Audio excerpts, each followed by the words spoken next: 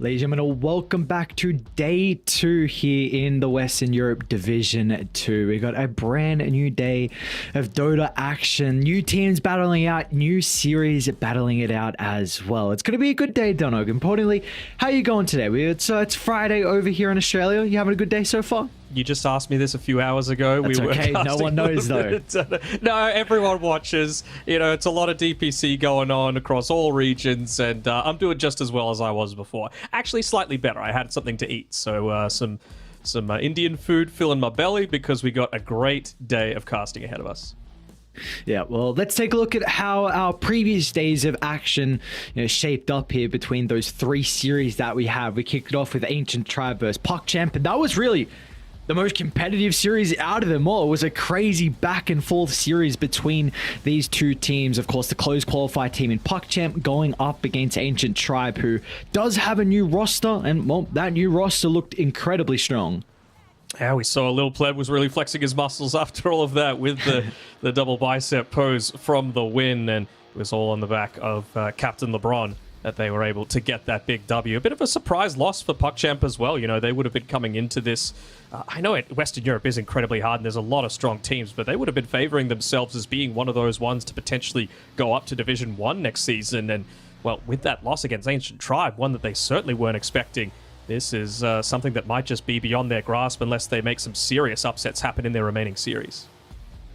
Yeah, and this was kind of both a team. I know actually this was a team that you said you thought was going to be one of the 2 to get out of Division 2. I had them pretty high. I wasn't sure if they were top 3, top 4, because there's just so many teams to go up against. But like you said, now it's going to be very tricky. You're already losing one of these series and you have so many other difficult opponents to battle against. So we'll see. We'll see how they're able to recover. Of course, they're a great group of players, but it's a freshly formed team. So maybe a couple extra days, maybe a loss as well can give them some things to work on for their upcoming series.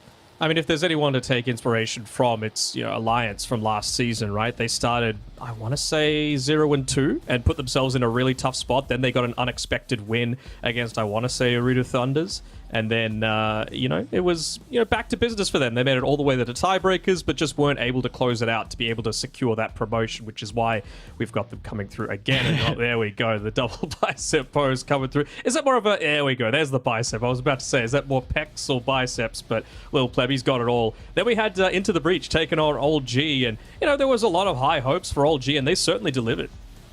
That they did indeed. It was a beatdown of a game 1 where we got the pleasure to watch Thompson on his Oracle. So something we've seen him pull out previously back when he was with T1 and the Last Chance qualifiers. We saw it recently in the closed qualifiers as well for OG. So this is obviously something that he believes in. It's going to be exciting to see if he continues to pick it up. But like you said, a lot of high expectations for OG, and they did not let them down.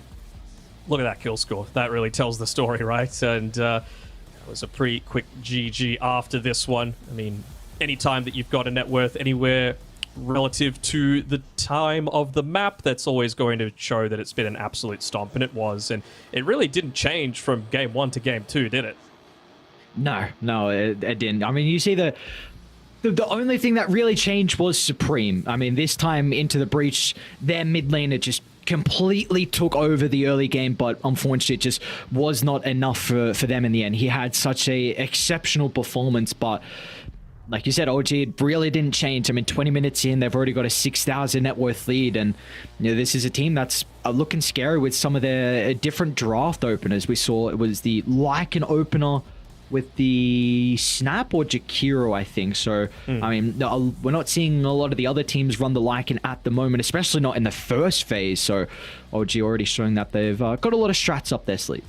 Yeah, for sure. Even just a bit of a draft loss, that one, for Into the Breach. So hopefully they can take some positive vibes into their following series. But then we had this third, again, another demolition. It doesn't necessarily show quite so much on the kill score, but from 15 minutes on, it was all Div 2 hustlers, and especially Devi Lama playing on that Timber Saw. He died once very early on into the game because he had a quad wave coming into him, but then after that, didn't die a single time and was just a complete beast.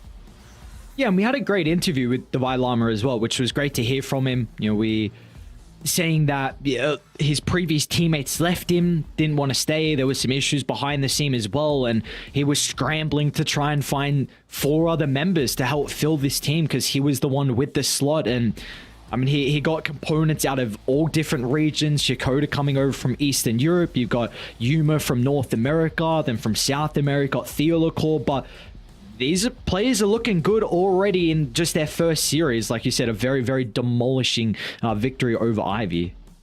Very humble in that interview as well. It was like, yeah, I'm one of the best Timbersaws in the land. There's not many other people better than me. And you know what? Based on that performance, go off. And it was pretty much the ads show in this game number 3, wasn't it? Picking up that big Pugner at the very end of the draft. We could see he dies in this engagement, but every single other point in this game, it was all him. He just took away so many towers from what felt like minute 8. He had already taken down 2 tier 1 towers and didn't stop from there.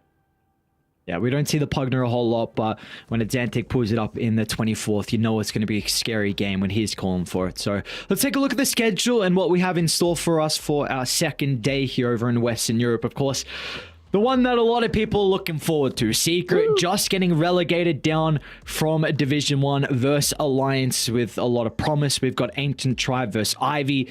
And then also, though, the third series. That is another exciting. How incredibly strong D2 Hustlers looked. Then you're going up against OG. Again, we just spoke about. They also looked imminent as well. So there's a that I'm very excited for today. Yeah, absolutely. And I mean, it's really going to show, like, separate the men from the boys, I guess. And we've got some old men on old Gs, so, you know, they've already got an advantage there. But I'm interested to see how the different playstyles are going to clash in that one as well, because I feel like old G are just going to start running at you from the very beginning. And Div 2 Hustlers, they're much more about reaching their timings, right? They get to a certain point where they feel incredibly strong, but they don't do it for like the first 10 or so minutes. You know, it's all about the Tundra style of just hitting one point together and then going all in. So we'll see how those styles clash. But of course, like you said, Secret versus Alliance is up first. And well, a lot of people are calling it El Clasico. Some people are calling it El Trashico, but I'm not sure how valid that's going to be because we got some very, very solid individual players with a lot of legacy on both teams. Yeah, a lot of legacy, like you said. I don't know about the El Trashico. I don't know how I feel about that. We'll let's keep this one how it is. It's going to be a very, very exciting series between the two, and a nice series as well to see how these teams are going to be heading into this 2-2, of course, where there's a lot of question marks surrounding Secret. They made some roster changes. How are they going to be able to perform? Yarmage coming over from Eastern Europe, Boom moving over to the position 3, and the best mid laner probably out of Southeast Asia, Armel, going over. I know Armel has been a most consistent. Let's call it most consistent. I wouldn't say best. Okay. You got a lot of competition there, especially with this some of this new blood coming through. Yes, well, we do have to say a big thank you to our lovely partner, though. None of this would be possible without them. So make sure you guys go over to esportsbet.io. They're launching a new and exciting feature, which is a watch-to-earn platform. You guys can earn 3,000 free tokens, which is worth $3 per hour, by simply just watching your favorite Dota 2 matches on the website. So head over there. You can earn those tokens for free and also some exclusive other bonuses as well. And with that out the way, now we look forward to our first series. We're getting underway very, very shortly here with the draft coming up soon. But before we do get into that draft, then is there anything we got to look out for between these two teams? Anything craziness that you've got up your sleeve, maybe from some of your homework? Nah, nothing that crazy, to be honest. Like, you got some of the comfort here. Is really what I'm looking to see is how well does Secret especially gel as a team. We know Alliance, they've stuck with this roster, right? They did it last time around, and it was looking fairly solid for them, but this time around they said, you know what? We got so close, yet so far. Let's just make sure we get a better start to the tour this time around, and, well, going up against Secret, it's not certainly the easiest way to go about that, but Secret, like you said, they've made a lot of changes. Really, the only thing staying consistent is the fact that you've still got Crystallis and Puppey playing in their roles. Boom still, of course, with the team, but moving to the offlane, and then 2 completely new additions as well. So how are they going to be able to adapt in such a short amount of time? Amel, I think, only just arrived back in Europe about a week or so ago. So we'll see. We'll see how they're all able to gel together. 5 seconds remaining. And that's scary seeing Hans can drinking out of a glass. I don't know. I've got some PTSD. Why? It's just risky. It's water? risky. A bottle, just a bottle. The risk to spill it, it's lowered. You know, you He's imagine got you spill steady water. hands. The man's experienced, you know, he's good. Okay. I'm more worried about Charlie's spine right now because he is in true gamer posture right now. No, he's just smoke chill. He's getting ready. Just let the boys draft. You got S4 there. Looks like you got Arthur behind him as well. So Charlie is just cruising right now. I'm interested to see who's doing a lot of the talking here on Alliance during the draft phase. At the moment, it's kind of silent, but just with the first couple of bans that they've thrown out there, the Coddle and the Primal Beast, those feel very targeted towards Armel. That's the sort of stuff that he's been playing a lot recently. When he was playing in the SEA region, it's what he's been playing in pubs, as well as the Pangalia a lot of the time. He's also picked up the OD a little bit more recently, but I wonder how much of that influence comes from Ponlu and Chuen, who obviously would have played against him so much in the SEA region.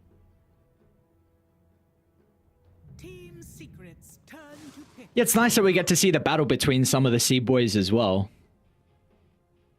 Yeah, for sure. I mean, I'm kind of calling this the Sea Bowl as, well, Boom has clearly been spending his time practicing. The hair is still as crazy as ever, the mad scientist hair. And look at Armel. He's even given up the chair over towards Heen. So it looks like a couple of them in boot camp right now. Probably I'll mention Armel together, of course. Boom and Style. Well, It's still just chilling. How else is he going to whip them into shape, you know, physically? What, so Boom and Chrysalis don't get whipped into shape? They've been whipped. good. You know, they've got the scars already. Puppy, you know, you got to get the intimidation factor from the man there in person. Oh, look at that face. All right, so this hero has kind of been rising in popularity, hasn't it? Like, we've seen still a lot of the melee fires are really popular right now with some of the range ones we're getting, and whenever the Undying kind of isn't available, Blockwork isn't available, been seeing the Undying kind of slip in every now and then, but they're going to pick it up. Those are all available. Yeah. Exactly, they're all available. What do we make of this? Maybe they're just looking to pick some other sort of cores that are very mobile or like to build into the Boots of Travel. And then, of course, you've already got the Nature's Prophet. So it's just going to rely on the Elder Titan to perhaps find that stomp. Then you get Boots of Travel in, Nature's Prophet TPs in, and then you're able to just dominate. You also have to think of the style of position ones that they like to play on Alliance as well. You know, Ursa, Naga Siren, the Drow, Slark, Void, all Agi heroes. So that's a good way to be able to remove a lot of that armor that they're just going to gain naturally, just through the natural order. So, you know, Puppy's been known to try and...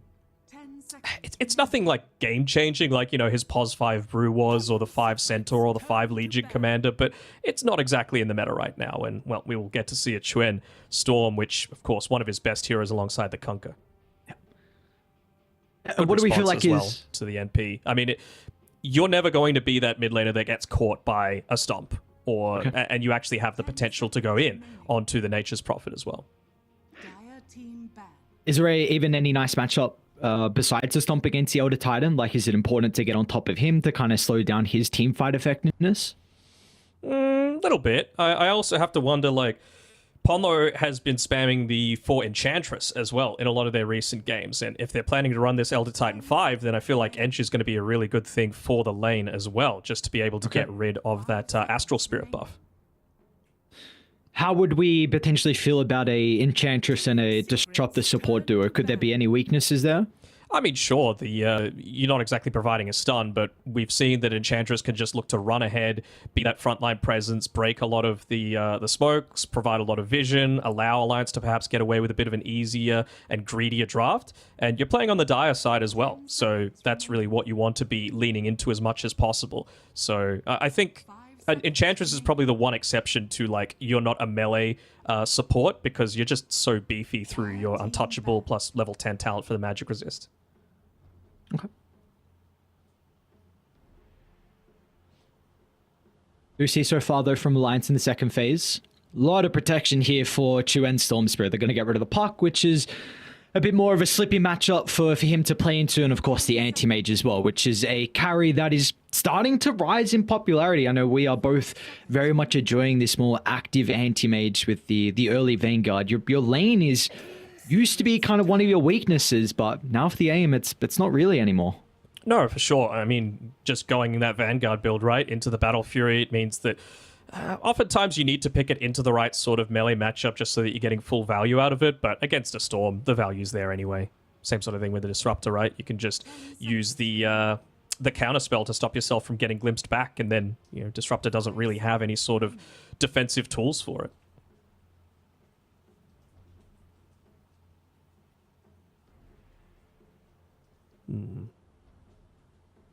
Just trying to think where they're looking to go from here, because with Team Secret, all you can really look to go by is like pubs, basically, because again, they've had so many different changes that they've had over their time. I mean, S4, a lot of what he plays is pretty similar, and that's why I really like that Tide Hunter ban, right? He seems solid when he plays his Centaur, his Tide Hunter, his Death Prophet, and especially the Tide is going to feel incredibly solid into the Nature's Prophet. You really don't care about that treant at those treants, at all in the laning stage. I think pick for Seeker. They're going to go down the Tusk route, so there is some flex. Yami horseplay is a Tusk. Armel is able to play it over in the mid lane as well. They're pretty mean right click kind of lineup as well, with the tag, with the natural order to reduce armor, and then profit as well. We'll see the line be able to respond to that with the Jakiro, of course, versus the Tusk. Honestly, just the dual breath being able to slow down a lot of the attack speed. Even Ice Path into a Nature's Prophet that's trying to sprout TP away can feel kind of nice. Helps to stop a lot of this this push that's going on. And we get a Doom coming through. Okay, so then it's not the Enchantress that I was talking about before in the support role. So you might be punished if you are looking to go a little bit further down this greed path. But if it's going to be a position 1 Nature's Prophet, then that Scorched Earth does a decent job of dealing with the treants as well, while you're providing a lot of harass to the lane. And I mean, Doom is already so speedy. Once he pops that one, once he's got the boots, and then you have potentially the glimpse back as well to be able to protect you. So Alliance really not exactly revealing how they want these lanes to go.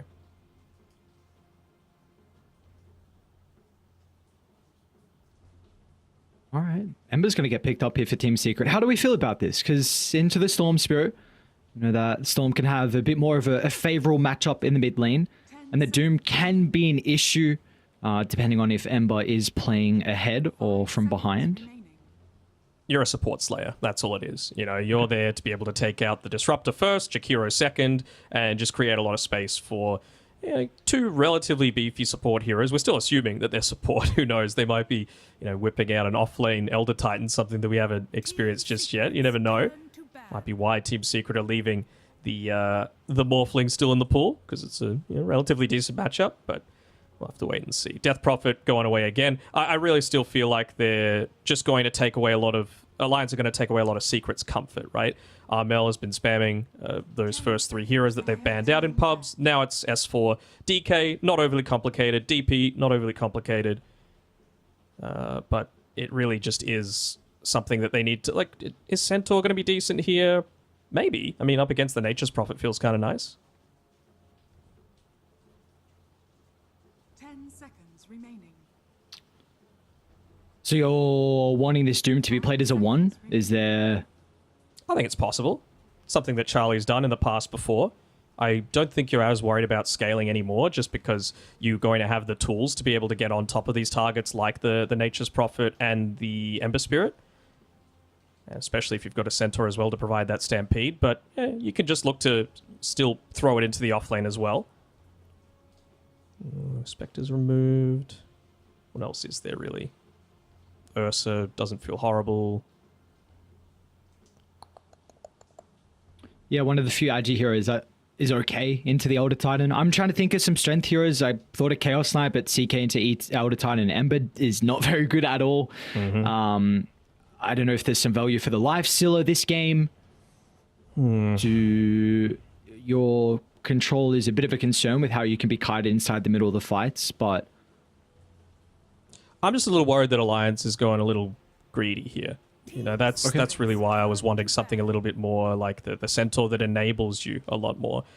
Just because Storm finds a zip, unless you're dooming someone, I don't think you're necessarily going to find too many consistent kills, right? Like the Storm plus the Disruptor, if you get a good glimpse off into a kinetic field, into a static, you're able to get kills, but it feels very like ulti-oriented. You're not able to do too much up until that point.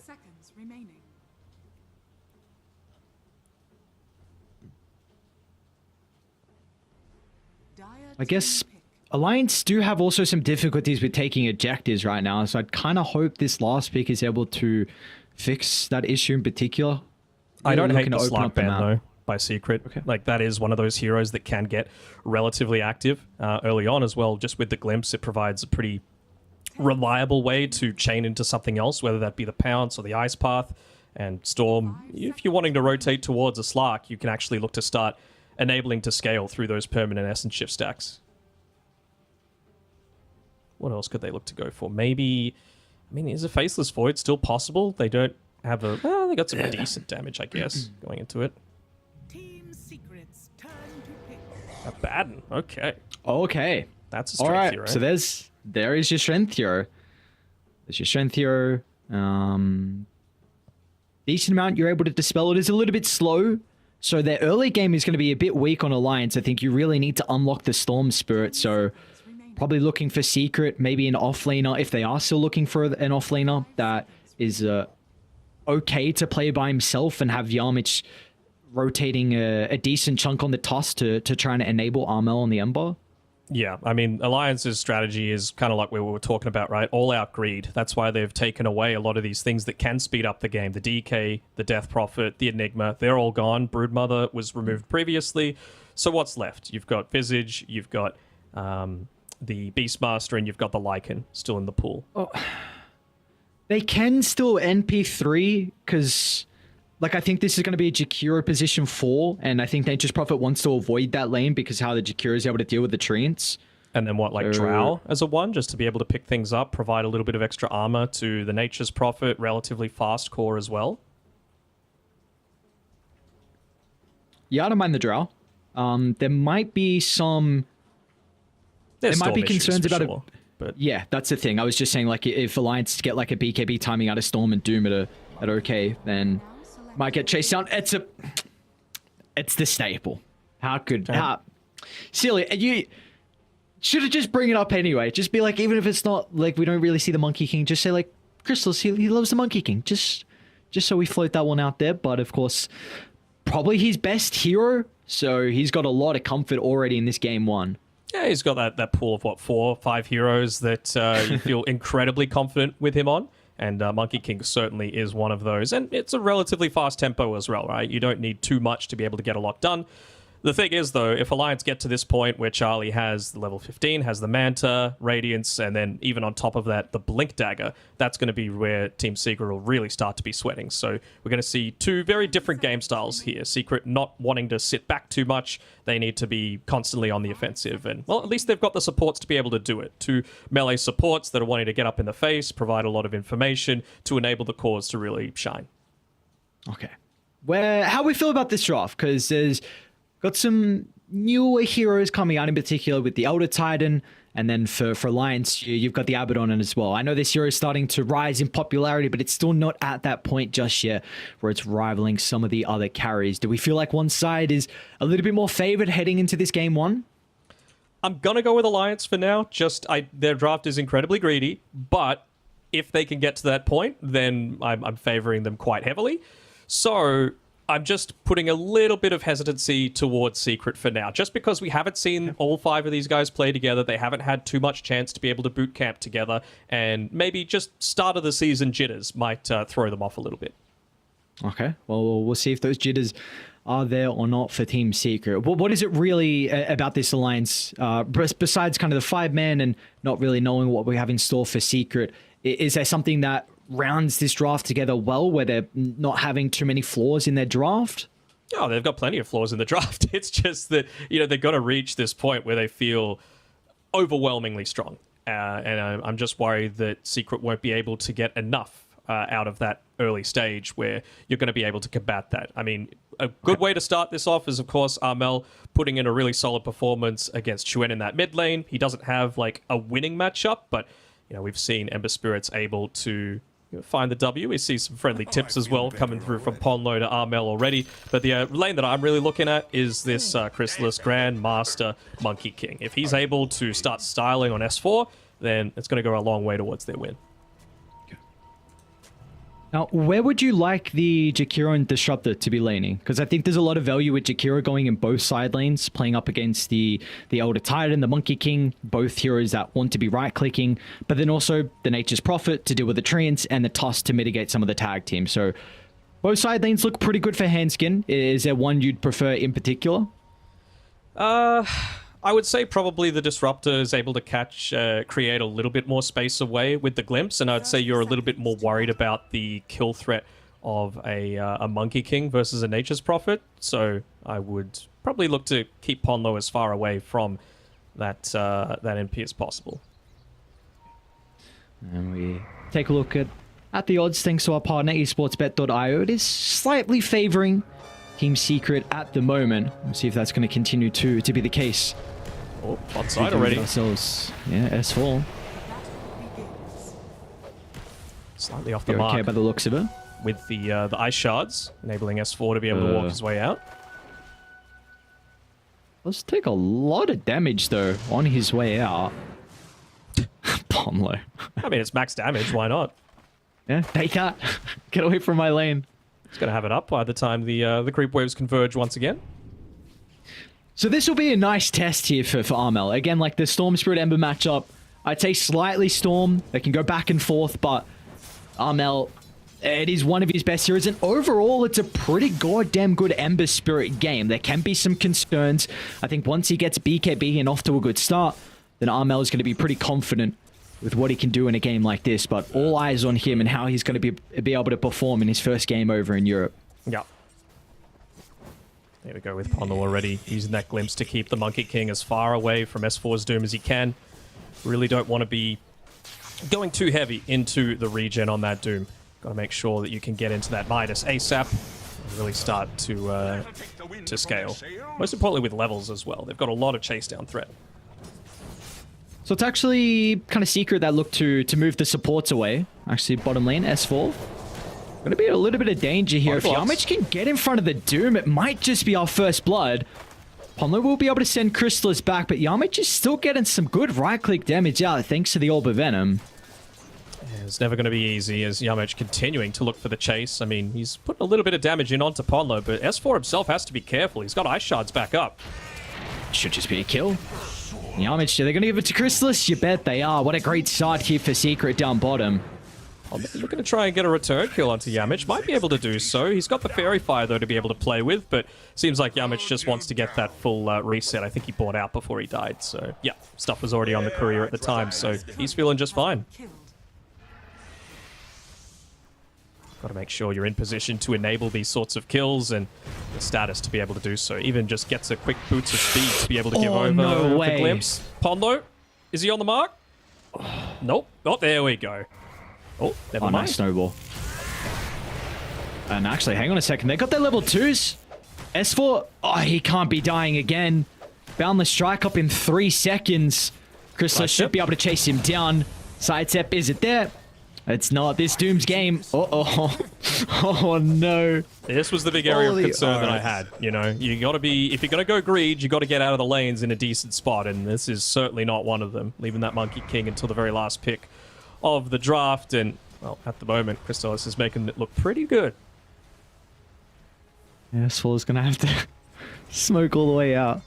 Omlo's like, all right, I'll take the solo experience, but definitely not what you are hoping for Alliance down bottom. And meanwhile, how's the other side lane shaping up at the moment? Charlie's off to a pretty good start. Seems like Boom as well is doing fine. He's gotten this Blightstone early on for the Nature's Prophet. We see Poppy as well. He's got a win list with his starting items, so just looking to try and run them down and utilize that minus armor to help in the trading. Mm-hmm.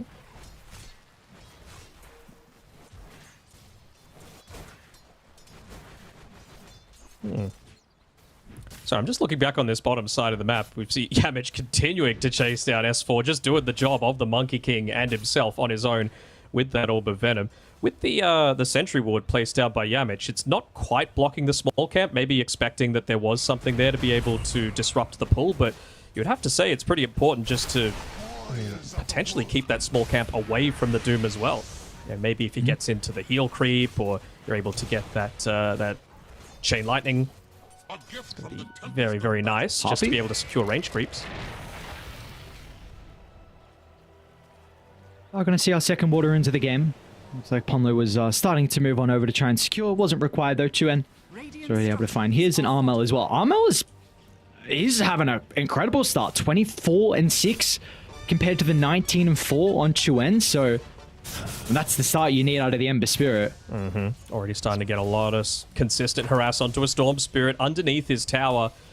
That Blightstone certainly does do a lot to be able to correct the additional armor that you get from that. Armel, though, it's going to be really scary if he can get up onto that level 6 before Chuen does. We've seen what happens in this Spirit matchup. Even if it's a couple of seconds, what difference it makes to be able to go for those solo kills and really set up your game. And again, we're also looking at that first power in as well. So it's going to come down to how the side lanes are set up in regards to their creep equilibrium. If the supports can leave their cores to try and help the position twos. Because really right now for Alliance, you need Chuen to have a good game. Like Doom is already S4's suffered and he's a pretty greedy hero. And also the Abaddon, he needs time as well. So it's really the Storm Spirits that's going to be making plays. You need to get as many power ins as you can. Get another glimpse come through as Ponlo and Yamich just looking to make a bit of a man fight happen. Looks like Ponlo, never mind. No. Yamich slightly off the mark there, giving him the high five. Is he going to be able to get the deny, or is he faster? He is slightly Yamich should faster. still get the kill. Pop the mango. Ponlo won't be able to escape from the kinetic field. This Tusk is bodying them.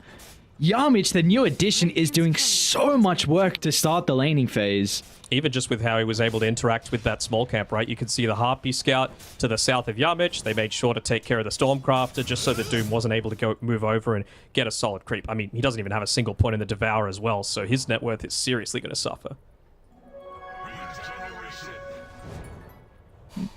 First region looks like it's going to go the way of Alliance. Handskin picks that up, but we do have a wraparound Poppy. Jen's We'll got try and ulti, dive though. Chuen.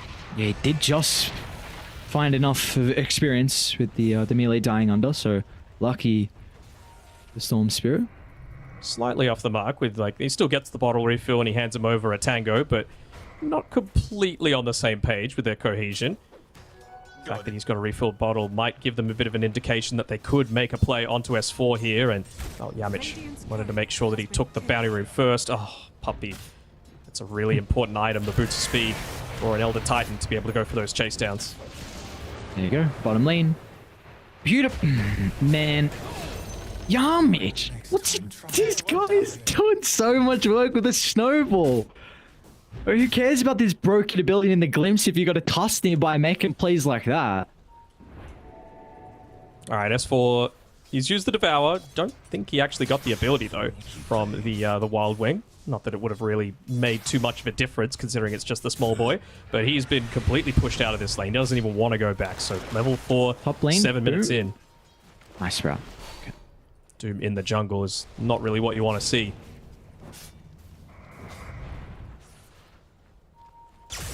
And this just enables Yamich to be able to make these big rotations, right? He's hunting down Chuen inside of his own jungle. Ponlo as well. Be very careful with his positioning. That Orb of Corrosion, this tower is going to start taking some serious damage even without the siege creep.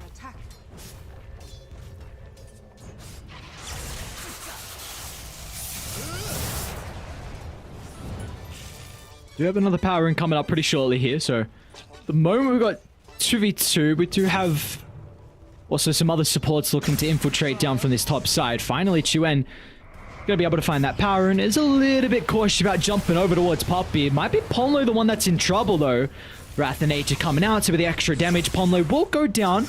Chuen's looking for the return kill, and he should be able to find it onto the Tusk, but still Poppy and Armel in combination together. And well, they're even going to bring Boom in as well for the +1. Kills back and forth, but it does look like it's going to favor Secret unless Chuen can get a big kill onto the Ember Spirit. He's got a little bit more mana to play with, and as a result, Chuen, he is back in this game. A triple kill out of the Storm Spirit. Even going to get a nice little bottle refill as well from Ponlo. Downside, in the meantime, it's another solo kill for Kristas on this bottom lane. So despite that triple kill, you've still got over 1,000 net worth advantage on this Monkey King compared to any other hero. Might even be looking to get more. Or the information, they see S4 TPing in, and it's the Wukongs.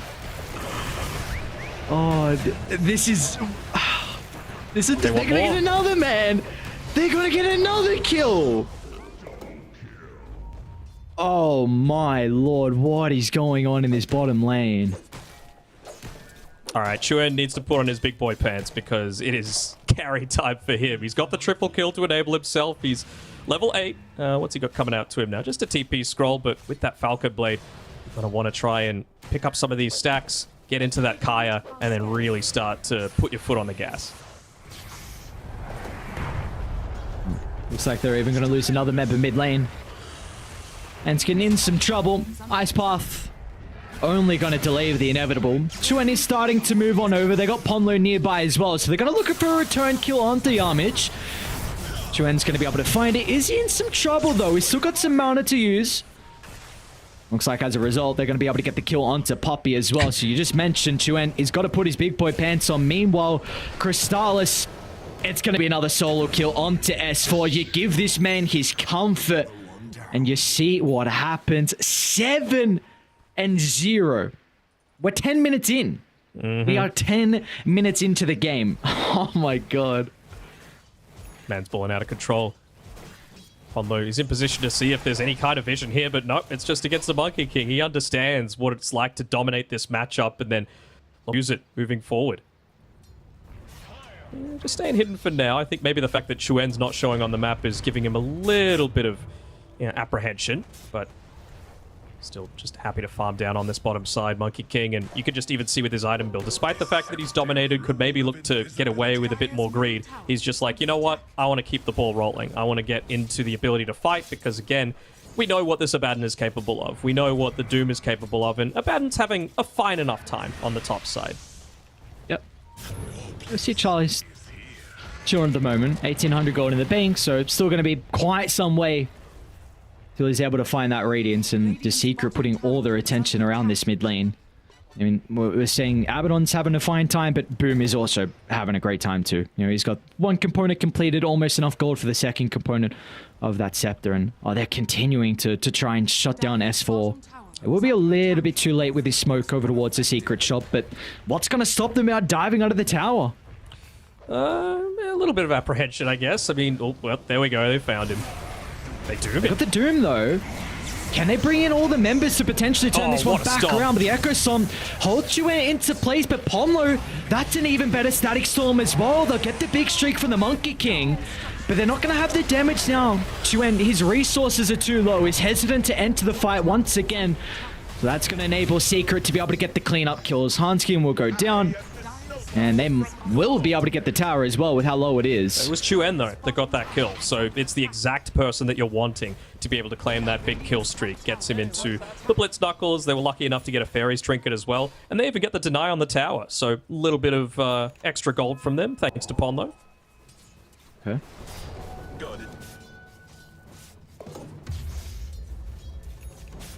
This is exactly what they need. They got to get into that Witchblade early and be in a position to stop a lot of this early push that Secret are wanting to put onto them. That's why they were playing around this mid lane so much. Oh, beautiful boundless strike.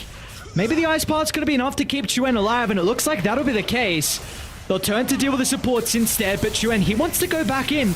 Targeting Boom for the moment, but Armel, he's still got the chains in the arsenal. Down goes the Storm Spirit. Charlie's going to look to get involved for the first time this game, but the Abaddon just runs into 4 members, and he's got no one to back him up. So Charlie goes down, and he's just given over his good start as well, just freely farming up top.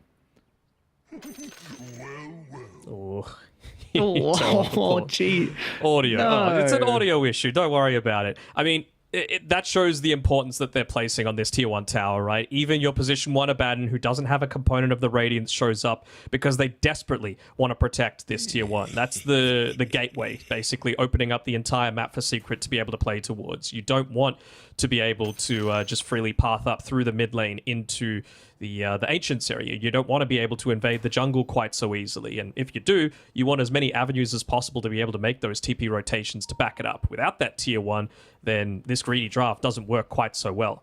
Silver linings, S4 has been pushing out the bottom lane a little bit, keeping the wave pushed in. I'm sure that someone's going to look to make a rotation back so that not too many resources goes underneath the tower, but again, still is a...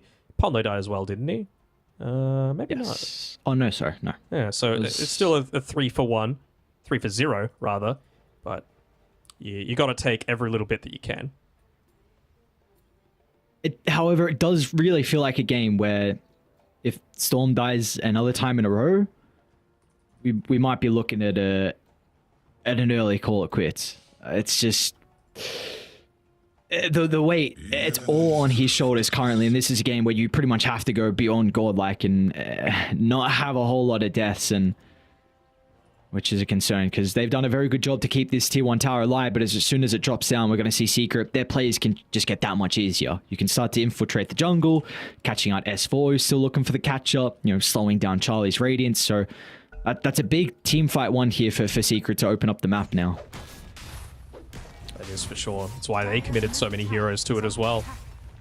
Even just looking to see if there's any stacks built up. Never mind, it's this super deep observer ward placed out by Crystallis himself, actually, that was looking to try and scout out S4, but he's just TP'd away to the other side of the map.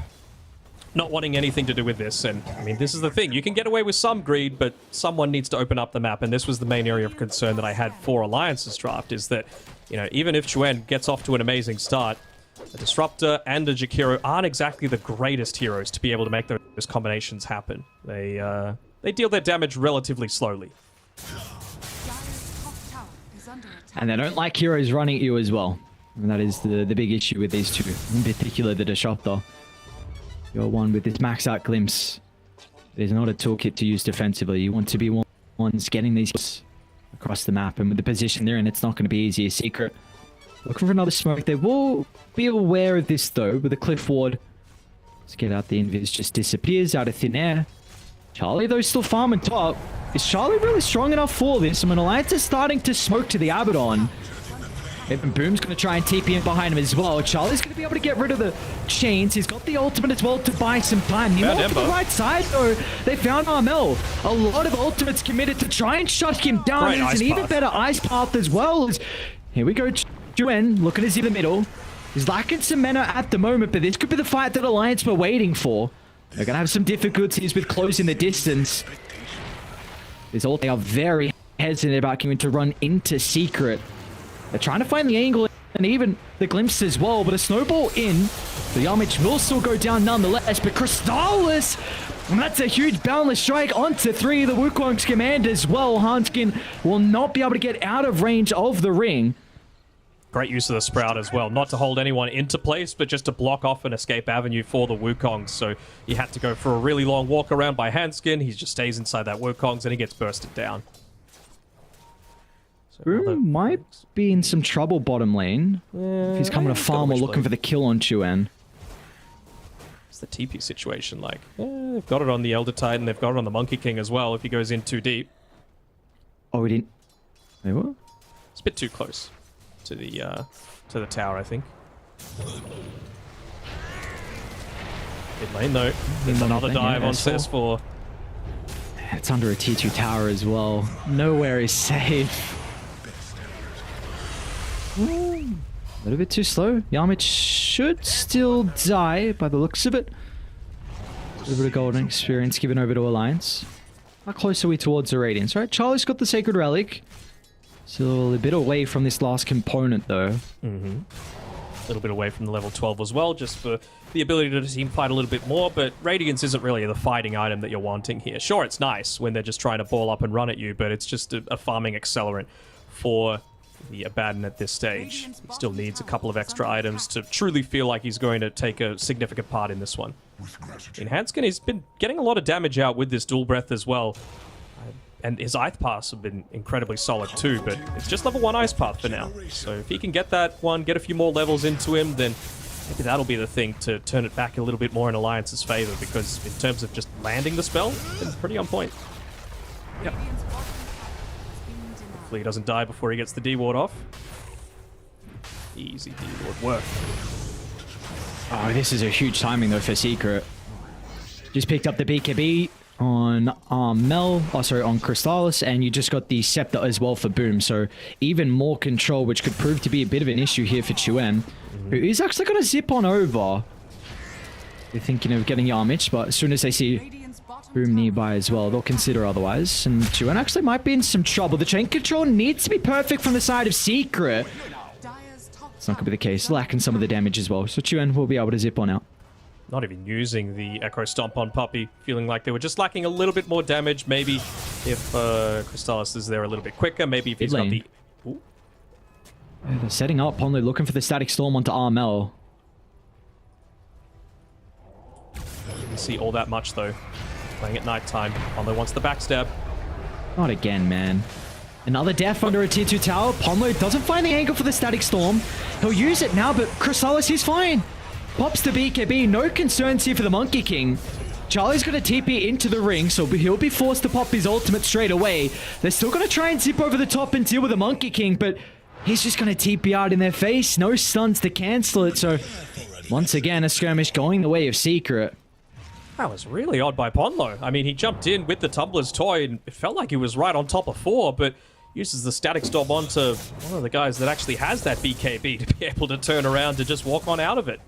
So Monkey King, he already had the Wukong's command down. And he just dominated that fight once again. He's even going to have the Echo Saber back up again now. So even more damage coming through. Again, I'm sure that this was the call from Puppey to be able to begin this game, right? He is like, we are fighting. I don't want to see any sort of greed items. I want to enable a lot of fighting. That's what the Aghanim Scepter does for the Nature's Prophet, lowering the cooldown. He's going straight into the BKB after that. No kind of Maelstrom or anything. Crystallis as well. Early BKB after the Echo Saber, straight into the Desolator. Makes so much sense. And they see Charlie as well. This cliff ward, they're going to scout him out, starting to venture back towards his side of the map. Alliance is starting to TP into the T2 tower, but beautiful shards blocks off any reinforcements, and for him being able to get close to them as well. Now Puppey, he's already wanting more as well. Crystallis, he can follow, so can Armel.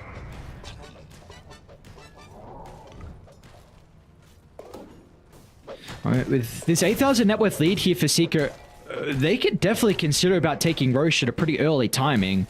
You've got the tag team at level 3. Of course, the Nature's Prophet's pretty solid as well. So what do we feel like Secret maybe need to unlock that Roche pit for them?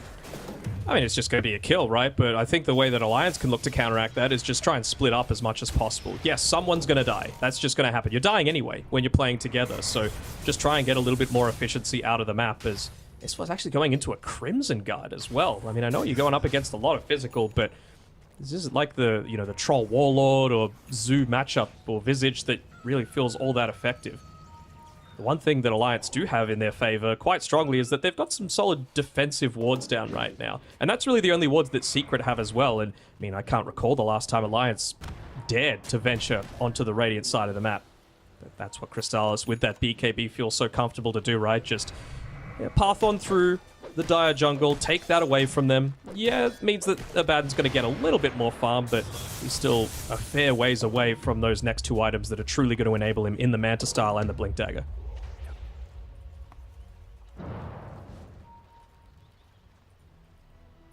There's Chuan even farming in the Radiant jungle. They're saying, look, if they want to play greedy, then they got to make a choice. Either you take towers or you kill heroes that prevent us from going down this greed route. Common. Looks like they want to go the ladder.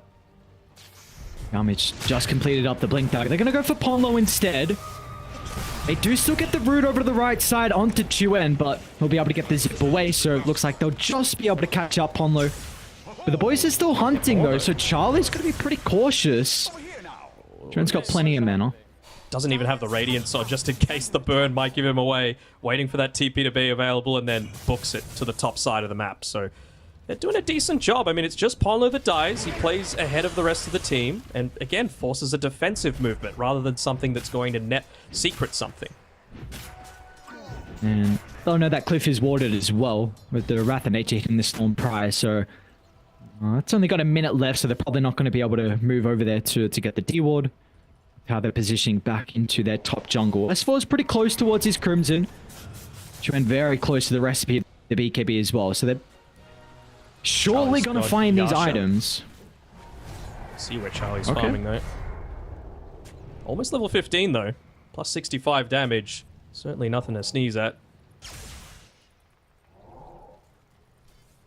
Alright, so suddenly this Abaddon feels a lot scarier. You know, it's not quite the Manta style for the immediate Curse of Avernus applications, but so much stronger than he was even 5 minutes ago. So let's see how that's going to impact. I really want to see him play around the team just that little bit more. Especially with Chuen just 5 gold away from that BKB. This feels like their chance to be able to make something happen. Crimson Guard coming through too for S4.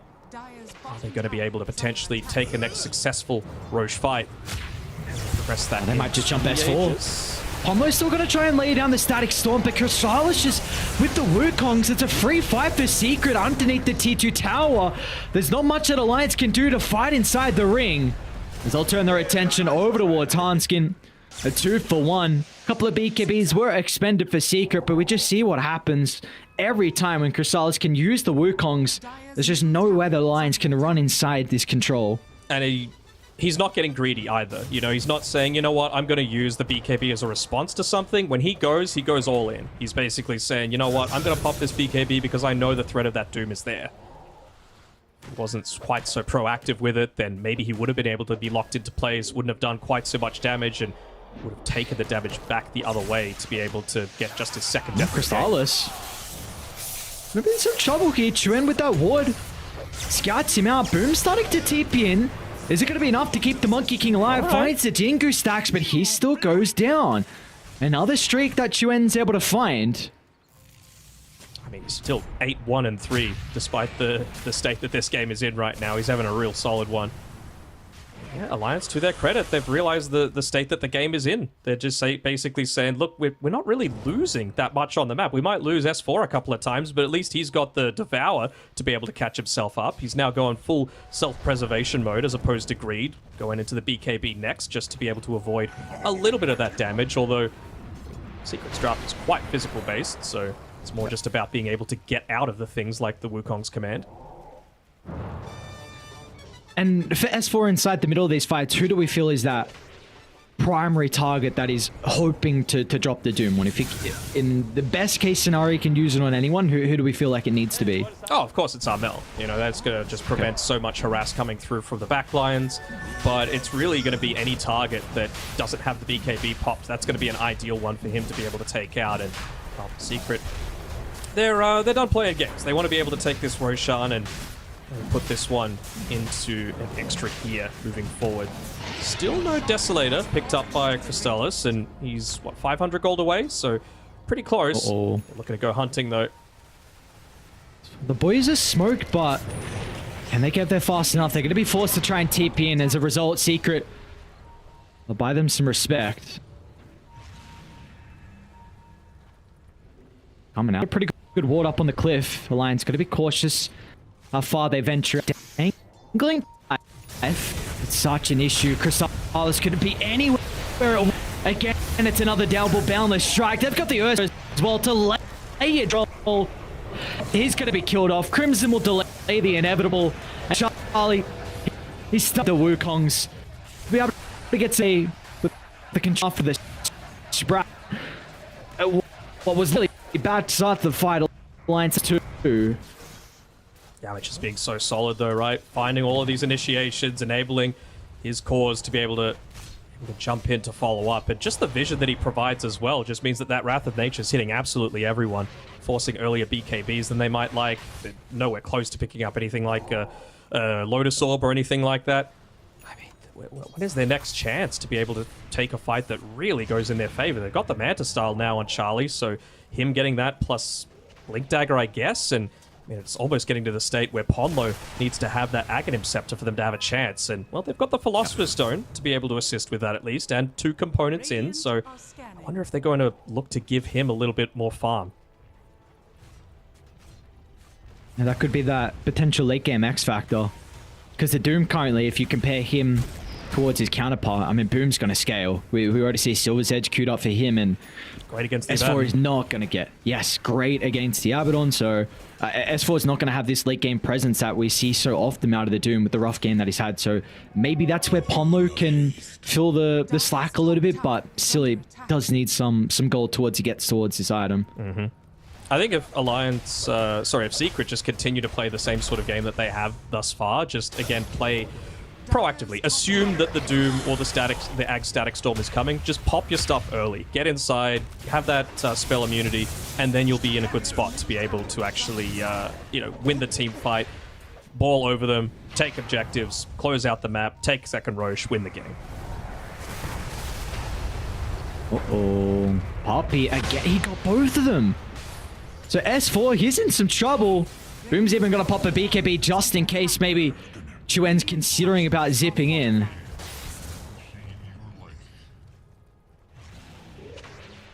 The real question for me comes with, and this is one of the downsides of having this Disruptor Jakiro support duo. No one really wants to go out on the map first, and if you do, you're just so easy to be able to take out, and I feel like if it does get to that point, Chuen, he's going the Scythe of Ice, so he clearly wants to be able to find someone to zip in, get the Hex off before they're able to pop that BKB, but how's he supposed to get the vision is my main question.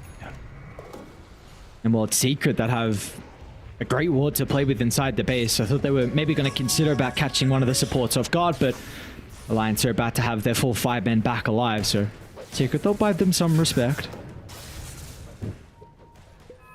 Do you have the Lincolns finished up? Is that on Armel? I thought I saw Lincolns come out on someone. Yeah, it is. Yeah, So Armel was, yeah, he was. now you're not really quite as concerned of the Doom anymore either. Look at Puppy, boots are bearing. This is a we want to fight, and this is the type of Secret that I love to play. I mean, I was a little apprehensive. I thought maybe they aren't going to have that understanding of exactly how each other plays, but we haven't been seeing it. Hanskin. Oh, no, no, no. Without the Static Storm, you're not really worried anymore. It takes away that element of surprise, even though he's only just the one component away from the Aghanims. They're doing a decent job of keeping the lane shoved away, but again, without that Static Storm threat, I feel like you're feeling very confident to move forward with the 40 seconds left on this Aegis and potentially have Crystallis go up onto the high ground even. Now, Charlie, I have to give props, even though this has been a really rough game here for Alliance overall. Actually, S4, in front of a T3 tower, guys. They don't give a damn. S4 has got the Crimson Guard activated, but they just tear apart the absorption. Oh, the easy kill, and now they consider about trying to take down some of the objectives as well, and what can really stop them? There would need to be a buyback into that ulti from Disruptor, but by the time he's got the ulti, S4 will have respawned anyway, so no point in using that and harming your net worth even further. He's been holding on to a lot of gold on S4, so each time he dies, it's a huge amount of unreliable gold that he's losing. Really wouldn't hate to see him just buy up that Ogre Axe, maybe complete those Boots of Speed into Tranquils just if he needs the item slot, because you need to hold on to the Quelling Blade still. Now with the Abaddon, do we feel like this is a carry that needs to be playing from ahead in regards to your net worth, or is he going to be able to hit a pretty strong timing shortly where maybe this is something that Alliance can use up their sleeve in the next couple of minutes, even though they are down 13,000 gold? I mean, the thing is, he's hit his strong timing. It's just that no one else really has. So that's the real thing holding him back right now. Chuen, he's level 18, so he's got that extra damage coming through from the Ball Lightning. They're really wanting to just get back out onto the map. They're even feeding the Tome over to Charlie as well, just to try and get him to as high level as he can. This is a great ward that Alliance have just on the hill by Radiant's tier 1. We've got full information, but how are you even going to think about taking a fight here and setting up an engagement? So Alliance, they'll back on out. It's going to be Secret with their own counter smoke. Oh, again, Hanskin. Back up the tally. Looking like number 12. Crystallis got the stun. Another death. Charlie will have some time to shove out bottom. Chuen's going to have some time as well, working in on his own sector. So the potential... What's going on? I feel so bad for Ponlo, right? All the while that was happening, he was hitting the small camp that Monkey King just used the Primal Spring onto, and he's only got the 1 point in the Thunderstrike. So basically, he spent about 15 seconds hitting it in Thunderstrike, and it just did nothing with that Philosopher's Stone that he's holding. Nothing died, not even the small creep. Hopefully he can get the scepter with this little bit of farm top, but Secret want to make sure he can't as well. You see how far back he's playing? Yep. No, come on, dude. He can't, man. How's he going to get any of this last hits? No, I know. It's just sad to see. What's his BKB as well? Oh. He's just got to wait. He's playing the waiting game right now. If they feel like they can fight right now, sell the win lays. They know no Roshan is up, and they know that, look, all of us are alive. Charlie, he's continuing to farm. He's level 20 as well, so extra borrowed time reduction. You see what I'm talking about? Yeah, well, he took out the Philosopher's Stone that last hitting, and then Kira Dual Breath go on. But he's got enough gold He's now. got it. So there is some late game craziness potential with Chuen having Setha suck into Static Storm and Dekiro, but we're still a little bit away from him being able to get those components as well from the Storm Spirit, and he probably needs to be considering about buyback as well. But another strong timing here for Alliance, even though they are down at this much gold. Let's see what they're able to do with it. S4, he wants a Blink Dagger. Ponlo wants a Blink Dagger. He's actually holding on to the Psychic Headband right now. I really wouldn't hate seeing him have the Tumbler's Toy, just for a little bit of information. And there we go. They instantly pinged onto Ponlo saying, this guy's got Aghanim Scepter, take him out. That's an aggressive jump in. Looking to take S4 item, but a defensive use of the BKB is going to keep the Doom alive for the moment. And he has an opportunity to cast it out onto Crystallis as well, so a decent fight simultaneously. There's the Static Storm ultimate Found onto another. the Ember as well. Alliance, finally, they'll found also another. get Boom. Hanskin with the Ice Path to cancel Boom's TP, and just like that, Alliance, what a team fight from them. The one they've been waiting for from the entirety of the game. They lose no one. No, they didn't, and it really feels like that they had the entire vision of that fight. They had the Observer Ward placed out behind it all, the clever one that you were talking about. Was there any big juicy streaks that they were able to claim? A couple of 4 times, but the big thing is they can finally get back out on the map, and more importantly, some experience. Ponlo was sitting up just hitting level 12 at that fight. He just got 2 levels, and once you get level 15 on the Static Storm, extra 2 seconds duration, and you really start to seal off some areas of the map to be able to fight around with that static. It's going to be 8-second duration soon. So I'm trying to see what the hell went wrong here. I mean, they didn't commit on the kill for the Doom, so S4, first fight we've seen him get ultimates off. They didn't commit on They anyone. just- Look at everyone's HP on the top right. You know, everyone's low, but no one's actually dying. It really felt to me like, you know, Ponlo's the easy kill, right? You have vision of him. He's a disruptor, 0 defensive tools, but it's like really Yamich that went for him. And now we could be in a very awkward position here for Secret. Scepter just completed for Chuen, level 20, so he's got that extra vortex duration. S4 just completed a blink as well. And they've got a great aggressive ward. Poppy, he's in some double trouble with the Boundless Strike from Crystallis, setting up for the Wukong's command as well. But they'll turn the Static Storm. It's a bit awkward for them to fight inside the ring, so Charlie's going to be forced to run himself away. And it looks like Secret, that previous team fight loss, does nothing to deter them. Chuen, though, he's looking for the finishing blow, and he'll finally do it. They've got S4 as well. Doom's still on cooldown, but Charlie, he's found an opening. They'll suck him inside the snowball. Charlie, can he man fight this? He's going to try and do his best, but it's just not enough for the ultimate down. He doesn't have that protection. And now S4, he's locked into place as well. They're just going to toy with him. Get a little bit of health back thanks to Boom. He'll come back over. And then RML as well will rejoin with the Remnant. So that previous fight loss does absolutely nothing. Secret are back in, and they stem this potential momentum that was soon to build for Alliance. I was really expecting to see a Doom come out there from S4. I'm not sure if he had it the whole time or not, but it was just 8 seconds left on the borrowed time, where, you know, Charlie probably would have been able to survive. Now it's going to be another Roshan that they're able to claim for themselves. Aghanim Shard going over to... I don't even know who you'd give this to. Tusk, I guess? Longboy? Hanskin? Not the place you want to be.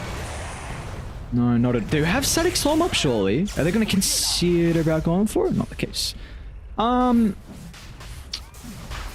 I wonder who they do give the shard to. But hang on, they're not going to do some crazy stuff, are they? They got to go quick. They do. I think it's going to be a bit too late. Chuen doesn't even have the item slots for it. Thinking they might be able to catch someone on the retreat, trying to go for this farm up on the top side.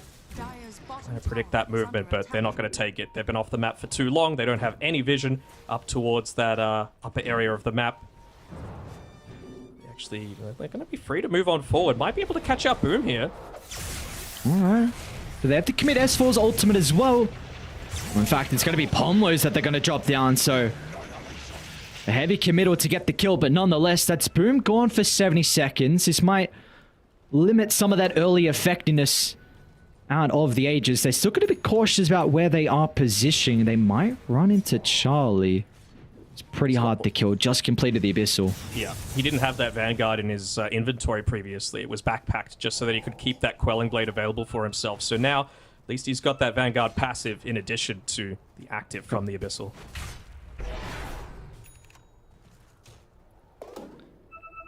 Probably that team fight that we saw occur over by Radiant's Triangle, probably one of the biggest issues was just that you used the Static Storm on the Monkey King who already had Wukongs, and you could not run in and fight in that area. So probably a big thing that Ponlo needs to be considering is if you drop your ultimate inside the ring, you're not going to be able to fight this. I mean, look at Crystal, 17, 4, and 9. This guy is inkly farmed. It's just impossible to fight into him once those ultimates are laid down. Have every one of his deaths been from Chuen? I kind of feel like they have. You know, he feels like the Probably. only one that's actually had the capability and the damage to be able to burst him down. The previous death onto him in that triangle fight was because Chuen actually had a regen rune to be able to play around with, so he ducks off to the side, gets a little bit of mana back, and then rejoins once that BKB had expired. But at least for Pon, though, he's going to have this Blink Dagger to play around with. He's Okay. yeah, a couple of successful fights have come in handy for him. Of course, the Philosopher's Stone doesn't hurt. Not at all. And now he's got the Psychic Headband that he can swap in. Yeah. He's got Now that you can 15 swap talent. it I think Refresher Orb is... You're kind of dreaming. You know, you got to just get yourself a successful team fight. Extra range on the Blink, extra range on the Static Storm cast. Feels real nice. We're going to go for a smoke here. What's the neutral item situation like? Could still get a couple on Alliance. The thing is, though, like... Even though Secret have had the control through the entirety of this game, you've got to be really, really cautious on your positioning. One wrong fight, Alliance, if you are grouped up, they will penalize you. With all the combos that they have, you have to be ever so vigilant as Charlie.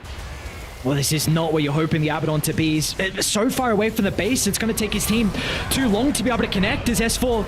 He'll get the jump, but it's a Doom onto the Tusk. So Charlie's still in some trouble. He's going to break out of the Sprout, but the boys are coming. Armel's going to pop a BKB early on as Chuen wants to get in the middle, but the silence Chuen. He's going to be cautious, still has some time to react to the magic immunity. The Storm Spirit's going to be able to get on out. It looks like everyone else too will make it. S4. No, they'll catch him out. Wasn't wanting to run back inside the base, and as a result, I'll try and lay down the Static Storm, but no one is caught inside the range. Maybe just acting as a deterrent to keep S4 alive, and well, it'll fulfill that role. Now Charlie, going in. He sees an opportunity to go for Poppy, but sucked inside the snowball. Yamich will keep his captain alive, but here comes Chuen. A vortex into the Macropire. That's the ultimate you were hoping for out of Hanskin. Crystallis, though, he doesn't have the ultimate to work with the Gravity. As well. It holds 3 into place, and Chuen, he's in some trouble. Crystallis, it was looking like a trouble in scene to start the fight, but he's looking for the cleanup. A lot of buybacks coming up there from Alliance. They feel like they can turn this around. They need to get the catch. Crystallis, he actually cancels his TP. He wants to go back in. Slams down the staff, and as a result, Ponlo's life is taken off the screen. No escape as well off the back of that. A heavy commitment, back and forth team fights, but in the end, it's Secret that come out on top. You see the potential though, right, Chuen, with that triple Vortex in. He's even holding on to the Ceremonial Robe, just wanting that little bit of extra duration of the lockdown, keep him inside the Macropire, but it's just not enough at the end of the day. The damage comes out a little bit too slowly. This is the issue that we were both having with Alliance's draft from the beginning. You might be able to land your spells perfectly, but if the damage just isn't there, Secret are going to be able to shrug it off. That's the advantage of having this early lead. The net worth just makes up for any big plays that the enemy team might be able to make. And now this puts Chuen in a very, very awkward position. He's got the Shivas, it looks like, queued up, but probably in the back of the mind, he's also considering about an Aeon Disc, considering with that buyback. If he goes down again, your barracks is open for the taking. It's not what you want.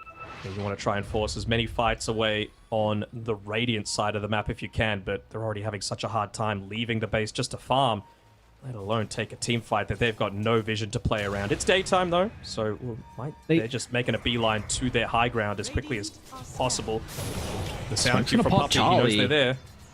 That's a very aggressive blink in. Oh, Arcane could be pretty nice. Chuan's going to be rewarded. Top lane, though, that's also getting shoved in as well. So the lanes are not in the greatest position for Alliance. Eventually, they will be forced to go back to base to deal with these. They just want to get vision around this Roshan pit where it might not be super obvious, but you got to be careful not to show anyone on the map or give any indication that you've been in this region. So Ponlo not getting into the Sentry Ward where they're farming inside the Ancient Camp. Chuan just looking to play around the top side. They don't want to give anything away. Seems like they still know that. Getting pretty close to those level 25 talents as well. I think really the one I'm looking at is going to be Crystallis with his extra Wukong's command ring. Again, we've seen if his ultimate's laid down, that is a no-go zone for Alliance, and now it's going to be even more difficult potentially with that control. So will take still a little bit of time. Also, all the two other cores on Secret are very close as well. So Mel's almost got his. He's also just completed Octarine with the Spell Prism, so his cooldown is through the roof. And I mean, add on top of that, more than likely the Remnant Charge restore time getting reduced. He's going to be very slippery. I'm sure they're saying, like, where the hell are these guys? You know, Alliance have not revealed on the map for quite some time, and Puppy seems to have maybe sniffed them out, although the Remnant doesn't reveal them just yet. I think they were just able to avoid that, so they're just going to keep the lanes pushing in off the back of the Wrath of Nature. Of course, the Treant pushing power as well.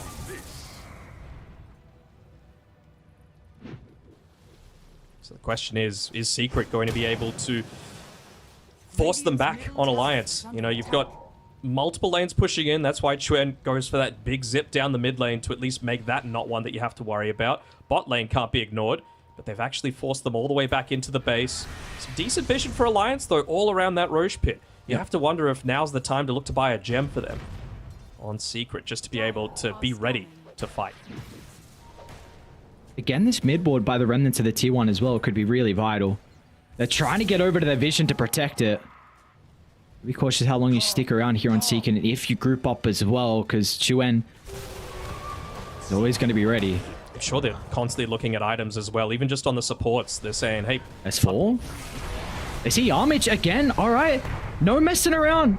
A Doom out onto the Tusk. S4's already looking for Puppy as well, with a long zip in. They're going to be able to address the Elder Titan, but they're going to be cautious about Crystallis. The ring's going to get layered down, but they don't have the control to lock them inside, so Alliance. A big victory for them, but can they get more? Trying to get the vision for the glimpse back. Boom. Yeah, you already tried it. It hit onto the Lincolns, so wasn't able to land.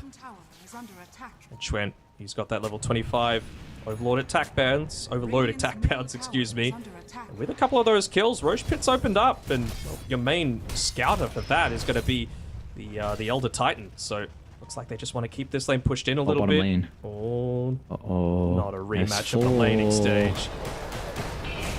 And even Boom's going to TP in as well.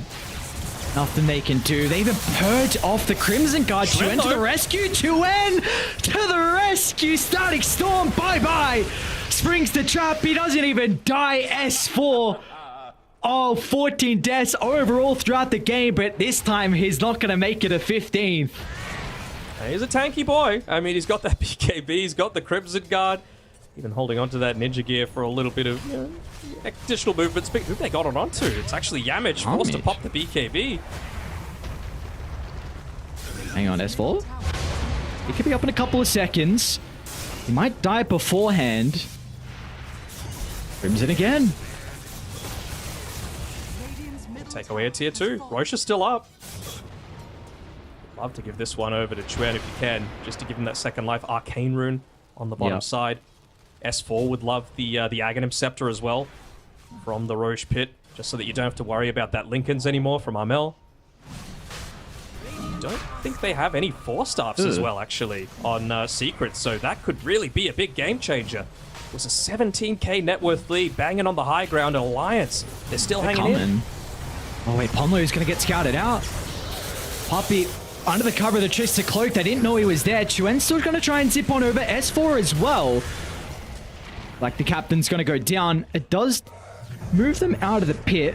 They know. Roche is still pretty low though. Yeah, can Armel slow this down enough? The secret claws are up surely. They gotta commit on Alliance and... Oh no, they're not going to. They're too low in the resource department. They were scared of Puppey. He bought back, but he didn't have a TP, so that Astral Spirit isn't actually going to be able to scout out. Poor Roshan. Just hemmed in there with the ice shots. I mean, Alliance are pretty happy with this as well, though. You get Ponlo back for this next fight once everyone joins, unless they're incredibly quick don't you just commit? to take it. Yeah. Boom is. S4 though, he's in. Boom. They got a glimpse of the Nature's Prof, and he's going to jump in straight away once again. Boom's in some trouble. They'll suck him inside the snowball to buy some time. Crystallis as well in the middle of it all. He's looking for an opportunity to play around with the ultimate, but doesn't see the window for it. Regardless, it's a 1-for-1. Bash. Pomlo's up pretty shortly as well. How do you contest it inside the ring, though? You don't. Splitter 2 laid down. Look at all the protection from Secret. It's a no-go zone, but Chuen, they snatch the ages on Crystallis, and they get the kill into the Storm Spirit as well to die back for Chuen, but Charlie, look for the cleanup. They'll get the one, turns with the Abyssal Blade onto the Ember Spirit as well. They're going to be lacking the damage, and now Puppey. Oh, that's a great Echo Storm onto 2. Charlie doesn't have the ultimate to work with. Crimson might be able to protect him for a little bit of time, but Mel, he knows no way to stop. Remnant left, right, and center. He's got another one to work with. Why not even blink on forward? The chains is down for the moment, but once it's back up, Secret, they can look to close the distance. They're going to be cautious, so Chuen, his buybacks come off cooldown. Do they group up, though? The Vortex onto 2. It enables them to get the kill onto the Monkey King. Now Charlie can turn as well. Alliance once again. Off the back of the buybacks from Chuen, time and time, the Storm Spirit has proven to be an issue for Secret inside these team fights. Luckily for Secret, they're holding on to their buybacks. They've still got it on those 2 cores. Nature's Prophet, who bizarre TP in by Boom, just right into the center of things when you had potential to provide vision inside of that pit. Of course, the Observer Sentry Ward combo catching him even when he went into that Silver Edge, but doesn't seem like they're going to be able to convert this into anything heavy buyback expenditure from Alliance. As long as they don't do anything silly on Secret, they're still going to have a big window where they can look to close out this game. It's just about establishing vision first. Hang on, Puppey. Want to go for this? There's Chuen. There is, that's deep. Hang on. Look at the vision for the glimpse at least. Radiant, they do have some buybacks to play with, but they're not going to use it for Puppey. And Puppey's not that's a one of them. dieback for him. No way. No way. They're not going to get the first set of barracks, right? Could happen. I really don't think they can afford to buy back on this. You might just have to give up one lane. I mean, how good of a game has Chuen been playing? Wow. Yeah, I mean, you called for it, man. You said that Chuen, the weight on the world on his shoulder, and he is performing, but he needs to continue, and there's a lot of pressure on him. This buyback looming. The potential for him to be down for quite some time is a big concern. He has really been that X factor so far for Alliance. One death and could spell disaster for their own base. Even just holding onto the Spell Prism as well on this Storm Spirit. The cooldown reduction feels kind of nice. You know, you're constantly wanting to be spamming out that Electric Vortex. Of course, he's got the Aghanim shot as well. Taking a little bit too long to try and get rid of the ward, and as a result, Boom and Yarmich in combination together are going to be able to bring him down, but Ponlo is waiting with the invis. Won't see a window though to try and jump out and use that Static Storm. Did he lose the gem? Hold on. Sorry, go. Yeah. What did they take from that Roshan with Chuen's jump? I think he might have got the Aghanim's Blessing and given it to S4. Oh, he did, yeah. I saw Charlie pick it up, but I didn't know if he ate it. But yeah, they gave it to S4. Okay. And then that's pretty big with Doom applying Break as well. So you get on top of Crystallis before he's able to get the Jingu Mastery proc, and then he can't actually man-fight you quite as easily. Again, they're lacking Force Staffs right now on Team Secret. All they've really got is that Boots of Bearing to provide that little bit of extra movement speed. But I mean, it's gone to the stage where it's still a Boots of Travel Doom. He's got the level 15 talent for the movement speed. He's going to have Scorched Earth popped. I think he's just bought out Refresher as well. So S4's back in this game too, despite pretty 15 deaths. Laning stage, yeah. Despite 15 he got given the blessing. I was deaths. about, how is he ahead of Chuen in net worth? But he got given the blessing, so I'm like, okay, that kind of makes sense. without looking, where would you think this win probability is at this stage in the game? Oh, Alliance favored 64 to 36. Oh, I hate you so much. It's actually hate that? so Holy crap. It's Radiant are 65, which that is close That's enough. pretty close. I mean, that's close enough. 65 for Alliance? Tier 1 tower. Really? Like, they're down a lane of racks. If that wasn't the case, I would be like 50-50 or maybe a very slight edge to Secret. But I always said if they got to the late stage, this is Alliances for the taking. All right. So you feel like this game is really theirs to lose now, even with Secret having firm control for first 30 minutes, maybe 35. You feel like now it's actually Alliance. Yep. This is their game to lose. All right. Hold on. I think they got to try and stall it okay. out for another 3 minutes. They got to wait for those buybacks. Don't do anything stupid before it gets to that stage, because that's the way that Secret are going to be able to close out that game. They've been trying to do it for the past 25 minutes, but Alliance have been manipulating lanes. They've been splitting up. They've been farming. They've been securing some great high ground defenses off the back of Chuen, Hanskin, and Ponlo. And, well, for Chuen, he's going to be going to the Revenant's Brooch. So you've got that upgrade now for the Witchblade. I was really thought he might consider Aeon. He trusts his own play, and I don't blame him. 12, 3, and 13. So again, all eyes on him. Very, very impressive with his showing so far. They're going to be able to buy another gem. They did lose it prior with Hanskin going down, trying to get that D-ward by the secret shop. So at least they got a gem now to try and play with the vision, because it all comes down to initiation. Who has that vision advantage? Who gets the jump? And right now, Alliance don't have any vision on the map. It's a pretty precarious position with, mid lane all the way pushed out. Top and bottom, they're in a decent spot, and bottom's going to continue to be so. But, well, to be fair, Secret don't exactly have the greatest amount either. It's really just the Treants providing any kind of information to the top side of the map. And they're just playing around the one safe space for them. But I think if this continues, Alliance are happy. Again, they're just waiting for buybacks. 2 more minutes. And that just so happens to coincide with when Roche is potentially respawning. I don't want to see Amel buy something, but what? Oh, he popped a BKB. Is there a consideration for a Hex? It's always a consideration. Well, BKB for BKB, even trade. But they don't know it on Alliance that the Ember popped it. Was it not under the Aber meta? Oh, okay, maybe then.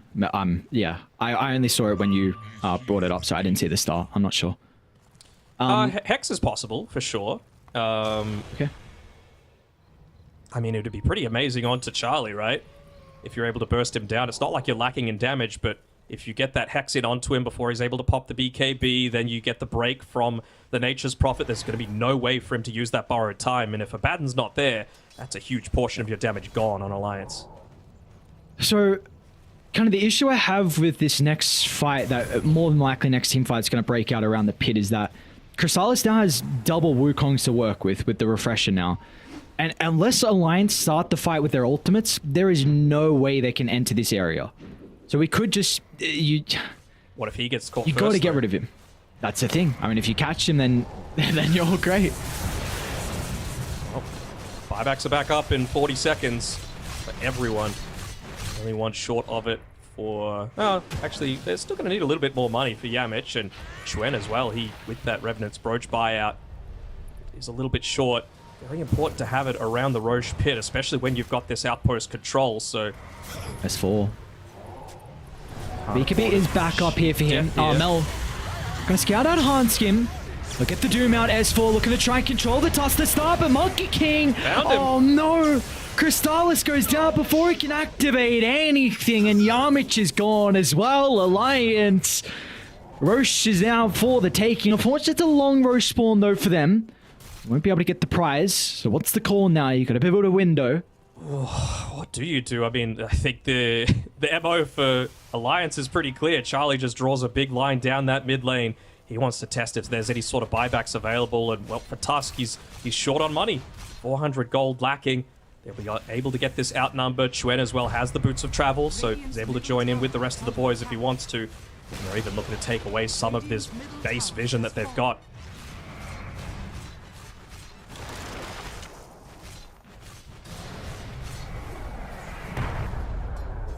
think even the strongest Alliance fans could have predicted a comeback from here. Shh. Middle barracks are under attack.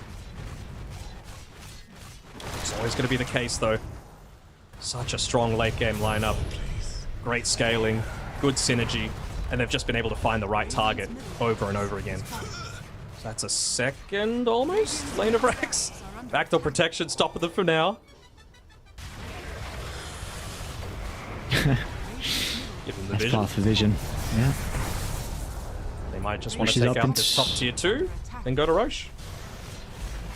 They will have their full 5 men though for Secret to be able to contest this. But What the momentum is... Charlie TP's all the way back to base, I guess just wanting the mana, but has to be careful to immediately make a move back out. He's actually going to buy the Aghanim's Blessing, it seems. Okay.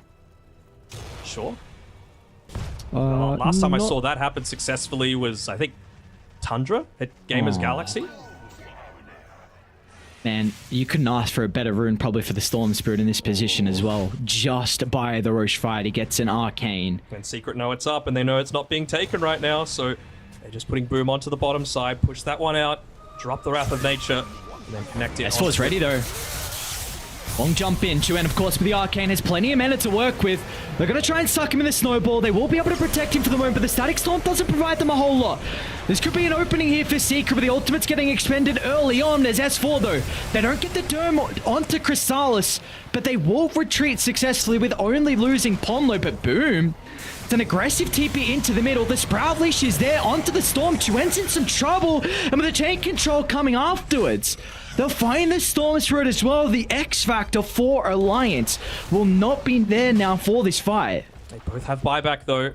They had to use a Doom BKB on the Doom, but he's popped the refresher as well, so he's just going to have that Doom available. This the might chains? not be used for anything, though. And you might lose S4. The chains it's continued to root him. Charlie, he blinks up. Charlie wants the man type, but the Vortex sends him down. It's not going to matter. They'll still get the kill. Oh, that could have been disastrous if the Ember was able to get away with Charlie still locked up on the higher ground, but find the Ember. As a result, there were multiple buybacks expended, though, for Alliance, and they're going to look to go straight away. They might go for Boom inside the base. They scan. They know no one's playing next to Boom. Let's play next to Boom. Oh, they might get a full wraparound, though. Regardless, they're going to find potentially an outnumber. Puppy's been so on point with the scouting. Armskin. There we go. Chuan again. No vision. Gotta be Puppy's still holding onto that Trickster's Cloak. Ballsy TP from Boom once again. Chuan doesn't have much mana. Doesn't. Popping a Clarity. 60 minutes, though. Oh, Chuan. The greed. It's got BKB. Okay. But that's... Damage on Charlie. 60-minute items, man. We got it. First game of the day. There's no way. There's no... Wait, Daniel, this 3 day... This... Right? Oh, no, that was China, sorry. I was going to say China day 1 and day 2. Both our game 1 went 60 minutes. Now Western Europe for our first game's gone 60 minutes. Who the hell would have thought? Who would have thought we'd be here 60 minutes in with Alliance having 2 full sets of barracks advantage, and then the ones kind of in a better position? Well, you know, according to Reddit, Western Europe is the greatest region of all time, so I'm sure everyone there was expecting it. I guess careful about going too far forward on S4, though. You bought back previously, my guy. On his That's own, the big too. thing, right? Like, Alliance had to use 4 buybacks, whereas Radiant, they only use Poppies and Armels. It's a hot commodity at this stage in the game. That's really the important thing. Charlie. Wait, Charlie. He does have buyback available, and they've still got that outpost. Neither team wanting to go into that Roche pit, realizing how big of a threat both sides' AoE spells are, right? The Vortex AoE, the Static Storm, the AoE Doom, the Macro Pyre, and even just having to worry about... I mean, Puppy hit an amazing Earth Splitter in that last fight as well. It's some neutrals. Get some T5s, please. Make you not know what's going on. We got an Apex. Giant's Give that Ring. overdue. Oh, that's a big boy. We got the Apex. I thought he handed it off to someone. Charlie's got enough for the Moonshard now if he just wants to buy it out. He will still have the buyback as well.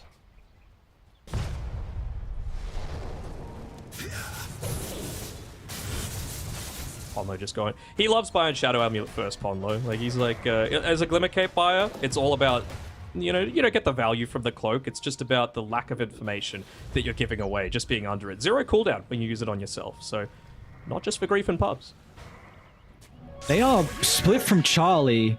This could be a bit of an opportunity here for Secret. Charlie needs to connect to the team. Chuen, be able to pop the smoke. He's actually looking to go in. They want to take Puppey out of the equation. He's going to be protected with the Antis for the moment, but S4, look at the Doom on the back line. He's caught up the Monkey King. He needs Charlie for the damage, and that's where the Abaddon's going to be able to come into play. But the instant buyback, Chrysalis will look to rejoin the team fight. They won't have S4 though in Alliance. How can they play this? Chuen off to the left side. The Vortex into the Static Storm. Boom's gone, but again, Secret. They've got the buyback advantage right now. Alliance, they need to get up and cut their losses, but can they do so? Charlie trying to stand strong, but as soon as the Wukong's command is lay it down, they'll be able to get the blink away. Attempts to TP up, the chains holds him down. Meanwhile, Armel has caught out the Storm's threat as well. A dieback for Chuen. Charlie, he'll make him work for it.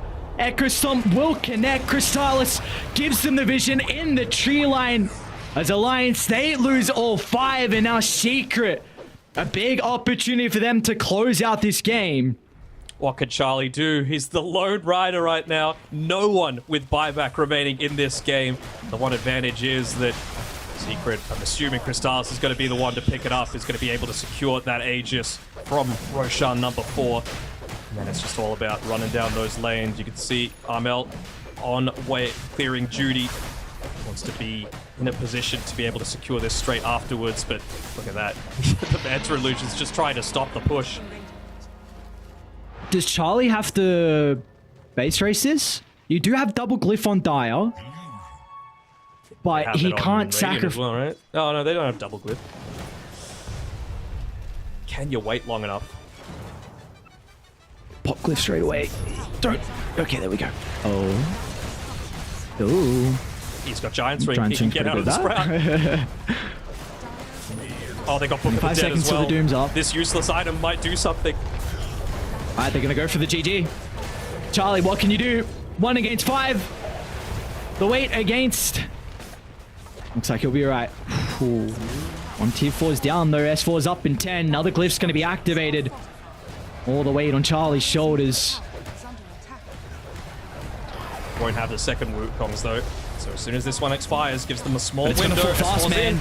It's gonna fall fast. It's a pretty big doom, but it's not gonna matter. The damage has been dealt in Secret.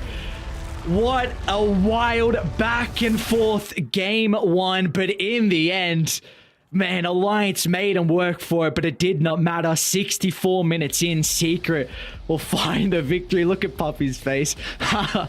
So, got away with that one. And you saw the big smile on Armel's face as well. He's like, reminds me of home, just like my C-pubs. These games where no one seems to be able to close it out. And, well, Secret, deserving winners at the end. At the end of the day, as it does in all late game situations, despite Alliance having all the tools to be able to take it out, it just takes one bad fight, a bunch of buybacks being expended, and then it's the diebacks that really sealed their fate, wasn't it? Yeah, and that's kind of the issue where you're taking the fight a little bit closer to Radiant side of the map. You've got Boom who can TP back in, of course, with a global TP, and then the rest of the boys as well are going to be able to join as well with a rapid succession. It all just came down to the buybacks in the end. But, man, for Alliance to get themselves back into this game where they looked well and truly out of it. I mean, you had no Doom for 25, 30 minutes. You had Charlie was getting so much farm. Chuen, like we said, he had to make all the plays, but unfortunately then it just wasn't enough. It's going to be a heartbreaking loss, especially when probably should have won in the end. They almost had it. They were so close. Even just little things like that snowball at the very end, giving Puppey that extra couple of seconds to force some attention onto him, forces the extra committal, and it was that, right? S4 just a little short on being able to catch the Monkey King before the BKB inside of the range of his Doom, and what we just see, it's divide and conquer. Take out the heroes one at a time, split them up, and force those buybacks to be expended. I know it's a long way away, but a long time ago, I should say, but we've got to go back and also mention Yarmich on the Tusk. I mean, that was a pivotal reason of why Chrysalis was able to have the game that he did. I mean, the rotations that we saw from him, securing this bottom lane for the Monkey King, which put him in a position where Crystallis could solo kill S4 multiple times, and then rotating to play with Armel's Ember Spirit mid, who also, you know, kind of congratulations, first victory for him over in Western Europe. Of course, it was a difficult, hard-fought victory, but good to see that he's still, it doesn't matter what region he is, he's still able to perform on a very high level, and that's what he did in this game. Yeah, for sure. I mean, they found the right targets at the end, but they ran out of gas. They didn't have the refresher for this one. Maybe that would have been the difference for Alliance. If they just waited for the refresher to be off cooldown again, they could make that dive. They could have the second round of spells for when these buybacks came, but they just didn't. They had no way to be able to fight into this, and then every single death is just one that you can't come back from. No buyback, no buyback, no buyback, and then unfortunately for Chuen, he was spent. He had run out of absolutely everything. About, what, 1 HP for 1 XP for being able to hit up onto the level 30. Who knows, maybe that would have even been a difference as well. So, whew, what a way to start our day. Crazy. Honestly, I don't think I could have asked for a better way to Any MVPs? start. And I have absolutely no idea. I've got no idea. You got any suggestions? I mean, even though they lost, I kind of feel like Chuen still kind of kept it in this game for a long time. Yeah. But I guess Crystallis, right? His Wukogs were always on point. He was able to create a lot of space around those key objectives, whether it be, I think it was also third Roshan that they were able to do it with, also for the final base push as well. Just kept them away. No way for them to be able to fight into it.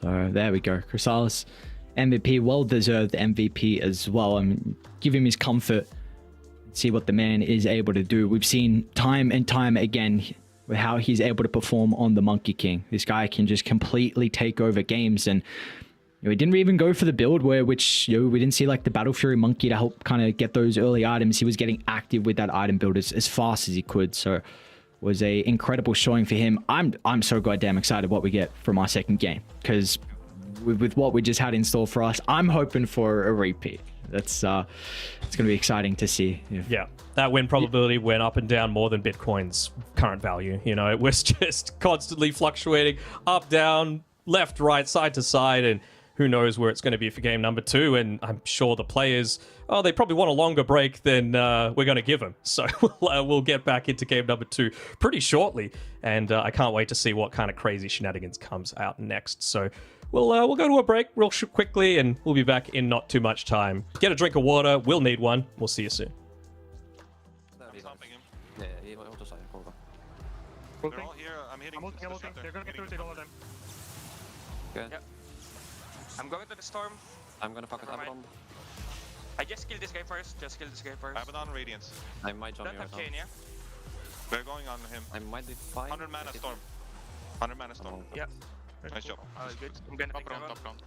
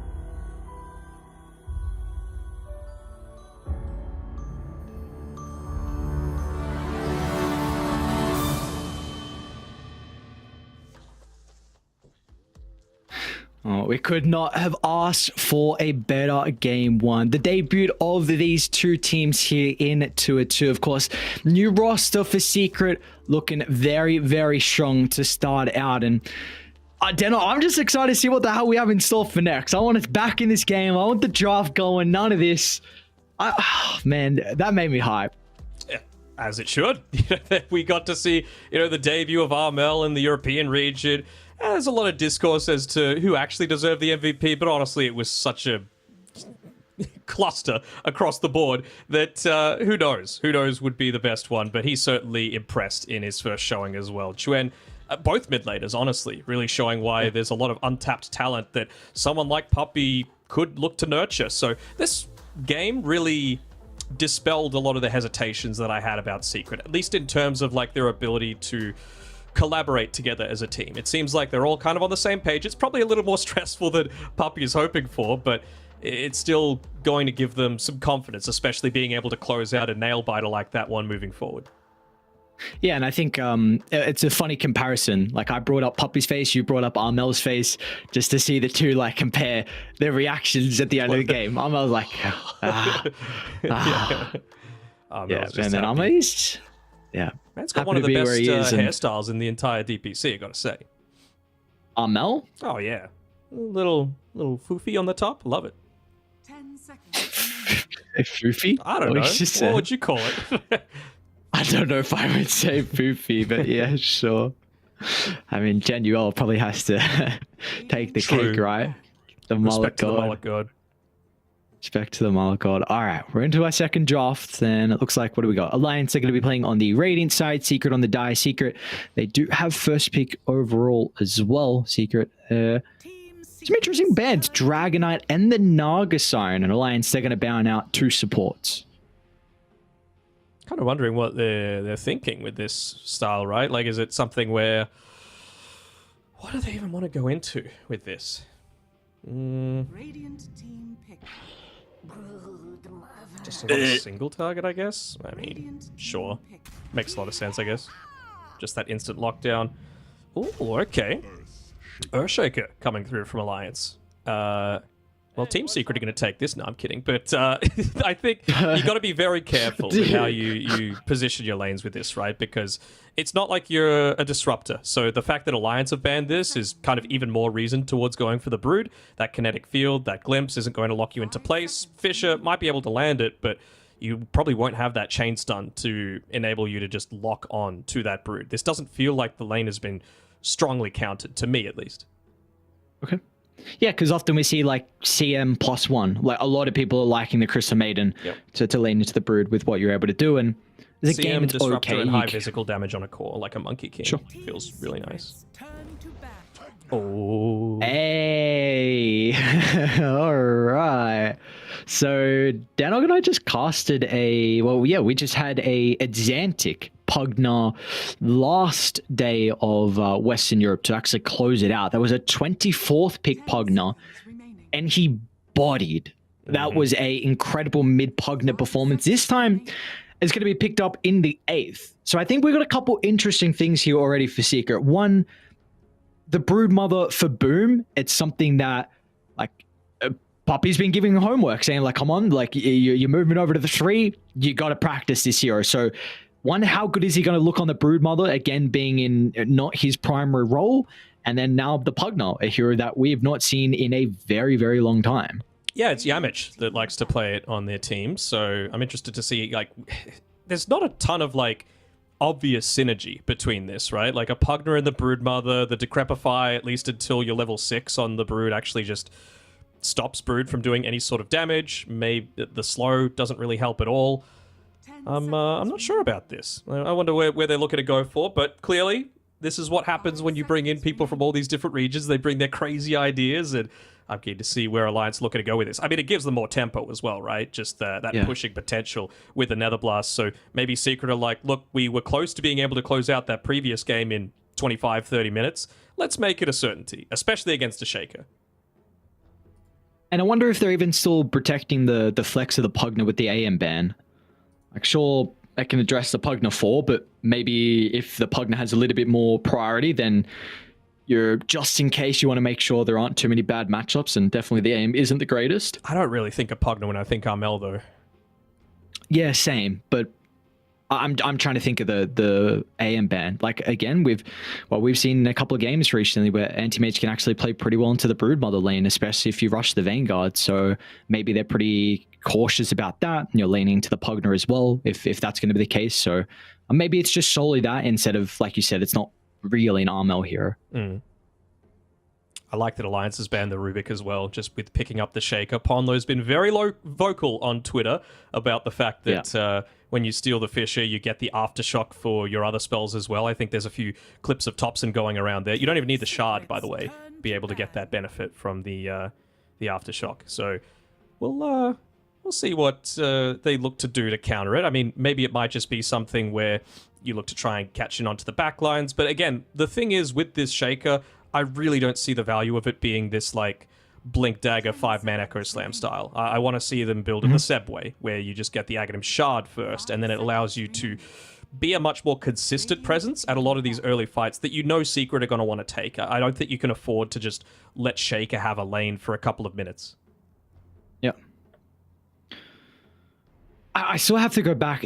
How concerned are we that they haven't addressed this Broodmother? Because now we're seeing Secret, like, you've got free bans pretty much. You probably were heading into it not expecting the Brood to be protected as much as what it is. You see Anti-Mage again banned out. Now Slark's even banned out as well. They can potentially ban a third core that leans very well into it.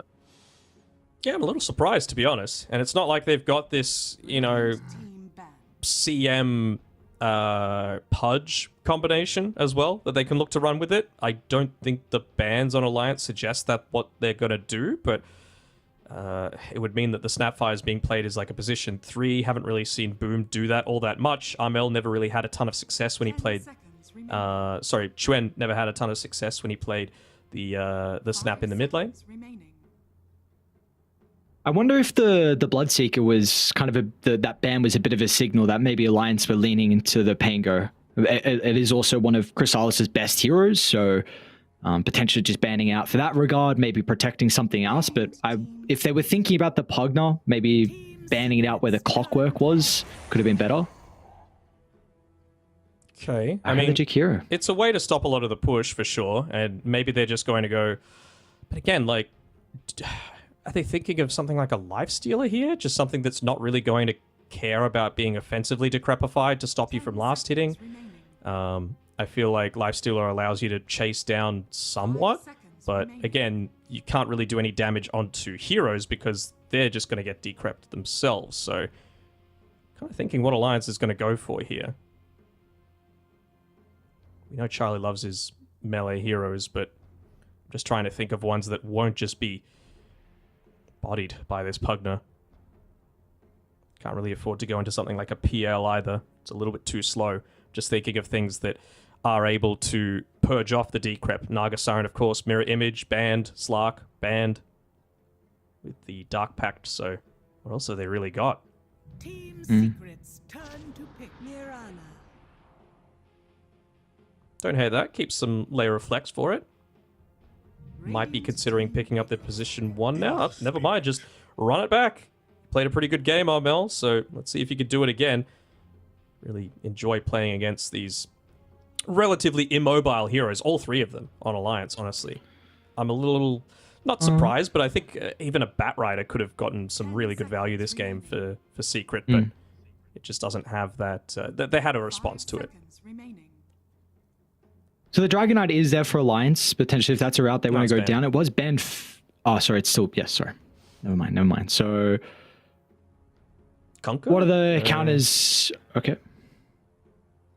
Kunkka, Pango's not there. Huskar, Death Prophet. Ooh. I wouldn't hate a Death Prophet.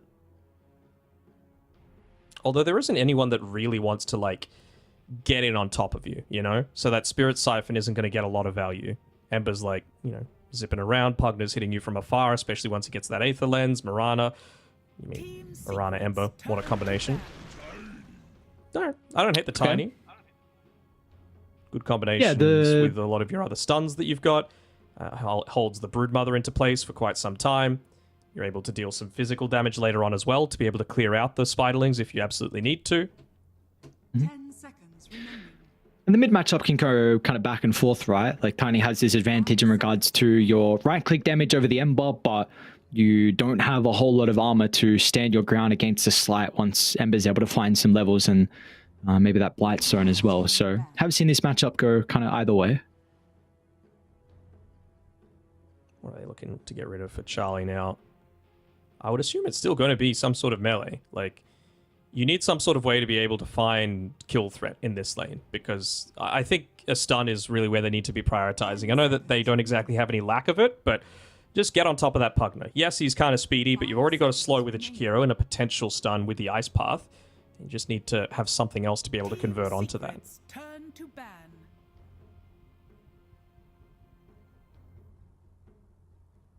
You reckon Alliance get rid of Chrysalis' monkey as well with the last?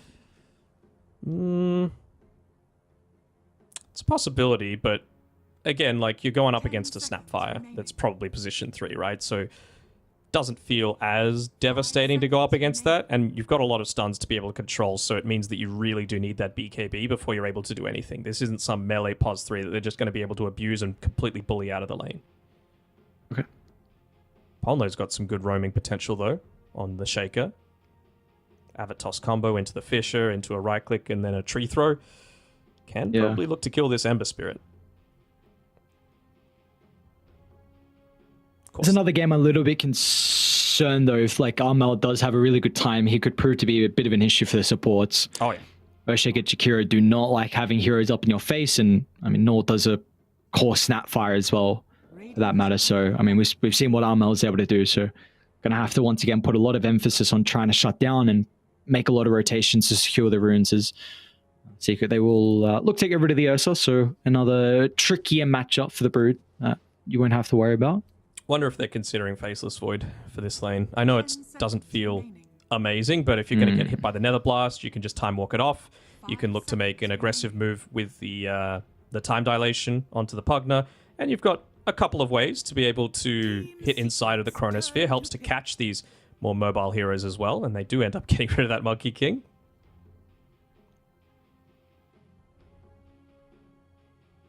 I think I need to. Can you not even just go back? Can you not even just go back for the Abaddon for Charlie if you want to? It's looking like another pretty good game. The control from Secret's very lacking. It's chains into Arrow. So if you're able to perch it off, gives you a lot of defensive toolkit for all the boys, and should have a pretty good time, I imagine, versus the Brood. No Silver Edge builder yet either. So he's not really going to be that worried about being broken and not being able to get off that borrowed time. Again, the question is it too slow? You've already got a Shaker to play with. Snapfire, if she gets dived on, that's a lot of net worth going away. They're actually going to pick it up themselves. Okay. I mean, we know that so many heroes can die with this Ember, Mirana, Pugna trio. It's really just going to be about, all right, secure that that bottom tower for Boom first. Use that to open up the map for the Brood to be able to farm. Create space for Crystallis to be able to get into that Radiance super early on, so that then he can look to get that next item and join in the team fights. I don't hate this. All right. Terrorblade into any kind of like mass push is always going to feel really solid, especially against anyone that wants to build into the Radiance. Yeah, that's the big thing. The Radiance, and then you've got the Curse of Avernus as well. I don't mind it. It is a bit slow, and at the moment, Terrorblade always feels like he needs one more item. Just that next item, one more item until we're strong enough. But Charlie thrives on the hero, so we'll see. It's a big late game win condition. Definitely should be able to beat the Abaddon if you're able to get to that stage. It's just a concern, can you get there? That is really the big thing. And it's really just going to be dependent on Yamach's position, right? I feel like you can get a lot of harass in onto this Terrorblade in the lane just with the Nether Blast, so it's about being able to stay far away, that you're not going to get slowed up by both the Reflection and the Dual Breath by the Chikiro, and really just try and hinder his game so that he doesn't have that strong of a response to when you're trying to ball up and just go. Well, let's see what we have in store for us. I'm a little bit concerned the fact that the Brood I don't think has been addressed enough, considering it was first pick overall. We'll we'll But see. Tiny does a decent job. That's basically it, right? That's the thing that's locking Okay. it into place right now. My concern is that Tiny on his own might not have the damage. I don't think a Fisher follow-up is going to be enough. I don't think an Ice Path plus Dual Breath is going to be enough. If it is going to be this Broodmother that builds into like, a pipe and that sort of thing, he'll be able to just pop that after the Avatos combo and then shrug off a lot of everything. Where we put in our tips for this second game. I know game one was back and forth and very, very close, but do we feel Alliance have what it takes to send us to a third game? You know me, I'm a fan of Fast Dota, and I hate Earthshaker, so I'm going to go with Secret. Damn, you really... Even your boy Ponlo. Even your boy Ponlo is not on the list. He doesn't get it. He doesn't even get the Oh, part of the list. no. Oh, no, Ponlo, don't worry. It's okay, I believe in you. Do you? Are you going to predict Alliance? That's what I thought. Hang on. No, come on. Maybe I believe in Ponlo. Maybe it's just everyone else. That's a question mark for me. Oh, so you think that they're all garbage? After Chuen's performance, you're going to say you're just nothing. It's the classic gaslighting for me. I don't know. There's no gaslighting. It's, You said it. You said maybe it's all the others. All right. Yeah, what is happening, Ponlo? I agree. 30 seconds. Is that him saying it as well? I couldn't really hear. Who's Doesn't even know Ponlo's saying voice. Not a true fan. I couldn't hear. Come I on don't now. think it wasn't his voice. All right, shut the hell up. All right, let's see what we got in store. So, again, there was a lot of question marks for me on how Boom is going to be able to fare on the Broodmother. Level 6 Dota pause, so The battle a little bit of it. Probably level 2 has been my big concern. I mean, that is also when Brood gets a bit of a spike when supports are caught out of position. But a Metamorphosis first usage, potentially with the Dual Breath, if he is in a tricky spot, there might be a kill that can go onto him. So really, for me, bottom lane, I think it's all about who gets 2 first. Yep. And just with this top lane, I quite like the Morana pick because you're going up against a couple of stuns, right? More importantly, the Fisher. So you're just going to be able to use that leap to be able to get over the top of it, and you can really be that annoying space creator style that you need for the Abaddon, who's much more of that passive style, you know? And even if you land the stuns, right? Orthotic shield, snap it off. And Puppy's ready to brawl. Not too many times you see 2 sets of tangos bought by people to be able to start the game. Most of the time they look to emphasize the stats, but he knows his role this game. Yep. And he should have a bit of an advantage level on considering Ponlo with that fissure as well. Even though the Earthshaker's honestly got some pretty decent base stats for starting armor. So against the right clicks, it's going to be okay, but yeah, they did get a pretty much full free first wave thanks to the placement of the creeps, but now it's going to be back over towards Secret side. Might miss out on this range creep, though. A little unfortunate. Again, level 2 is just as important on this top side. Bottom lane, boom. There we go. There's Charlie's first meta.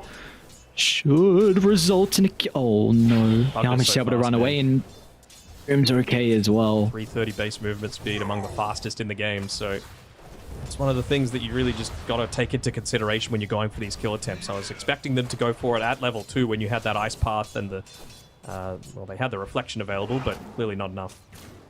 Radiant's courier has been killed. Now that timing's going to bounce back into Secret's favor once they're able to regen back up, with the meta being on cooldown, so they should be able to continue to put a little bit of pressure on. Meanwhile, of course, mid lane, these 2 players were some the big reasons why that game went the distance. Yeah, without a doubt. So Chuen is having a really good time, 12-4 compared to the 6-2 early on. Tiny, he's going to be great again with this damage advantage over the Ember. But once we're able to get some levels on Armel and that Blightstone, we might see this swing the other way for a little bit, but it will take some levels. Even with the Blightstone, it's kind of like, you know, like Tiny has enough HP that he just doesn't really care about it. You know, he's got a 4 strength gain per level that he gains, and you know you're going to gain levels quick in this mid lane. So I think he's just going to look to use the right click advantage that you get just from being a Tiny with that tree grab, and he'll do just fine against Unmill.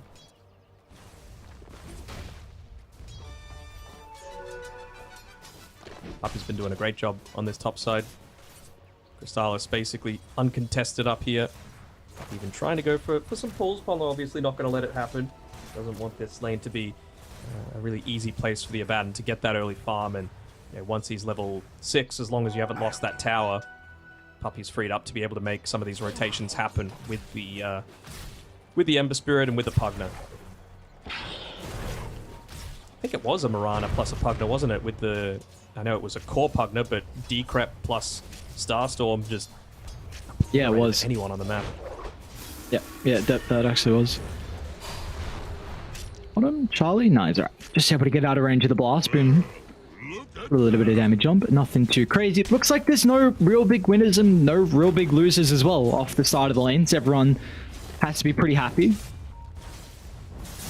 Yeah, I would agree with that. Are fortified. Overall, Oh, no. again, the happier ones. I mean, if Crystallis was having a harder time, I would say Alliance are the ones happier with the outcome of this, but he's farming. He's getting his levels. He's allowing Puppy to make these rotations away and potentially even... I don't think he'll get a solo kill. He's going to have to combat against the Fairy Fire and the Magic Stick. Let's get a decent chunk of damage onto Ponlo nonetheless, so... 4 won't really have a person to act as a bodyguard for him. Does look like we're going to see the Arcane rush out of S4. Seen a couple of the triple braces. Hanskin almost giving up first blood. He's going to be fine though.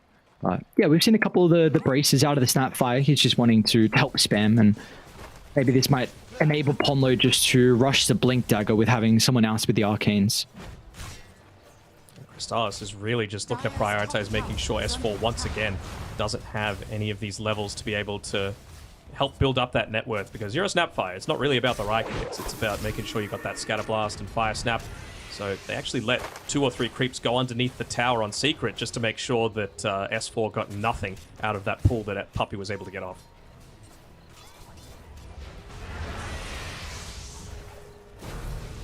Yamich might have a first blood down bottom. Charlie's got another round of the Metamorphosis, and like that'll be the case. Boom will not be able to continue to run past and close the distance onto the Tira. So this time, we'll get something out of that meta. There's going to be pretty much full couple of waves now for the Terrorblade as well. But we are getting close towards that first power rune timing.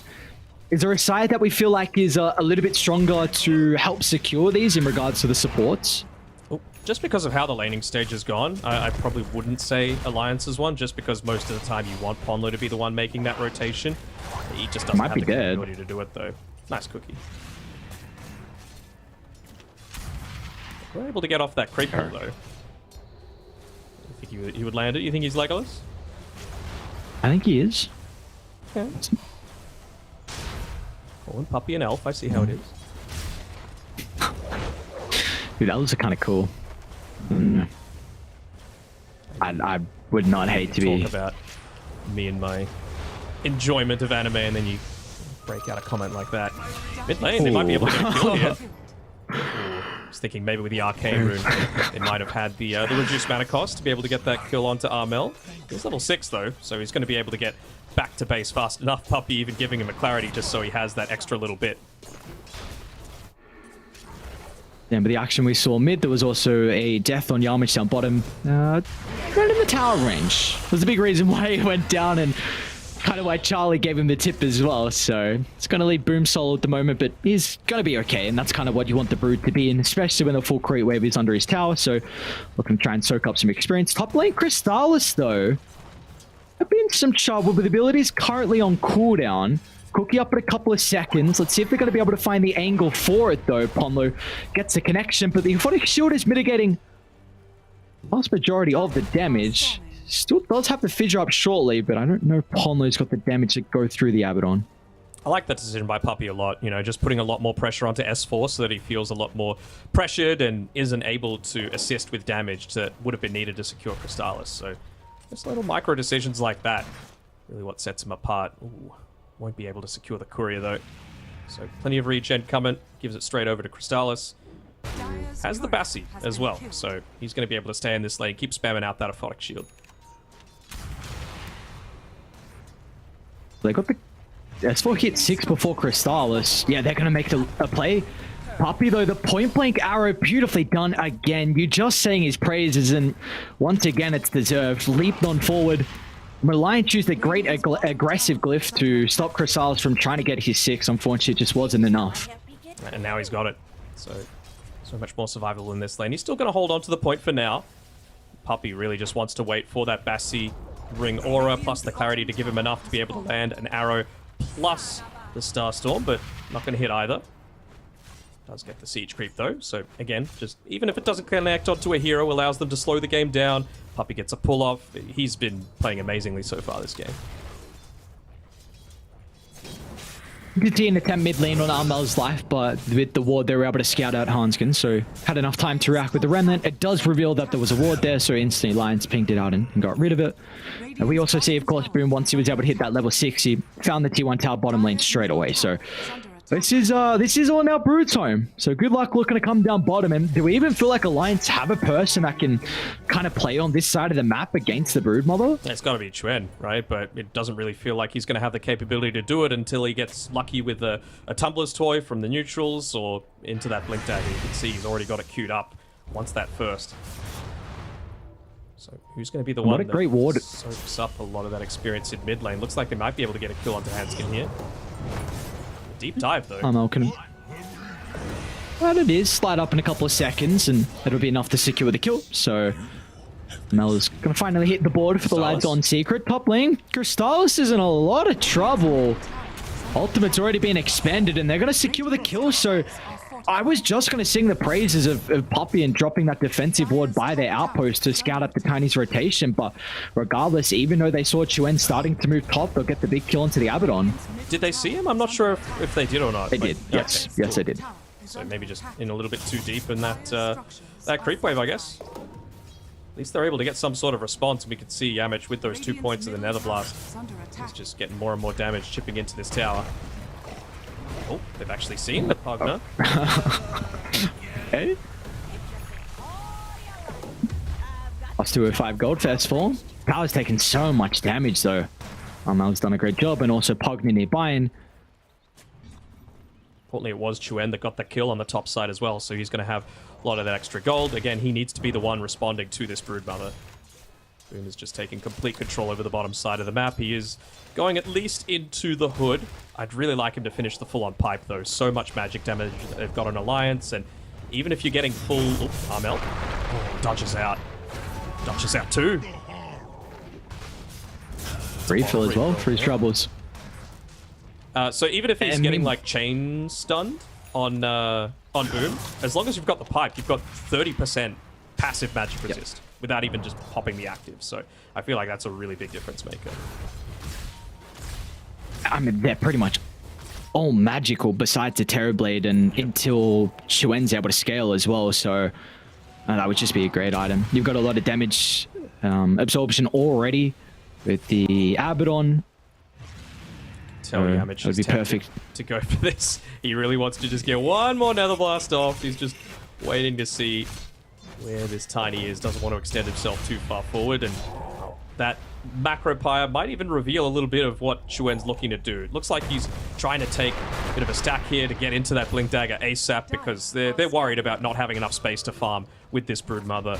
Just putting himself down here on the bottom side of the map, and yeah, after he's got the Soul Ring coming out to him, he's straight into the pipe. Really like this from Boom.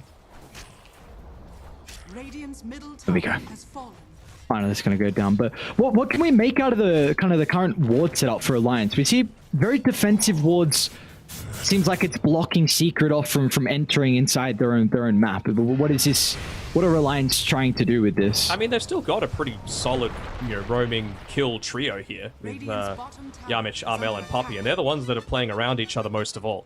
Crystallis is up here on the top side of the map. Boom is as far away as possible on the bottom. And, well, Crystallis at least has the borrowed time available, but they're going to go for a smoke onto him with that freshly picked up Blink Dagger, but he's rotating back close enough towards the jungle that you're going to have multiple avenues for teammates to actually find Armel. It's the first stun, but they're going to have the damage. With Ice Path layered down, there's going to be no escape. Beautifully done from Alliance. A tricky kill for them to find. They've had multiple attempts so far to get rid of the Ember Spirit, but finally now, with this Blink, they're going to be able to catch him. And should open up the tier 1 top as well. Charlie's already nearby to start to get the damage into the tower, so will be the first one for Alliance. A little careful here on Chuen. Avoids the borrowed time being popped, though. Gets about half of that creep camp. Also had the luxury of, with that Ember Spirit being off the map, being able to put Ponlo down on the bottom side, just to soak up a lot more of that experience. He is going into the Aghanim Shard first, which I really like. But, I mean, look at what Yamich is able to do just on his own. Yeah. Sees all of the attention up on the top side of the map, and he's slowly plinking away at that tower. Might end up costing him his life, though. But, again, you know that Xuen made this TP rotation down, so gives more space to be able to farm on the top. So S4 should be, without a doubt, dead top lane. For the heroes, at least the important one of the Tiny showing across the map. And with the Earthshaker as well for the counter initiation means that there is no one playing behind S4. So it's going to be a slow chase down, but in the end, Crystallis will be rewarded. Just wondering if Worthwhile he's gonna- death, honest. Yeah, I'm wondering if Puppy can afford to go into... Like, it's not exactly a Mirana item, but I wouldn't hate a Glimmer Cape this game. I guess the 4 stuff is still really good value, though, right? To get out of the Macro Pyro if you're being chain stunned in it, to get over an Earthshaker combination, and... Well, poor Pugner. Armel could clean up. Got the double damage rune, wanting the haste, but Ponlo snags it in his face. Farming Echo, it's fine. I mean, early game, you're okay with it be as luxurious as you want with the Echo. Just drop it, get a little bit of gold.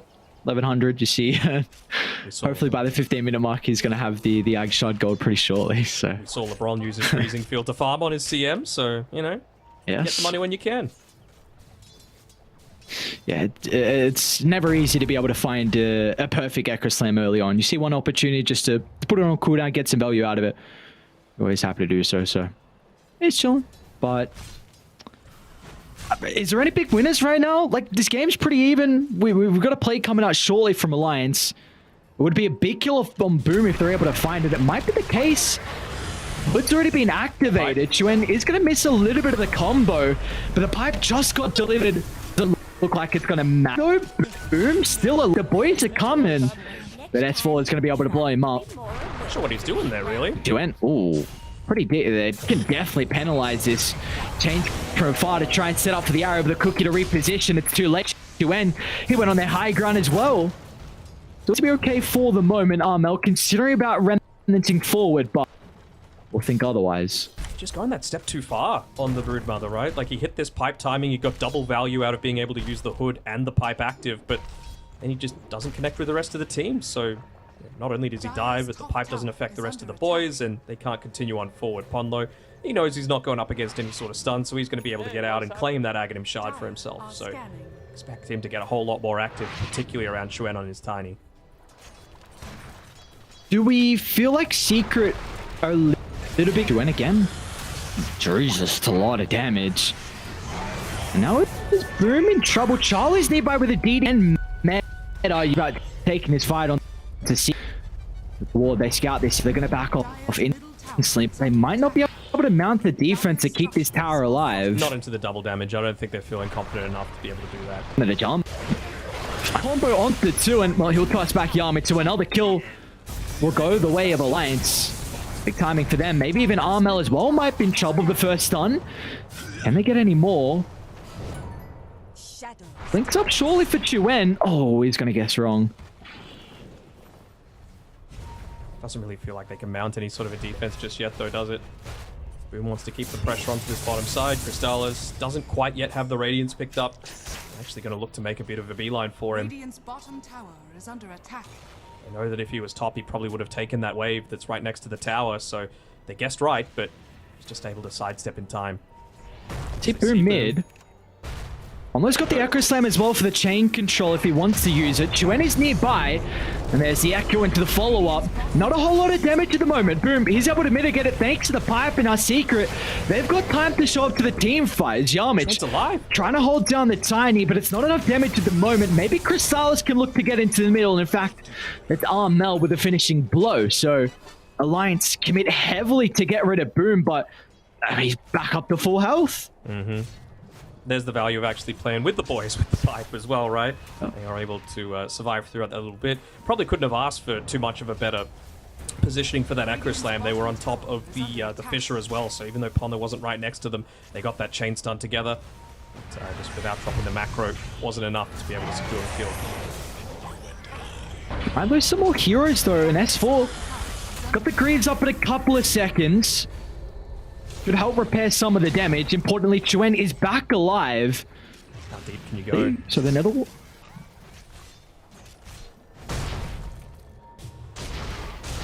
Starless? Toss. Toss back. Oh, beautiful toss. Even under the tower as well. The ultimate does just come back up. Let's see if they're going to have the damage now. Pomlo's in some trouble. They're going to be cautious, though. Even Charlie wants to get into the middle of it all. He doesn't have the meta, but it's not going to matter. Ice Path onto 2. Polo off the back of the buyback as well will hold them into place. But Armel's got a pretty free fight now with all the stuns on cooldown. But Chuen, he's still got them up and available. Jumping on top. Armel zip over the left side. Can they find him? Armel just escapes. That was all about Puppy, I believe, right? Like, he used a TP quite a while ago, so he was just looking to get a bit of farm for himself up on the top side. I think they realize how important it is to be having a little bit of this combo breaker. Alliance have it, of course, with their Snapfire with a cookie, but that 4-staff is going to give them a lot of value. Unfortunate that they weren't able to take the tier 2 tower, but if Puppy just gets into that next item, he's actually gone the drums instead, so maybe they're feeling like, considering they expended the Echo Slam. It was quite a while ago, though, so just have a different read on it. That was also that kind of first Radiance fight as well for Crystallis, and it always feels very awkward when it doesn't go your way. So he's got some other bigger timings coming short, importantly that 15 Talon and Manta, but still it's this looming threat of late game Terrorblade. Specifically against you, you know. Yes. Radiance buyers, Luna, and actually Abaddon, who is both, is probably the ones that least want to be playing up against that TB. We have a really good ward to play with.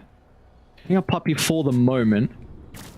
Able to see some of the other members. They even have a cliff ward as well. Let's see if Secret's going to be able to de-ward it before Radiant come on down. This could be a incredible position to take a fight, but Puppy is always they aware. They can't fight into this. They've got a haste rune on Armel. He's got a DD bottled as well.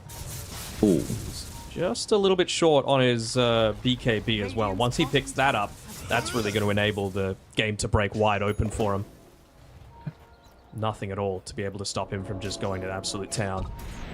He's going to, of course, look to play perhaps a little bit more aggressively. I'm sure he'll ask Boom as well, just to send some Spiderlings for a bit of information for him to be able to play around. As long as he's not getting caught by that Avatos combo. Really doesn't feel like he can die once he's got that BKB available.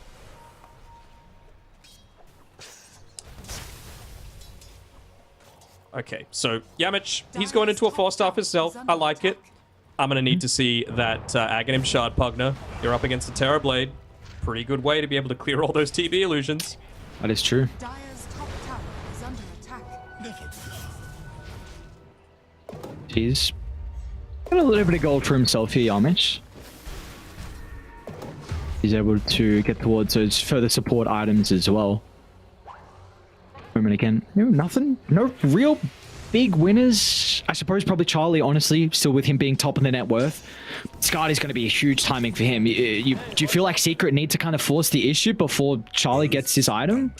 That was how I felt previously, but clearly they've got a bit of a different read on it. I feel like the call from Puppy is, look, let's just try and be a little bit greedy. Get into our BKB, get into the 4-stars, because late game, when this TB is going to be noticeably scary, we've got a Pugner to be able to deal with it. You know, you're only going to have to deal with the real TB, not all of the illusions. So maybe they're feeling like this complete menace isn't going to be quite as risky to go up into. And they're so close to being able to finish those 4-stars, that BKB, and even a Guardian Greaves on Boom. So I feel like maybe that's the time where they feel strong enough. Although, might be dead as a result of the smoke. Yamich and Puppy in combination together should be able to find a pretty easy kill onto the Earthshaker. It's going to make him work for it. No way, Ponlo? Oh, what? I think was it the Radiance or Mistcoil? Regardless, Mistcoil. They're able to get him in the end. Now they see Chuen and S4 underneath the Observer Ward, so Secret, they're instantly going to look to try and make a play across the map. Alliance cautious. Armel is able to find the chains. Look at Purge it up, but Chuen, he doesn't have this capability with the time. He's in some trouble, but beautifully done. S4 with the communication. Chuen's able to just get that cookie up, but it will not matter because they're continuing on to chase him down. Gets the Juan pipe should off. be an easy kill for them to find.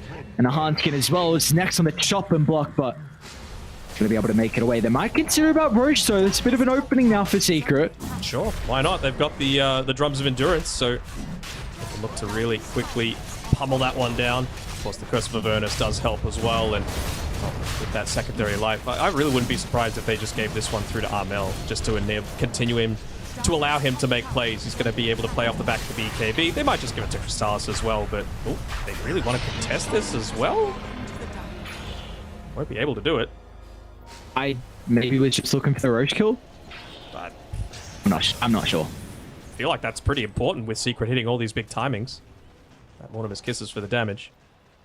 So one thing I just remembered as well with this Terrorblade matchup with the Radiance build is we're gonna have to keep tabs on kind of the Abaddon Manta style. Of course, that is a way to dispel the reflection.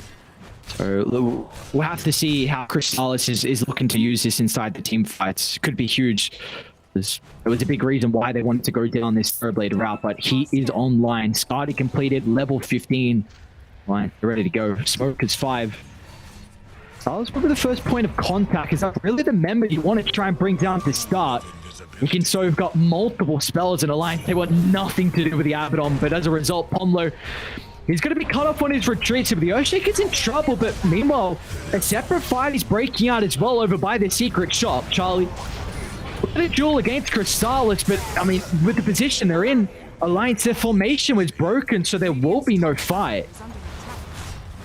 Yeah, and they're just a couple of items ahead right now on Secret. Like, you've only got a Greaves to play around with. That's more reactionary than proactive, you know? You're not able to get that pipe off to allow you to go in, and they were just way too split.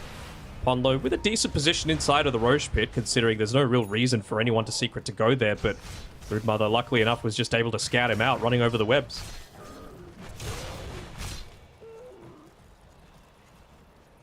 And now with that, BKB's up for Armel. So we've got the Brigand's Blades, so even more damage looking to come out. Even just going to keep him at full mana as well as Yamich. They just want to play, again, another aggressive game. Stay out on the map. Don't give them any opportunity for this TB to get any bigger.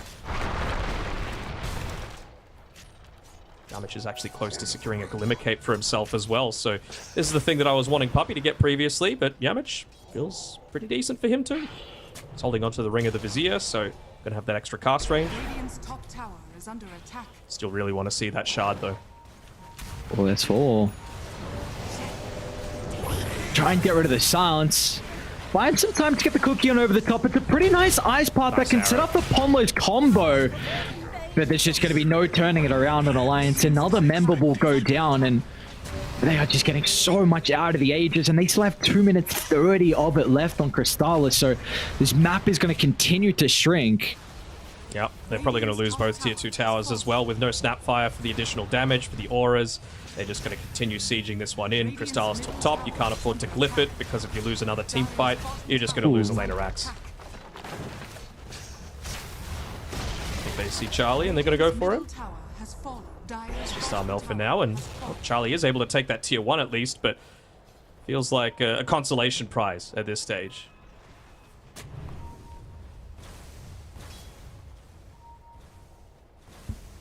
They know where he is.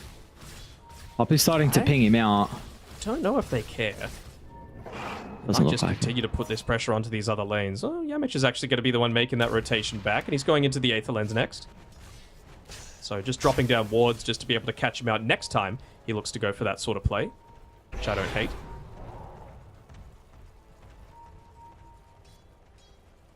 Of course, seeing the TB illusion there does reveal that information, and well, luckily enough, he's able to secure the courier with that illusion. Alright, they're going to try and force the issue. That's a great toss back into Charlie's meta damage. Boom should go down before there's a response. Alliance, can they get anything more out of this, though? They want to. It's still going to be on the back of Chuen. They want to see if there's anything up on that high ground. Arrow's going to connect, and really that feels to me like they have to completely disengage. Still all Chuen. They're picking out the heroes that are missing right now, and for good reason. Pon, though, they will know that he hasn't had any item progression for the next little bit, and that's because he's closing in on that Blink Dagger. Getting this D-Ward is certainly going to help. Actually gives him enough gold straight away.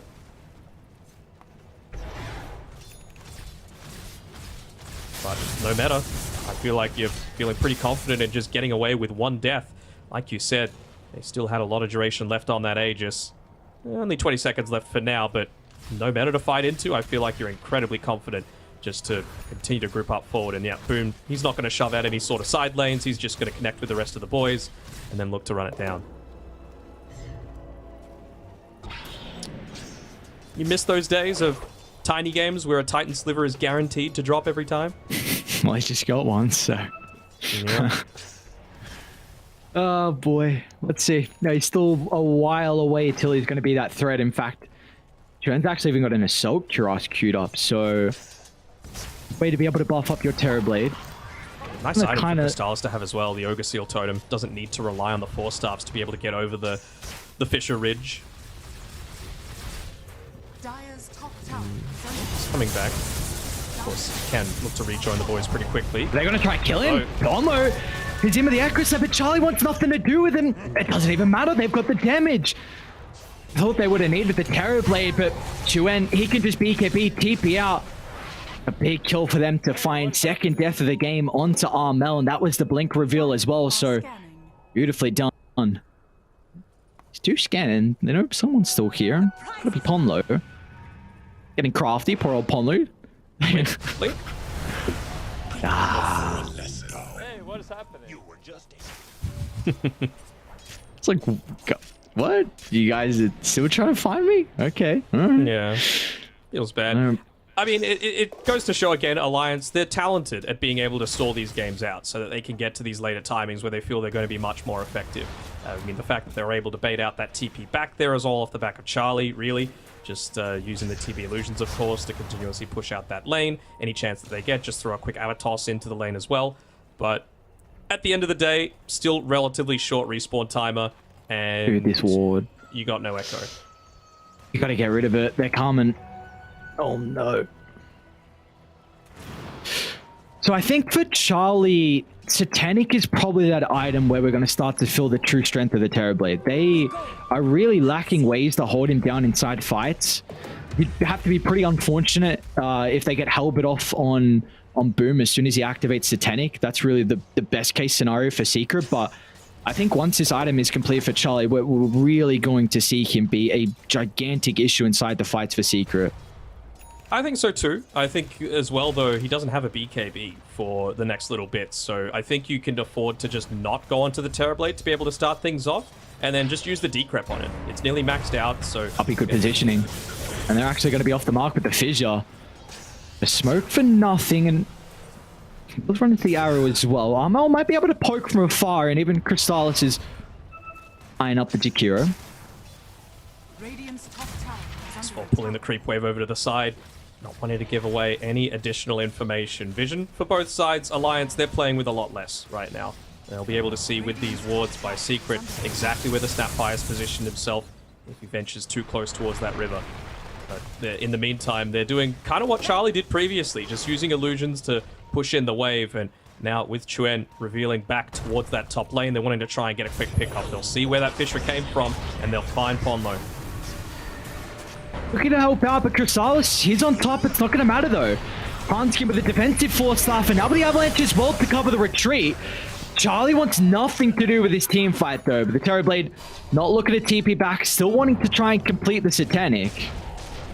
It's getting closer and closer. Dire's bottom tower is under attack. But, okay, he's going into the AC see him on Chuan. They do see him. They They wanna still haven't fight. dealt with that ward. Action from Puppy. Down one member. Is this the fight you're looking to take on Alliance? Chuan finds the opening, tossing back the Brood in. Big arrow. The disarm's going to be there, so there's nothing that Terrorblade can do. Fissure will hold them down for the moment, but it's not going to matter. You've got no control now to enable the Terrorblade, and Alliance, they've got to get out, but they pop meta. Chuan, though, he doesn't want to go out. Is there in? Echo Slam onto two. Crystallis just gets ripped apart. Once again with the Halberd. It's proving to be a big issue here for Charlie, but once it expires, there's not much There's that Boom can decrypt. do, but the arrow's going to be on the mark into the follow-up. Magic damage. He's already used the Sunder, and as a result, Charlie's gone.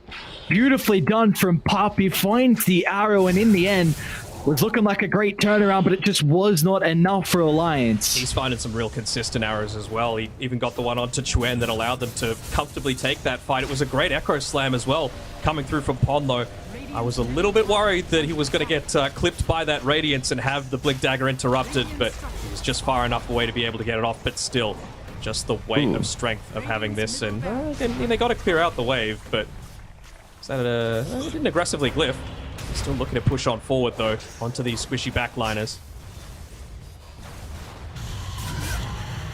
Boom's got to go. He has to die at the start of every single fight. Double Helbert off inside the previous skirmish. The big reason why they're able to come out on top. We saw them try and jump him as well, but that is not an easy man to kill off. Greaves, Pipe. Boom is so goddamn tanky, and they're going to be able to get a melee barracks and look to get out on Secret as well. So Roche is now up for grabs. Someone's going to try and address top, so Crystallis can come into play and should be able to set themselves up for the second Roche now. Not just the Greaves and the Pipe, you've also got, the double 4-staffs. You've got the Glimmer on the Pugner. You've got Decrep as well, if you really feel like he's dying to a Terrorblade specifically. And this is why Charlie needs that Satanic, right? He just stood there at the very end. If he has that Satanic, you could pop it for the Dispel and then actually turn around and start fighting inside of your meta form. Probably get at least a kill onto Boom. He doesn't get another Halberd off, and who knows? Maybe you take a fight. Stenchon is going to be able to get the blink away. We will get one, and still with the chances on the mark for Armel, and he's got a double damage rune as well. Lions just hoping Chuen can get back inside the base. The cookie to help him out, and he's unfortunately got to pop the BKB. It's all about making space. Still, 600 gold away from the Satanic. Charlie's been able to reach up to the level 20 as well, so he's got that extra Conjure Image duration. He's looking to try and cut these waves as much as possible, keep the threat away from the Alliance base, but I feel like that's where Yamich just needs to be positioning himself. Give that illusion the quick Zuck, clear it away, and with this as well, Roshan's up. It's got the shard, so who knows, maybe this is what they're waiting for. Wonder if this triggers it inside of Yamich saying, hey, hold on, wait a minute, we'll be able to actually obliterate him with this.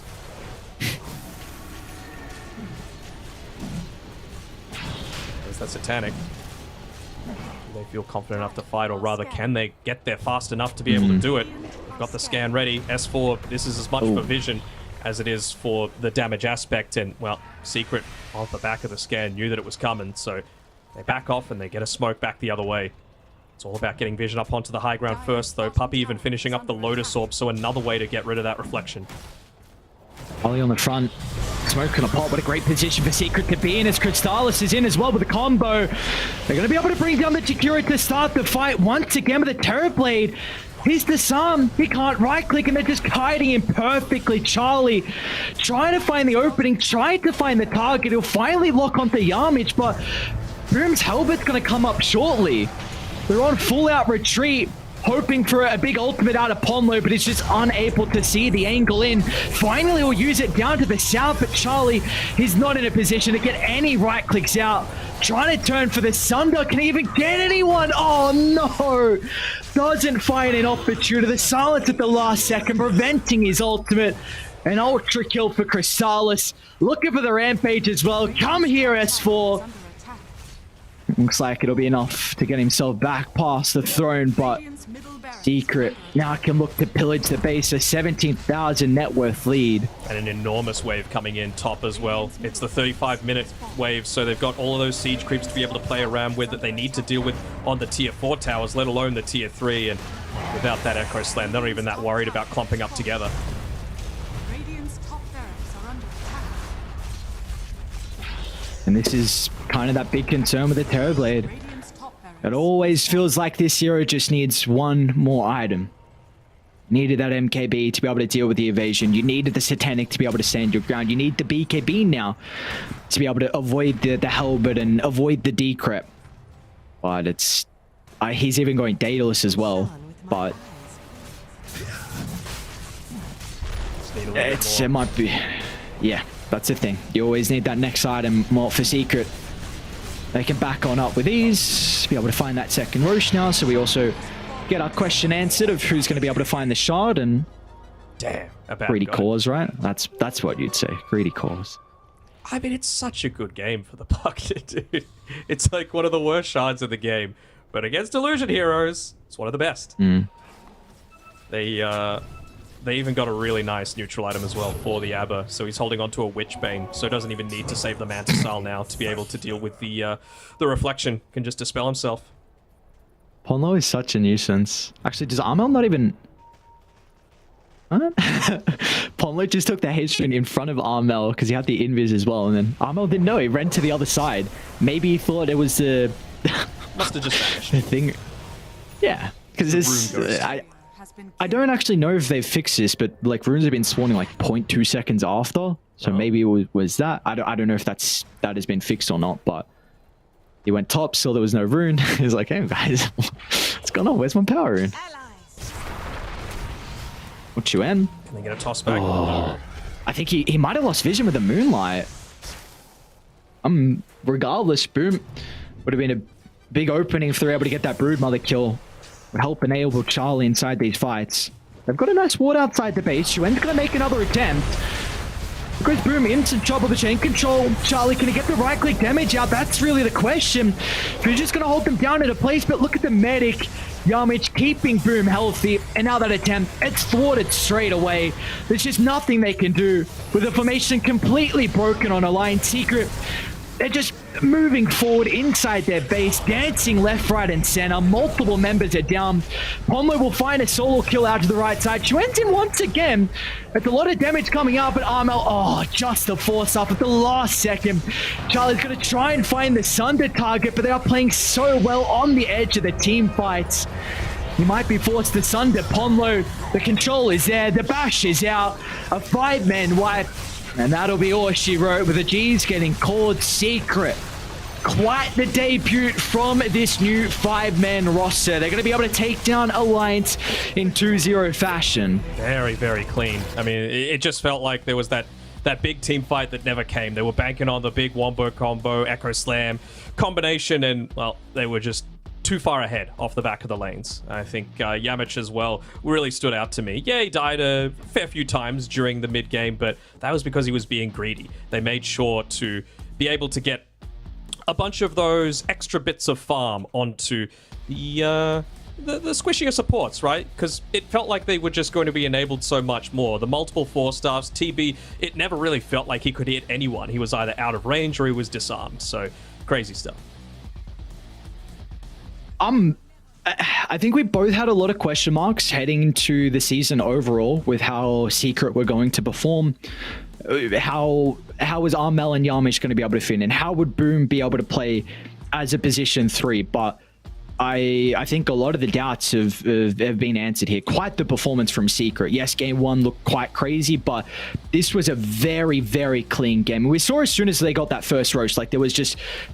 The switch was flipped. As soon as they got that, the map was completely theirs. The way they just swept from one tower to the next, going across the map, limiting all the farm was beautiful to watch. So this is I'm very excited to see how Secret now are able to fare continuing in the season, because they look quite strong. Yeah, I mean, it really felt like there were different people that were the MVP all throughout those different phases of the game, right? Like Puppy made, I think, like 5 amazing plays that I saw in the laning stage, just purely to get Crystallis to the stage where he didn't have to be too worried about a lot of these rotations. Yeah, he died once or twice, but you're willing to take that with the amount of space that it creates for the Broodmother, for example. Once the lane's dissolved, he was just able to play on the bottom side of the map, completely uncontested, pick up all of those aura items, and, I mean, Armel once again showed his prowess on the Ember Spirit, dealing a ton of damage in almost every single team fight, constantly finding those pickoffs. To be fair, they made it a bit easy for him. I always saw 2 heroes clumping together, just providing the easiest searing chains imaginable, but he did almost double anyone else's damage that game. So I think this one, it's pretty free for Armel as the MVP. It's going to be nice for him as well with his debut over in Western Europe. Back-to-back Ember games, and it's scary now because I maybe jumped the gun a little bit saying potentially best mid in C. You said at least... what's that, most stable, most consistent. So now adding that to the 5-man of the boys on Secret could be very scary. It's good to see he's found a home over there. I know Armel has been a lot of teams have been looking into him for quite some time. He's always been that real X factor throughout the scene, and it's going to be exciting to see as well how he's able to continue on.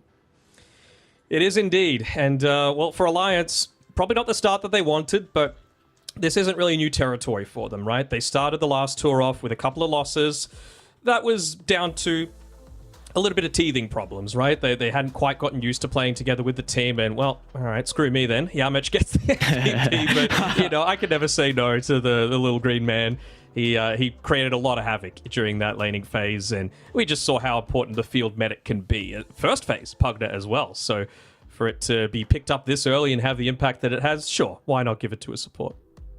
Yeah, honestly, it's kind of wild as well. We've seen 2 Pugnas now back-to-back days over in Western Europe. So I've not seen this little man in quite some time. But like you said, the nice thing about bringing people from different regions is they bring different ideas as well. So it's going to be very interesting. Like, will they continue picking up the Pugna? Is this going to be a hero that maybe other teams need to look at now as well? Because I'm sure there's still a lot that is undiscovered, even though we've been on this patch for quite some time. But did you like the value out of the Pugna? Like, do you feel like this might be something that we could see a little bit more?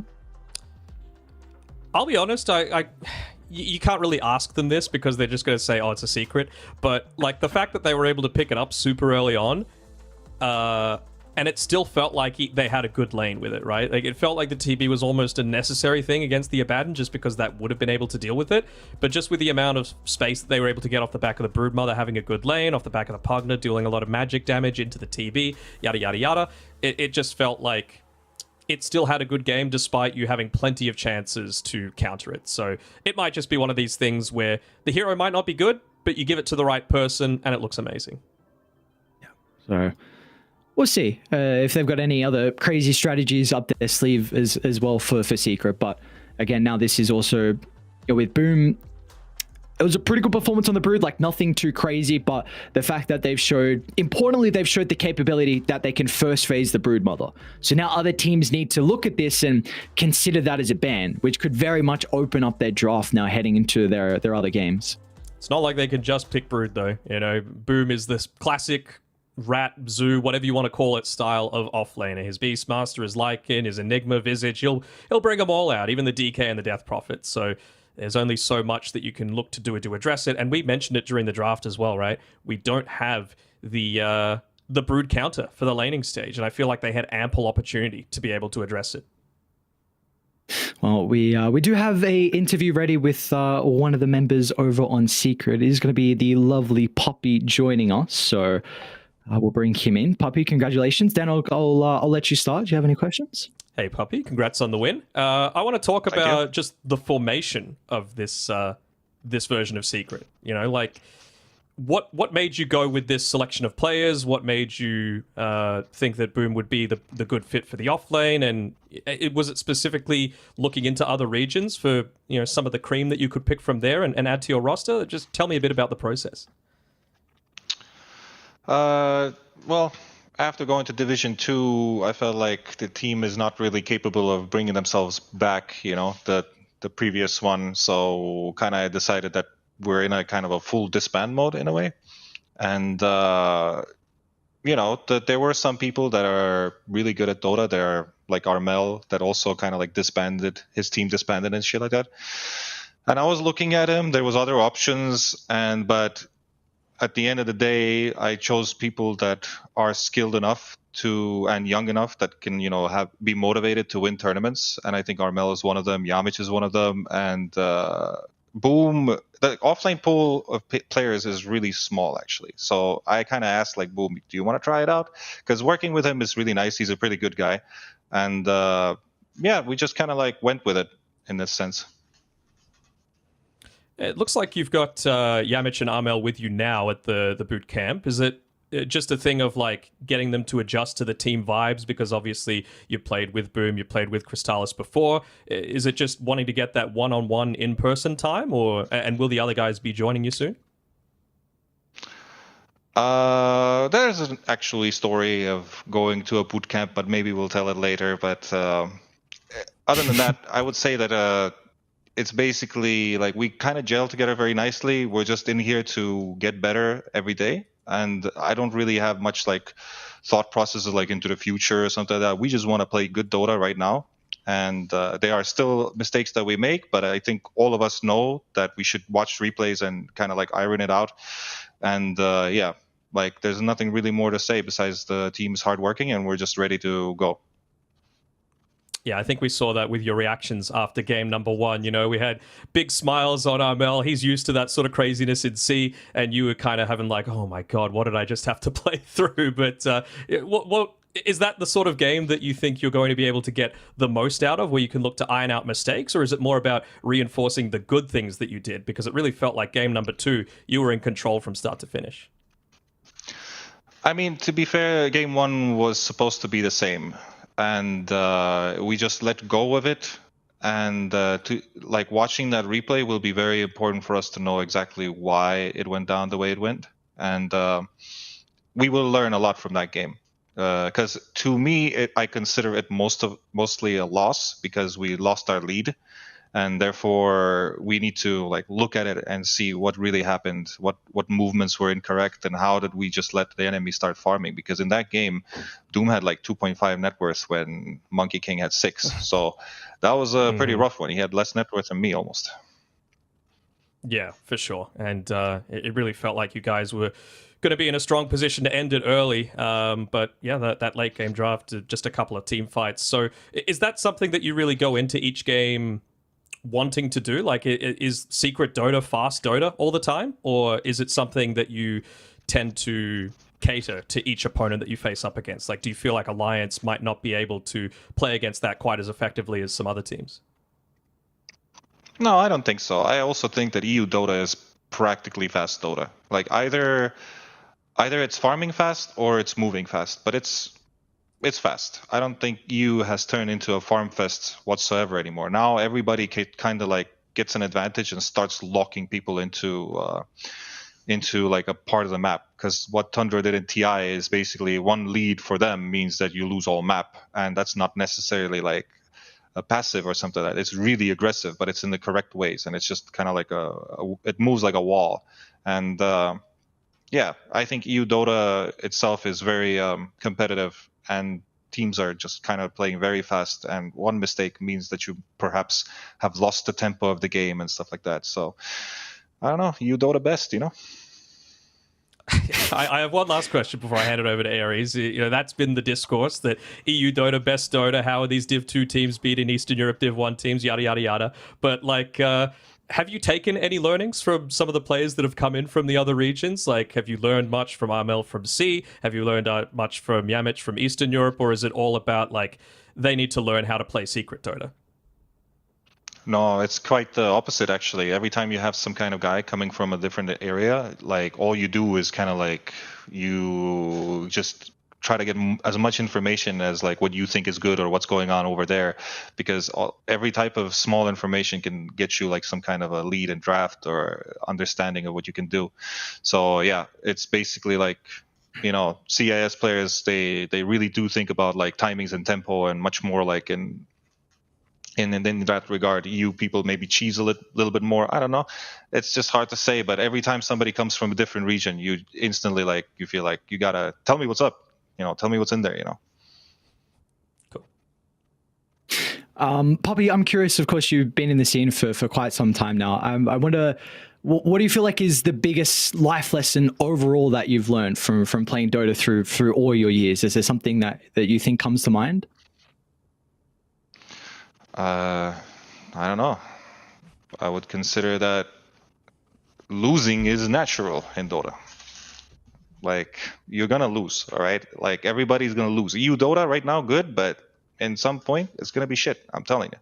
That's just how the world works. And basically, right now, I'm in Div 2. You know, would have maybe not guessed it, but at the same time, you know, whatever. Life is life. You know, get to play Dota as my job. So why not?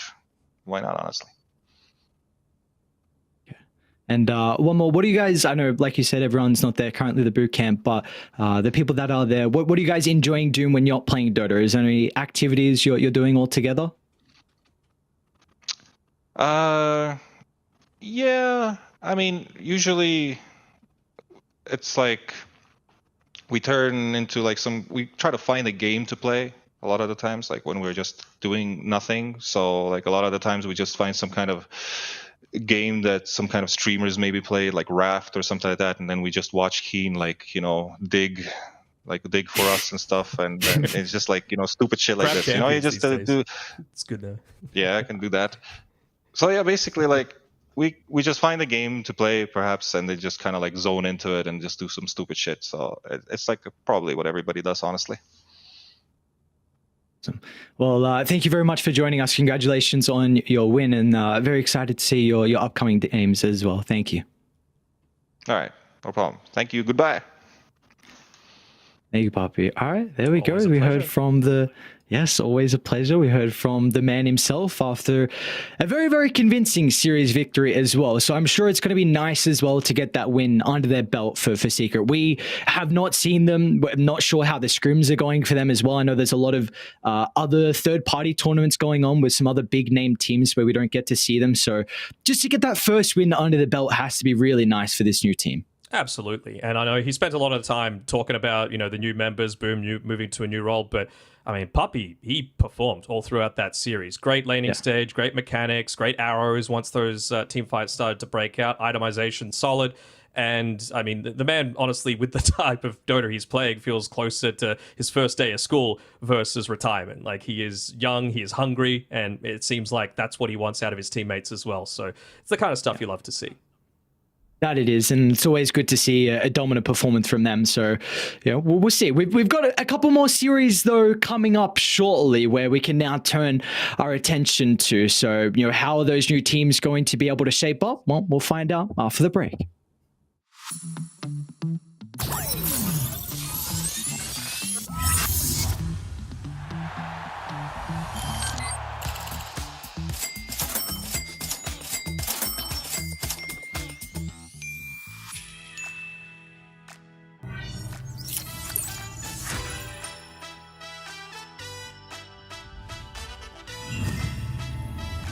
Watch more. Earn more. Full TV.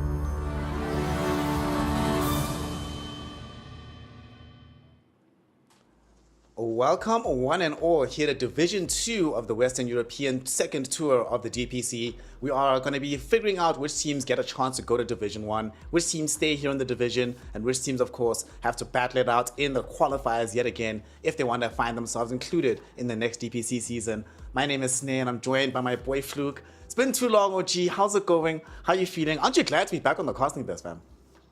Yeah, it's been a long time between drinks. Last time we cast together was during TI, and now you're going off to do your hosting duties. I was doing some analysis duties on Div 2 and stuff, and now we're back in the casting chairs together. I'm super excited because this tour itself, I think for Div 2 is so important for all these teams here in Div 2 because you want to be playing the last major before you head in towards TI, and this is your only shot to do it. If you don't make it out of Div 2 this time around, even if you get knocked out of Div 2 this time around, it's next to impossible for you to get anywhere towards there, and then you're going to have to try and do some qualifiers for a TI run, and it's going to be all too hard for a lot of those teams. So very, very important tour this time around. And to make it even more important and more difficult, Div 2 has only gotten stronger here in Europe as time has gone on. Last season, we had Monaspa and Ooredoo Thunders finding themselves into Division 1.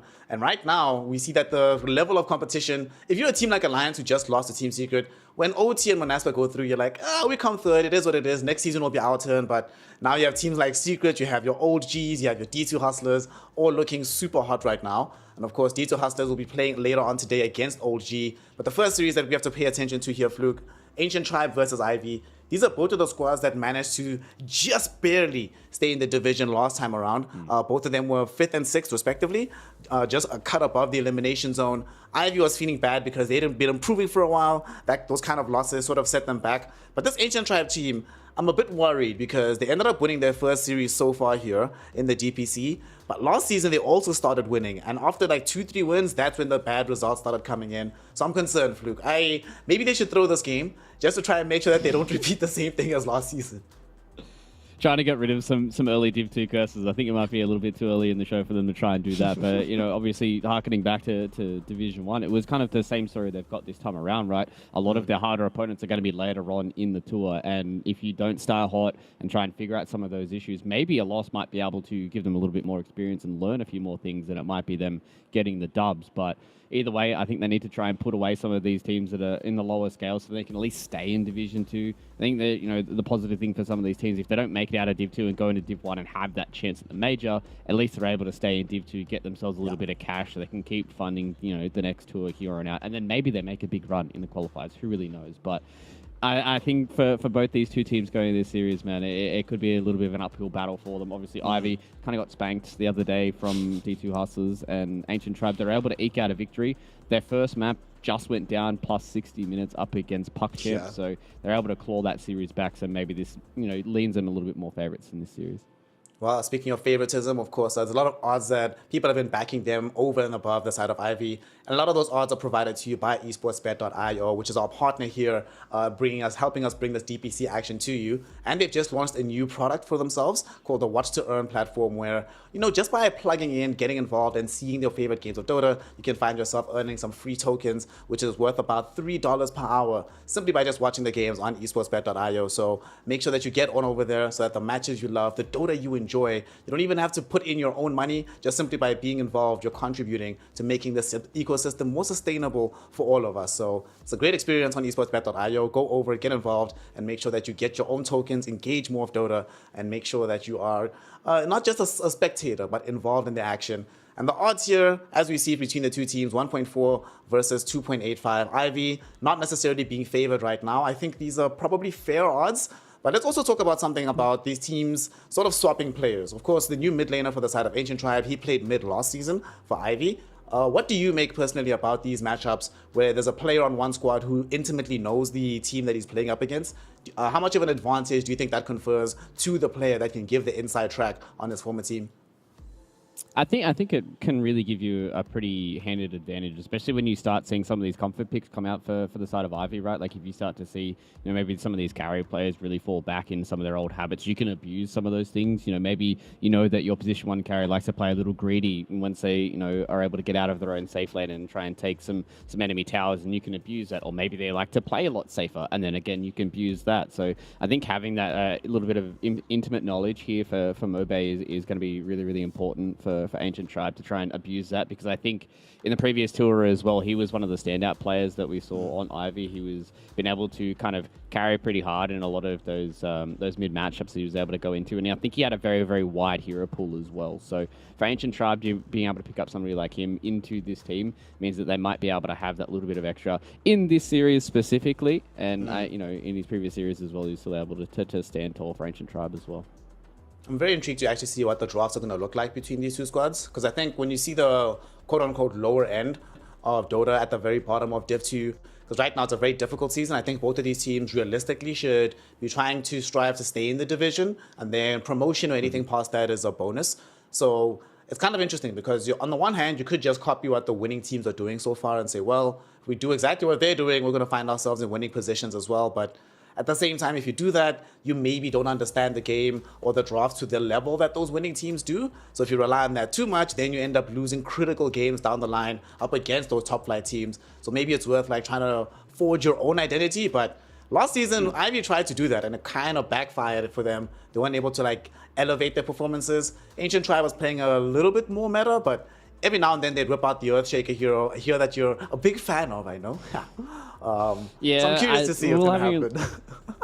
We'll having a little chat about that hero a bit beforehand, and I feel like he can definitely work, but I think you're going to have to put a lot of work in your draft to enable a hero like Earthshaker, and maybe some of these teams are looking to try and enable some of the other players on their rosters. You touched on the fact that both these two teams just were able to stay inside of Div 2 in the previous tour, so now coming into this second tour here, you're hoping to see if they can go up a little bit more, and I think you need to enable your star players a little bit more than maybe a position 4, because in these series here up against teams like, you got Ivy, maybe Puck Champ, and even teams like maybe Into the Breach, if they're starting to still look a little shaky, they're the ones that you really want to try and make a stamp and make an identity for yourselves, because at the end of the day, you've got Team Secret, you've got OG that are floating around, Alliance are still looking pretty good as well, so if you aren't able to kind of dominate a series like this with a big carry player like either your mid laner or your carry, then it can get quite hard when you go up against these teams that have very established core players. Well, let's exactly see what these core players are going to be playing in this game. We finally have a draft on our hands. Ancient Tribe playing on the Radiant side, they have access to the second pick. Ivy playing on Dire with first pick. And the coin toss, I was not watching, so I can't tell you who won the coin toss, but we do know that if you're first pick, the enemy team has to ban Broodmother. It feels bad. Please nerf once we get to the next patch. God, I hate that hero with all of my heart. It's one of those things where when the Muerta patch dropped, that a lot of people were hoping that we would see some more number changes, but unfortunately we didn't. So we still have to play a relatively similar patch. There still were, like, obviously the big outliers that kind of have fallen into, I don't want to say complete obscurity. Like, Lina is still being played here and there, but she's definitely not like kind of, oh, you let the Lina through, then it's kind of GG. I think there are a few more heroes that have definitely come to the forefront now, and Disruptor has been one of those heroes. Very, very strong in the previous patch. Now has been, I think, for a lot of teams across a lot of different regions, is going to be first phase material. Very, very strong laner, super straightforward. He doesn't have all too many counters to himself, but he's able to counter a lot of these kind of spirit heroes that we've been seeing pop up in the meta a whole lot more. So I'd imagine Disruptor, specifically for Ivy, is going to stay permabanned for them, which is what they permabanned in their previous series against D2 Hustlers as well. So I'd imagine we're not going to see all too much Disruptor this time around. I'm interested to see that Undying is still valued very highly within Europe. Obviously spent the last tour doing China primarily, and in that region, Enchantress is the hero first phase. If you have any availability in the draft, you go for Enchantress, especially if the opponent goes for the Undying. You just feel completely unbothered by that hero. So interesting to see that Ivy still stick with what they were doing last tour out, picking a lot of this Undying. Then Ancient Tribe, Snapfire, Tiny. So this Tiny could be 4, Snapfire could be 3, 4, 5, Tiny could be mid as well. So nice and versatile. But I'm also, I'm not going to say I've fallen off Tiny, but I love seeing this Tiny mostly in the mid lane now. I'm not as big a fan of it in the 4 position. And one of the reasons I love seeing it is because of how well Tiny does up against these spirit heroes. You were mentioning how they've been coming up in the draft more and more often. And Tiny mid does a pretty great job handling them, not just in the laning phase, but providing the burst and the catch you need to kill these heroes later on in the game. Yeah, especially when you have a hero that can follow up with an extra stun like the Snapfire, right? Like, you can always just try and get that quickie going through, or even follow up with a little bit extra damage from the Mortimer's Kisses. So I do like that, Tiny is still going to be on the fringes. He's definitely going to be a hero that I don't think teams are going to forget about, just because He is a versatile hero. We've been seeing a little bit when I was covering North America with T-Panda that we have been seeing a little bit of this offlane Tiny. I think that's probably one of his worst positions. He looks kind of meh in that position when, as you said, you can kind of just run him as a mid laner, does really, really well up against the flavor of the month. That is Ember Spirit right now. So if you're able to enable him and kind of have a fast pace and play through that mid lane, and that's when he can look really good. But there still are a lot of heroes that kind of don't really care all too much about Tiny. We're even having a little bit of chat about it with the previous draft coming in from Alliance when Chuen picked up this Tiny, right? Where sometimes he can kind of fall off a little bit. I know it's kind of crazy to say that Tiny can fall off with damage, but he does get to a point where he can be stuck between items that he just doesn't have that extra bit of physical burst that you like to see from Tinys. Yep. I'm glad Ancient try have some magical damage to come with the Snapfire, but we do want to see more insurance elsewhere. Something else I'm very curious about within Europe. Man, I come from China, so I'm looking at this and no Death Prophet picked or banned. This is blasphemy for me. I'm like, the hell is this? The Death Prophet not being removed in the game, Terrorblade being banned over and above DP. I think Ivy could actually have. Dude, imagine DP plus this Undying, just having this mass amount of sustain, being the anchor point of your middle of the fight. The Ember Spirit can play the edges around her. I would love to see it, or at the very least, Ancient Tribe should be aware that there is some potential for this hero to come out. Although I don't know if Ade, the new offlane player, I'm not sure if he plays Broodmother though. So I think that's the one piece of contention that makes it a bit more difficult to just rush the pick. Yeah, that's the question, right? Is still trying to feel out what a lot of some of these new players coming into it is going to look like. I was just about to say that Ancient Tribe are the ones that have the first pick coming into this next phase, so they are definitely going to be the ones that are going to try and lean towards it. So I like the pick for them. It enables them to have that little bit of extra follow-up lockdown. If you're ever able to catch out the Undying before he drops a Tombstone, that Sansa is always good to give you those extra couple of seconds to try and find those key targets, take them down, or even just take down the Undying before the Tombstone does drop. So Ancient Tribe, I like the heroes that they have right now. They've got some aura builders with the Death Prophet. They can take towers. They can team fight. The one thing that is kind of lacking for me right now is a little bit of scalability. So maybe Ivy might be looking towards that, especially when you have something like an Undying. You can really couple that up with the likes of Drow Ranger that we've seen before. It's a very good lane counter into the Death Prophet. So I think Ivy can go for a 1-2 punch where they can go for one of their carry heroes and they can just try and pick up their pos 4 here and then feel really, really good about how their final pick is going to go for them. Drow, very good shots. I like this. Also means that they can scale really well into the game. It's a hero that Tiny has. It's unlikely you're going to be the first person found out by this Tiny. So if Tiny has a bad blink, he can just find himself getting mauled down by this damage. I like this from the side of Ivy. It also means that they have this ability where even if you lose a tower or two early on in the game, you're not like losing the game outright. They still have to be very careful going up the hill versus this Drow. Because there's a lot of damage and a lot of different types of damage. I like to see it. Yeah, a lot of just having different avenues as well. I've been seeing some teams really kind of paint themselves in a corner with their drafts, just picking these heroes that are generally good, and this is where you start to see teams make a lot of these decisions, right? Like where you have to get towards your third and fourth pick and really try and find an identity for yourselves. They're going to go for the sniper. I love this response coming up from Ancient Tribe. The one hero that you may have some issues with is going to be the Ember Spirit, but all these other heroes you should be relatively okay as the sniper. They don't have really the best way at keeping him happy and safe. Like you don't have something along the lines of like a Shadow Demon or even just some of these other save supports, these healing supports. You can just keep Sniper alive if he ever does get gone on. But the way that they've got these kind of core matchups is going to go well for them. The Death Prophet should be okay in their lane. The Sniper gives them that little bit of extra physical damage with the amount of lockdown that they've got, and they also enable them to have a relatively okay lane. Like I don't see many offlaners that are in the meta right now that could deal well with the Sniper.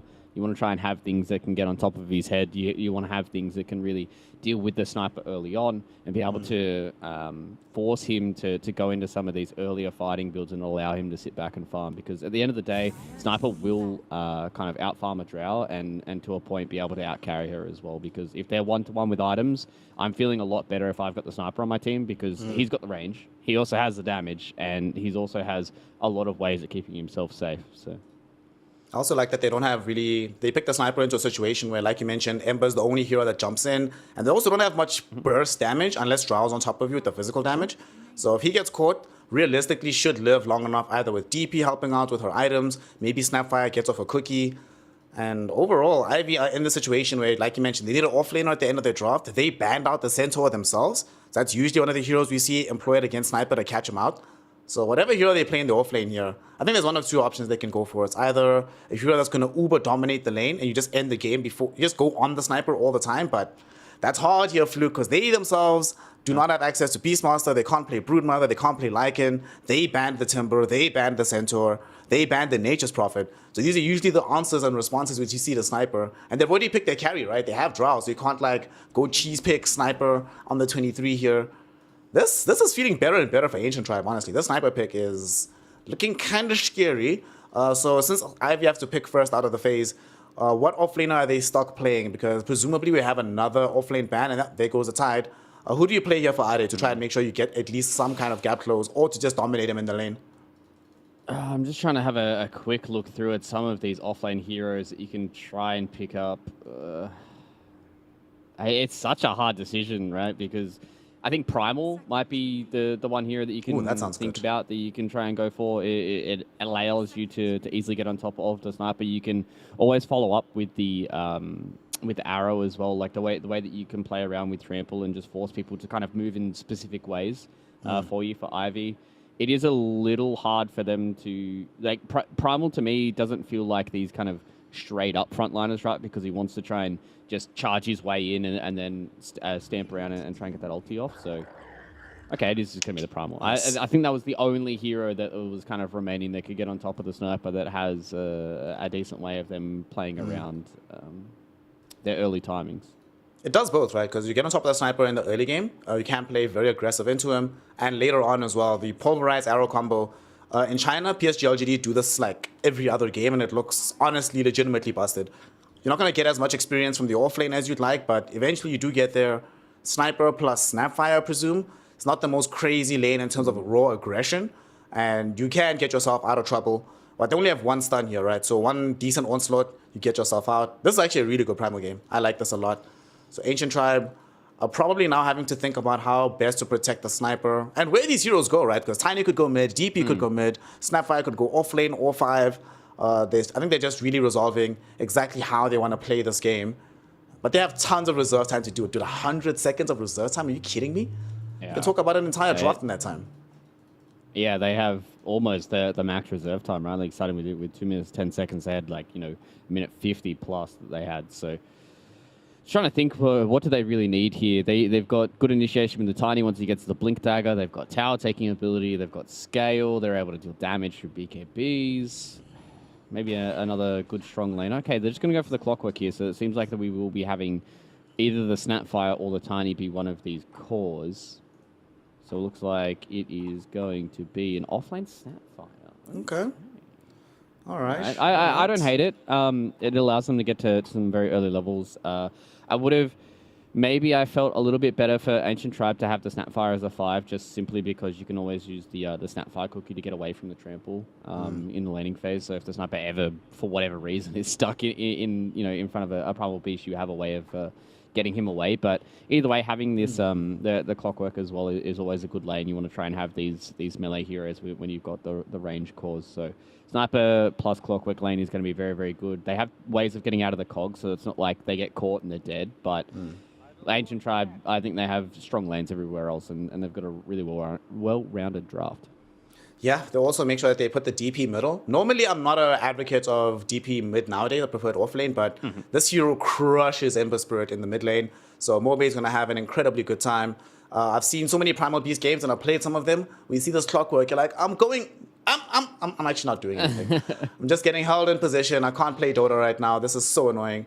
So this Clockwork makes a lot of sense to me. The DP crushes the lane. Everything looks good, like you say. And I still think even with this Primal Beast, there's no full-throated response from Ivy against the Sniper. They're heavily reliant on Primal Beast getting the catch onto him. So we'll see if Ivy can do it or if Ancient Tribe will find themselves a W here yet again in the DPC. Ivy looking for their first win. Ancient Tribe hoping to continue the winning streak. So let's go. It's going to be some fun Dota. Personally, for me, I think Ancient Tribe have got this. I think 1-0, probably fair.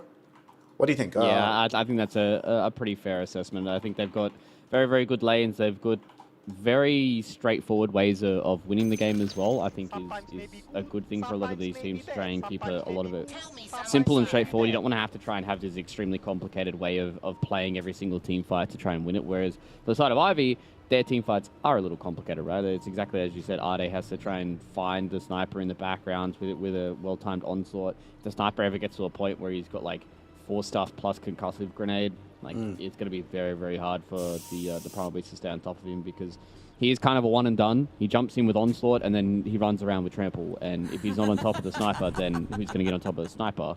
Then it's going to be on the Ember Spirit to try and get that done. But the Ember's going to have to try and contend with 4 heroes that have stuns and silencers and all that kind of jazz. So it's going to be a bit of a rough game for both these two teams. And I feel like Ancient Tribe just having straightforward lanes, straightforward game plan is going to have a good time. It also dawns on me that because they have this clockwork of LeBron, he has like a dual role to fill in this game. He'll be protecting Sniper for a large majority of it, but at some point, his job is just going to be get on top of Drow. You get on top of Pio, later on in the game, then Ivy have a lot less damage. Because these core heroes, DP is going to buy BKB, it's going to be hard to reach the Sniper. Snapfire is surprisingly tanky if she builds into like the Greaves pipe route. So Ivy certainly have to make a stamp on the map as early as possible. But so far it's starting okay. They get themselves normal bounty runes. And this mid lane team, please send some conciliatory tips towards Stoikov. It's going to be a struggle against this Death Prophet. Difficult times here coming mid. Yeah, it's going to be a bit of a rough one. And as I said in the pre-show as well, right, like that Mobe's had a very good performance in a lot of these matchups, especially when he has matchups that are favorable towards his hero. So I'm looking towards this mid lane to have a few more rotations. You can lead the Primal Beast by himself at certain points once you give Ade a little bit of this time and experience, but with the way that LeBron's playing, I don't think they're going to allow that. Yep. For now, though, it's just going to be some chill times. I also really want to see how this mid goes. GM Vincento does get the killing started on the map by bringing down a courier. Good stuff. Making life a little bit better for his squad. Any little piece of gold helps right now, especially for poor Stoikov. Dude, it's starting. Look what he's getting zoned away from this wave. Might not be able to find the farm that he really wants. Yeah, it's always rough when you start in the first couple of waves and you're not able to demonstrate like and kind of pull into the lane. I think when you look at a lot of these players that are able to come out on top in some of these losing lanes, it does really come in after the first couple of minutes. Like the first couple of waves are going to be very, very dominant until you have some more access to maybe your bottle and a few more of these levels. So have to wait and see whether or not the domination will continue for Mobe or whether or not Stoichkov can actually come back into this lane and make some rotations. Maybe the first couple of power runes can be very, very important. The Death Prophet does have to pop the ultimate to try and take your tower early on. So if there ever is a moment that Ivy can make a rotation with Stoichkov to head towards the bottom lane, I think that's going to be his main priority, is if he can head towards Little Plebs lane, they can start to link up with the Marana as well as the Primal Beast. They've got a lot of kill threat that if he's able to alleviate a bit of the pressure coming in from his own lane and put it onto a side lane, then maybe Ivy can have something to play with here in this mid game. Speaking of the side lanes, we see in the top, Pio just chilling on this Draw Ranger, farming away. Not really expecting much kill threat like from the Snapfire Tiny whilst he has the Undying nearby. Doesn't mean that GM Vincenzo has to be careful about his movements across the map, because if he leaves, there is quite a bit of damage. But to do kill his courier, so that is something. Gonna make his farming a little bit slower. It was carrying the Wraith Band. Yeah, a little snipe there from Alex. Just went in for a drag on the crit wave and was able to find himself a courier. And this is exactly what you see from position 4s all the time up against the Undying, especially when you have double strength heroes with the Tiny and the Snapfire. So JM Vincenzo really wants to sit there and just spam out these decays. But if you're pulling the crit waves back behind the tower, then he can't really, make this a 1v2 where he's winning. It's more just, a 1v1 that he's winning up against Alex, and whereas you can see Mixka is just doing a good job at trying to zone PO off this lane and just get last hits with the Scatterfire as well. Alex, at some point, they have to give him some priority to ensure that he gets his Blink Dagger. For now, though, he'll just be happy staying alive, trying to complicate life for GM Vincento. Create some space for Mixer to be able to get his early items in the game. In the CS department, Snapfire not looking amazing, but has lots of HP. The same cannot be said for Stoikov, as he's actually doing a pretty good job. He's behind the Death Prophet, sure, but you normally expect DP at this point to be getting close to killing you. So the fact that he even has HP in the bank and still has a little bit of regen in the pocket. Overall, he's not happy, but, he's okay. He's not hating life right now. Yeah, he's not turbo sad. You know, he's only a few last hits behind. It's not like the denies are starting to rack up for Moibay this time around. It is more just about Stoichkov just making sure he can use his life as a trading tool as well. Like, he knows that he's going to lose a bit of that damage. Or Alex gets first blood. Oh, nice. So it looks like the Undying just kind of got caught out. All right, very nicely done by the Ancient Tribe, getting themselves the first blood there. Down bottom, they're also doing a pretty decent job just holding back Ade and Quip from doing anything. Alex comes middle to secure a water rune. They take the other one from bottom. Just try to increase the sadness in Stoichkov's life. But not the bright side is, you lose a hero, that means just a free bottle refill for the mid laner. Nice. Yeah, and James Vincenzo is just able to walk up to the high ground, just drop a decay on the Moibay's head and just say, hey buddy, I'm here, let's try and play around for a little bit. And he's kind of getting a little bit of the pressure back. Yeah, there's going to be a Spirit Siphon out onto him. The Searing Chains are required to keep him alive. And of course, Stoichkov had to contribute help, but that means that PO is all alone in the top lane. We spoke about this in the pregame, that this Undying cannot afford to leave the lane. If he does, Alex and Mixer will be aware that they can bring him down. So caught between a rock and a hard place. Whose life do you save? Ember or the Drow Ranger? And unfortunately, they lose the Drow. And down bottom, we have some action going. Little Pleb getting trampled upon right now. Do they have the damage? Yes, they do. LeBron looking for some kind of revenge here with the Battery Assault. We'll be able to find one. Can he find another? No Battery Assault for another 8 seconds. So realizes he can't catch up. But still, that is going to be a quick kill onto the Sniper. Ivy responding very, very quickly to the aggression coming out on the other side of the map. Yeah, good response taking down Little Pleb, right? We touched on the fact that the Primal Beast is a good response into the Sniper, and they just proved it there. Just having a lot of that magic burst to be able to take down the Sniper and be able to get on top of him. So that is one little shining light here for Ivy. Little Pleb is still doing a really, really good job in the last hits department, all the way up to 28 last hits right now on that level 4. And he's going to get the treads very, very soon. And double Wraith Band treads is a very, very scary point for any hero to go up against a Sniper, because that's when he really starts to hit hard and it really abuses these headshot procs. We just quickly saw in the replay there how Jam Vincenzo ended up losing his life earlier on. You know, unfortunately for the Tiny, although he does get the kill, he was forced to go into the tree throw to get it, so he's 1-1-1 right now. Going to be a little bit bereft of damage as a result, but still okay with this. Not the worst thing in the world. And this map has...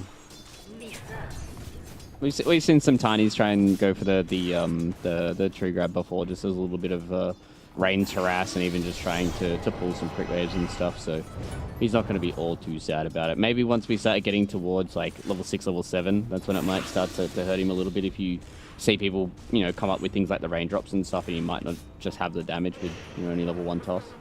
Yeah. Top lane, this Tiny might actually be able to get on top of Jam Vincenzo again. This blast is going to be on. Alex not making the initial movement coming back, so Jam Vincenzo just chilling. They're still chilling down bottom. But middle, we are starting to see the impact of this Death Prophet. The gap between himself and the Ember, Stoichkov, is really starting to feel it. And this Death Prophet muscling him back even further. She has ghosts available. Well, she doesn't. She's level 7, hasn't gone for the ghost, so she's just trying to occupy this lane. When she eventually does, suddenly Ember Spirit really cannot go anywhere. Going to be pinned to the side of the map. And do they have any kind of... Can they try to make any big move here? Could they potentially bring both supports to try and force a life out of Morbay? Maybe, but it's going to be hard for them to kill her, right? Because they're going to have to try and utilize level 1 Searing Chains into an arrow to at least get the damage. But then you're going to have 2 melee heroes running into a Death Prophet with 4 levels in the Spirit Siphon. So if she ever gets them off on even one of those heroes, I don't think they're going to have enough damage to kill her. They're probably pretty happy with how Stoichkov has been going. Hasn't died, hasn't lost his tower. Yeah, he's behind on CS, but you're expecting that. But now with this rotation at level 7... they get a kill on a Little Pleb, they're going to be really, really happy about this. Unfortunately, LeBron is the one that's blocking this particular movement. He has the power cogs as well as the Battery Assault. So Ade cannot find an inroad, nor can Stoichkov. So just going to be a wasted rotation. Speaking of Stoichkov, he doesn't have Remnants back. He comes directly into the Death Prophet, who has access to the Siphon. Another one is out. There's going to be the Remnants. Can he outplay Death Prophet here? He's going to try his best, and will succeed in doing so. No Rocket Flare to catch him out either. Jam Vincenzo might be the sacrifice being made in exchange for this play, and indeed that is the case. He dies. He might not be able to keep his tombstone either. And off the advent of his death, they get level 8, so Mobe is going to turn this into a dual push as well after getting the tombstone. Lots of efficiency happening in the mid lane here for the DP. Oh, Moibe is having such a good game. The way, obviously, putting him into a really advantageous lane, he forced Stoichkov to just utilize that last remnant to get away. Got the kill there on James Vincenzo and just got a lot of damage onto the tier 1 tower as well. So he's going to be feeling pretty good. I wouldn't hate to see if he just tries to go for this kind of like greedier build and just goes something along the lines of like a Boots of Travel and just tries to play really, really fast. You can just like Boots of Travel into BKB for Moibe and just kind of run at everybody, because there's still going to be a little bit of time until anybody's going to move out of these lanes. So if you want to go greedy, you can. Top lane, speaking of greed, James Vincenzo probably feeling a little bit greedy for sticking around to try and hold on to this tower.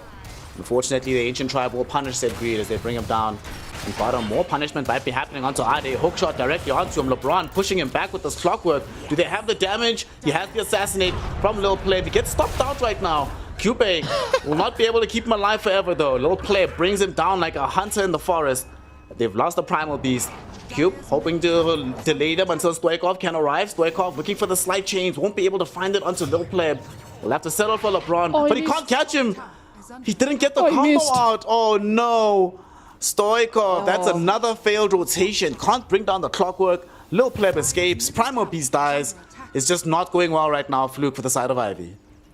Oh no, you hate to see it. I thought he was going to go for the blind slight chains on the Little Pleb. That definitely could have been a kill they were going to go for. He had literally no mana on the side of Little Pleb, so he definitely probably would have gone down. And yeah, Stoichkov just missing the slight chains combo. When you are going for the blind ones, you have to throw the Syrian chains pre Sleight of Fist before you do see them. So it is kind of a little bit of RNG. So you can't really hate on him too much for that. But losing out on that kill, now just getting bullied by Moibe as well. And Ivy, they're very, very far behind in this game, and it looks like it's not going to be a good early game for them. At least in the top lane, they do get something back, bringing down the life of Alex. Mixer's also going to get taken to task as well. This will come at the cost of the tier 1 tower getting into or close to deny range. But nonetheless, getting 2 kills, it's something. And it's not like the Snapfire is a soft kill. She is quite farmed right now. And she's going for the Meme Hammer Fluke. Oh, Meme Hammer Snapfire, baby. Let's go. Yeah, this is exciting. I was talking with, I'm not quite sure who I was talking with. Maybe it was when I stood in for some South American casting with Dan. I am a big connoisseur of the Meteor Hammer. I've been going through a lot of different combinations, and I haven't seen the Snapfire one, so I'm excited to see what it looks like. But it looks like bottom lane is a bit of action. There's a lot of action here with the trample coming forth from Ade. Can they jump onto Lil Pleb in time? Indeed they can. And finally they get something going. Moibe in the meantime though pops Ghost to take down the tier 1 tower in the mid lane and making a quick movement towards top to help them pressure the tier 1 in that side of the map as well. Should be able to bring it down even without the exorcism. Alright, but still very good play to be able to bring down the sniper yet again, his second death on the map. But more importantly, they finally involve Stoichkov in a decent way. Can they stop James Vincenzo? Oh my god. Well, max range. Alex feeling good right max now. range Avalanche. Yep. Yeah, he's playing really, really well, and he's moving himself towards a Blink Dagger as well. Force up being picked up from Moibe. I'm not 100% sold on this just yet. It is a way for them to kite around the Primal Beast and even the Ember Spirit to a certain extent. So at the end of the day, they can kind of play fast with their Force Staff, right? Where on the side of Ivy, they need to try and get everything they can. And if you take away a few of these early kills for them, then they're really relying on the gold from neutrals and the lane creeps. And if they're not getting that, then it really just feels like you're just constantly starving out Ivy.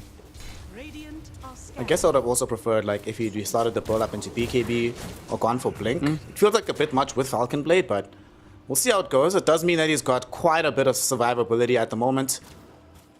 Death Prophets, survivability. Of course, that's what she needs. And now down bottom, survivability is not going to be on the cards for Cube as he gets taken down by 3 heroes of Ancient Tribe. They get the quick kill. And they have Ghost back online in 20 seconds. So they could pressure the tier 1 tower, then try to use the Ghost for the tier 2.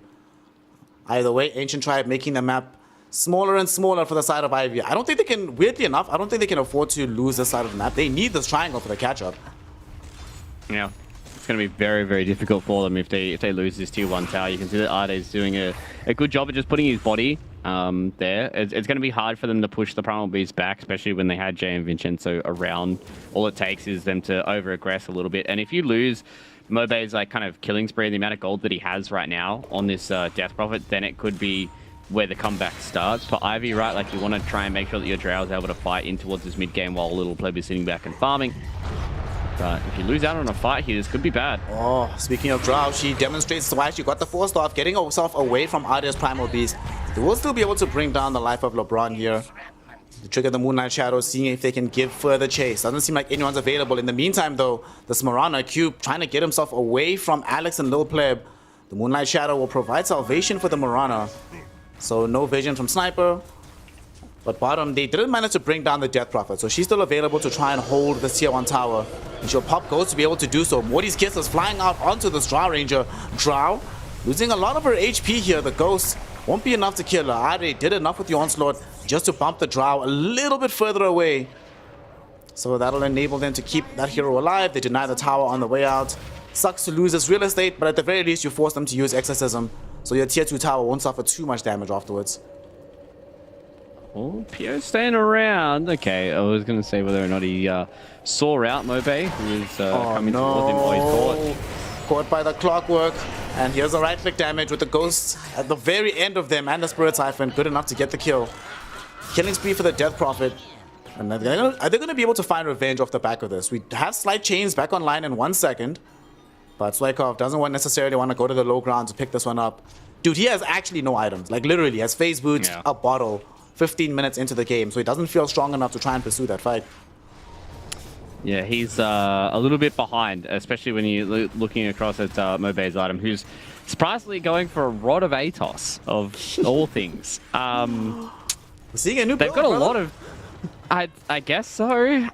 I don't know. I'm going to let the man cook. That's all I'm going to say. I'm just going to let him cook for a bit, and if he gets overdone, then we'll talk about it a little bit later on. But right now, he's having a good game, so I'm going to allow him to do his business. There's a Blink Dagger up online here from Alex as well, and if they keep this tempo, then I don't think it's really going to matter what items he gets.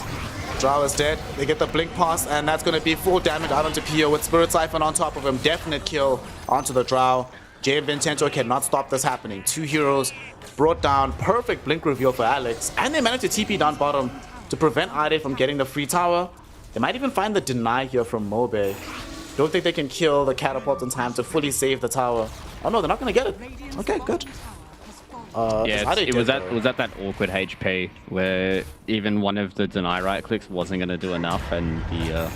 oh no, he's dead as well now. Ade. Wait, no, he might live? No, he's dead, okay. The Force Staff yet again showing its value.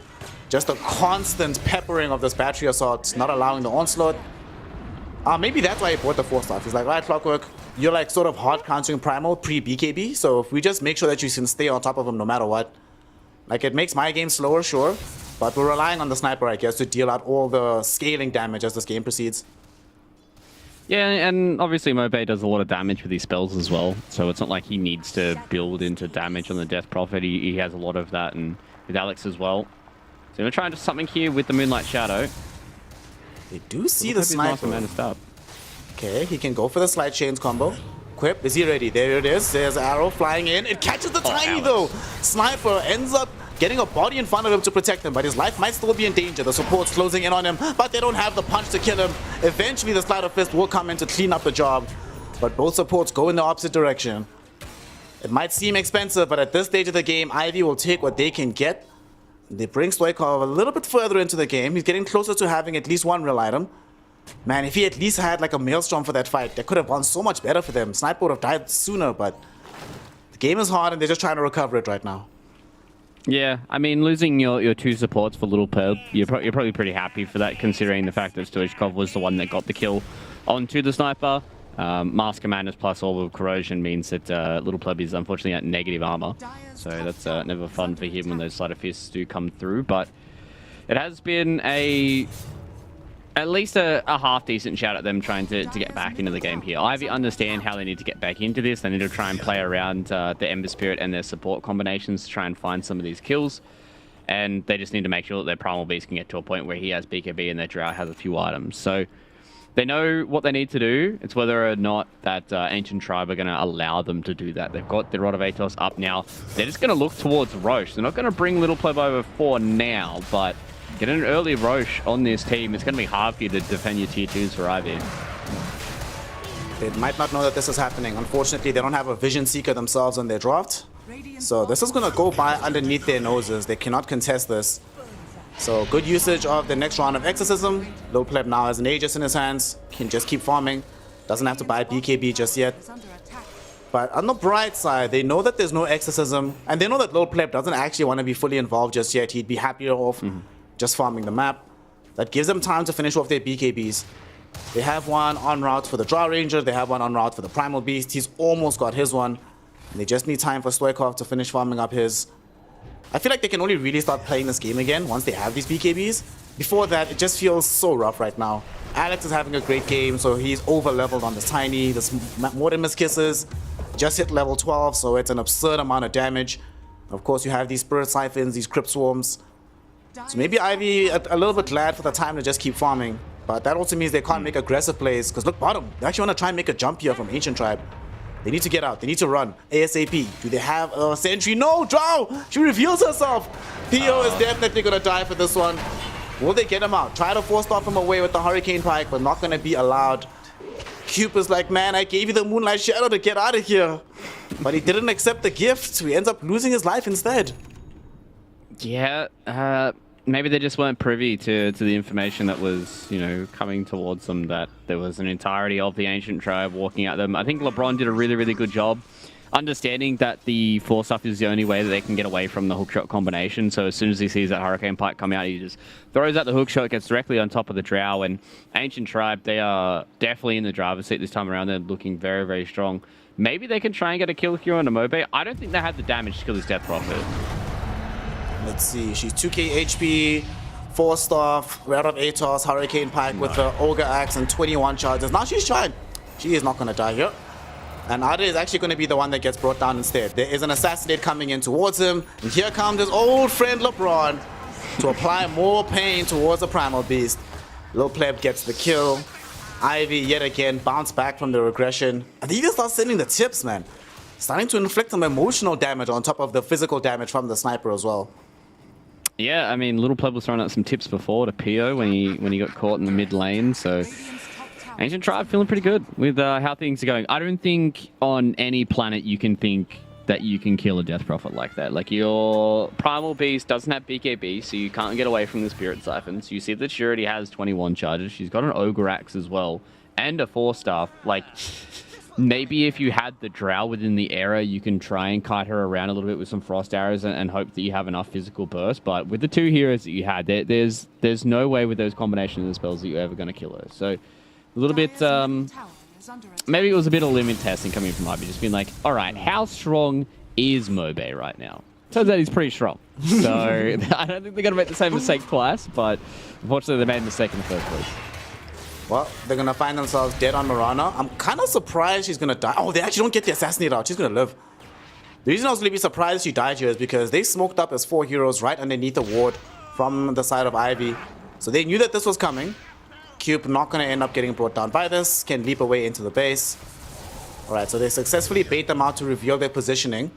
Slide chains into arrow combo. Quite a lot of damage. Unfortunately, Lil Pleb still holding on to an Aegis. So definitely not the target you want to go on. Also, as a meme hammer aficionado, what have you made of the meme hammer on the Snapfire this game? I think it's fine. I don't think it's amazing. The value comes from meme hammer is the fact that it's obscene stats for the money that you spend, right? And obviously you have the combination with yourself, the fact that the Snapfire cookie at level 4 can allow you to get the media hammer combination. He's gotten a few combos off, so I haven't hated it. I think it just allowed them to have that little bit of extra damage. Like, they were in such a commanding spot that media hammer is one of those items that can just kind of balloon out a lead. Like, you can just get free lane push, like you can just get free towers with a Meteor Hammer. So the fact that they've been able to collect this tier 2, I would say it gets a thumbs up from me. Alright.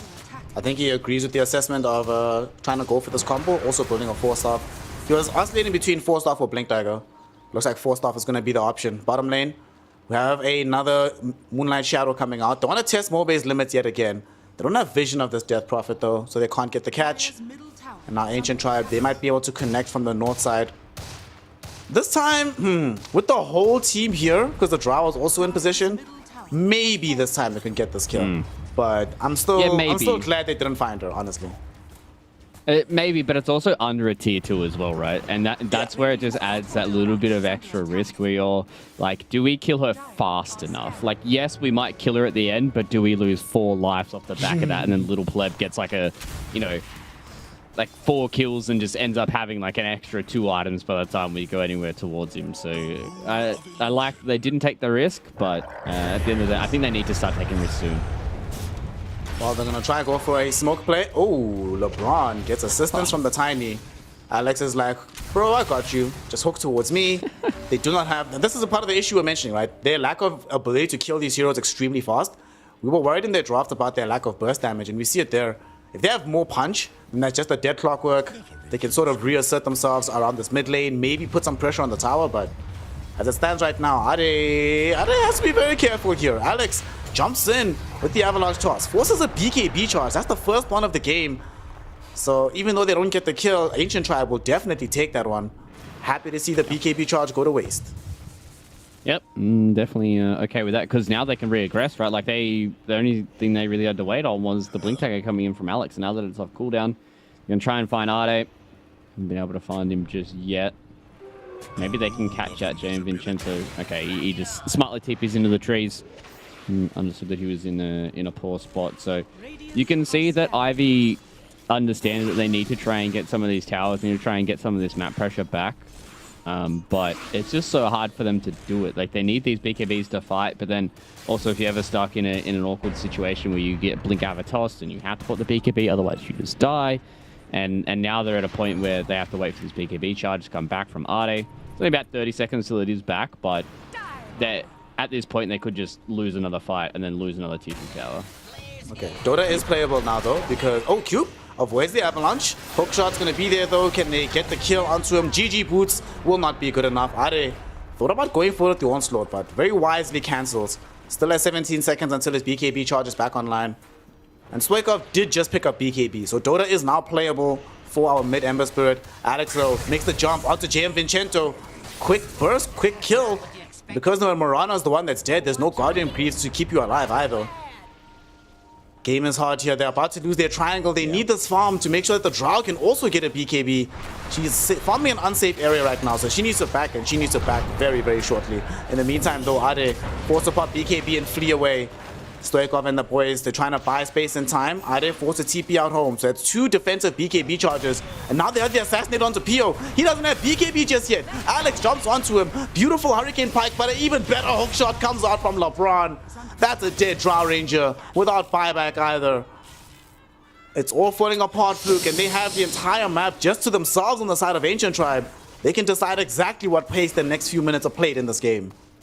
Yeah, this is rough. This is some domination coming in from Ancient Tribe. They looked good. They had some very, very strong lanes. They were able to work out, get them done, pull Ivy across the map, and now it's just kind of all about these BKBs and these next couple of high ground fights, I think, for Ivy, right? Like, they need to make sure that they get themselves a good fight with their BKBs, because right now they've been utilized in some situations that are just keeping Ade alive, right? Like, you've seen, what, 2 times now that he's popped his BKB, hasn't been able to actually start a fight, but it's much more about him staying alive. They are smoking without their Drow Ranger alive. She will TP to the tier 2. Maybe they can get the kill on Little Pleb. Alright, they're gonna try for this one here, Stoikov. He's not concerned with the life of this Marana, of this Clockwork rather. He wants the big prize. As they're killing off LeBron, he actually just TPs out on LeBron, cancels his own TP. BKB from Stoikov, trying to stick on top of the Sniper, but Sniper is fairly strong in his own right, standing his ground against 3 heroes right now. Will they actually be able to get this kill? Mobe in the meantime, solo kills the Drow Ranger elsewhere in the fight. BKB finally expires from the Sniper, and he will fall to the 2 cores aggressing on top of him. But they can't press their advantage here, Ivy. They've lost out on their BKB charges. They need to TP out with their cores. Drow Ranger, though, gets caught alone. She was trying to connect into the fight, but Mobe, happy to reveal the new Blink Dagger.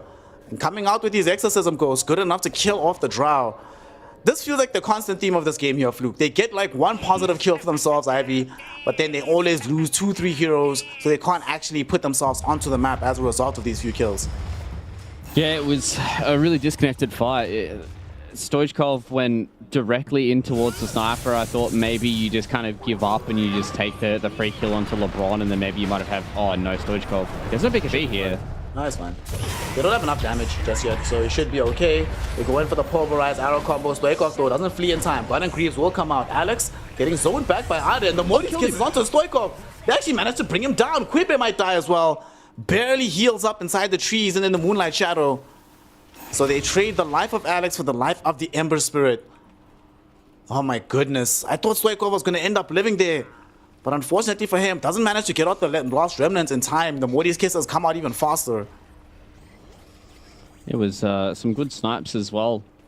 Just kind of following him around, and the amount of damage that the Mortimer's Kisses does at this point, and the fact that Mobe caught him, you know, at least at half HP, no BKB, means that Stoichkov just goes down. It's a bit rough for all of these cores. To be fair, they really haven't gotten any more of this map control taken away from them. Ivy, they've still been able to force their way into some of these fights. 10 seconds until we do see Roche respawning, so that's going to be the next point of contention, but there's a fight first. Yeah, they want to keep maintaining control up on the outpost. They get the quick kill onto JM Vincento. No buyback available for this Undying. 500 gold off the mark. And Roshan is respawned right now, so it's a 5v4 in this area. Ghosts are back online in 10 seconds, 40 seconds until Morty's kisses. But the important thing is that they have their BKBs back online for Team Ivy. They're going to try to go for the smoke. They go around here. They don't have much positive vision, so they might not be able to find the angle.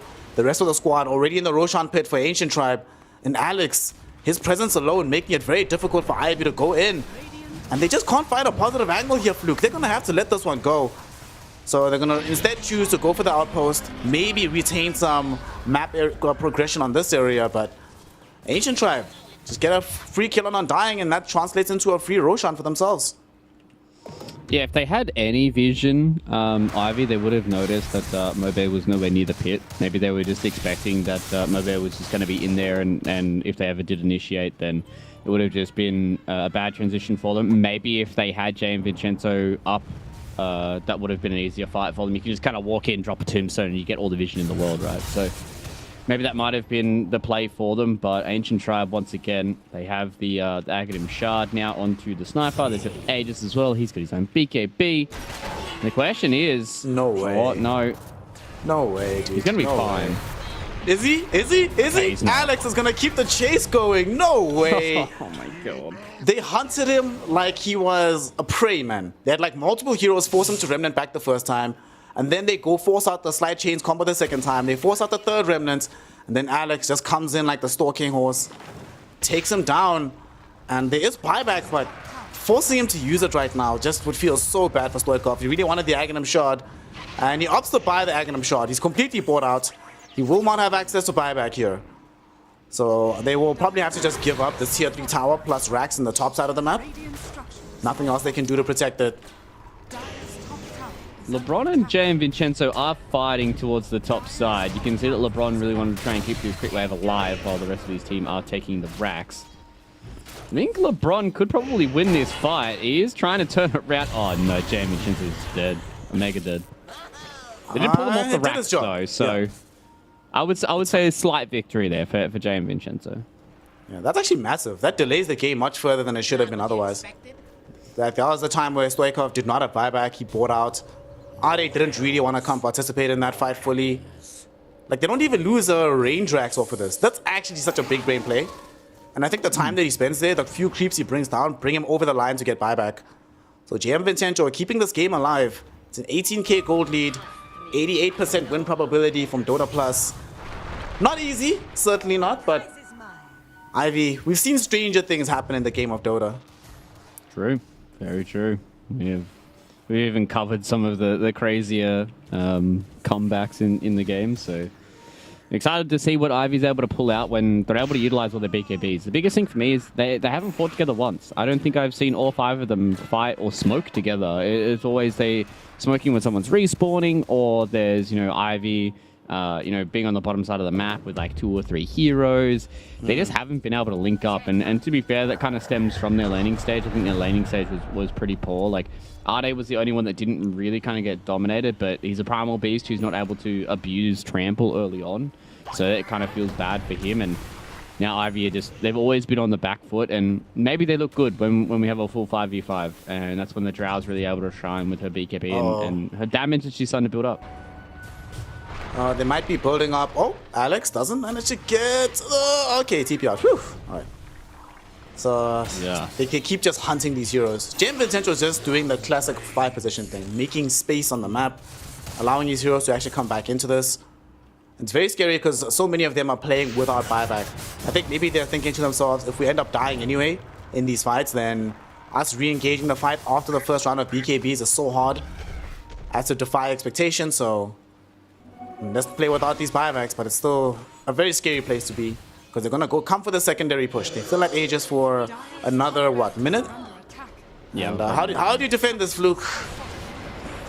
I don't know. Maybe you just have a massive onslaught. I think you need to try and get a flank coming in from Ade as well as Cube. If they're able to kind of attack from this southern side and try and get a nice little angle, try and find out Little Pleb and Mobe, then they can get a fight going. But the Rax is already dead before they're even in position. Their Smokers are 4-man, they're Moonlight Shadow, but it's like they don't want to go on DP. I think DP is the one hero you don't want to go on. She's got BKB, 4 Spirit Siphons as well, and a Shiva's Guard. Like, she's going to be very, very hard to kill. That you need to either go on Little Pleb or, you know, maybe try and find out Alex, who's in the backline. But again, it's a tiny. He's got 25 armor. He's got a Heaven's Halberd now as well, Force Blink. So it will be a very, very hard task for them to take any of these heroes down because they are so far behind. And we spoke in the initial game when watching the draft how difficult it would be for Ivy to just get in there, how reliant they are on Ade, and he just can't find the inroads. Lacking this Blink Dagger, his only form of initiation is Onslaught, and they have so many ways to make sure that Onslaught is not going to be effective. They have this Clockwork, they have multiple 4-staffs, so the targets you actually want to get to, very difficult to access at this moment in time. Aegis does expire though, and they only took 1 Lena Rax off the back of this, and this Drow, she is a Scalen. They now have a buyback on her. I think she's thinking about whether or not she goes to the Silver Edge or commits for the full item. I think if you've outlasted the Aegis, then you might as well start saving for buybacks. See what these fights bring you. Stoikov has buyback now as well. And they just need 1 more kill to at least get 10. If they can at least get 10, then it's like, oh, boys, we got double digits. It's not so bad.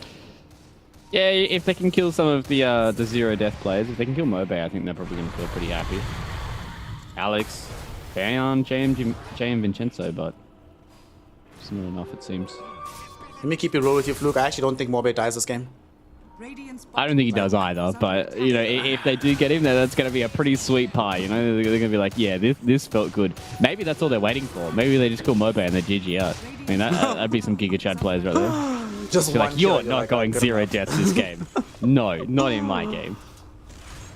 I've seen teams do that before. They always, like, I mean, they've been much more blowout games than what this one is. This one still feels like there are some inroads for them. Like, when you're down, like, 40, 50k, and you're just like, we want to kill this one guy. Like, let's just kill this one guy, then we'll GG out. Yeah. Didn't we do a 30 or 40k gold comeback at TI together? Yeah, Wasn't I think there it was one one crazy of the... game? It was... I remember there was that super long game that we cast with RNG, where Ghost was playing Lone Druid.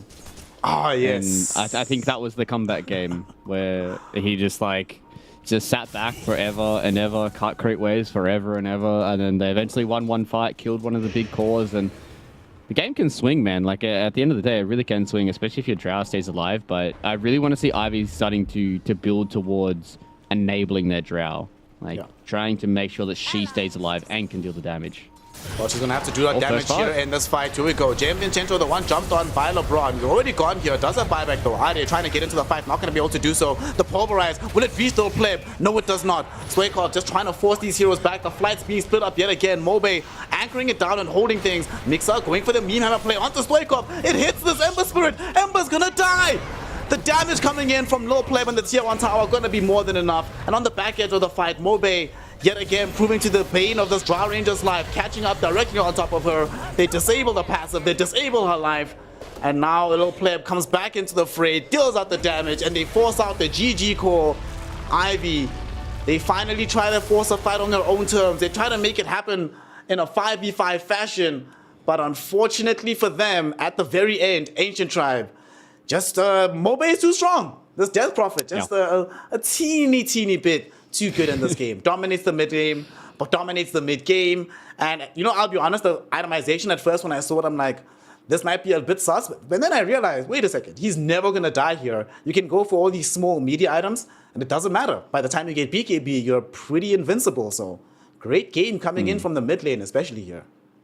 Yeah, I think Mobe played really, really well on that Death Prophet. And I highlighted him going into this series that I think he is one of those players that if he starts getting a little bit more of this spotlight in Div 2, he can really make a name for himself and go to some pretty high heights. But right now, this has been a pretty dominant victory. Like, when we came out of the drafts, I don't think it was a massive outdraft for the side of Ancient Tribe. There were some issues that Ivy definitely had that they had to try and figure out and try and sort out the fact that they had this sniper to try and deal with. But the biggest thing for me is this Death Prophet, and from what I've seen so far from Ancient Tribe, maybe this is something they're going to be looking towards, right? Like maybe they're just like, all right, Mobe, you're very, very strong on this. Obviously, Mixer can play it in the offlane as well. But this hero is still extremely strong in the meta, and you need to make sure that you have ways of dealing with her. And Ivy I don't think they were able to address the Death Prophet at all. Yes, the Drow Ranger is one of those heroes, but the fact that you needed to try and play your game to have everybody on top of the sniper, that just allowed the Death Prophet to play these fights the way she wanted to, because Ivy, to me, felt a little disconnected in the way that they were fighting. You can see here in the replays that you've got Ade as well as Stoichkov, who were going directly on the sniper, doing their job, but that just means they get separated from the Drow Ranger, and that just means that the team fights are going to go way too bad for you if PO doesn't have a good time. Yeah. Unfortunately, there's nobody to stand around PO and protect them. I mean, you have the other cores, they have to go in. That's just the nature of these heroes. And Mirana Undying, not good enough at this stage of the game to protect you. Rough game for Stoichkov. In retrospect, they definitely should have thought about getting rid of this Drowning, or this Death Prophet rather, in the banning phase, making sure that there's adequate protection for the mid lane. Mobe's game was too good. Way too easy for LeBron to play. I must say, this Clockwork pick as well was perfect for this game. Made life extremely difficult for this Primal Beast, made life very difficult down the stretch for PO65 on the Drow Ranger. Even this Ember wasn't immune, because so many of his jumps were forced away just by having to play away from this Clockwork. Brilliant game, good drafting, and unfortunately, we do not see Ivy able to eke out a win. So thus far, you know what really worries me is that thus far they have yet to get a single win. Not even on the map just yet. So they went 0-2 against the D2 Hustlers. If it continues like this into game number 2, they might end up going 0-2 against Ancient Tribe. And then questions get to be very, very difficult, because it's not like the opposition gets any easier down the stretch. So adjustments-wise from Ivy, my personal primary thing is I first want to see them get Stoichkov a better matchup in the mid lane, make sure they can protect him. But also in retrospect, it didn't really feel like the support duo that they played could enable and play with each other. They didn't make each other better in the same way that, like, for example, the Tiny and the Clockwork made each other better for this game. So I hope that they do get also a different hero for the 5 position. I'll be honest, I'm sort of falling off of this Undying. Didn't really feel his maximum impact in this game. I mean, for example, can this Undying do anything against the Death Prophet? Not really. In this game, his Fire Snap, because it's Snap Fire, she can take out the Tombstone fairly quickly. We rarely got to see that come into effect. So what else do you want to see change? And also, do you agree that the MVP should be Mobe from the mid lane? Oh, yeah, 100%. My boy is absolutely crushed at this game on the Death Prophet. I think the way that he played was really, really good. And, you know, circling back to your other question as well, I would like to see heroes that have just easier ways of starting fights, right? Like, I've seen a lot of these Maranas do a whole lot of work for their team, but the fact that Mobe literally didn't die this entire game, you could just see that how hard it was for them to start fights, right? Like, the way they had to play around each other was Sleight of Fist soon chains into an arrow. That just gives you so much time to kind of figure out how you want to play these fights, and the fact that Mobe didn't have any pressure early on meant that once we get towards the mid-game, he can react with things like BKB, he can force stuff himself away, he can just be tanky enough if there ever is anybody close enough for him to get the Spirit Siphon off. So I just want to see some easier to execute ways of getting kills and trying to rotate towards his mid lane, because I think Mobe is going to be a highlight for Ancient Tribe, and if you're able to enable Stoichkov to have a good game with a better lane matchup, and then you're able to get him off to a good start with, you know, a POS 4 or a POS 5 that can make those rotations and just get those kills early on, then it's just going to be a lot easier for Ivy. Well, we'll find out if Ivy are able to make those adjustments coming into game number 2, or if Ancient Tribe have unlocked the full power of Mobe and will use that to cruise into a 2-0 victory over the side of Ivy. We find out exactly what happens after a very small break, so don't go anywhere. Game 2 coming up in just a sec, and we'll see you soon. I got him. Patience from zone, motherfuckers. They got ulti. Yes. We have some.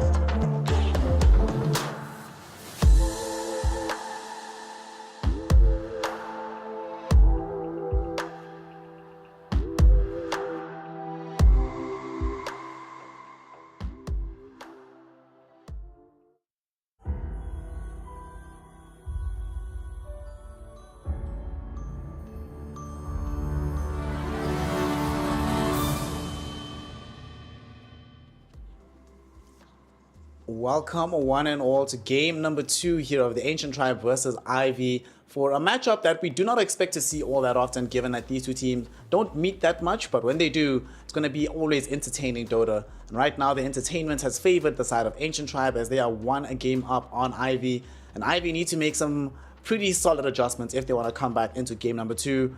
They were, at the same time as we thought that the drafts were still playable for them, one of the things you outlined, Fluke, was that the laning phase for Ancient Tribe was really, really good, and my god, did they dominate the laning phase. So for game 2, do you want to see Ivy maybe just pick stronger lanes and not have to play such a draft that is predicated on recovery in the mid game as they did in game 1?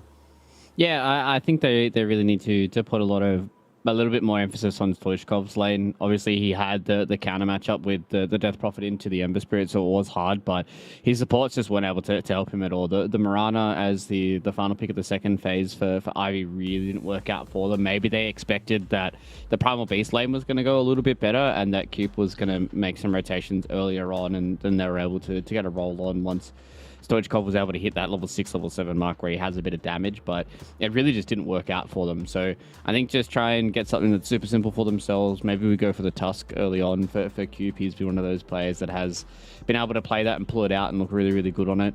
Been seeing a little bit of a resurgence of the techies from some teams as well, and I believe, if I am not wrong, that Ivy played it last time up against D2 Hustlers. Let me have a triple check. No, I'm actually lying. There was a techies somewhere in Western Europe. So if they're able to, have one of these heroes that can just enable the offlaner for a little bit and then go and transition in towards the mid lane, it should give them a little bit more kind of purchase in the game, because at no point did I ever feel like that Ivy were in control of that game. And when the game starts to slip away from you from like mid at 10, like everyone's been in that position in Dota. It just feels so hard to play it, and it feels like you need to do everything perfectly to come back. Well, right now Ancient Tribe have been doing everything fairly well themselves, and they've gotten themselves into a position of being 1 game up. Going into game 2, they are playing with second pick on the Radiant side. Ivy have first pick on Dire. So now is the question of how much respect they have towards Adi in the offlane from Ancient Tribe, because usually this is where you see the Broodmother getting banned out. Ivy, like Ancient Tribe, last time they banned Lesh Brood, I think, and then what was taken out on the other side? It was NP plus, I don't know. Disruptor. Disruptor, there we go. Yeah. But look at this, now there's respect being shown towards them as they take out the Death Prophet from the mid lane. So they're like, all right, you got us? Sorry, but this hero just will not be played today. It's way too strong. Yeah, I think maybe it was a little bit of testing the waters, right, for both these two teams to try and figure out what hero was going to get played. Disruptor, yep, okay. So it has been one of those heroes that Ivy has been permanently banning for a lot of their games so far in DPC, and with the first pick, that just enables them to have a hero that just kind of gives them a little bit more, right? Very, very strong lane, enables you to team fight. You can come back pretty hardcore. The series that I was casting with T-Panda the other day, it was a Disruptor Techies combination, and they lost like the first 10 minutes. It was the cut up against C-Dub, and the cut were getting dominated in the first 10 minutes, but just the fact that the Disruptor was able to get a few big Static Storm Kinetic Field combos just meant that they're able to turn a lot of those team fights around. So now we see the response with the Dragonite and the Rubik, just two heroes that are very strong laners, very flexible themselves. The Rubik is more than happy to play in the Disruptor, and heroes that like to play on the front foot as well, which is heroes that the Disruptor doesn't like playing up against because he wants to be the one that's on the front foot. So if you're winning the lanes again from Ancient Tribe, then the Disruptor could just feel just as bad. One thing I like about this response in Rubik, personally I've also fallen off Rubik as a hero right now, but at the very least you do have the Shard to give some salvation when heroes are caught inside the Static Storm combo. And hopefully steal some of those spells, which is always a very, very nice to have. Lots of D-push between Fade Bolt, Breathe Fire. All right, we see you, Ancient Tribe. And flexibility. Yet again, they're in a situation where one of the heroes they get in the first phase can be played in multiple roles. DK can be mid, it can be safe lane, it can be off lane. Rubik can be 4 or 5. There's a game we saw in China with off-lane Rubik. I hope we don't see it here, but it's also a possibility, just in case. Oh, I think I'm going to have to turn my nose up at that one. I don't know if off-lane Rubik is going to be the source. I have seen a lot of mid Rubiks rush a Meteor Hammer as well, so maybe offlane Rubik Meteor Hammer. We've also seen D2 Hustlers pick up an offlane Ember Spirit with a Meteor Hammer. So, hey, I'm not going to say no to stuff being a possibility, but I'm just going to say things might not seem good. And I don't know if that offlane Rubik is going to feel good into the disruptor, but I like the bans that are coming out as well from Ivy, just being able to make sure that Mobe isn't going to have another one of those heroes that he can pop off on. The Park and the Ember Spirit are just two heroes that if you have a good lane and you get a really good matchup, you can just take over a game. And you saw what he did with his Death Prophet. So if you move him one of these heroes that are more enabling for Little Pleb, then that just means that you... I don't want to say you've kind of neutered Mobe, but you've at least eliminated one of those threats where he can carry the game. I'm hoping this Pango goes into the mid lane. It seems to suggest that, given how they're banning, and given that last game they also went for a very early pickup for Stoikov's hero. Into the DK, if this is a core DK, there's a lot of damage that can be done to his effectiveness in a fight by just removing his mana pool with the Diffusal Swashbuckles. Also, I like that they banned this Drow Ranger. There was a game, this Div 1 tour, I think it was Game and Gladiators against Manaspa, I want to say. Yeah, it was Manaspa, because Nande was playing Drow into this Pangolier, and there was a huge stage of the game where Pango legitimately could do nothing in these team fights. The moment he showed up, Nande would like blink right on top of him, start right-clicking away, and by the time the roll ends, this hero either has to decide, do I immediately flee or just instantly die? So I think this is all in on protecting Stoikov, making sure he can have an influence in this game. And also, you know, you were talking about how you want to see them being able to play together. Disruptor Pango, these are heroes that can really play well together. So they're already setting themselves up a little bit more for success.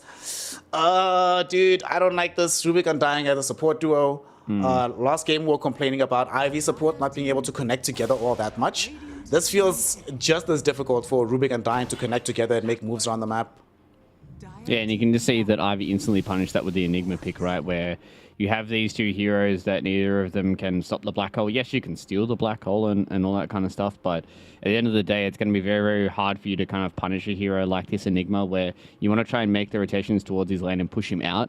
And if he's able to take over a lane, then that's very hard for Ancient Tribe to move their supports in there. They're going to have to bring a few members, like both their supports plus this Dragonite, to try and push out the Enigma. So I like that Ivy have kind of stuck to their guns with a lot of team fight and given themselves some good lanes now and kind of punish some of the picks from Ancient Tribe. But this Morphling pick is a really, really good pick. It's kind of in the same line as you were saying with the Drow Ranger, where the Pango's just going to roll and you can just deal that much physical damage that it won't really matter for you. So he should be okay, but you can always get caught by like Blink, Rolling Thunder, and a Static Storm Kinetic Field, and then you just die.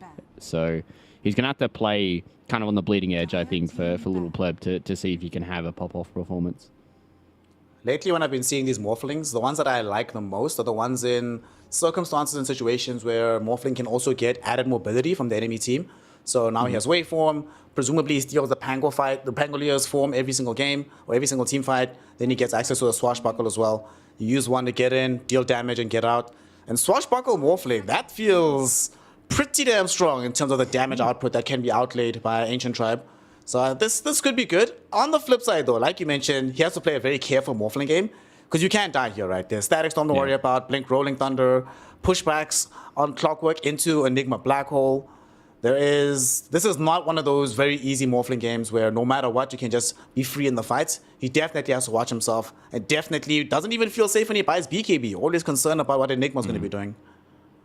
Yeah, there's no real kind of straight-up answer for the Morphling this time around, so it's going to be a lot of emphasis on the lanes to get Little Pleb off to that good start, to be able to enable him to play these mid-game. And I think this is where Ancient Tribe really want to try and have a mid laner or an off laner that can play around with these other three other heroes, and they can give that little bit of space to the Morphling, so when he wants to join the fight, then that's when they can kind of hit the go button. That's why I like this, the OD and the Visage ban, just heroes that can play fast. The OD is going to be very, very annoying for like Pango in the mid lane, even the Clockwork and stuff like that, right? Like the Astral Save is very, very annoying.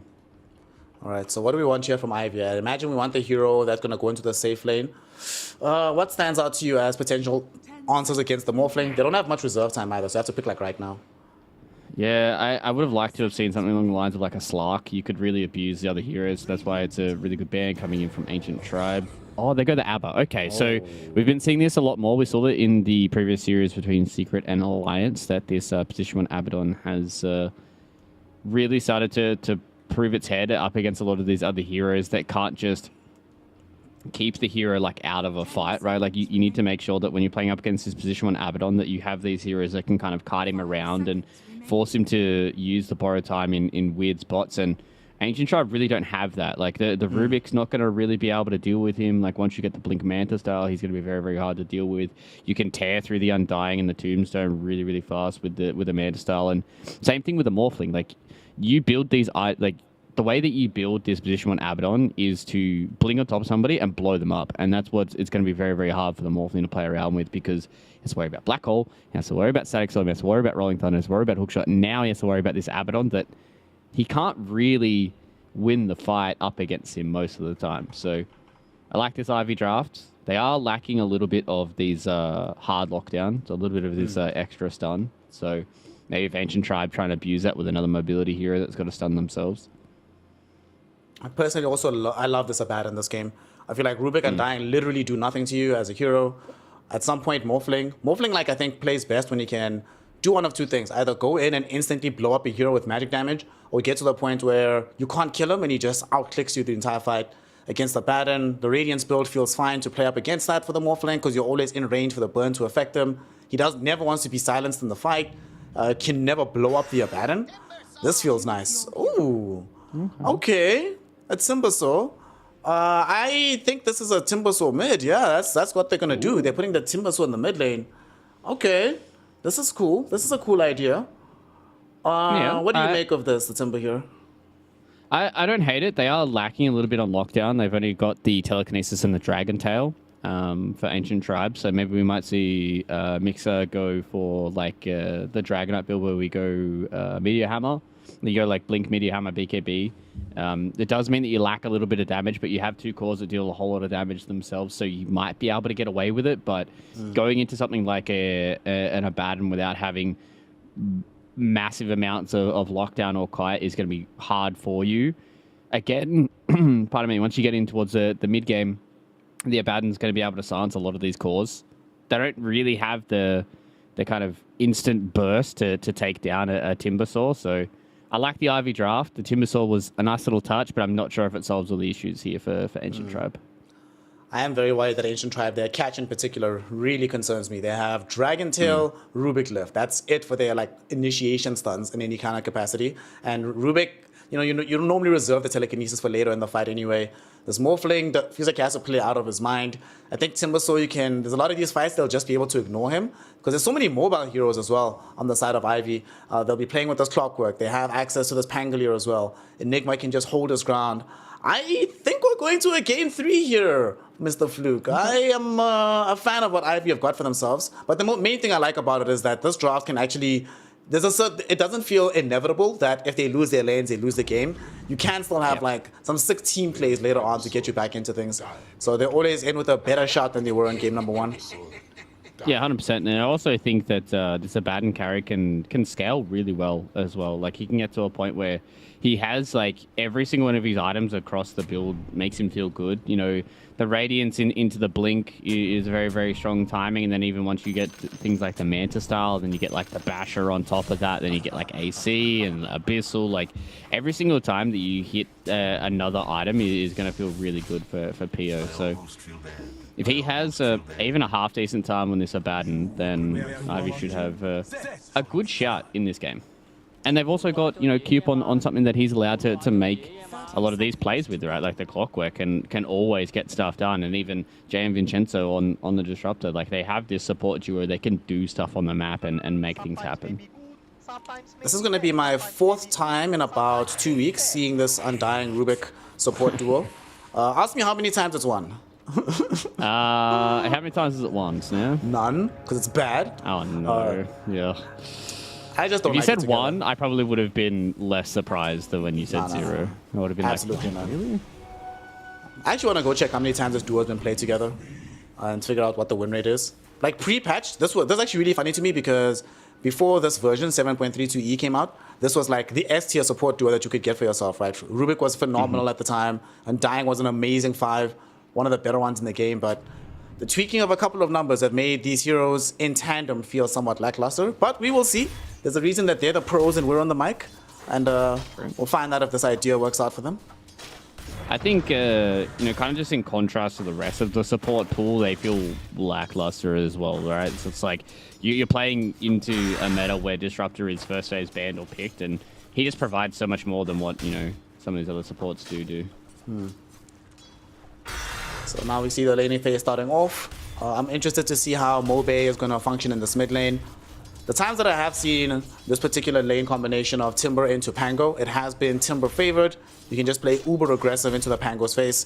So maybe that's the rationale. They're like, if we can just stall out Stoikov from having a good start to the game, then even if our other lanes don't go as well, we still have better potential to rotate in and salvage them later, because Stoikov won't be able to do much for his side of the map. But we shall see how things go there.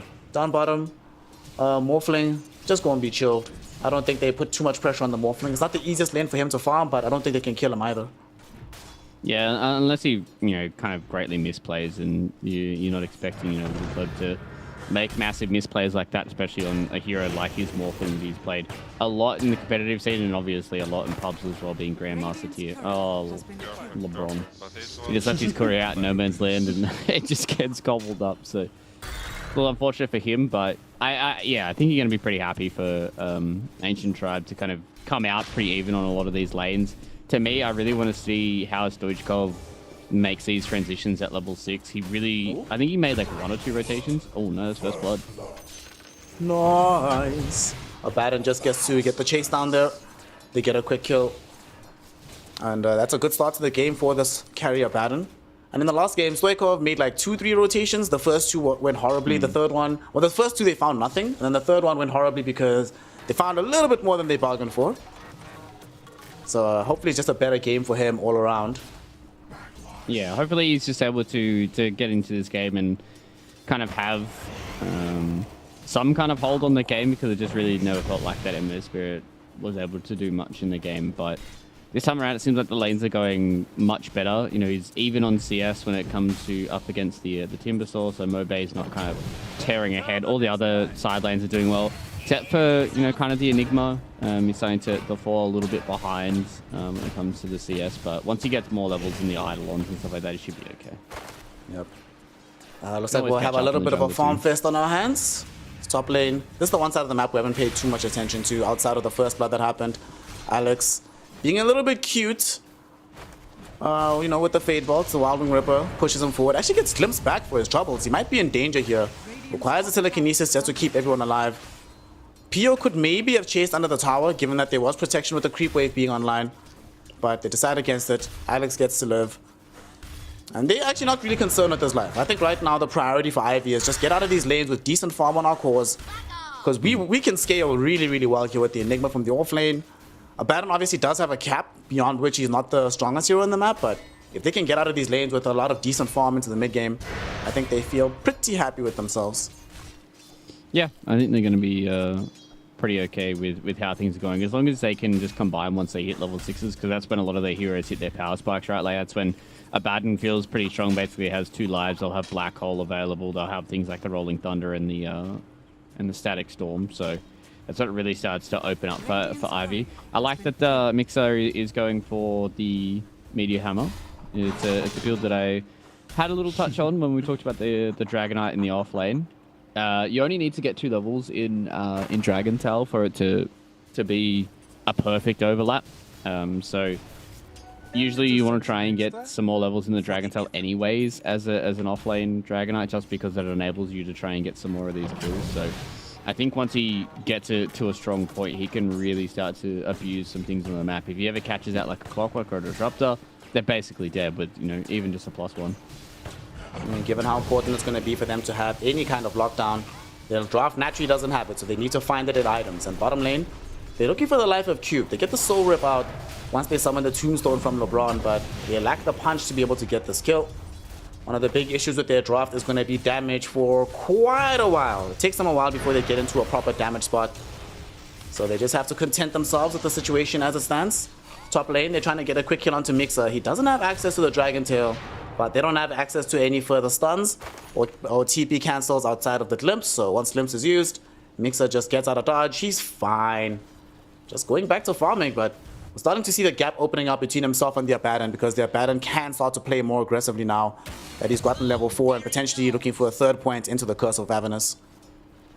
Yeah, the Abaddon gets very, very scary once he gets more and more levels. So once that starts to build up, that's when it will start to open for the CS charts. And I think that's when you can start to see also the mid lane starting to stretch out a little bit more as well, when Mobe is able to get a lot more of these items and a lot more of these levels. And fortunately for Stoichkov, it seems like 2 games in a row he's getting gapped a little bit in the mid lane, but hopefully he can make some of these rotations here with James Vincenzo making his way to the power room. Oof.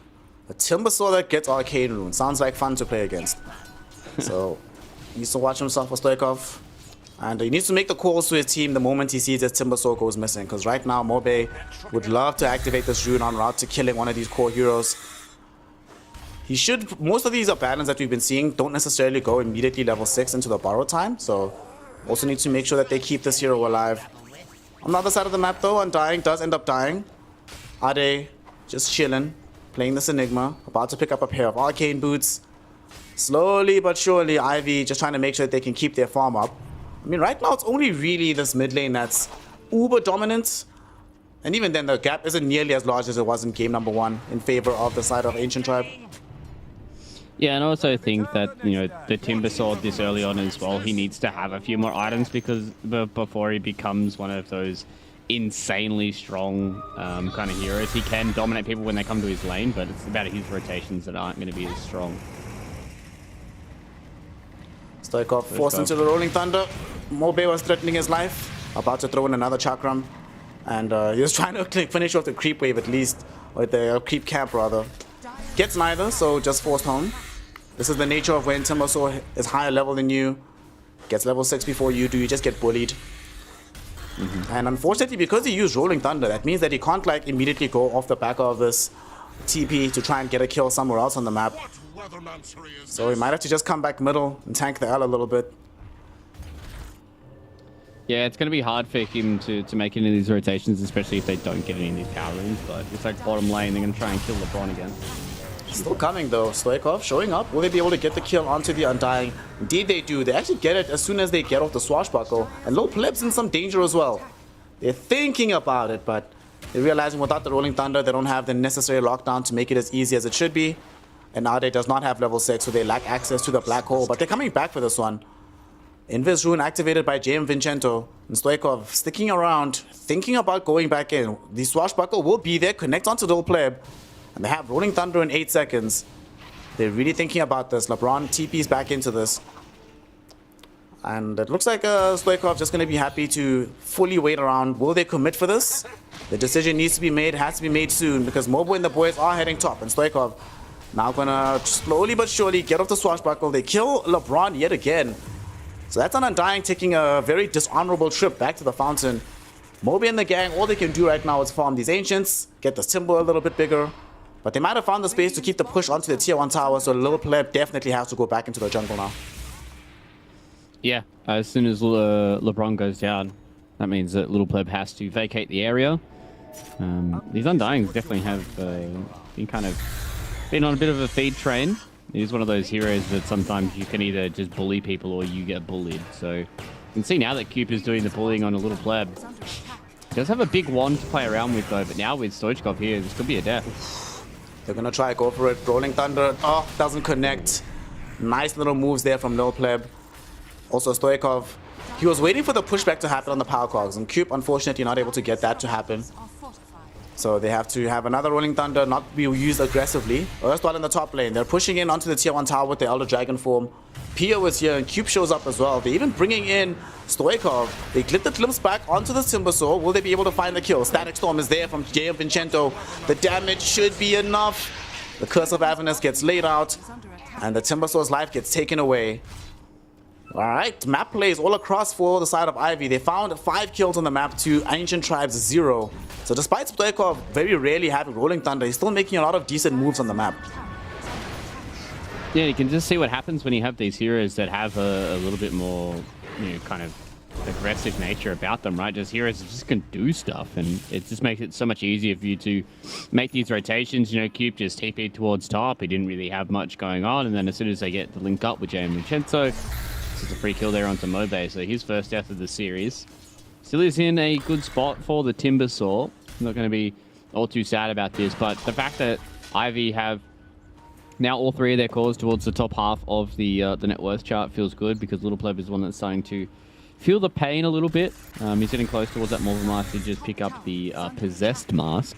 So he will have a little bit of that life, so it'll try and keep the farm going. But the fact that Mobe isn't kind of like this insanely scary threat on the map just yet just means that Ivy get themselves that little bit of extra time, because the Abaddon as a position 1, he's not going to get scary for like an item or two. So they need to make sure that they're not losing too much of this space. So PO, as well as the Enigma, can continue their farm. Speaking of Ida's Enigma, as he's pressuring down bottom, about to take the tier 1 tower, look at the build that he's going for. So not only is he going to be answering the strength heroes later on with Midnight Pulse, he's building into the the Spirit Vessel. That's going to really be a huge deal against both Timber and the DK, because both these heroes like being tanky, sticking in the middle of the fight. It's much harder to pull off for now. We'll see if he TPs in to join his team, because they're smoking up here. They want to try force a fight. They have an Observer Ward down. Cube thinking about going onto the hook shot onto somebody.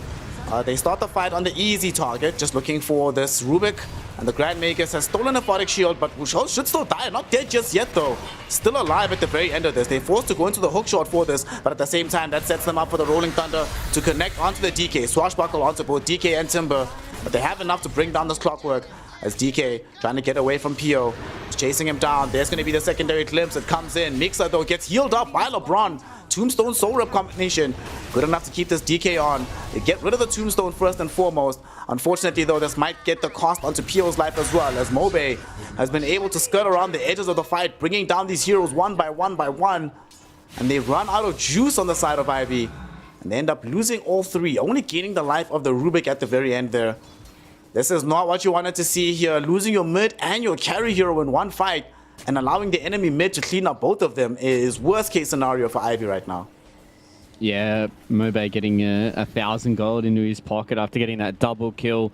You lose your Abaddon, you lose your Pangolier, and Ivy. It was a good rotation for them. I think the fact that Alex did have the Aphotic Shield just meant that he was able to live for far too long, right? And your Abaddon really doesn't want to be in fights like that this early on. Doesn't have Radiance online, doesn't have anything. He's basically just an offliner with phase boots and a bracer, right? So if you're making these fights happen before your Abaddon is at that scary point, then it could start to turn sour, and that's exactly what happened just then. And now Mobe almost has the Kyro, does have the Kyron Sange completed, part of me, and this is where he becomes a scary hero on the map. They will have the Spirit Vessel completed now, but they need some Spirit Vessel charges before Mobe can start to feel any sort of pressure on this map, because he's just going to walk around, and this is where I'm really looking towards PO, because he needs to have a bit more space. He needs to build towards this Yasha, he needs to build towards this Radiance, and if Mobe is just running at him in the jungle, then where's he really going to farm? Stoikov, though, can start to make a bit more space on the map. They've just picked up the Diffuser Blade. They have all the ults online, so they might decide to make a go here. They've just received a smoke, and indeed, that's what they do. They pop it immediately. Where can they find space? There's an Observer Ward that catches out Mixer, so they know where this DK is. They might be able to make a good reach for him. Yeah, he's dead for sure. The question is, do they try and defend him with the rest of the Ancient Tribe? They're coming in right now. He's inside Power Clock with 3 heroes, but there's a Chakram doing so much damage with the Timber Chain in. That's a Clockwork gone to right immediately. Meteor Hammer comes out, stuns onto 2 heroes. They still have the Meme Hammer going though. First Black Hole of the game, committed onto Mobe. Should be good enough to kill him. And that's 2 cores taken. But stolen Black Hole back onto PO. Enables a double kill for LeBron. The Tombstone doing so much work in this fight. They just can't reach it in time. They should be able to get this revenge kill onto Undying though. Glimpse back play onto the Rubik. Rubik will try to TP out. Failed and foiled with the Maleficent stun, keeping him in position. And that's going to be 4 heroes getting taken away. Stoikov with the double. 4 heroes in the bank. Only the Morphling, who was farming on the other side of the map, survives this fight. And although they lose PO, definitely worthwhile for Stoikov on this Pangolier to get back into this game. Yeah, big fight there from Ivy. They understood that they've hit a little timing here. They've got the Diffusal Blade, they've got the Spirit Vessel up, and they have all their ultimates, right? And this is exactly what we wanted to see from them. Heroes that just need levels. That's all they need. They just need some things off cooldown, and it's exactly what the Clockwork as well as the Disruptor provide for you. It was a little bit unfortunate that you had 3 melee heroes stuck inside of the cogs, and then Mobe was just able to walk in and absolutely obliterate the Clockwork. But at the end of the day, if you're Clock, you're sitting there, you're going, yeah, this is a good trade for me. We were able to get a lot of gold onto Stoichkov. PO did go down, though, which is a little annoying. Again, hasn't hit that Radiance timing just yet. Still wants to have a few more minutes of farming time. So if PO is able to survive in some of those fights, and especially once he gets his Radiance online, he's going to start to skyrocket ahead a little bleb. Alex is caught again. Alex is going to die here. Spirit Vessel committed onto him, so should die quite quickly. And Cube might end up losing his life. Nice little hook shot to get the distance away from Lil Pleb. Okay. They're playing quite well. They're maintaining the Spirit Vessel charges, which they also got from the top fight. And in the meantime, though, LeBron might be in danger. So might Mixer. Mixer finding himself glimpsed into the middle of this fight as PO finishing off this Rubik or this Undying, staying alive. Unfortunately, not going to be dead just yet. Finally does end up falling. And Mixer, Ancient Dragon form is finished. And I think his life is going to follow quite soon.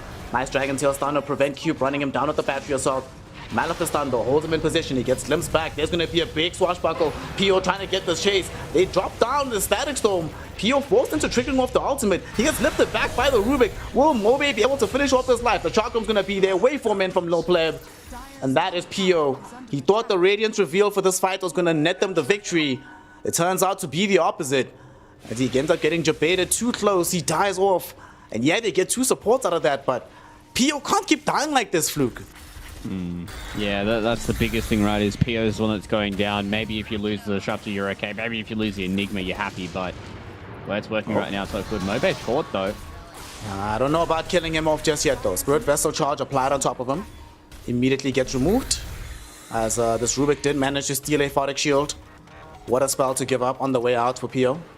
There's a lot of really good spells that Alex can steal this game, right? Like, just a lot of the simple, easy ones. I mean, the biggest one is the Photic Shield, because PO, from what you've seen from a lot of these carrier Baddens, he does actually get an early level in Mistcoil, so usually from what we've seen from a lot of the top tier carries, really just kind of going in the stats instead of Mistcoil, because, you know, you really don't want to do the self-damage to yourself, because your health is so important as a carry. But this time around, if you're able to use the Mistcoil to try and keep your Photic Shield out of the Rubik's hands, then yeah, you can get it done. Big kill on Ade bottom though. Yep. They're gonna try to transition that kill into a tier 1 tower. That was indeed a blink reveal for the DK. They should be able to push down the tower without too much difficulty. I don't think Ivy has an interest in trying to defend this. We'll see how much further they want to go though on the side of Ancient Tribe. They could try aggress into the triangle, and Mobe, he's heading in first. They have this Observer Ward getting dewarded. And Ancient Tribe have hit themselves a little power spike here. They feel like they are stronger. And this is pre-Guardian Greaves on the Enigma, so I don't think they want to fight just yet on the side of Ivy.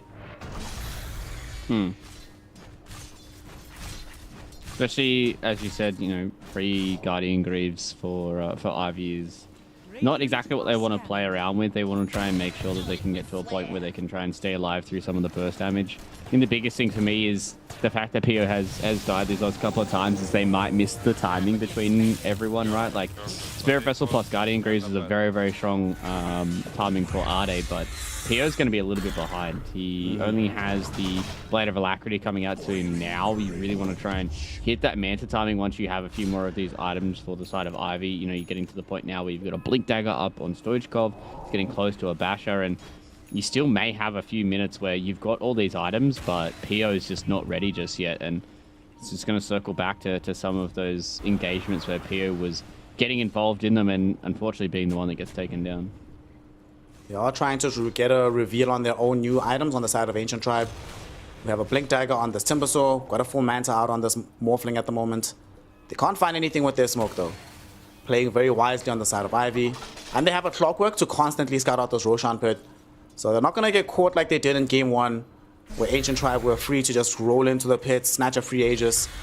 This time around, they have to fight for it. And this time around, Ivy have a lot better spells to control the Roshan Pit with. So unless Ancient Tribe get a pick off, there's no way you go 5v5 into the Roshan Pit when the enemy has this Black Hole, they have Static Storm, they have Rolling Thunder. Just way too good. So they have a little bit of time being bought by the rest of the team for PO to continue to farm up his items. Does have the full Yasha now, so all that remains is to finish the Manta style. Then you might feel strong enough to go pursue a fight. Yeah.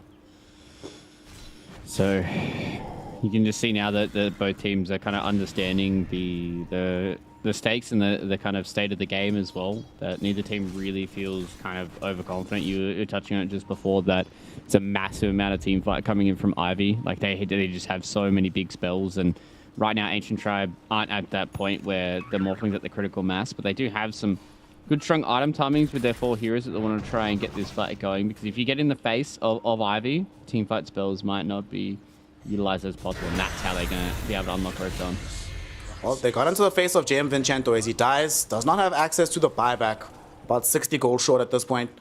Of course, they won't know that, so they're not going to take the risk of playing too aggressively. But they're going to search and sniff here, hoping to maybe force out a buyback or two. Mixer, the first one inside the Roshan pit. It does get scouted now, so they know this is happening. The question is, can they stop it?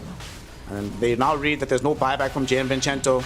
They're pinging furiously on Ivy. They go in for the smoke play. Can they find the angle for the hook shot? Going in, can we see a clockwork hero play? No, we will not. Instead, it's going to be this Undying that gives up his life for the cause. Happy to do so. It secures an Aegis for the Smurfling. And JM Vincento going to be very unhappy about getting caught off in that situation. There's going to be a clockwork hook shot though. So they're going to try to get more out of this. Rolling Thunder will be there. There's 2 supports eliminated from play. Will they be able to get a third out of this? Mixer trying to juke and jive in the trees. Vision gets provided, gets glimpsed back as well. He's in the midst of 4 heroes right now. But Morphling going on the backlines, finds Ade, wants to try to bring him down. But the Guardian Greaves get revealed for this fight. Glimpse stolen away by this Morphling form. He gets Black Hole for his efforts though. They won't be able to bring down the Enigma, but it costs the Aegis. As this Morphling gets bursted down. The Swashbuckle combo in tandem with some of the damage from Pio. Oh no, speaking of Pio, forced to pop the borrow time. Will they be able to keep him alive here? Going in with Mobe. He gets glimpsed back though. That actually might have saved his life. He was starting to fall very low on the HP. Cube in the meantime gets blinked upon by Mobe. Hookshot going onto this Pangolier to get him out of dodge. That did cost Black Hole. It cost the Enigma's life. They took away the Aegis. They took away supports. They forced a buyback out of Rubik.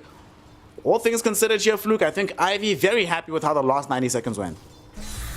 Yeah, especially because Little Pleb just was standing there and fighting against Ade and just copped a Black Hole. Like, obviously, you are Black Holing in Aegis, so it's not like you're getting that straight 1-for-1. But the fact that Alex as well as LeBron were already dead, they had just recently killed Mixer as well. So it was just an almost free Black Hole at that point. And Ivy are more than happy with that trade. They get rid of the Aegis. They're able to start to get a few more of these kills. The net worth lead is starting to favor Ancient Tribe though, so they need to make sure that some of these fights are starting to become a little bit more favorable for them. You can see that sometimes they do get a little bit it's a little hard for them to continue keeping these fights going, right? Because if there ever is a point where, you know, your Enigma gets caught out in the back and they're not 100% on the same page, Ivy can get split apart in these fights, and that's where Morphling, I feel like, really thrives in a lot of these team fights, is when he's able to isolate some of these heroes and get some of these 1v1s going.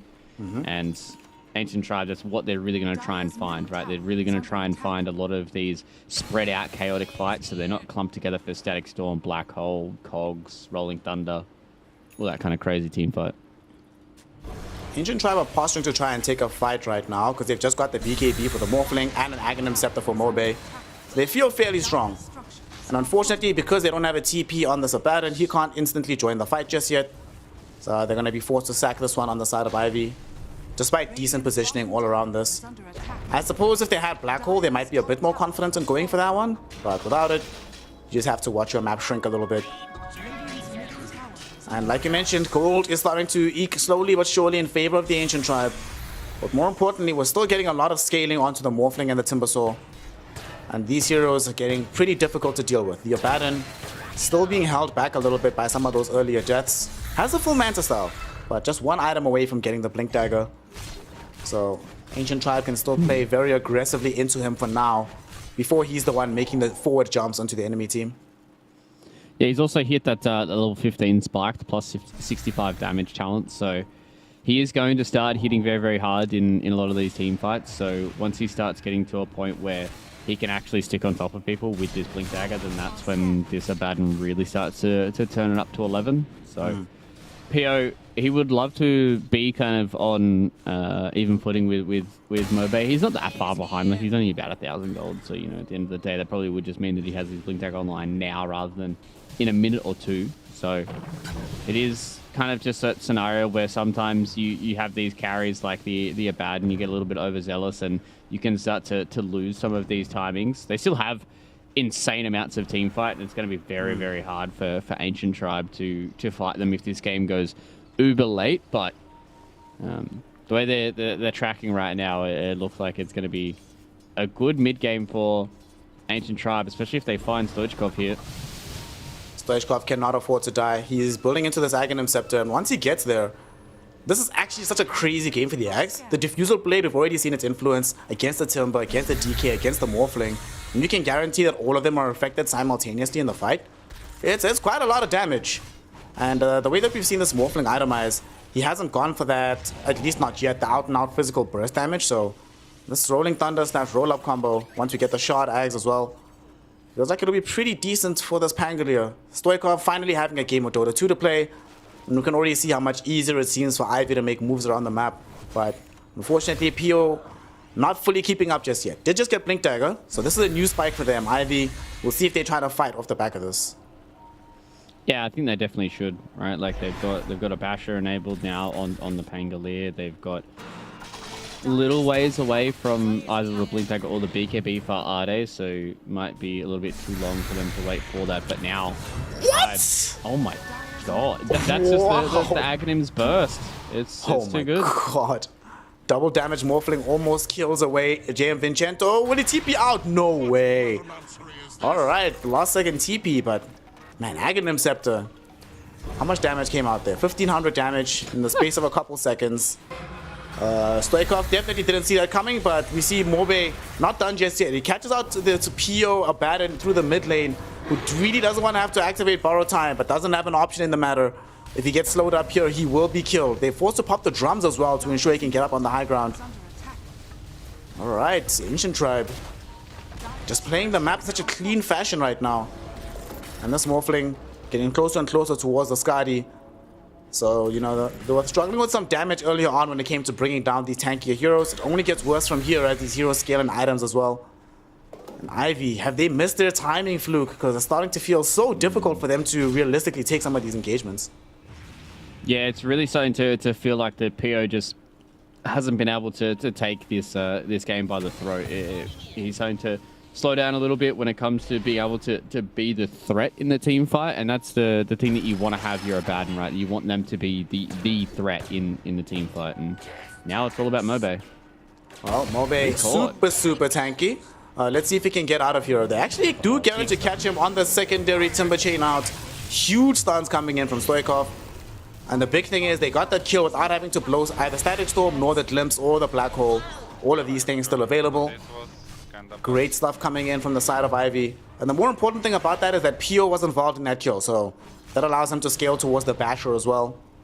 Much more impact in the rest of these fights.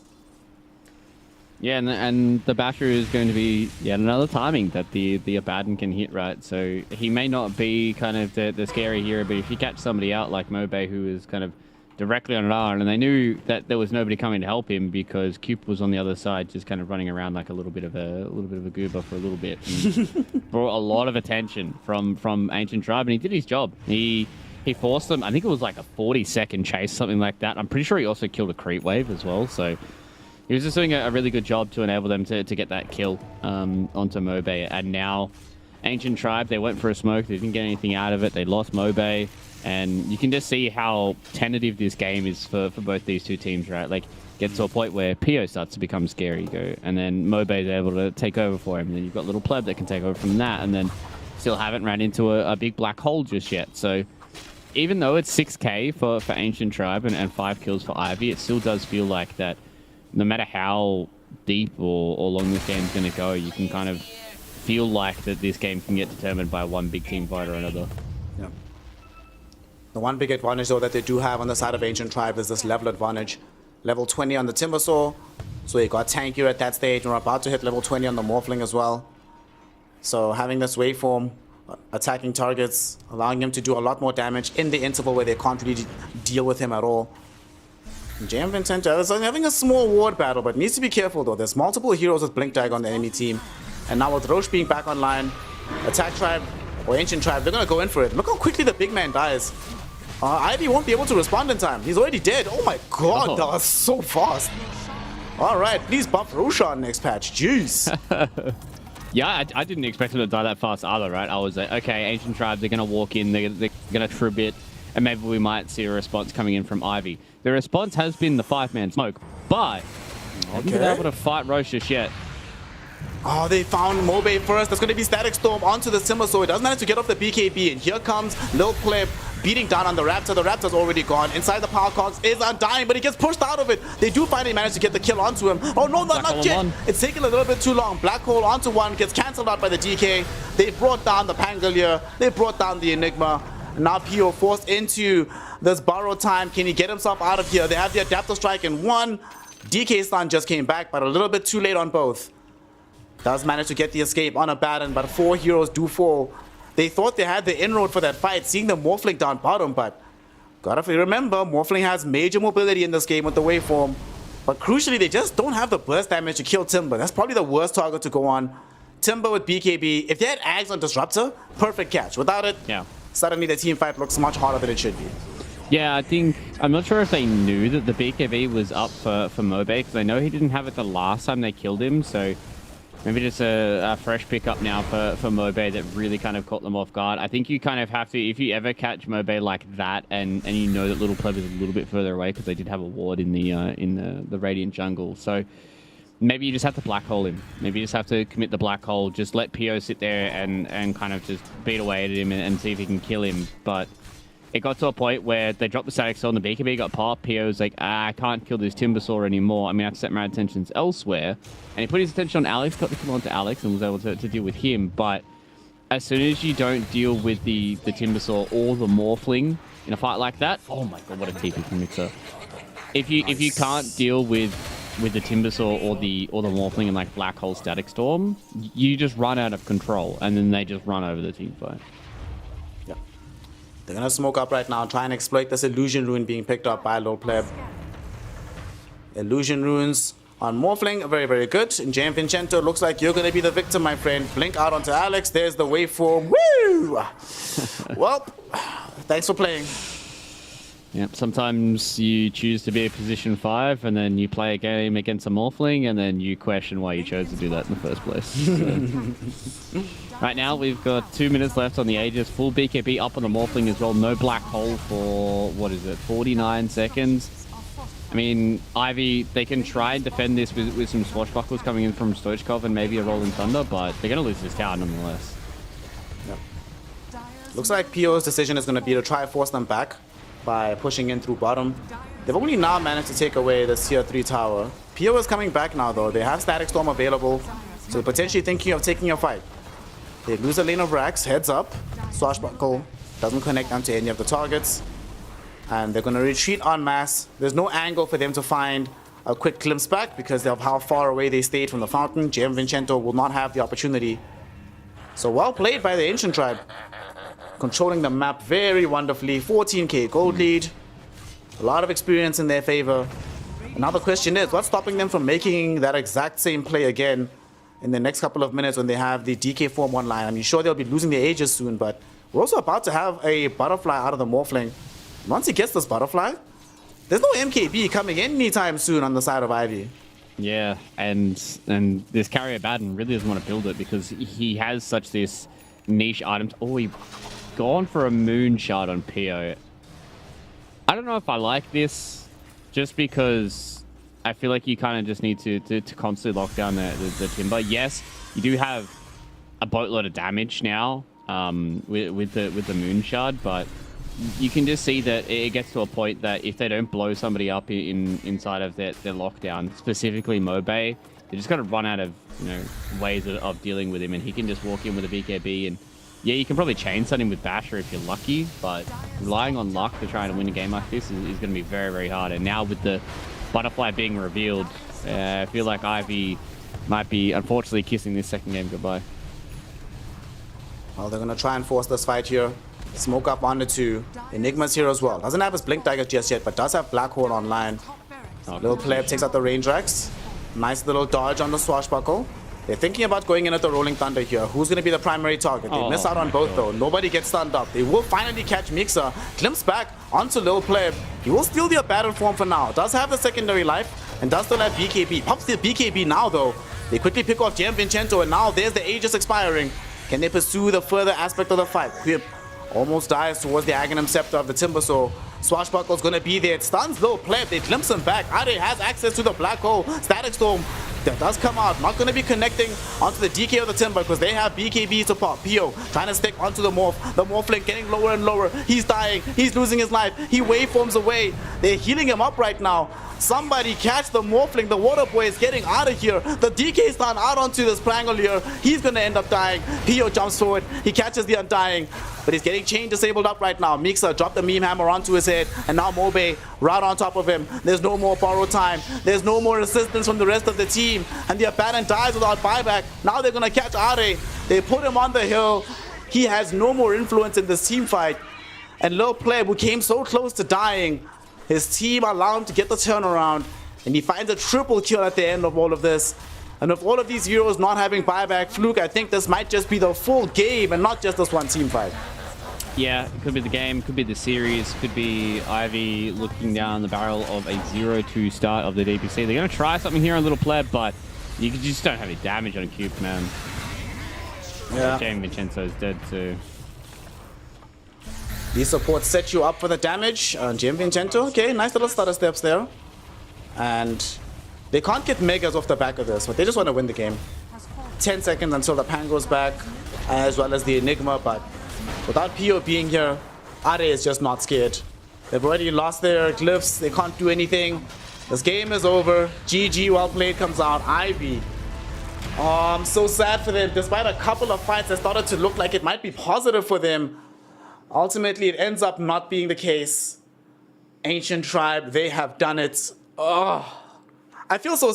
Fluke, do you see how much HP that Morphling was on? He was dead. Yeah. Like, if he dies there, suddenly the whole game is very different, you know. Pio probably still lives throughout that fight, but he survives. They can't get a black hole off out of Ade. Everyone just starts dying one by one by one. It's... Oh, my heart goes out to Ivy. That was just a heartbreaking way to end the game. One big thing that we didn't catch towards the end there was the reason why the Morphling lived was because Alex stole Kinetic Field. It stuck Pio in a corner. He wasn't able to get through the line, and that meant that he wasn't able to continue the fight and walk forward. And then he just wasn't able to stick on anybody. There was multiple times where those kinetic fields coming out from Alex just kept everybody alive, and they just played on the edge and just got through everything. I think, you know, now looking back at it, I don't think it really would have changed much if Pio went something a little bit more controlling instead of the Moonshard. I think it was just kind of looking back at some of these fights and Pio just being the one that died in a lot of these skirmishes. Like, if, you know, we're looking back here at this fight very, very early on, 15 minutes in, if Pio was one of the players who didn't die here to Alex and LeBron, and maybe that was, you know, Strojkov, that could have looked a little bit different for them, because he gets the Radiance at a little bit of an earlier time. Then he gets his Yasha at an early time. Then he gets his Manta. Then they're able to start to hit these timings where Little Pleb doesn't have all these items, where Mobe is not blinking in and blowing people to pieces, and they're actually able to utilize all of their control that they have and all of their team fight that they have early on, and couple that up with a lot of damage. But it's just not the way the cookie crumbles, and unfortunately this time around it just didn't work out for Ivy. But, you know, shout out to Ancient Tribe. I think Mobe is definitely turning into one of my favorite mid laners of Western Europe, especially Div 2 so far. I know Topson still is playing in Division 2, don't get me wrong. I said one of my favorite mid laners. One of, you know. So he's definitely standing out for me here in Div 2 for Western Europe. Yeah, he definitely played really, really well in this game. Across the entire series, actually. 2-1 lanes made Stoikov's life much more difficult than it should have been otherwise. Perfect itemization across both games as well. And then just a perfect way to play. The way he was able to get these counter plays every single time reliably, and just keep hunting down Stoikov in the fight. He finds these small intervals between the shield crash, between the swashbuckle, mows down the Pango, then they can just move on to the next target, next target, next target. And Pio playing this Abaddon, you know, when you play a Abaddon carry, this is not the hero that you go chest out 1v9 type of situation. You need the squad, and look at the pop off. Nicely done at the end of the game there. Talk to me here, Fluke. Who are you gonna give your MVP vote to? It's it's difficult this game, right? Because Alex had some pretty clutch usages of the Rubik's Steel. In particular, him getting these aphotic shields. There were a lot of fights which were elongated as a result of just that. Denying Stoikov and the boys from that moment in time where they felt really strong, right after they got like the Spirit Vessel on Enigma, the Blink Dagger on Pango. You want to play aggressive, but you can't into this aphotic shield. But also Mobe just played so well this game as well. I'm conflicted because also Lil Pleb played well. Yeah, I don't know if I want to give Mope an MVP because I don't want to be like an Omega simp for him. You know, I talked about him before the series. I hyped him up in both of these two games, so maybe we might need to share the love around. I'm down for Alex and Little Pleb. I think both of them have a very good shout about how they played it. Little Pleb did have a rough game ahead of him. So the way that he was able to play, he did have a very good platform laid in front of him, though. So I think Alex, in those last couple of fights and being able to, as we said in the replay package, right, just being able to catch out, the Abaddon at a point where he was close to hitting some of those item timings just meant that it elongated the game enough that their calls were able to come out on top. So Alex did the right things, did the right plays across the map, got some very good vision going for his squad. Yeah, I'm down with this, and I'm fine with this. I could have been happy with Lil Pleb as well. He did not die a single time on the small fling. Just played the correct kind of game. I thought, honestly, he was supposed to die several times, right? There's the Swashbuckle, the Spirit Vessel, there's this Midnight Pulse. There's so many ways that they should have been able to kill him. There's Static Storm, but played calm, got his items, and it just got too late for the side of Ivy to be able to deal with him. So although they are going to be starting off their tour on a 0-2 run, Ancient Tribe starting off on a 2-0 run, having already dispatched PuckChamp, now they dispatch Ivy. And for them, these are the kind of games that they have to be winning, right? They don't necessarily have an option. They need to win these games now before they play the Secrets, before they play the Alliances, before they play the OGs. Get that comfort under your belt, some wins to just start getting you going, right? A player like Mobe, very clearly a confidence-based player, so these kind of wins definitely help down the stretch. And based on what you've seen here and what we saw from the previous series as Alliance took on Secret, who do you think would win if they do eventually play between the two of them? I think it's going to be a very interesting tale because when you put Ancient Tribe up against other teams that have a lot of experience, I think it's going to be hard for them to consistently get like a lot of these really good lanes for Mobe, right? Like when you see them go up against the likes of like Old G or Secret or even Alliance, it's going to be hard for them to try and outdraft them and get them into such a good spot. So I feel like Ancient Tribe can definitely be a really good middle of the pack team. I'd like to see what they look like up against Alliance after they did go down to Secret 2-0. I think maybe like Old G and Secret could just be a little bit of a step too far, but they've impressed me, man. And if Mobe has a good time like this, if LeBron's able to get these drafts going the way that he has been, then hell yeah, I could definitely see these guys going up to Division 1. And conversely, for Ivy, I think they have a few things they need to sort out. I think they need to sort out some of their kind of coordinations and some of their drafts, but they've definitely got a bit of promise there too. Well, Ancient Tribe have been the one that's been most promising thus far, and we have an opportunity to hear directly from them what they make of their game, what they make of their prospects, as we've got Lil Pleb joining us in right now.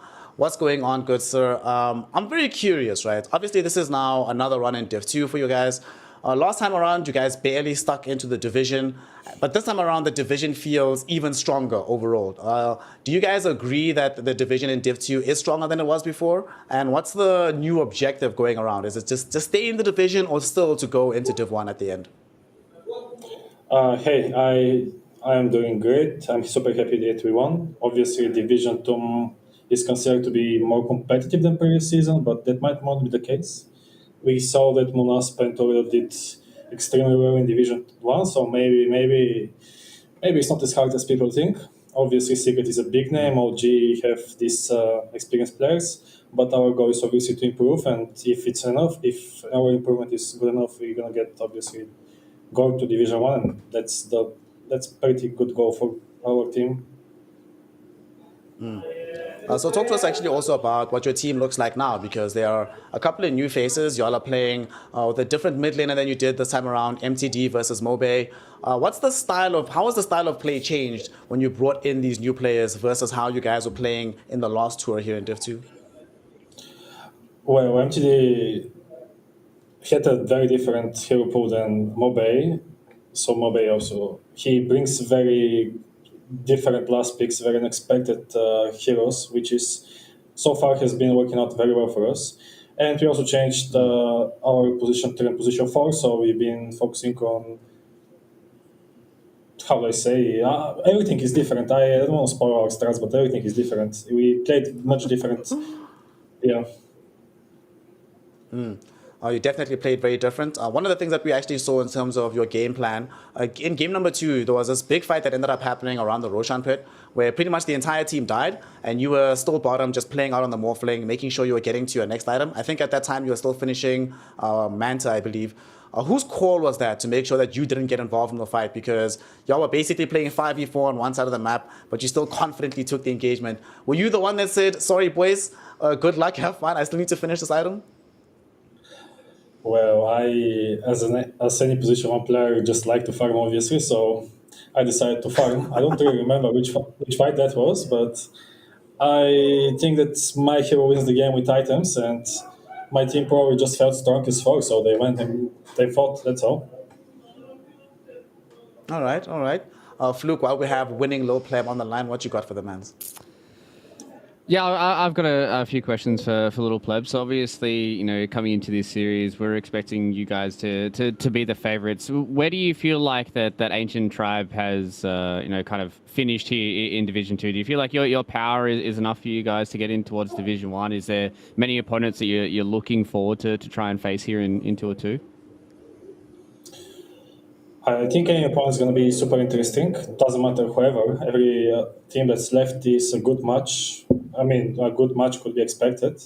And we do play very well. We do have mistakes as well. So I believe that until we have mistakes, until you can see your mistakes and fix them, then you can improve. So basically, we can beat everybody as long as we do this fast enough, I guess. Oh yeah, I love it. So a lot of confidence. We got one last question. Yeah. Oh yeah. I got one last question before we do let you go, Little Pleb, as well. We saw that you were handing out a few tips today to a few of the Ivy players. So is that more of a tips for you to feel confidence in the game, or is it much more mental warfare on the other side of the rift? Oh, it's to mess with enemies for sure. I think that mentally they would be questioning themselves, and that's why basically get in their head. Nice, I respect it. Mental warfare is definitely a thing that you have to do. And of course, it has worked out for you guys right now as you are 2-0 up. So congratulations on the W here. I will hope to see you guys move forward. And I really hope to see you guys play the same brand of very exciting Dota. It's been fun. Thank you for your time, Little Pleb, and we'll see you next time. Thank you very much, guys. Bye-bye. Cheers. That is, of course, Little Pleb, carry player for the side here of the Ancient Tribe. Just beating a very humble tone right now. Right? Very clearly, they are still. What's weird for me is that they know that the team's going to get better. They're integrating 3 new players into the squad versus what they were doing last tour. They already look solid. And I don't think it's just necessarily the case that they were just better than Ivy. You can see the potential, the makings of a really good team inside there. So I am really looking forward to seeing what Ancient Tribe becomes down the stretch. For Ivy, rough initial day at the office, rough second day at the office, but results could still turn for them. We saw in Division 1, OG lost their opening 3 games, and they still managed to make a comeback happen for themselves. So a lot can still happen down the stretch. Still a lot of Dota to play here in Division 2. And of course, one of the reasons we're able to bring you all of this Dota is because of our sponsor, esportsbet.io, who are currently launching a way to be able to get yourself some free tokens through them, because they have a watch to earn feature where you get about $3 an hour, 3,000 worth of tokens, simply by watching the games themselves through the esportsbet.io platform. Getting started super easy. Just make an account by logging in. It'll take you like a couple seconds. Go to the Watch to Earn platform, and then voila, you can just start watching every game that you fancy and make sure that you are involved in the Dota games, not just as a spectator, but by somebody getting a little bit of cash in your own pocket just by supporting this wonderful game.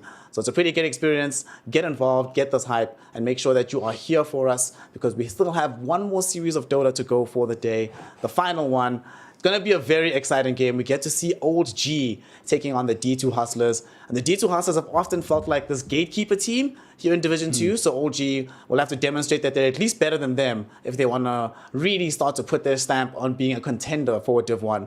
Very quickly, before we go to a break, Fluke, what do we expect is going to happen in that series between D2 Hustlers and OG? A lot of crazy shenanigans. Both these two teams have picked weird and wacky stuff. Old G, they're just going to do whatever the hell they want. They have some wonderful names on that team, and I don't think they're going to care about the meta. They're going to pick heroes they want. And D2 Hustlers, they're trying to get a little bit of confidence back and really trying to make their play for Division 1. I want to see exactly how that's going to happen. A newly formed D2 Hustlers team and a very resurgent OG team. We'll see exactly what happens after a bit of an extended break. So join us back in about 45, 50 minutes to continue the day of action. We'll see you then. More Dota on the cards. So go take some water, go take a walk. See you later for the Dota 2 action. I'm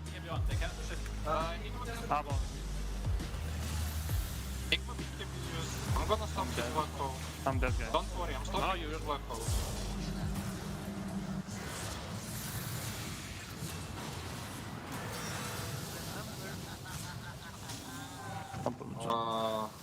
What the fuck?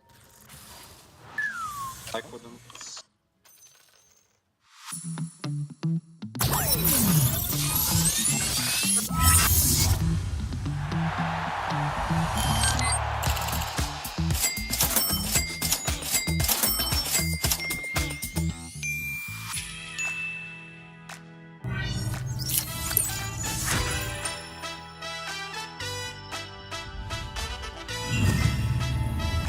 Watch more.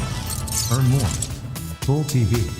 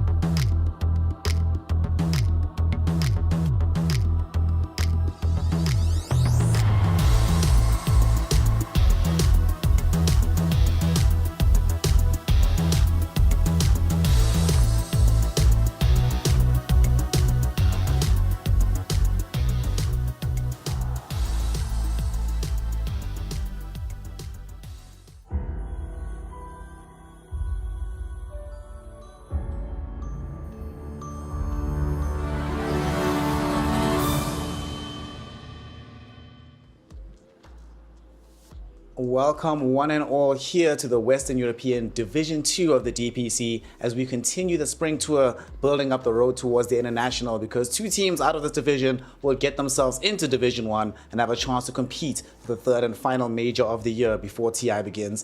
My name is Snare, I'm joined by my boy Fluke. And Fluke, today's a good day. We get to see Old G, we get to see some TI champions involved in this mix. So how are you feeling about the upcoming game, and what do you think the prospects are for D2 Hustlers to be able to pull a supposed upset up against the side of OG? Yeah, I'm very, very excited to get in this series. I'm very, very excited to see what Old G are going to whip out today. I feel like they might be saving a little bit of the extra special sauce until they go up against the likes of, maybe like the Team Secret and Alliance when they really have to pull everything out of the bag. But today, I feel like they're a very, very exciting team to watch. Obviously, as you said, TI champions all through the roster. They've got major champions. They've got people who've been able to literally drag teams by themselves to be able to get them towards, potential tournament wins. And very, very excited to see what they could do. And the other side of things for D2 Hustlers, they were a team that finished a little bit higher up in Division 2 from Tour 1, but a completely new roster there. Only kept Davalama from the last tour coming into this tour. They did start off with a dub, so maybe we might have a pretty competitive series. I'm hoping that it is going to be very competitive. Let us hope it goes the full distance. We love seeing some 2-1 games. These 2-0 stomps that we've been enjoying so far, I think we've only seen one 2-1 game. So that I want to see some more stompy games.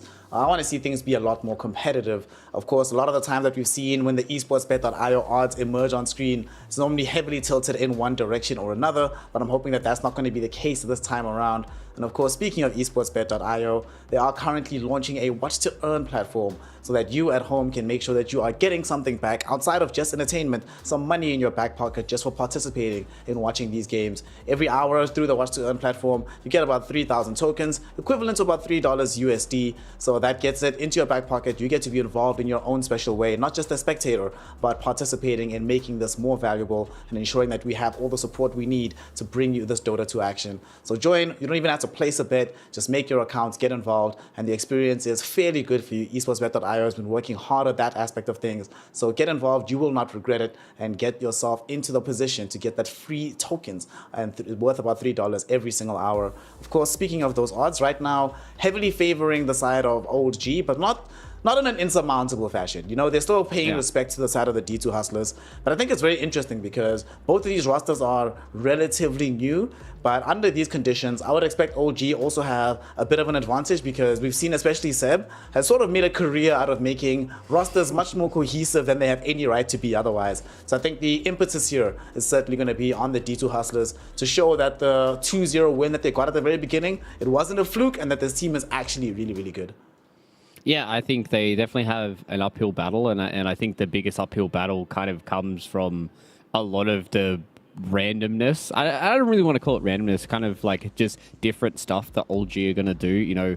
Seb has done this plenty of times, and at this point just kind of goes to show that he is kind of one of the greatest of all time. Same with Thompson, right? Just be able to pick up these heroes that are out of the meta, but still really do fit the draft and really do fit the game and the play style they want to go to, and be able to run with that. Whereas for the side of D2 Hustlers, I think coming into this series, they're probably going to have to err on the side of the meta and really try and play these really strong heroes and try and get something that's going to look relatively easy and super straightforward for them to execute to try and get one over the top of Old G. I'm not saying this is kind of done and dusted as a 2-0, pack it up, let's go home, but I think they're going to have to try and get something special in their draft this time around to really try and work it out. To be fair, though, sometimes, when we've seen Thompson in the past, especially with this Old G roster, they can kind of draft themselves into a bit of a corner. Sometimes we've seen in the qualifiers where it picks up things like this mid Oracle. It can look insane. It can also look kind of bad sometimes. I remember when we were casting TI, and I can't remember which team he was playing for, when he stood in for T1, right? And he played the mid Oracle, and it looked not that great. Terrible. But then he was the one who played the Primal Beast. So, it swings and roundabouts when it comes with Thompson. Listen, innovation is always a risk. When it looks good, it looks incredible, and then you look like a genius. But sometimes you play it, and then people are like, yeah, there's a reason why nobody else is doing that particular build. So Thompson has shown us pretty much both sides of that coin. When it works, it looks phenomenal. When it doesn't, it's like, we'll see. I actually do think that given some of the heroes that get played in the meta right now, especially against this Batrider if it emerges, the mid Oracle could really work out for them. But I'm actually very intrigued about seeing whether or not D2 Hustlers end up dragging out this Ember Spirit. And the reason Ancient Tribe is on my mind is because in the previous series, we saw Ember from the mid lane getting completely handled in several different methods.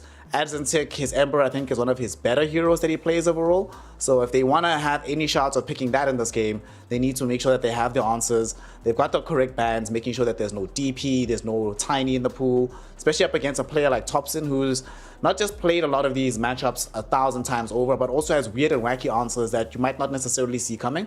So I think it's going to be on D2 Hustlers to try and make sure that this draft and this game is as normal as possible. When it's as normal as humanly possible, that was the answer that previous time when OG tried to get through the qualifiers, Manaspa ended up stopping them. And one of the reasons Manaspa could do it was by making sure that they weren't allowed on OG to make the game as chaotic as they could. Just kept it regimented, kept it normal, and then they get the W here.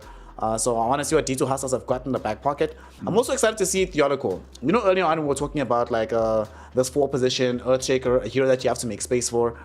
Theological has been on the other end of things. As a 4-position, sometimes his farm distribution is that of a 5, but somehow he has this massive impact on the game. So I think it's also going to be a lot on him to make sure that the D2 Hustlers have dynamism, that they can create space so that Agentic doesn't feel like he's the only one responsible for making the team's tempo tick in the mid game.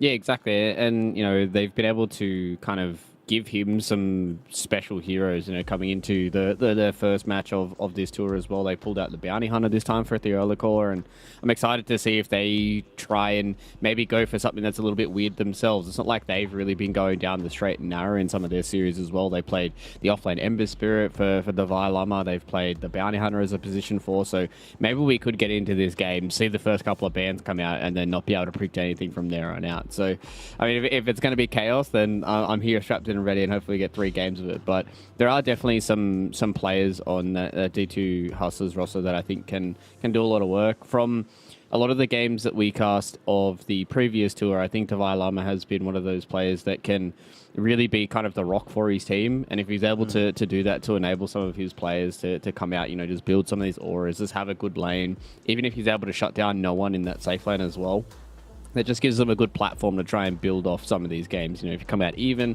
some of these other lanes, maybe you can make some rotations. You know, Theolacora, I know in previous teams that he's been on as well, Hoodwink has been a big hero that he's been able to play on. So if they give Davai Lama one of these heroes that can be self-sufficient and sustain in a lane, then you can have these rotating 4s that are able to do a whole lot of stuff on the map and really shut down everything Old G wants to do. I think Hoodwink is probably a very good shot because that break mechanic, I think people have sort of forgotten how useful this hero can be, and especially with the re-emergence of the Timbersaw, not just in the off lane, but in the mid lane as well. We're probably going to be seeing a lot more Hoodwinks down the stretch.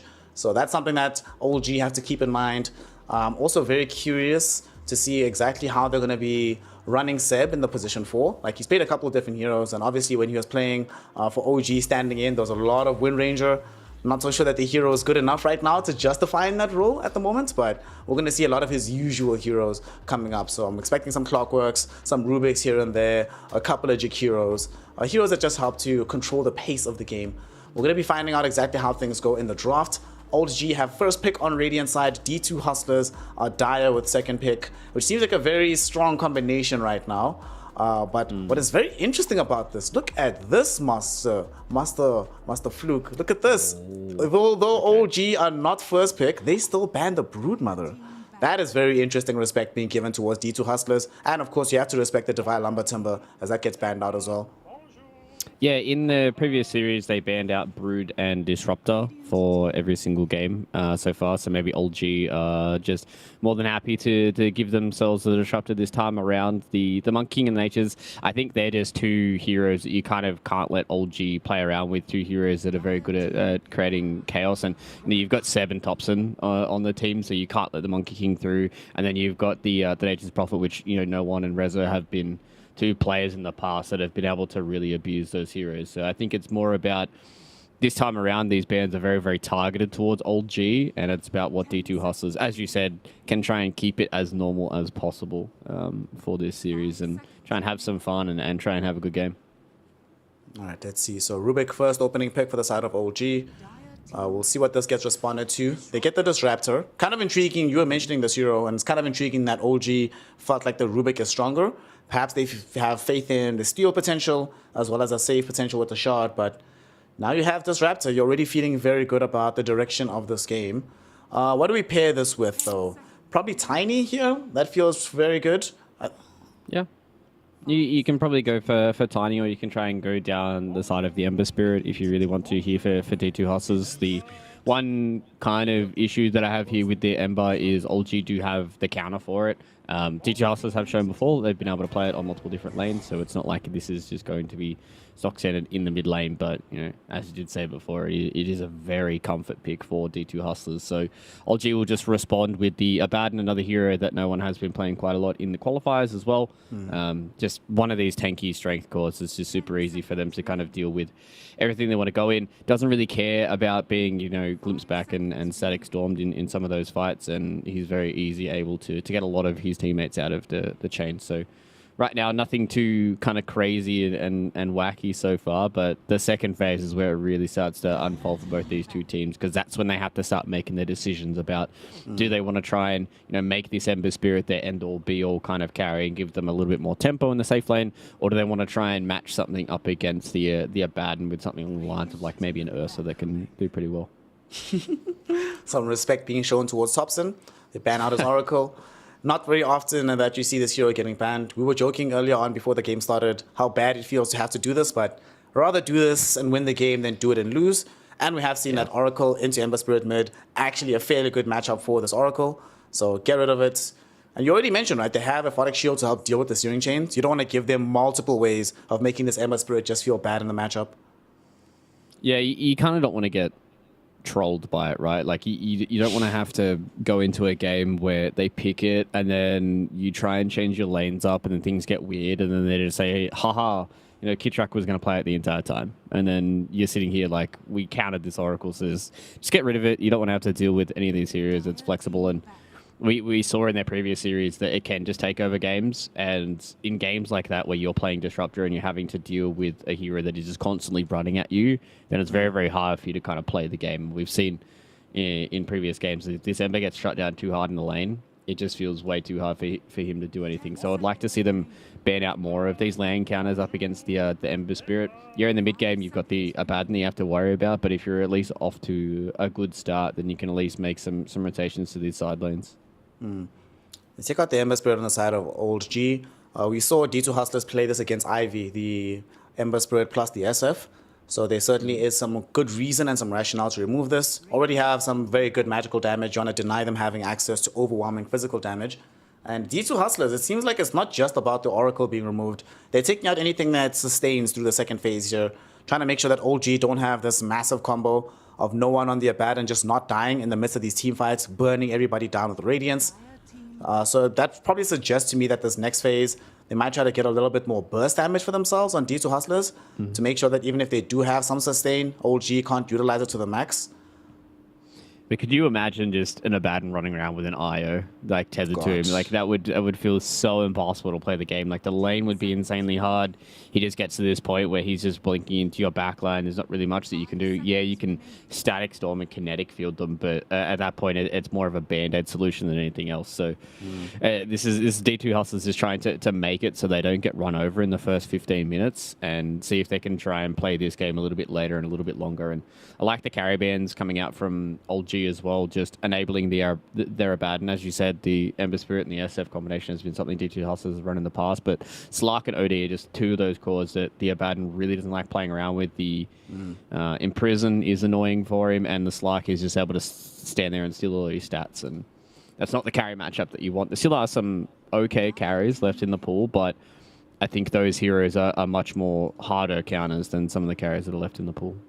Yeah. And you can't, it's very hard playing carry Abaddon versus carry Slark. You press his Q, and your main aspect in the team fights is just gone every single time. It's very, very annoying. So good ban.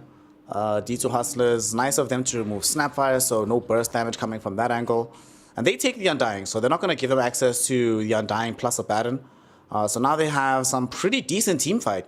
You drop down this Tombstone to get you vision that allows the Disruptor to glimpse heroes back. Static Storm can be like okay, but Kinetic Field in tandem with Tombstone, that feels very, very good.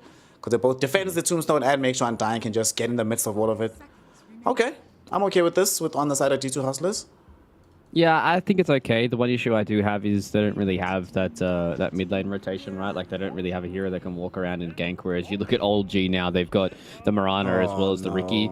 We've seen in the past, Ricky's has been played in the mid lane by Thompson. So I'd imagine this is probably going to be the Thompson hero here. You can make easy rotations with the Smoke Cloud. It's a very, very good lane for the Riki just because of Blink Strike does a lot of damage up against this Ember Spirit, and you have naturally high armor and regen as a Riki. So as soon as you start getting some of those stats, it's going to be a pretty rough lane, and then a rotation just comes in from Mirana, and then it's easy mode. They could actually put this off lane as well. I saw this the other day in China where they played off lane Riki for a couple of games, and they went meme hammer on the hero. It's possible. The reason I'm thinking this is because it would be very intriguing for me if OG ended off their draft with a Thompson Primal Beast through the mid lane. Then you have Primal Beast Mirana to make big kills with. Mirana Riki can still be a kill combination across the map. You still have this Abaddon farming, and you'll have just a way to get very quickly to the backlines so that Riki Mirana can just always follow up. So I think it's a flex pick. I'm not sure if they know 100% just yet where it's going. But D2 Hustlers, their response is going to be the Terrorblade here. All right, so they're clocking the lack of overall uber burst on the side of OG. I mean, they have these setup combos for themselves, but if they ever make sure that they don't get hit by the arrow, TB feels hard to kill here. Oh, it's a bit annoying to play into the Abaddon Radiance with your illusions, but it is still some overwhelming physical damage, which they did not have beforehand. What's your read on the situation with the TB now in the game?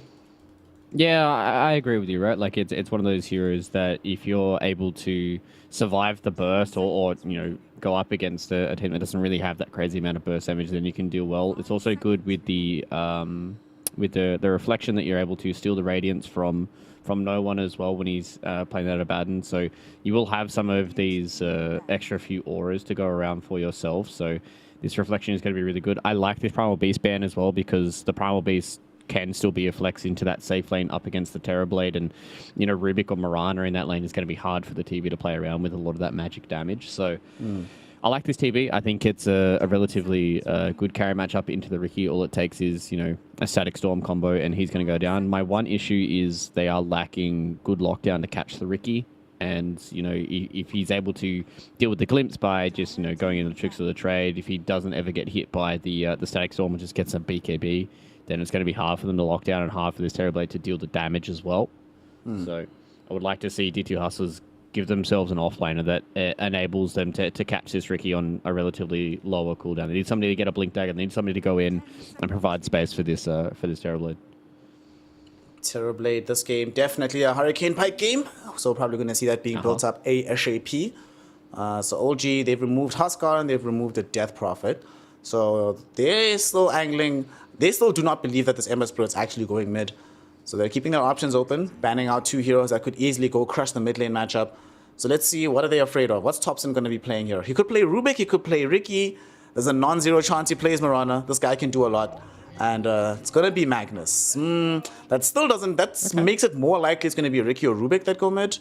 And then this Magnus goes into the off lane. I mean, you have Resolution on the team, right? If there's Resolution and there's Magnus, you might as well give him the hero. I mean, you've even got 7 Magnus as well, right? Like, there's just so many player-hero combinations that are coming in this draft that I don't know where it's going to go. Like, you could have a 4 Magnus with, like, an off-lane Mirana that Rezel has played a decent amount of before. You can throw Riki into the mid lane and you just have a position 5 Rubik.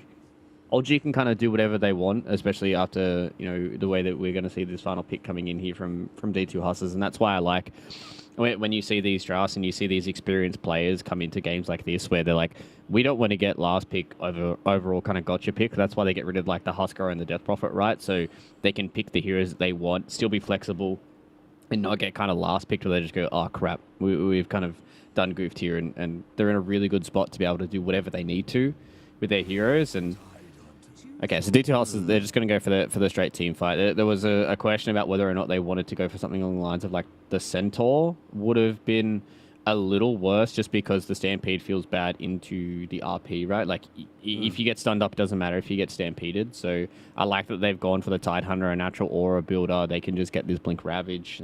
Tendrils of the Deep is really, really good at locking down the Riki as well. And it's going to be hard for the Riki to kill the Tide. My one issue is that he doesn't have, like, a free Kraken Shell game. Like the smoke cloud's always going to be good against the Tide Hunter, so it's not like an amazing Tide game, but it's a good Tide game. So I think D2 Hustlers came out of this draft relatively okay, but I mean at the end of the day, Old G, they've got some heroes that have some good lanes, they got some really good combinations, and I like the draft so far. The only fear I have for the draft on the side of D2 Hustlers is that once BKBs come out from Old G, that's only solution that they really have is this TB. The Ember Spirit, Disruptor, Undying, Tide Hunter, these are not heroes that you're that afraid of once you have BKBs. That being said, no one doesn't want to rush BKB on the Abaddon. Resolution definitely doesn't want to do it on the Magnus. Thompson might be happier to do it earlier on after getting the shot Diffusal Blade into the BKB, but it's going to be a fun game, I think, no matter what. There's kill threat all across the map. There's some degree of scaling for both of these teams. I do prefer D2 Hustlers' draft if the game starts to go really, really late, but nonetheless, this one is going to be very entertaining to watch. And I don't think OG are just going to guaranteed win the game by strength of having the players in their team. They still have to play Dota at a very high level. So what's your percentage odds here, Mr. Fluke, between OG and the side of D2 Hustlers for game one? Who are you putting your MMR double down on here? I feel like I'm going to have to double down on Old G here. I know I might seem like a little bit of a fanboy, but the big thing for me is they don't have heroes that can gank tops and mid on the Riki, so he's going to have a relatively good lane on the Riki. It's hard for them to kill the Magnus and the Potom in the top lane because they're always going to have Skewer as well as Leap up against the Terrorblade and Undying lane. So it's going to be hard for D2 Hustlers to get kills across the map, and even in the safe lane, it's going to be very, very hard for them to find kills. So I'm going to have to lean towards Old G here. I'm going to have to give it like 65-35. I don't think it's like too Omega Old G favored. I think they've got really good lanes. It's just going to be hard for D2 Hustlers to find kills until they start getting towards those items. And that's where Old G really kind of thrive, right? Look at across all the teams these guys have played on. A lot of them are very, very good laners, very, very good early game kind of players. And D2 Hustlers, unfortunately for them, they just don't have the heroes or the lanes to be able to enable that for themselves. We'll see how it all shakes out throughout the course of this game. D2 Hustlers, of course, the one benefit that they do have for their lineup is ridiculous amounts of teamfight. They only really have to worry about the Magnus RP on the other end in terms of massive spells, but they have Ravage, they've got the Static Storm, they have Ember to be able to go in and create chaos. Certainly going to be a very fun game to witness, provided Ember starts off well. We've seen more and more that if Ember gets shut down early, the game just becomes intolerable for this hero. And I don't imagine he loses this lane, right? It's playing against a Riki. Riki has many strengths, regrettably, but laning strength is not one of them. Yeah, I think it's going to be a relatively okay lane for both of the two players, right? Like once Riki hits 6, he's going to have a little bit of kill threat, and you always have to be careful of a Seb rotation. Like Seb can just walk towards a power rune and just throw an arrow towards mid, and then if you ever get a connection, then the Ember is going to be dead. But I don't think it's going to be one of those lanes where what we saw earlier today, where it was Death Prophet versus Ember, and it gets to that level 6 mark, and Ember just goes, I have to leave here, boys. So should be okay for Adzentic. Already off to a better start as he's able to demonstrate some dominance by outclicking Thompson for the bounty rune. So he's like, yeah, I can roll with you. If I can outclick you for the bounty, I can outclick you in the lane. Let's go. Anybody who doesn't use the auto right clicker that's enabled in the options is they're joking. They're doing themselves a disservice not having the auto right clicker, because in that way it's just all about ping. I mean, look at it this way: if you don't have it on, right, that means you're playing with training weights. So then when you do enable it, you'll be like, wow, I'm so good. This game is so easy now. Yeah, guys, I gained 500 MMR just by enabling this one option. You guys won't believe what it is. It's the auto right clicker. Valve hates this new trick. That sounds like the sickest bit of content. That's how I can just make another YouTube video. Just be like, you guys will not be able to guess how much MMR I gained from this one simple trick. So far, it's a nice, slowish early game. Top lane though, Resolution taking quite a bit of damage here. Found himself on the receiving end of several decay stacks from Hakoda. Seb was dealing with dragging the wave towards him. Not exactly how Rezo wanted to start his affair here, but so far, everything's okay, it's fine. Everyone's just farming. Yeah, bottom lane's farming as well. Chilling. Yeah, he showed that he had Shockwave level 1, so that's the kind of best time for them. Oh, Divine Llama. He's actually dead, yeah. First blood drawn by no one. As they manage to get out all stacks of the Curse of Avernus. The additional attack speed being more than enough to bring down the Tidehunter. And unfortunately, that's level 1. Doesn't have access to the Kraken Shell just yet, so no Dispel on the debuff. Not exactly how you wanted to start his laning phase here as a Tidehunter. No, and one thing I didn't touch on is the Aphotic Shield just gets rid of the Anchor Smash, right? So the Vailama, anytime that they are going to go for these trades, no one can just pop the Aphotic Shield. The extra burst damage is off and the magic damage is always nice, but you never have to worry about Anchor Smash in this lane, and with Vailama... No, he shouldn't die this time around. He has a Kraken Shell available, but he just came back to the lane. Already down to half HP. Doesn't have the gold for the Ring of Health just yet. So gonna have to be spooled some tangos. Game is hard. Mid lane though, game is, as you mentioned, just very even between these two. At the early levels, neither of them can threaten the other or get aggressive in their own right. They have to wait for help elsewhere. So it's just gonna be a heads-up matchup between the two. Everybody just farming. Especially with Thompson going for this media hammer build early on, right? He gets a Ring of Health and he's sitting at 11 regen, not even underneath his tower. When he goes under his tower, he gets to like 13. So any trades that he is taking up against the Ember Spirit here is always going to go in his favor because he just has naturally high regen and now he has a Ring of Health. So it's going to be pretty straightforward. And I'd imagine that, you know, once you start getting a few more of these levels, that's when Seb's going to make his rotation. Really wants to try and enable Rezo in this lane because if Rezo gets kind of shut down, then it's going to be hard for them to try and out-team fight D2 Hustlers because, you know, you touched on it before, Ravage, Static Storm, Undying, just everything they can use is going to be hard for them to team fight. Devai Lama almost found himself getting brought down. They're looking for revenge onto no one. But Devai Lama, only level 2, doesn't have access to the Gush. You just have to watch no one get back into the lane. No one fairly low on the HP pool. Devai Lama does have his own Ring of Health right now, so he can sustain for a lot longer of a time. And Resolution almost dies in the top lane. Tombstone dropped down for this one. But not going to be enough to get the burst out. Still though, the ultimate objective is achieved. Create space for Yuma to keep farming. And Resolution, look at the CS, dude. Rezo is getting nothing out of this game. 7 CS early on in the game right now. Has not been an easy time for him in the top lane. As it's not going to be easy down bottom. Devai Lama, the off laners are struggling. He's about to lose his life once the Aphotic Shield pops. And indeed it goes down. That's going to be a quick kill. Theoloco looking for revenge back onto no one. Unfortunately, looking like he's unlikely to find that. And instead it's his life that gets sacrificed on the altar of the Abaddon success. As he finds a double kill in this bottom lane. Putting himself in a very good position as Rubik just goes for the quick deny. Yeah, same with no one. He wanted to just get the reset. You know, you're that low HP, you're like that low mana, you can't really do all too much. The Rezo potential death slash escape was an absolute pucker up. That was very, very close. Rezo was holding his magic wand to the last moment and was able to live from the decay. So he's doing okay to live, I think, is the biggest thing. And whenever you're playing in the offlane and you're having a rough time, you look to see at the enemy offlaner. He's died twice, and they killed Theoloco as well. So I think Rezo's just like, yeah, I'm having a rough lane, but I'm playing against Dirge Terrorblade. Like, it's gonna be okay. I can come back with, you know, Shockwave as well as the Empower. We've also made the Undying's life a bit more difficult by killing off his courier. They might kill Seb for this. He gets glimpse back after the leap, and there's more than enough damage thanks to that glimpse to kill him. Rezo in a little bit of danger now as well. Reflection is out onto him. There's no glimpse, so if he can skew in a decent angle, he should be safe. Doesn't even need it in the end. Hakoda, with his courier being denied earlier by Seb, he lost out on access to having an observer ward, so they can't use the space to get more advanced vision. So Small's play ends up cascading positively for them. Still though, very nicely done. Mid lane, Adzentik does have level 6, so even though Kitrak is coming over, I doubt they can find a kill off the back end of this.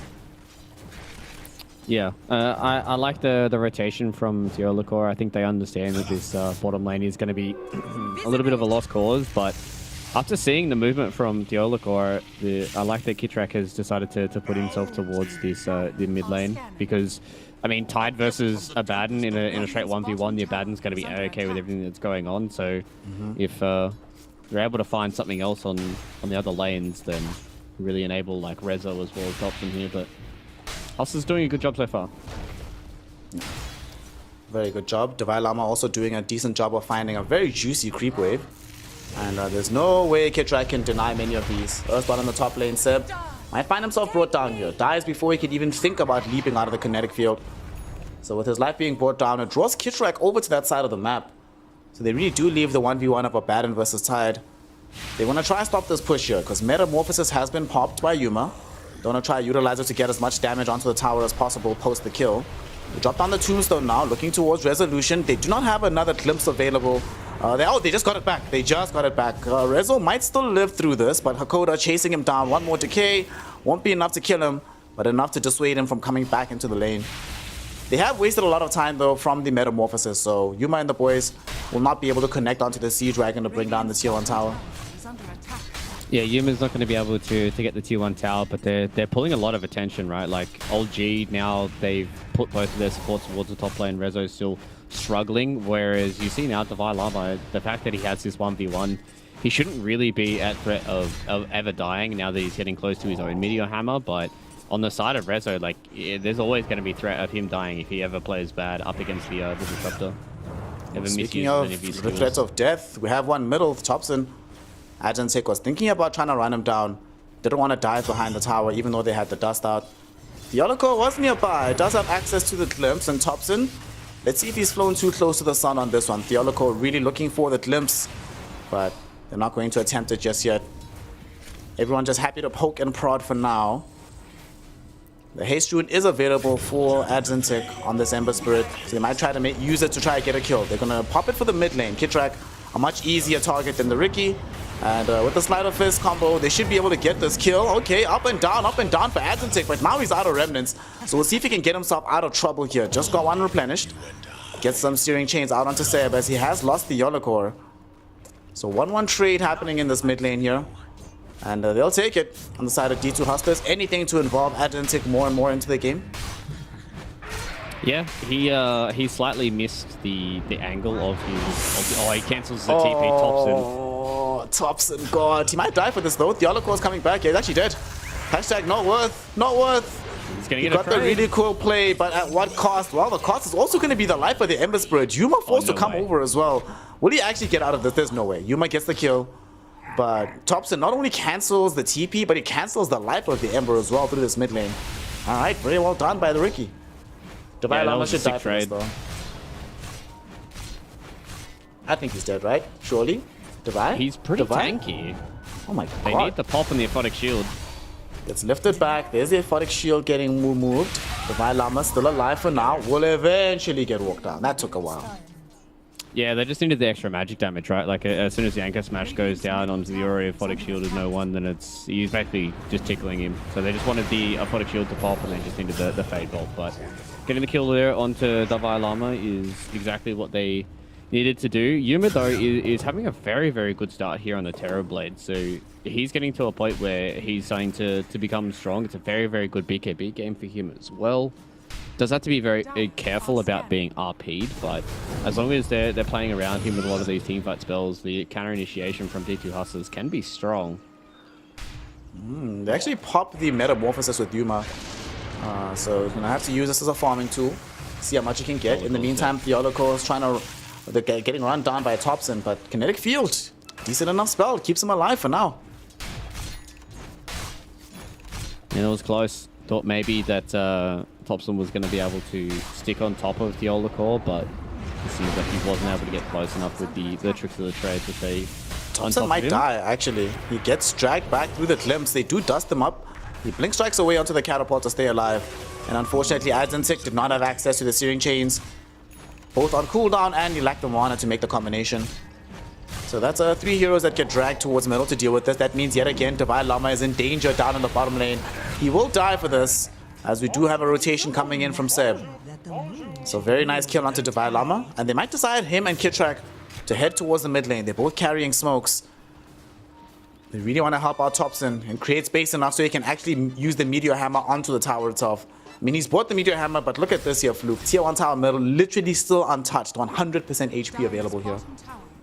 Yeah, nice and crispy. He's been using it to try and set up for some kills and just pushing out the wave as well. It's kind of one of the issues that Riki has, is his wave clear is very, very slow. So the fact that he has this Meteor Hammer now means that he can try and punish anytime Azentic wants to try and go anywhere else. He will cancel. Oh, Oh, I thought he was going This to is the cancel the cancel. Oracle TP. So now they want to try to go for this kill onto Seb in the top lane. Kinetic field down, you can't skewer out. Will he get out of this? No way, he's actually going to survive. Seb, resolution. I just threw Magnus in the game and Seb is in the game and my mind goes to Seb, you know. I don't blame you. Divine Llama, oh, I've seen this story before. Dude, have mercy. Oh, gee, he's just a melon. Come on. This is so unfair. Does manage to survive, but he's on such low HP right now, he's going to have to just wait by the tier 1 tower. Oh, he actually gets jumped on by Seb. The Starstorm not going to be enough damage to bring him down. So now Seb, we'll see if he gets punished for this one. They do force out the Tombstone drop. Assistance is coming in from the Ember Spirit as well. No Seb, no one have TP'd out just yet. So Adzentic could try to get the punish here. Throws forth the Remnants. Looking for the slide combo, will be able to find it on the Mirana, and the Kitty is gone. So a successful rotation from Adzentic. Let's see if he can get more out of this. They have managed to just force back this Abaddon. Erstwhile in the mid lane, Thompson, he might actually also get punished for this one as well. He tries to make the jump onto Theolocore. Not enough damage to kill him heads up. The Blink Strike will do the trick, but it might cost him his life. 2 more hits from Yuma is all he needs, but he loses vision. Oh no. And he's getting to throw insult to injury, he throws the meme hammer down. What a player. In the meantime, down bottom, first Ravage forced out of the game. Adzentic combos up with Divine Llama to get the kill onto no one. Kidrak might fall next, as Yuma has also made his presence known. Popping in with the meta and the illusion damage. Fighting happening all across the map. Thompson very happy with it from the mid lane perspective, but for D2 Hustlers, they'll be happy to get a carry kill as well as a tier 1 tower in the bottom lane. Yeah, Yuma is absolutely swimming in it right now. He's having a fantastic game. One of the most active Terrorblades I've seen so far, and I like that D2 Hustlers are not shying away from a challenge. Static Storm on Thompson in the mid lane. He has tricks, so he's okay. But I really do like that D2 Hustlers are not shying away from any of these fights. They're getting a lot of TPs coming in. One cool thing that we saw with that when they tried to kill Divine Llama underneath the tier 1 tower was that Hakoda dropped the tombstone and actually blocked the arrow from one of the zombies. So that was actually a really sick play to keep Divine Llama, and that eventuated in them getting a kill on the tower. Might find a kill onto Seb now as well, as I think he is definitely done for this world. He gets taken away. And Hakoda's coming in from the back end as well, potentially looking to try aggress onto Thompson. And Thompson has made himself known. He jumped onto the high ground. There's the 2 hero chains, and here dropped down the tombstone from Hakoda. Thompson in danger. Resolution glimpse back before he can even think about popping the RP, leaving his allies all alone. Thompson will die inside this kinetic field. Smoke screen not gonna help him out too much. Kidrak joining him in the grave, and D2 Hustlers playing with a very decent pace right now. Resolution came in to help, but all you could do was drop the mech, couldn't actually contribute to the team fight. Yeah, it's actually been a blistering pace being set here by D2 Hustlers. Yuma has been involved in literally everything right now. He's going to get very, very close to a Manta at 15 minutes into the game. He's going to have Dragonlance and Manta before you're even starting to have hopes and dreams of a Blink Dagger for Rezo. And no one right now is getting closer towards the Radiance, but we saw in the previous game that Abaddon still needs a few more items after the Radiance to be the scary hero. Yola goes, found Seb. They found Seb, but he might come out into a Static Storm. Thompson needs to be careful. He's been dusted up. Adzentic trying to bring down this Mirana. Not going to be able to do so just yet. Hakoda jumps in the fray with the Flesh Golem. Just trying to create space for this moment in time. There's going to be the 2 hero searing chain. The combo from Yuma. RP does catch on to 3 heroes, but it's not going to be effective at winning them the team fight. They have lost Disruptor though, but they are 1 offlaner down, and now the mid hero is also in danger. They're first going to take a detour for bringing down this Rubik, as they don't have enough reveal to bring down Thompson. He will drop a meme hammer in their faces to rub insult into injury. But nonetheless, they've lost 2 heroes. They can now pressure the tower because they still have Metamorphosis for a decent time, and they have a Siege Dragon. And I don't think Thompson wants to show himself again here with a... Oh, they still don't have reveal. He can do what he wants. This is actually hilarious to watch. They got no dust, there's no sentries, they utilized all of it before, and now no one's making his way over. This is going to be an interesting fight for old G. Alright, meme hammer onto 2. Can they actually get this kill before the Sunder comes out? Yes, they can. Yuma down for the count. Ravage did emerge from Adzentic, but it's not going to be good enough to salvage the fight, nor will it be good enough to salvage his life, as he ends up going down. Old G reading a moment of weakness. They click on the inventories and they realize there's no vision control. And that Meteor Hammer, if there's a sentry nearby and they can interrupt him getting off the Meteor Hammer, suddenly Yuma has access for a Sunder. They can turn that fight, but for want of dust, for want of sentries, Old G find themselves able to stabilize the situation on the map. Yeah, I was going to say it's going to have to get to a point here where Old G need to try and stabilize it and not keep bleeding these kills out. And I think that was a perfect opportunity for them to do it, as you said, just kind of understanding the separation that they needed. And you can see the difference from what we saw in the previous game from PO into No One this time around, right? Like, he understood that he needs to hit this Radiant's timing. He finds himself a pretty easy fight to come into. He walks in, gets himself a kill onto Yuma, walks out. Now he's got a whole boatload of gold sitting in his back pocket. And this is where you're going to be able to see the Abaddon really start to ramp up. Like, the Terrorblade, yes, is a very, very fast farmer, but once the Abaddon gets, you know, his own Manta style, he'll be able to just constantly push all these waves through. It's really going to be on Atlantic to see if he can deal with the split pushes going to come in from No One. They are still in a very, very good position here, are D2 Hustlers. Their Terrorblade is in a very, very good spot, but I think maybe they might be looking towards a few more of these stat items, maybe towards the early BKB here for Yuma. Smoke up from the side of OG. They get themselves a Coda first and foremost. They had a sentry down though, so they'll look for the escape. An Observer Ward is scouting out Yuma, but they don't have a blink just yet on Rezo. No blink on Kitrak. They can't close the gap onto the Terrorblade.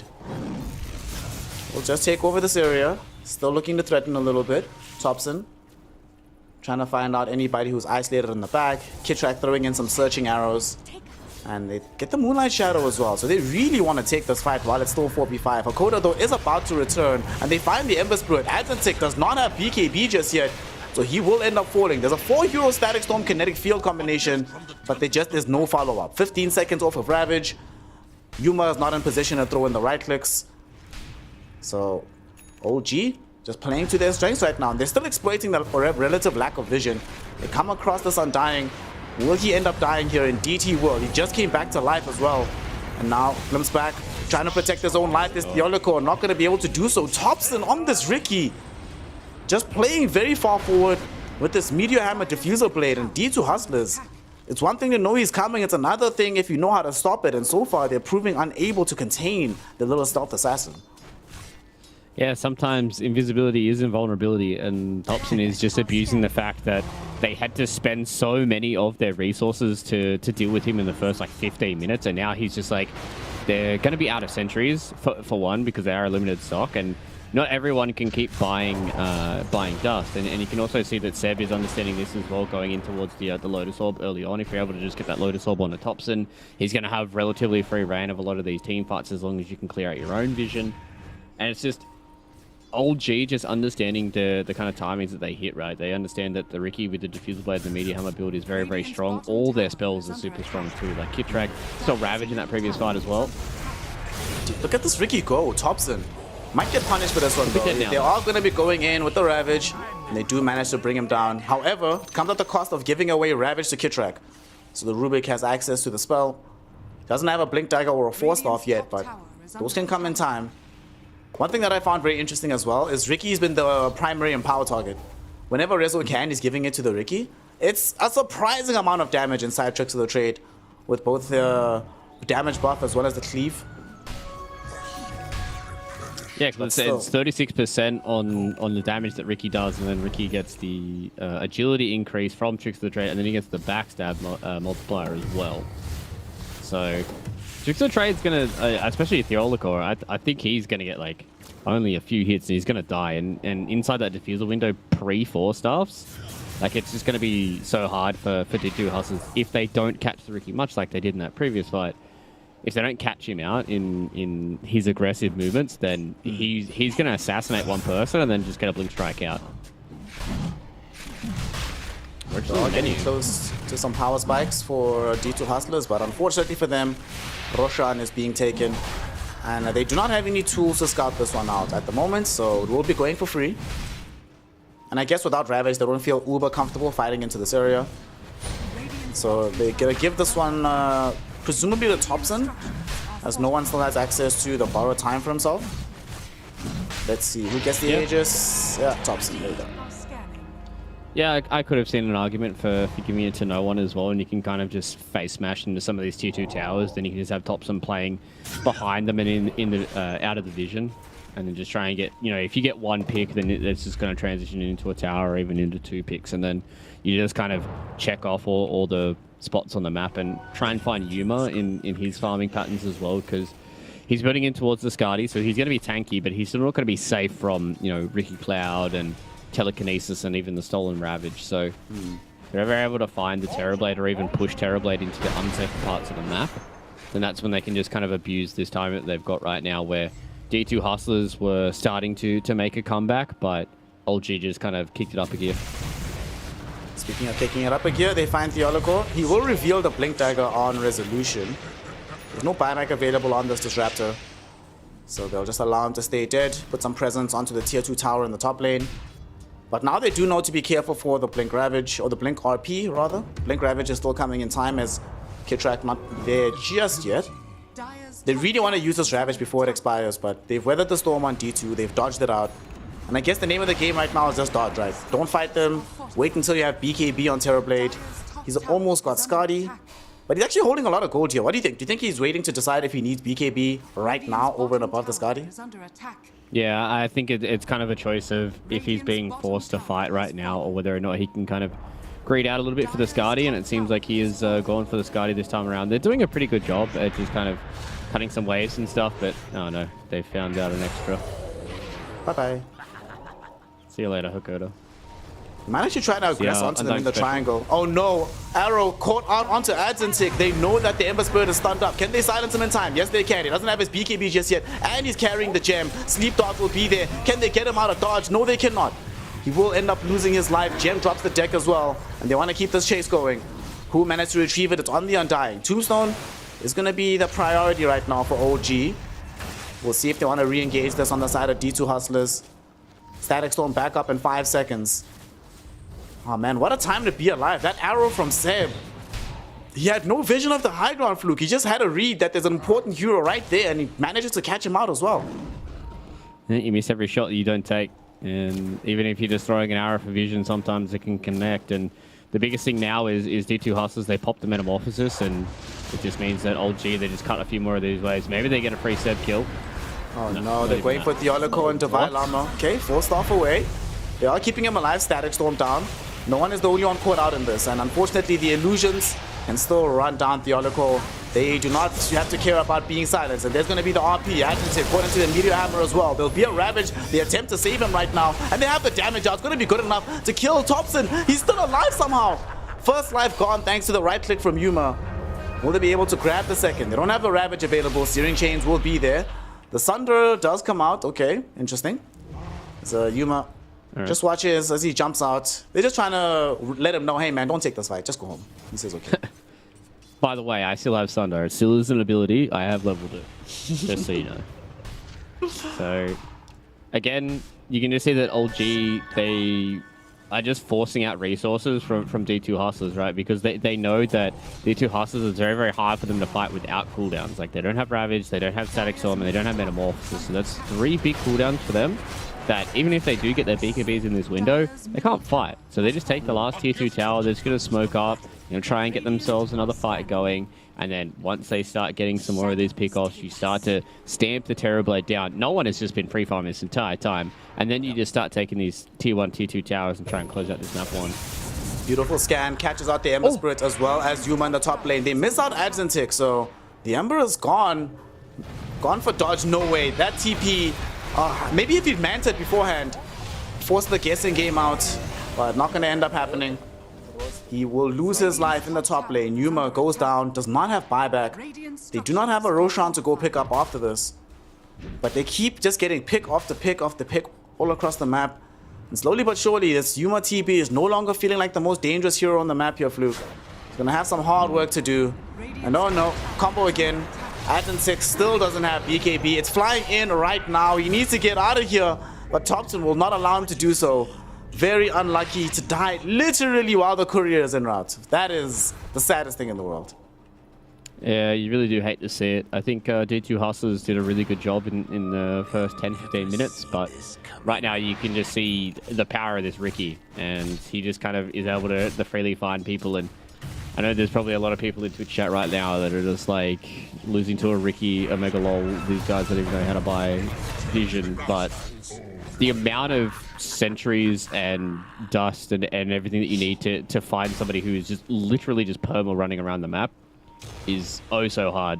And right now, D2 Hustlers, they're trying their best to stay in this game, but I think they kind of just need like a big mistake coming in from Old G. Maybe if they dive like tier 4s or something and Yuma can get a few more of these kills, get to BKB, he can start to be a scary hero again, but no one's hit that power spike, man. He's got Blink Mancer as well as the Radiant, so this is his I'm going to jump on a support and kill them build.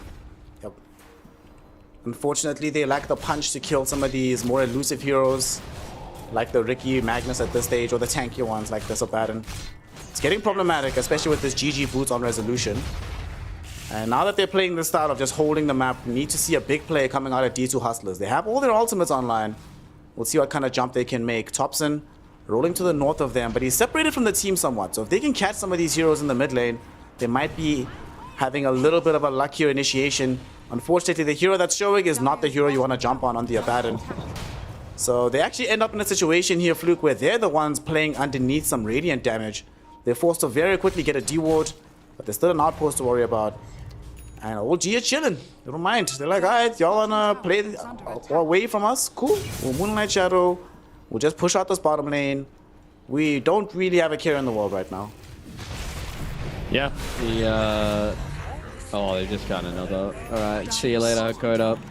It was, yeah, they smoked out as 5. They were hoping to try and run into somebody. They ran into some illusions. Thompson just killed the top wave and then went back towards the base of D2 Hustlers, and they just couldn't find him. They were under vision as soon as their smoke broke, and that was it.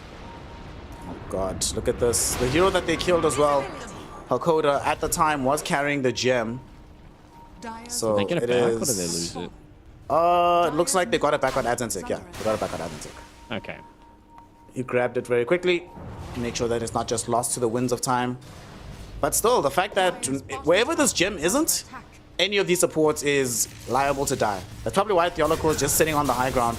He's like, I have to stay in range of the tier 3 tower. It's the only way I don't just instantly get popped by this Ricky.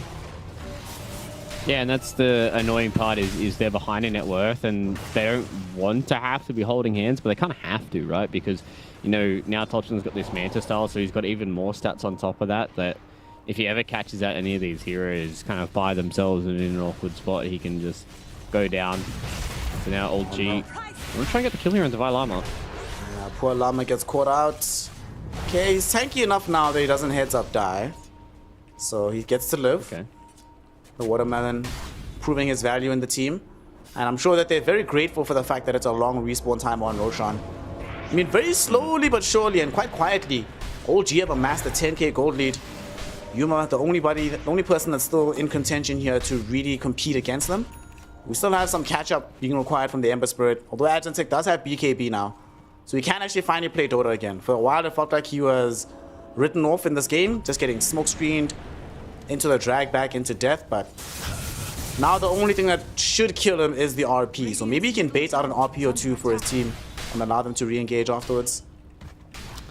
Yeah, he feels like he can play the game until no one bashes his head in with the Basher or the Abyssal Blade that's going to come in soon. And this is kind of what Old G were doing. They were just kind of running around it as 4 heroes with Thompson and Rezo just sticking with the 2 supports while no one was literally just mowing through the map, right? Like he was just going through all the different creep camps. He was able to get the tier 1, tier 2 towers as well. And now Old G, the only real objective they've got left on the map is Roche in a minute and a half. So they get a big pick here. This could almost be it.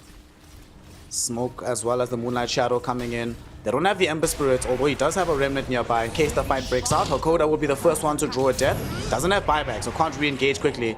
No one hit by the steering chain. Not a great target. And there's the RP. They've got themselves onto Adzentic. No opportunity for the BKB. He just loses his life. Divine Llama attempting to TP out. The Skewer puts paid that idea as he gets taken down as well. 3 heroes fall inside the Radiant jungle.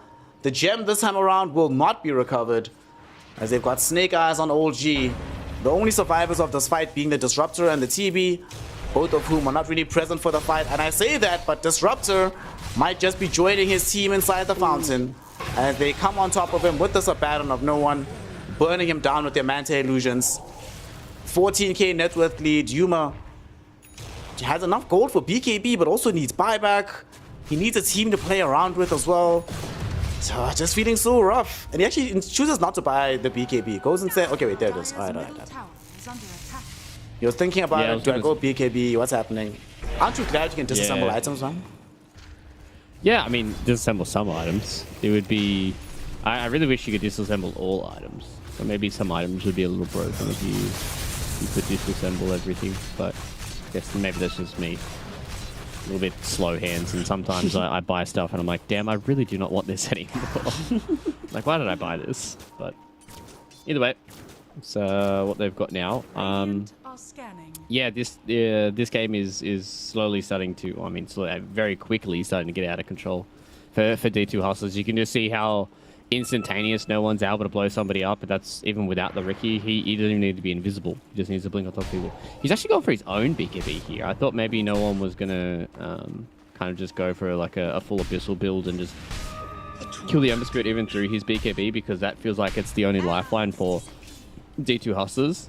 Maybe if they get a big catch here. They don't have a blink on the Tide Hunter though.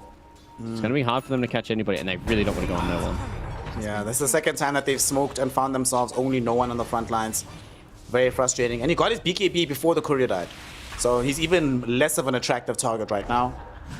Honestly, until they get Aghanim Scepter and Disruptor, BKBs legitimately make no one immortal. And they're going to try force a fight. They're inside the Roshan pit with the Ricky and their Baron.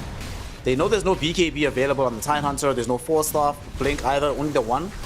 So they put the smoke screen on top of them, make it a lot harder to make this a good engagement. Arrow again! Are you kidding me? BKB forced out here of Adzentic, but he's taking too much damage from the Abaddon. The Basher comes in as well, and that is one dead Ember Spirit. The fight will continue though. Static Storm dropped down. Yuma putting in these right clicks after the Manta illusions come out. But not able to bring down any specific hero just yet. Really wants to try go for save, but here comes Thompson on the back end looking for the Disruptor. We'll be able to find him with the tips of the trade. Blink Strike combination. Ravage will catch him in the face though, and the right clicks will eliminate the first life. Resolution hasn't been able to get off an RP just yet, but the Ravage on the back end, stolen by Kitrak, sets up for the Skewer RP combination, and 5 heroes will be wiped from the map. It turns out the answer to good team fight is to just steal their team fight, use it for yourself. And Old G have just set themselves up to win game number 1 here, Fluke. Is there anything D2 Hustlers can do after a fight loss like that one? Take this time to figure out what they're going to do in game number 2. That's what they should be doing right now.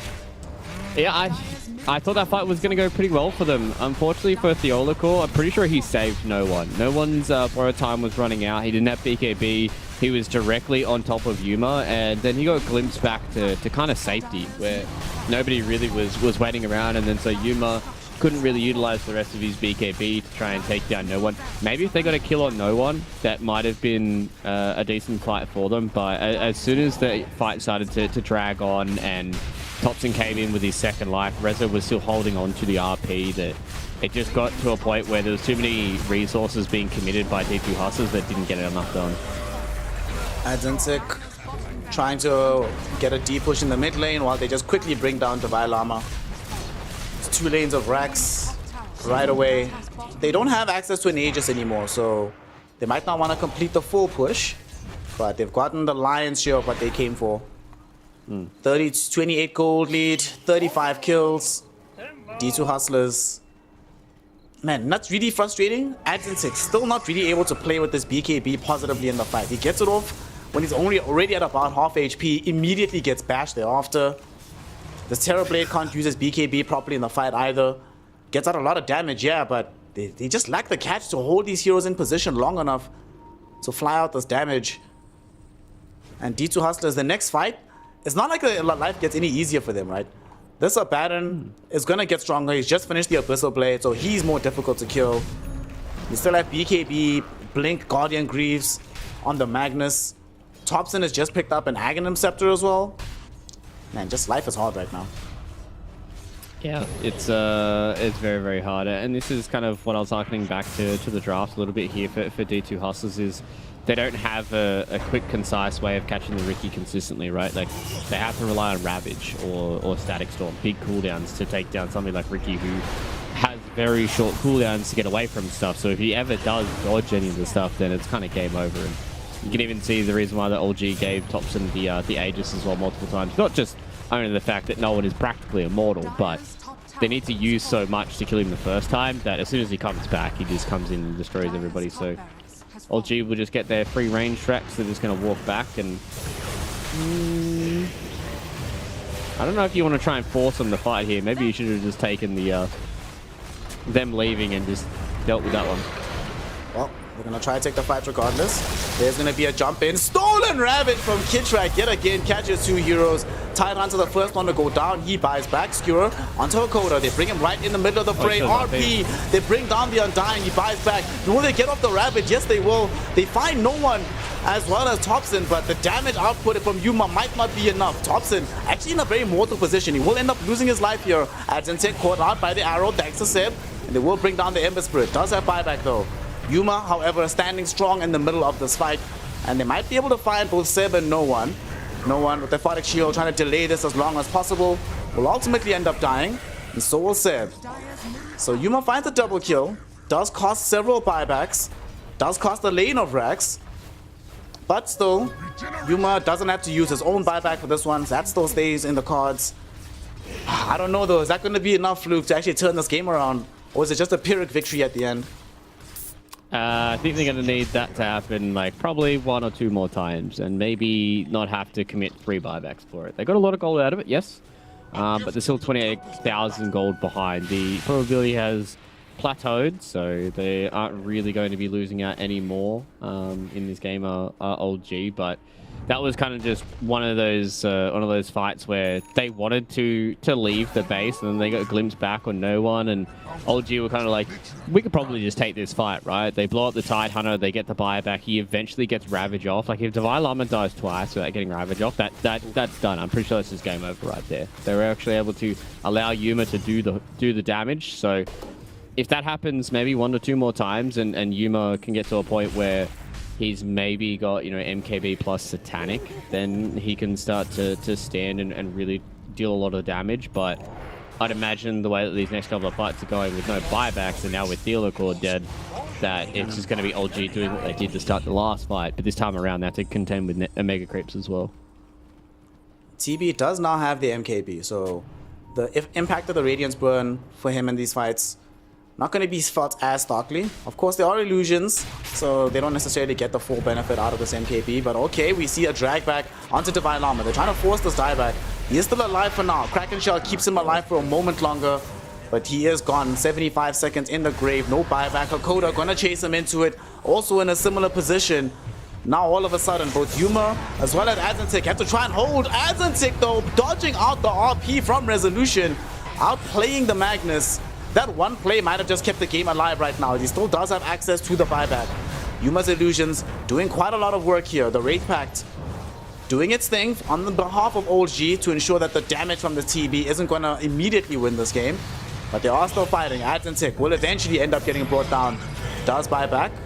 They don't want to go for No One too soon. They want to make sure that this borrow time ends up expiring. Resolution goes in. Horn toss onto Yuma. Yuma's still alive. Abyssal Blade prevents him from getting off the Sunder. And he doesn't have buyback. 145 gold, no buyback. They call it GG. Well played. D2 Hustlers. They made it entertaining at the very end. They took some very close engagements, but ultimately it's going to be Old G with the Thompson Ricky that get themselves the W in game number 1. Yeah, Old G just showing their class one more time here. They come in with something a little bit from left field. They just play their lanes. They play the map really, really well. They understand their win conditions. They understand the win conditions of the enemy team. They abuse the high cooldowns they have on the side of D2 Hustlers. They abuse the economic damage they had to do to both of the supports, and they abuse both of the 2 supports really not being able to play from behind. Undying as well as Disruptor, 2 terrible supports from playing from behind.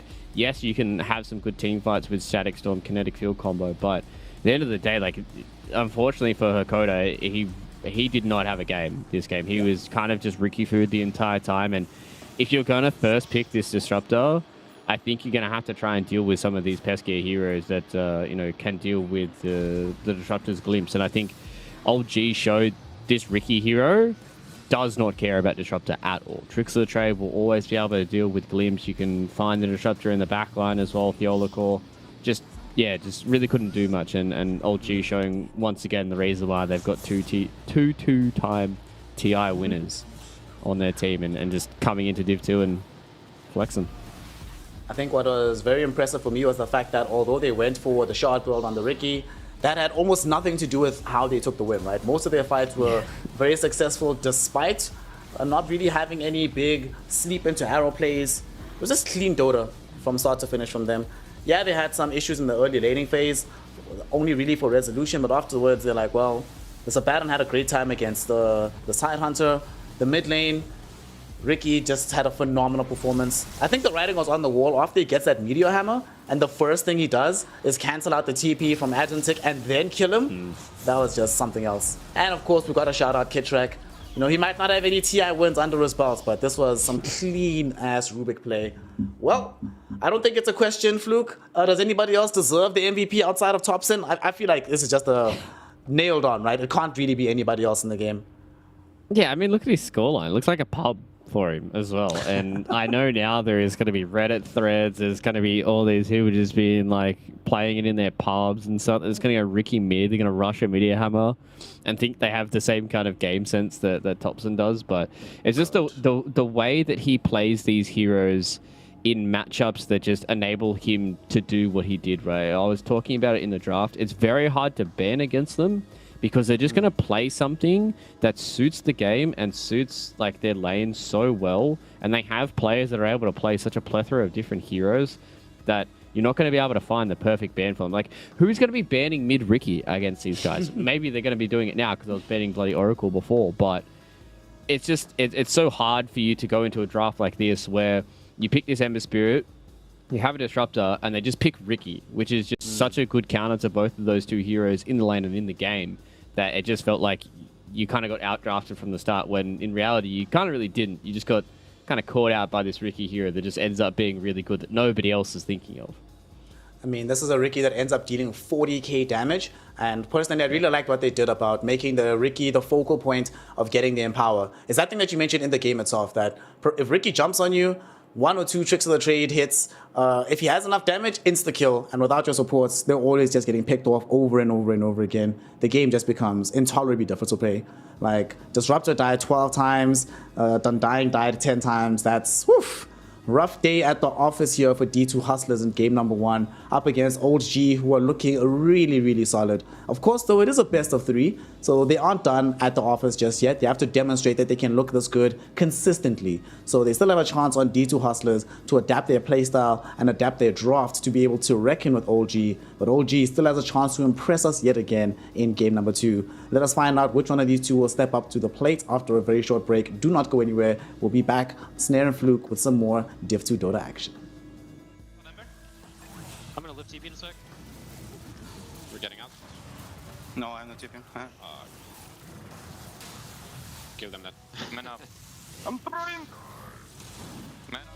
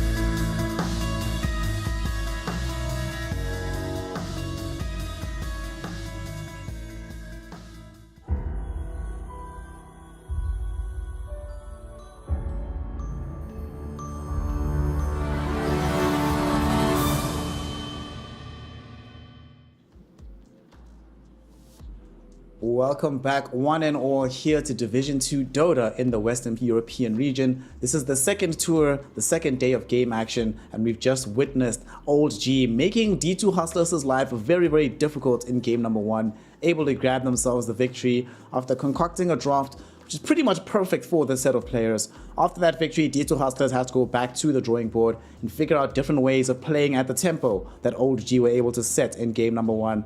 Fluke, what do you want to see change here? We're still going to be having, it feels like a run back. Dire side will still be occupied by the D2 Hustlers. Old G will have themselves the second pick. We saw them open up with the Disruptor last time around, and then they comboed that up in with another pick. Do you want to see Disruptor again? And if so, what else do you want to see them change in the draft to make sure that Disruptor can have a good game?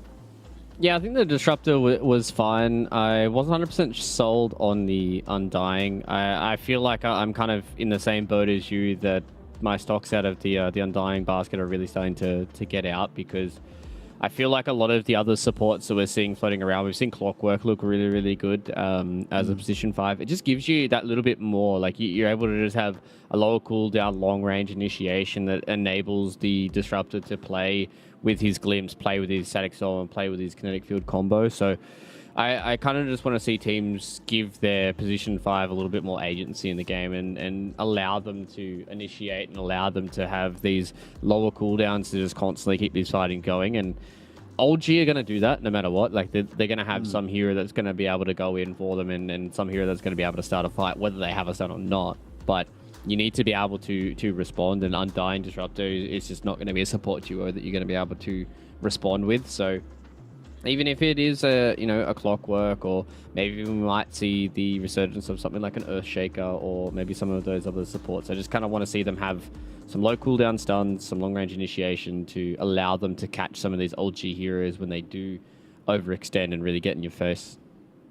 Well, we're going to see if they've gotten that memo on board, as we do have the second draft of this particular series, potentially the final draft of the day happening right now. And we see D2 Hustlers, they stick to the same batting pattern. No Monkey King and no Nature's Prophet. And Old G, they do the same. No Divine Armor Timber and no Brood Mama being allowed into the game. So the Hustlers, all right, let's run it back, boys. Disruptor is not the problem. We picked this up for themselves.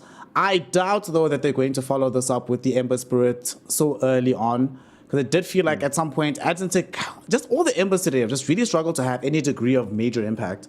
So we'll see how D2 Hustlers choose to protect him if they do go for him, or if they pick up something else. Like, what do we see in the last series? We saw Pangalia, right, come out in lieu of that. I'm hoping maybe that instead, rather than the Ember Spirit. Yeah, I think Pango is also another one of those heroes that can be abused. We saw it in the previous series where Mobe, yeah, he didn't dominate that mid lane much as what we saw in game number 1, but still was able to have a lot of impact in that mid game. So I'm interested to see what they do pair it up with. Maybe something along the lines that's a little bit more straightforward. Maybe something in the offlane. Death Prophet still is floating around as well, so you can kind of just go for a DP as your second phase ender, because you're going to be able to cover her with some bands.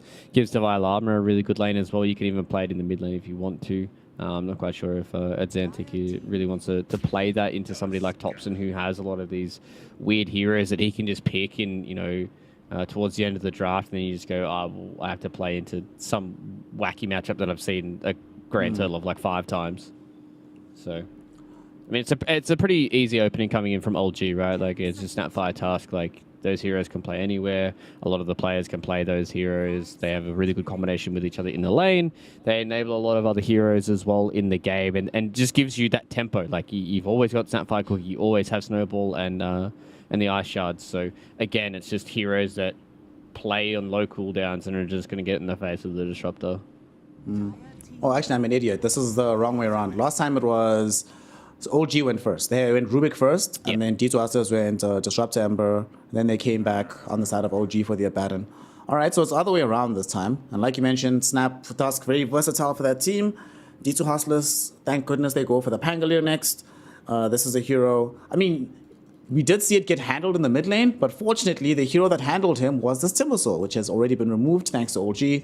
So hopefully, Adzentic can find better inroads with this hero. It also is a hero that if you ever do get yourself caught in the eye shots, you have some kind of counterplay, right? You can swashbuckle out, you can shield crash. You're not just stuck there being like, well, I hope Morty Kisses don't kill me. At the very least, it is something for yourself. Yeah, and he doesn't have too many bad matchups in the mid lane either. You know, Tusk versus Pango matchup is something that we've seen a decent amount of. So if Thompson does want to pick that up, then that's a relatively okay matchup for Adzentic. And I think he did a pretty good job in the first couple of minutes up against Thompson until he did start getting towards that Meteor Hammer. And that's where I think he really pulled ahead on that Ricky. So I like that they've decided to make the small audible this time around for D2 Hustlers that doesn't kind of change the chemistry of the draft all too much. Ember and Pango kind of fit very similar roles when they have hard carries on their team, so it doesn't really change all too much what they want to do. They've just made a few small tweaks this time around, and getting rid of the Ricky, getting rid of the Bloodseeker just means that the Pango is going to have a much better time. I'm just also very laughing that they ban out this Ricky. Some respect being shown. To be fair though, like Tusk Ricky with Snapfire is really, really strong. Constant smoke screen, Pango hates playing into that, so makes a lot of sense. You don't want to have to be rushing BKBs on this hero.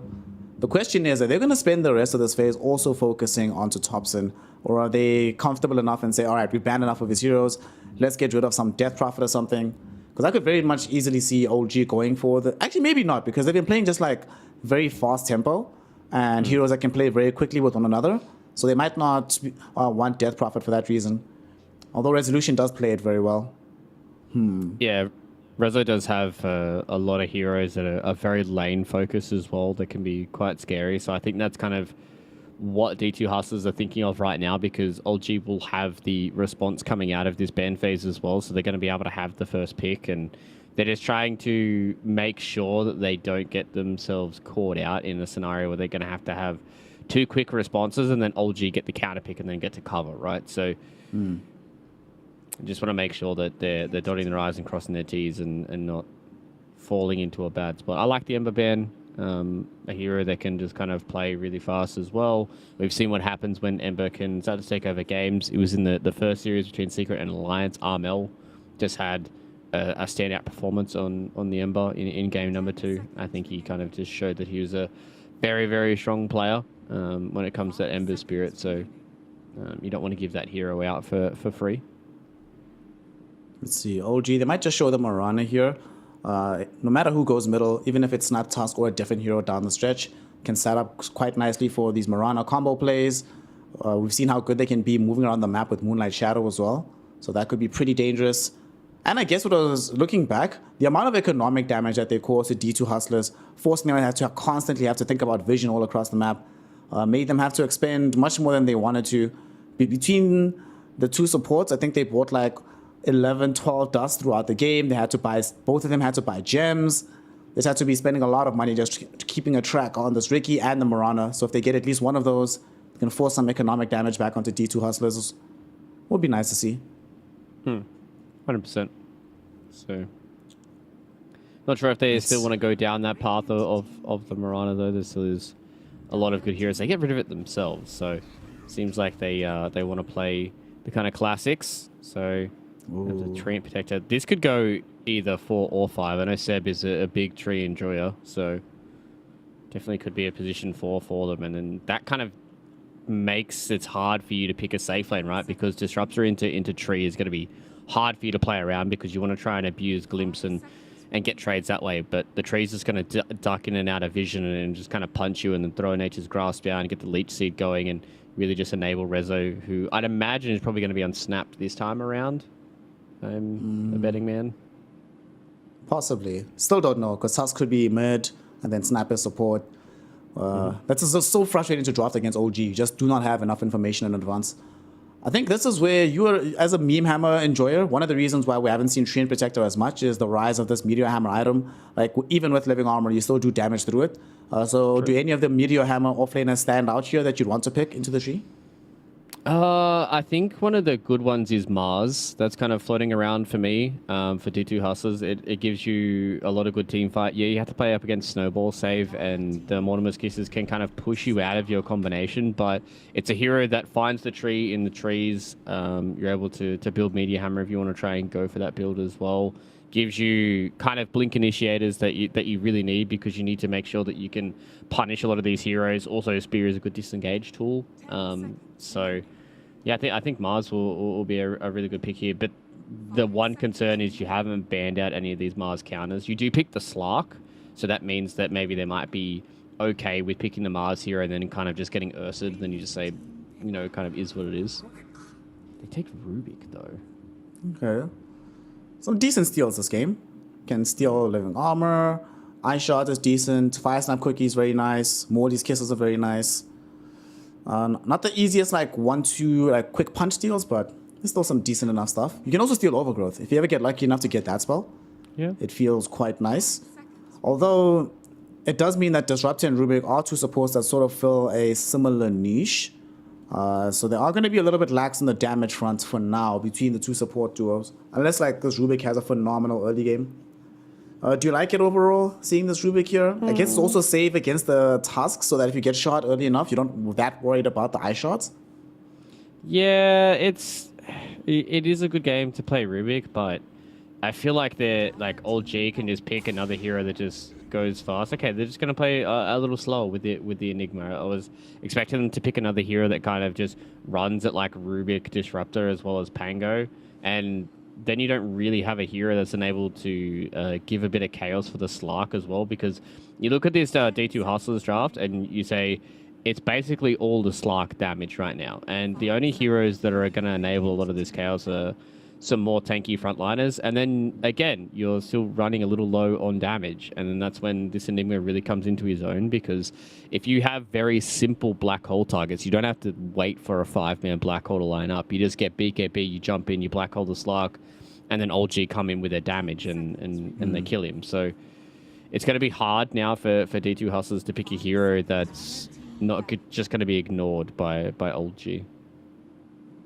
I am definitely worried about the stage of the game where Enigma has like BKB Greaves, and then Treant Protector is just doing Treant Protector things between Snapfire Tusk. These are not soft targets on the side of OG right now. Everybody's fairly beefy to bring down. So Slark has to have the performance of his lifetime. So does Adzentic. Like, Adzentic can eventually get to that damage once he gets like Basharags or Diffusal Blade, but there's several items down the stretch. So OG gonna be very comfortable post the laning phase. Yet again, D2 Hustler is forced to be playing at a very like high tempo, but also executing very, very well if they want to get any of these kills. Even though they have like much better cooldowns, the degree of burst damage is simply not there.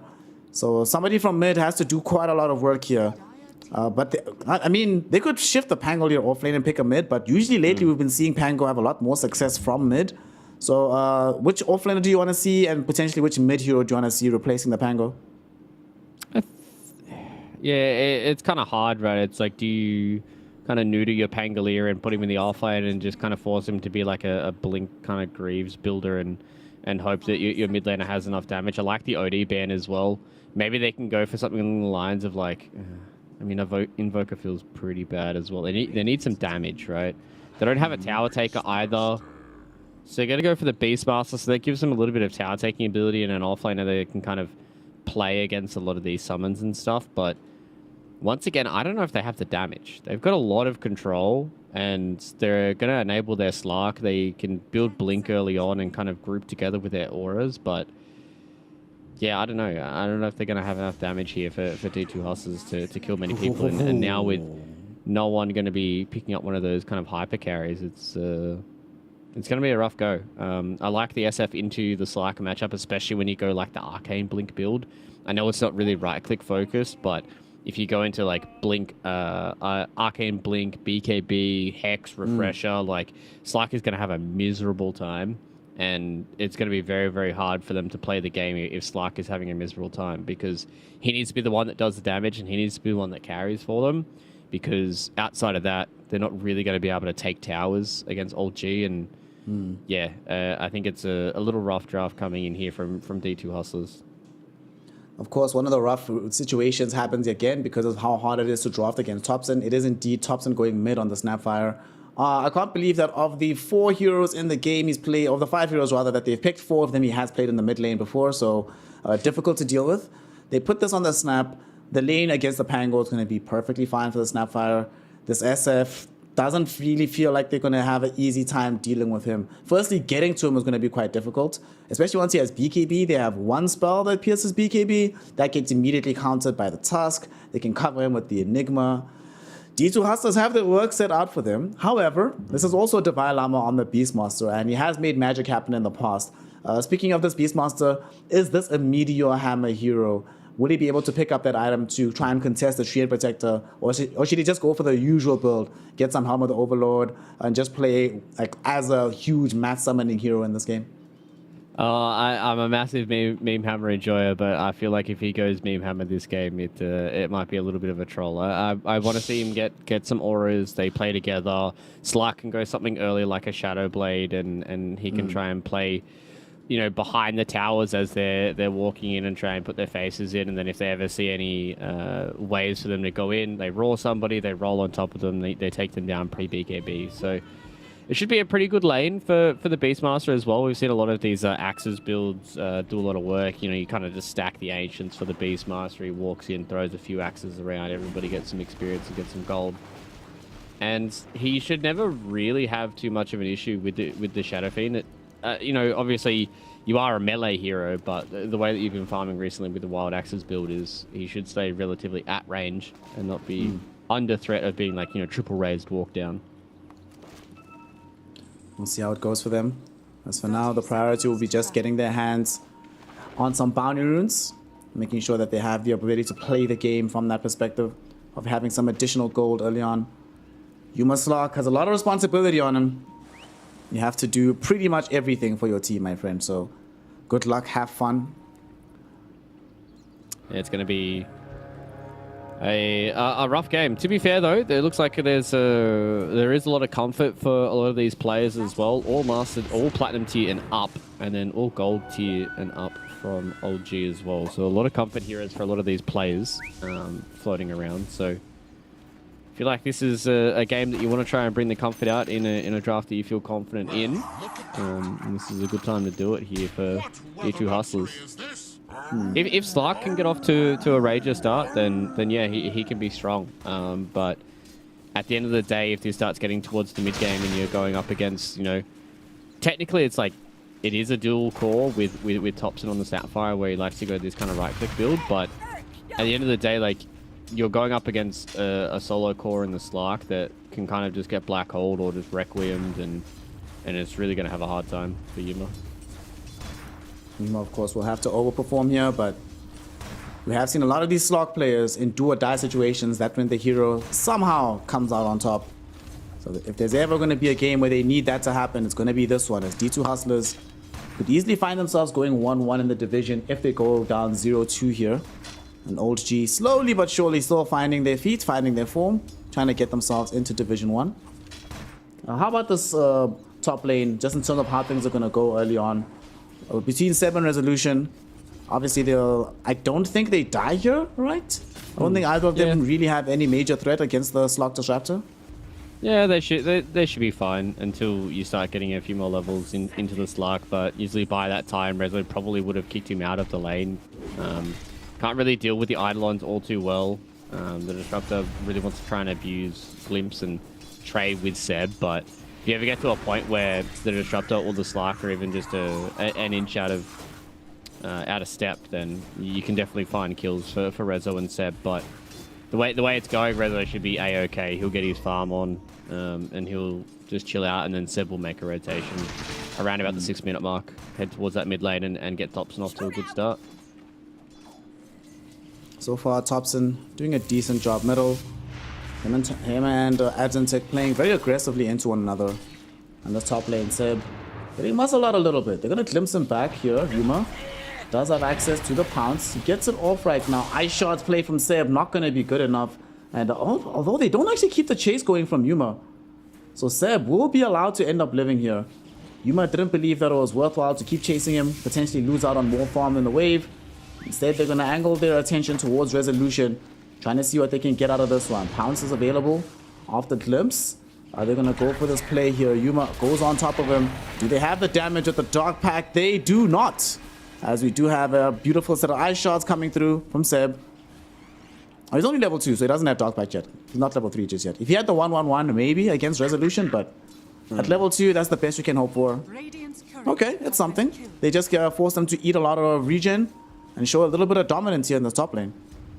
Yeah, Rezo did have 8 one charges as well that he was waiting on to use, and it's something that I've noticed, the way that he plays the offlane, he really does kind of greed pretty hard for his one charges. He makes sure that he doesn't have to use them, doesn't want to use them unless he has to, and a couple of times he's been very close to going down, but still being able to come out on top.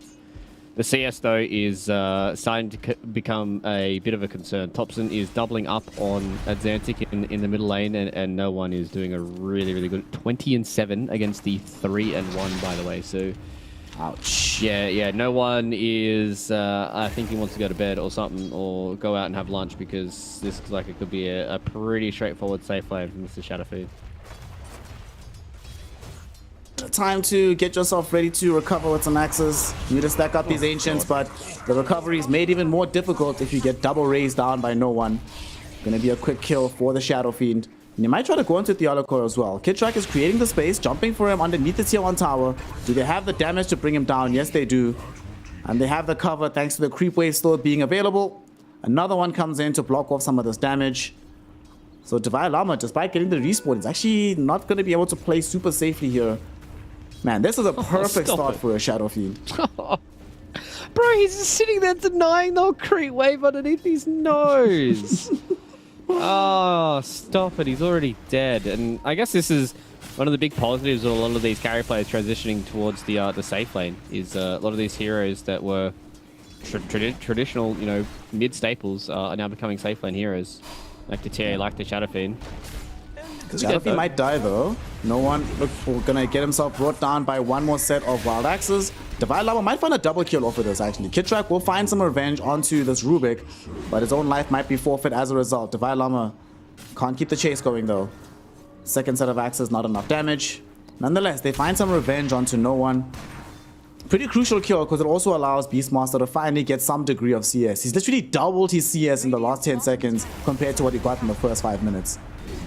Yeah, but no one comes back. Power treads, full mana, full HP, walks in, bada bing, bada boom, and unfortunately for Divine Llama, he gets another 14-second rest, and he can come back in and get this game going. But Old G, they're starting off red hot, and unfortunately, the way that the draft did pan out, they really need a lot of their cores to come into this mid game with some semblance of farm, because they need to enable Slark in this game. They need to make sure they enable Yuma to have a game, because otherwise, if it's just Yuma versus the world, then it's just going to be Yuma being black hole through the entirety of this, and then SF can deal with the Pango roll through BKB. Yeah, he's going to get roared and all that stuff, but then you got to worry about Thompson, because he's having a very, very good time right now. He can go for like a magic damage build even if he wants to as well, and we've seen what these cores can do on the Snapfire with how much damage they can do early on. So there's going to be an issue of you running into this mid game where if these lanes continue on the trajectory that they are right now, that you're going to be a few thousand gold behind, and you're going to have to put all your eggs into killing one hero, and if you don't even kill that hero, then they can just do the same to you and you just run out of damage. Right now, the world is Thompson's Waster. Just has some vision and some raindrops on route at the moment. So, can still chill. Doesn't feel like he's really under any genuine threat in this mid lane. He knows there's no level 6 just yet on the Pangolier. In the meantime, though, Kidtrack getting some vision in behind the tier 1 tower. So they want to make sure that they have constant threat out onto this Pango. And Pango right now in a little bit of danger. Fire Snap quickly came out, but the Swashbuckle came first. But here comes the snowball from Zeb. Zeb's going to set him up, and they should be able to bring him down. Thompson, the one that picks up the kill. And that is going to be Seb, not even getting brought down for this one. He gets dragged back in front of the tier 1 tower, but they can't find the body block. Seb just TPs out right in front of their faces. Oh no. And these heroes came in, Fluke, to protect this Pango, but instead all they can do is just watch him die. Yeah, when OG are the ones that are making the rotations early, this is kind of the issue that I had with the support duo is, what do they really do when they come in, right? Like, it's a Disruptor at level 2, so he doesn't really have much left at his disposal, and it's kind of just a Rubik. Rubik is one of those heroes that, especially early on, before he gets access to the spell seal and some of these good spells that are in the game, it's kind of just a Fade Bolt, and that's not going to be enough to deter them after they've already killed your Pangolier. Right now, this Rubik is positioned in the lane with no one and Kidtrack who are just free farming away. Unfortunately, Yuma unable to find the same degree of free farm. Now that we have found more levels into resolution, Yuma can't play the lane as safely as he was earlier. Obviously, now has to start worrying about what happens when level 6 is broached. At that point, playing this lane becomes really, really difficult. Does have some power trades coming in right now. But Theoloco can't even make this move on the Rubik to come top and say, alright, let's try and make something happen. Instead, they are going to move bottom. Adzentec wants to join up with his team. They're going to get a free kill onto Kitrak as a result of this rotation. Swashbuckle, some right clicks. Is he going to be rolling thundered? Nope, he'll just go for the shield crash. Divine Llama will find some much needed gold with the wild axes. Sadly though, he doesn't have many stacks inside the triangle, so he can't recover in that direction. He's still going to be quite behind for a long time in this game. Yeah, he can try and make them himself, which is what he's done right now. Double stack. No, it got blocked. I didn't even see the sentry ward there, but feels bad. He at least gets the stack on the ancient, so that's good enough here for Divine Llama to be able to just play this bottom lane. The biggest thing for me is I was just having to think about. I was like, oh, maybe once Yuma gets towards things like Depth Shroud and he's able to play around his ulti and maybe a BKB, he should be okay in these team fights. But almost all of the heroes can deal damage to him inside of Shadow Dance and Depth Shroud. Vailama. Oh, no one. They're actually coming to help him out. Adzentec showing up, does have the Rolling Thunder after the Swashbuckle. No one does certainly not have enough help, but I say that Seb is here. Can Seb find the snowball? He can, but this is going to have to be pitch perfect timing to get him out. And sadly, the HP pool is a bit too low, but there's also Morty's Kisses raining in from Topson. Adzentec able to get away from them, and Theoloco doesn't have his Nikes on today. Only wearing the FUBU, so he will end up getting brought down. Divine Llama also in a little bit of danger here. Fire Snap quickly catches onto him, and there's going to be the scatter blast to put him in the grave. Double kill for the Snapfire. They're fighting underneath the tier 1 tower, and Adzentec, even with the shield crash, doesn't have enough protection. He'll end up dying as well. Seb getting dragged back, but Shakota realizing that maybe the glimpse was a bad idea, trying to run himself through the tree line right now. And there's the Fire Snap cookie. There's another kill for Topson. A triple kill pre-10 minutes, and it could have been an ultra if the Pango had fell to his hands as well. And they're just putting the screws onto D2 Hustlers right now. Will Theoloco survive? That is the question. And the answer is yes. He might even set up for a double kill for Divine Llama. They've gotten Seb. Theoloco, oh no, he might die. Primal Roar saves his life for a little bit of time. Kitrak really wants just one more hit. Not gonna find it. And Divine Llama instead gets a double. Lots of action happening in this bottom side of the map, Luke, but it's gonna be Old G happier with how it all shook out, but still a little bit disappointed to lose 2 heroes. Yeah, they would have loved to have made that nice and clean, but you live by the old G way, you die by the old G way, I guess. And they've been playing kind of balls to the wall, and I don't think they're going to stop because they really want to keep baiting D2 Hustlers into this idea of they need to keep fighting to try and stay in this game. And unfortunately for D2 Hustlers, they're not going to be able to stay in it because they're so far behind. Right? Like they need to punish every time they do over-aggress for the side of old G, but if they don't get, good or positive trades, then this game's going to continue to pull out of control, and Old G will not stop.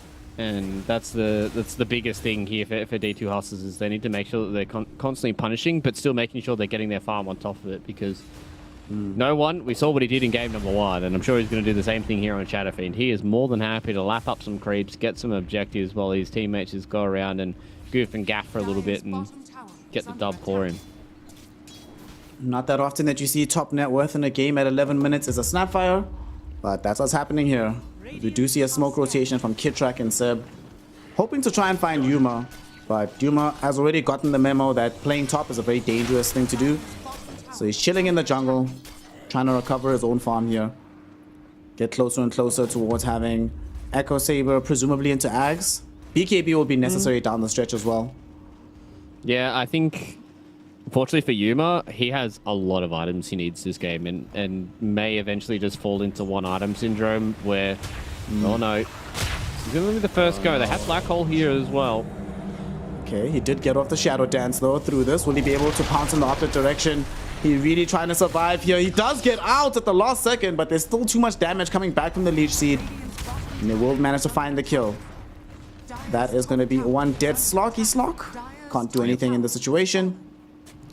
Oh no. And that's the issue that I was talking about, right? Like where it's going to always feel like kind of one item syndrome where Yuma's just like, I need one more item. Like, you're going to get your Echo Saber and you're like, okay, maybe I can fight. But then you're like, oh, I do kind of need BKB. But then you need that little bit extra. So you want to get the Ags. And then you're like, yeah, but then I need survivability off the back of maybe a Skadi to try and keep on top of the Shadow Fiend.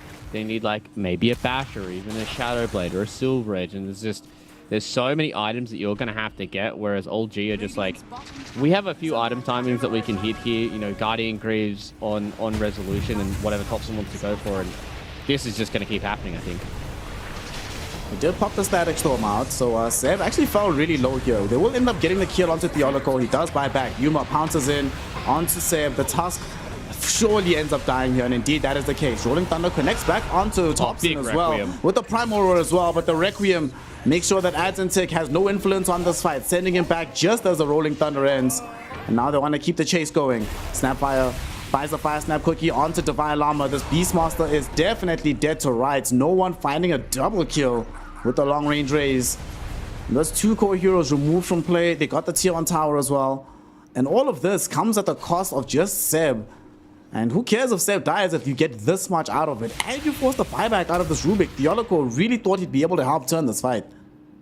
Yeah, it's I mean, you kind of have to, right? Like, buybacks early in the game are so important, especially if you are able to turn the game around, but it just didn't work out. Did you see how pixel perfect no one was with the Requiem? It was basically as soon as Adzentic got out of the Rolling Thunder, it hit him and he got instantly feared, and then he just blew him up with some razors. That was some beautiful stuff to watch. He still got it, man. He's still a freak. No one just needed the right environment. Under these conditions, he can still play very, very well. Right now, they need to find something, some of that wow factor from the side of D2 Hustlers, because they are just being slowly but surely outpaced everyone on the map. And look at this poor Slug. Where's he supposed to find net worth and farm? He's lowest of all the cores right now. But if they're taking over the map like this, they still haven't punched through the tier 1 towers mid or top. Where is there even enough net worth for him to catch up? Because they still need these Ancients for the Beastmaster as well. Well, that's the thing, and that's why a lot of old G's games either turn into slow grind fest or they blow their opponents out of the park, because they do stuff like this and constantly outplaying and outfighting them. Seb is gonna get brought down here. The Morty's Kiss has almost brought the Slug down. He's forced to retreat, and they'd smoked up from OG, so they're bringing in reinforcements. Fire Snap Quickie lands onto Theoloco. He'll die right in front of the outpost. So that's 1 for 1. However, the resource expenditure does feel a little bit higher from D2 Hustlers, and they still can't maintain control of this area. They get bounced back.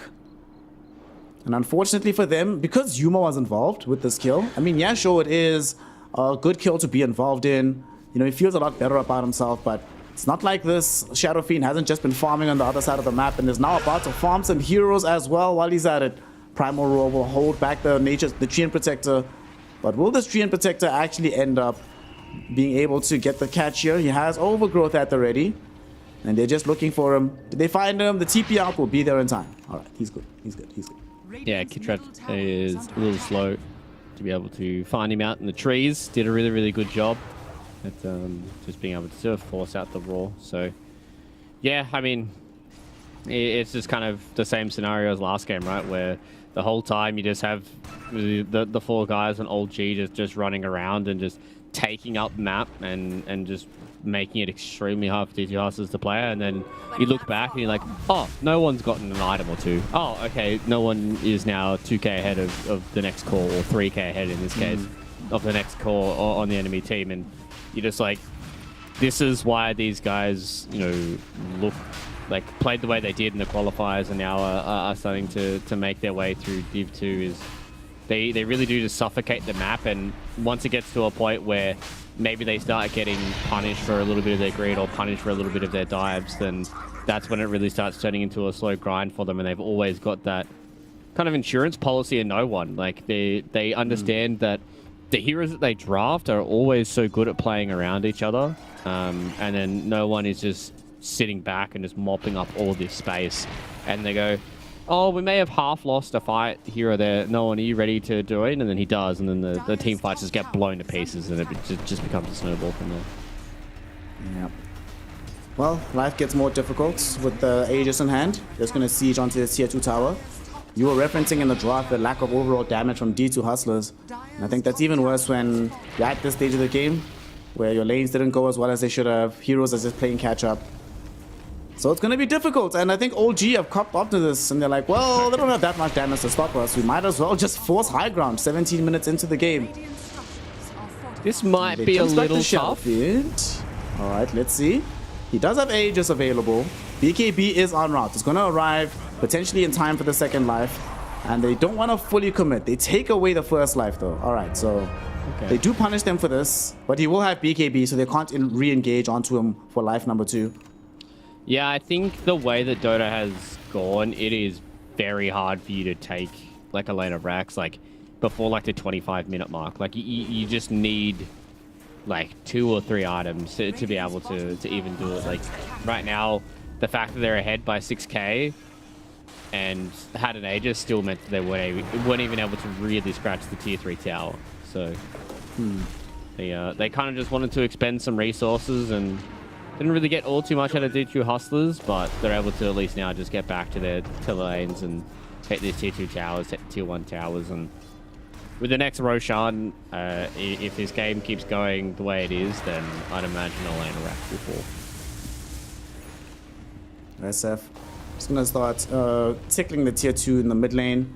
D-Lance, BKB, Mask of Madness. They're actually gonna smoke up and try to find a fight. They know that Yuma is in the bottom lane. They know that they might come across Divine Llama. They have an Observer Ward here in the jungle. I think they just barely caught vision of Divine Llama, and indeed they did. Look at that. Thompson out here with the 360 MLG no-scope plays. They get the catch onto the Beastmaster with the Gobble Up. Quick kill onto Divine Llama. It does at least make a little bit of space so that Yuma doesn't have to immediately leave the bottom lane. He can still keep pressure going in the side of the map. But it's hard. Adds and tick. Okay, good dodge on the fire snap cookie. He needs to get out of here. Is he just dead? No, he's fine. He should be fine, right? TP out, TP out, TP out! Oh my god. He has much more composure than me. I was gonna use Rolling Thunder there, 100%. Sometimes you gotta believe, fam. Sometimes you just gotta believe. And he believed just enough. And that was level 2 ulti. Level 3 ulti, pardon me. Probably would have killed him. So Seb now is being caught out. But he's perfectly fine. Okay, no, he's not. He is going to die. Alright. That's something. That did cost Static Storm though, so I think they should just retreat from this one. No one was busy revving up the Requiem just in case, but doesn't need to use it. They're actually going to try force a fight. They smoke up. It's one of the rare opportunities that they have to be 4v5. Although Divine Llama is not with them for this fight, so they don't have access to the Primal Roar for this one. We'll see what they're able to find on this adventure. Yeah, unfortunately for them, they're going to find absolutely nobody. I do like that Yuma now, once they have the Aghanim Zethru, is going to try and get active.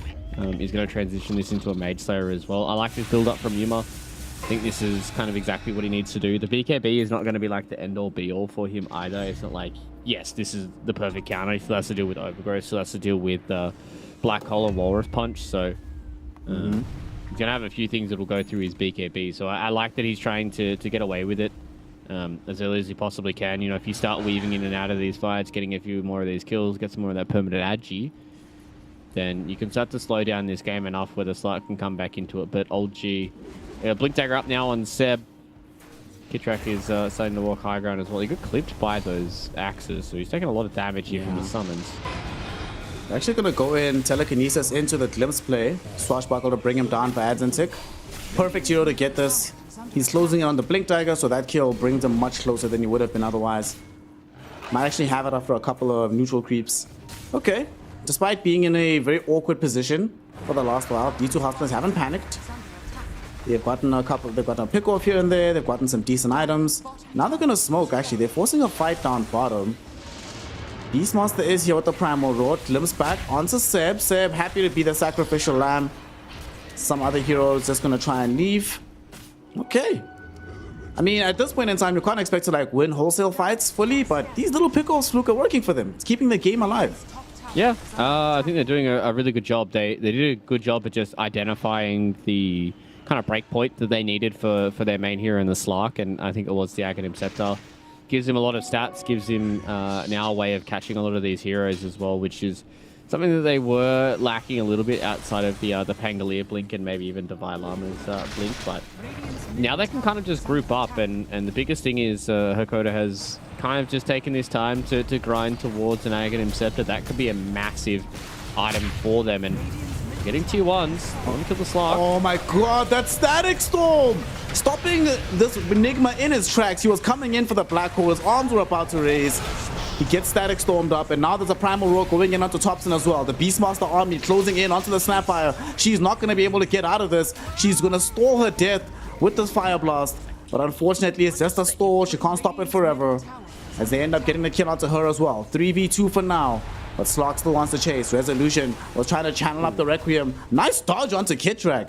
He's got his Nikes on for sure. Gets through the pounce of Yuma. And make sure that the fight stays 3 for 2. But nonetheless, Yuma starting to become a little bit dangerous here. Gets a couple of kills. A ton of gold in that fight as well. And the uptick in fortune for D2 Hustlers continues. Yeah, that's the big thing, right? A massive amount of golden experience going towards the Slark. This is starting to get spooky. This is where it's starting to get a little tough here for old G. The one downside of having this core Snapfire and the Enigma is if you start to fall behind on Snap, especially after you've gone for this like very, very early Aghanims, it's hard for you to deal damage in these fights against something like a Slark, right? Like you rely so heavily on kind of the Mortimer's Kisses, and the Slark is naturally just going to try and run at you through the entirety of these fights, and it will start to get to a point where Yuma's going to have 1 to 2 more items. He's going to have the Depth Shroud access now as well, bring in a Mithril Hammer, so the damage he's dealing is starting to ramp up. And they can just kind of play around this Slark. They can enable him with the Roar. He's got the Inner Beast Aura. Pangolier is really good at just blinking in and rolling around and catching out some of these heroes.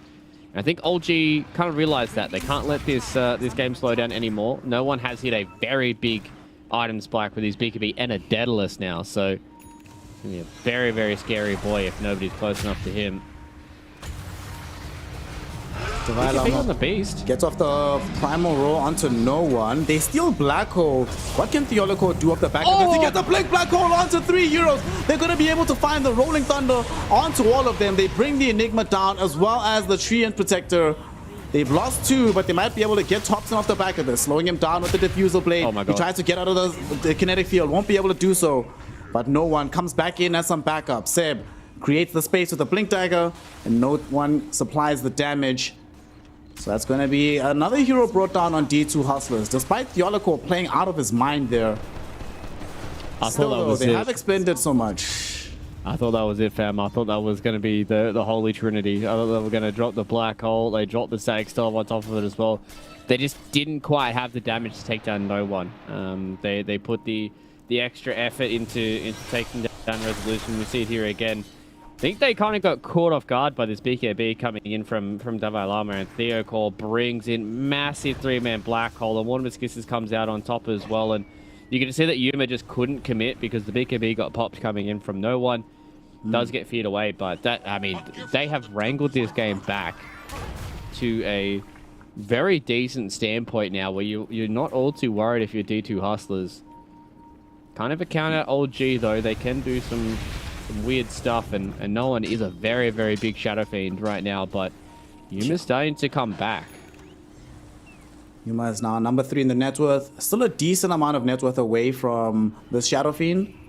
However, the concerning thing is that the bulk of the difference between the two teams is located basically between the Slark and the SF. So Yuma, a fight or 2 could still bring him up into a very decent place. He's building up into the BKB right now, and both teams are just posturing around Roshan.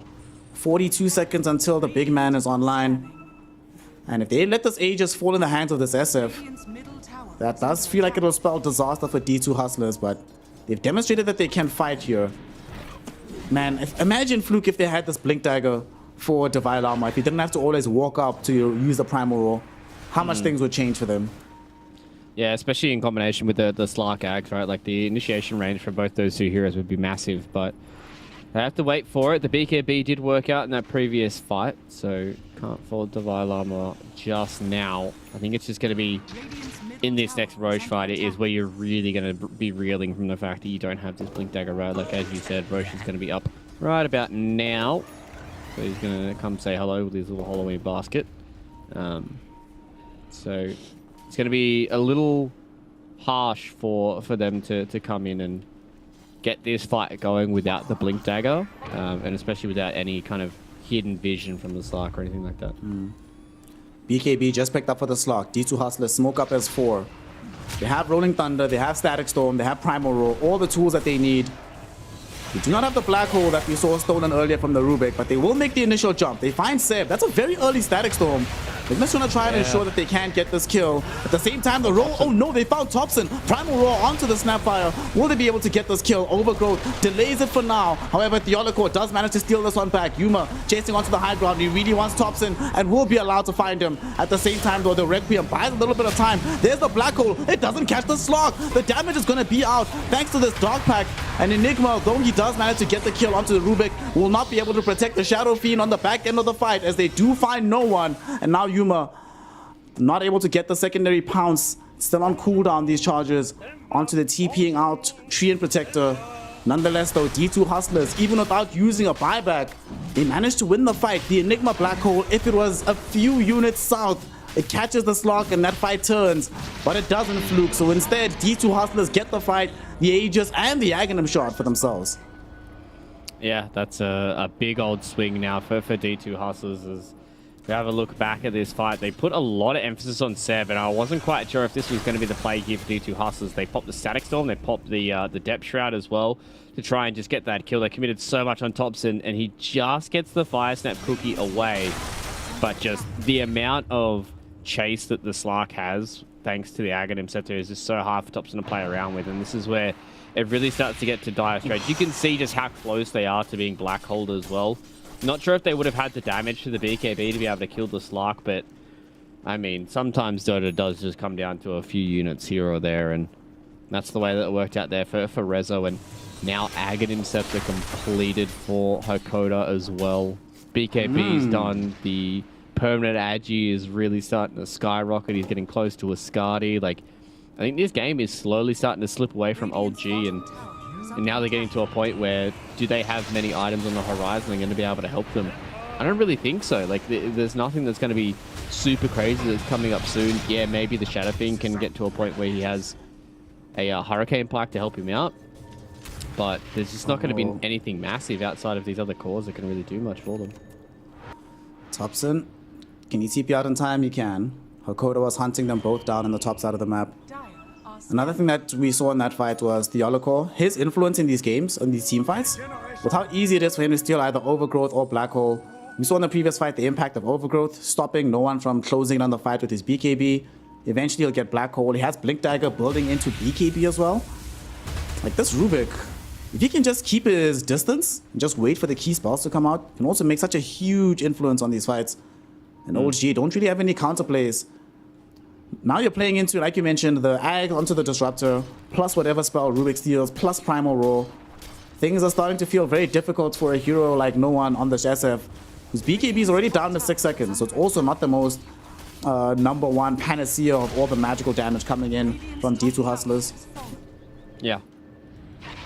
And now it's just going to get to the point where the Slark can really start to take over this game as well. And this was what I touched on. The Slark needs to have a good game, and I think Yuma definitely has. I think the way that he's joined these team fights has really impressed me this game. And unfortunately for Thompson this time around, his item progression has really kind of stagnated. Oh, he's been called out. Nice little BKB. They know that the Aghanim Scepter is ready again for Hakoda, so that's why you see the BKB being popped that time around for Thompson. Yep. That is still a charge. He's down to 7 seconds now. And he's in a bit of danger here. He gets leashed up top. He doesn't have that BKB. They know that he's weak right now. Primal Roar will come in. Will they have the damage to bring him down before reinforcements arrive? Reinforcements are here. He is so tanky, but he dies nonetheless. Slock can go into the Shadow Dance. The Slock is getting huge. 28 stacks available for the Fishman. Going on to Resolution. Resolution finds the Black Hole. They will not have the damage though. Stolen Requiem cancels the Black Hole out from Theolocor. And they force a BKB charge from no one. However, as soon as his BKB goes down, he could get Glimpse back. And he does indeed get Glimpse back. However, they do take the first life away from the Slock. Let's see if they can definitely get the second life. They will not have the damage because no one is about to lose his life. At least looking to take the Rubik down with him. But down he goes. And that is D2 Hustlers having a monstrous Slock on the field. 15 permanent Agi stolen up. Yeah, sure, they lose out on the Aegis, but given what they've gained on the map, they'll make that trade any day of the week. Oh yeah, D2 Hustlers are definitely super happy with how this game is going. In that last fight, Azantic really did a good job of just controlling up no one. And this is what I was saying a little bit earlier on, where you get to a point now where you kind of have like a single core as well for old G. They don't really have anybody else that they have to worry about. Thompson will get to the point, especially with this Daedalus, that he's going to become scary. Okay, so 7 Kitrak are able to combine together to be able to take down Hakoda. So it's a nice little something for them, but you can just see what happens when you get into these fights and one team or another is being the aggressors, right? Like, if you see old G who are able to catch somebody and get one pick, then it's going to look extremely dominant because it's all about these kind of SF versus Slark, and the way that it's going, Slark definitely is going to come out on top against the Shadow Fiend, especially with his BKB, especially with everything he has available to him. So the later this game goes, the scarier it's going to get for old G, because Slark will just become a monster in the late game, man. Yep. And we're getting to that point in the game that all Agi carries who have bought Butterfly hate when your opponent is very happy to buy the MKB. And he's closing in on that one to make life even more difficult for no one. But OG, they recognize this game slipping away, so they realize this is now the time to try and take it back. They smoke up as 4. Going on a bit of an adventure here. Who will they find? Divine Llama was showing in the lane, but blinks back to safety. And what a scan coming in from Dire's side. They know exactly where OG are. So they're prepared for this fight. And going up the hill right now as OG would definitely be suicide. So they'll just have to let the smoke play fizzle out. Yep, not being caught out by it. D2 Hustlers doing a really good job at just kind of getting themselves to a point where they feel comfortable to be able to move around. They still haven't really found this critical mass of items just yet on Xantic, but I think the way that he's just playing with the Rolling Thunder and the Blink Dagger, just all of them are enabling this Slark, and that really goes to show that D2 Hustlers understand the way that the draft is going to work here. Is they're going to have the better hyper carry as this game goes later, but so they're the ones that need to try and enable the Slark with the amount of lockdown that they have. Smoke on smoke. D2 Hustlers smoke as well and not able to find anything. We saw OG unable to find anything earlier on. So we'll have to content themselves with farming unless Thompson... Oh no, he doesn't have a Blink Dagger. They've caught him. They know where he's at. They found him. There's a Static Storm. Ag's version as well, so there's no BKB to protect himself. And Adzantic... That must feel very satisfying, getting killed on tops and be like, yeah, nice lane, bro. What's up with the game right now? Oh, boy. It's 11k gold lead. Fluke, look at this lock, dude. 16 Agi stacks. Level 23.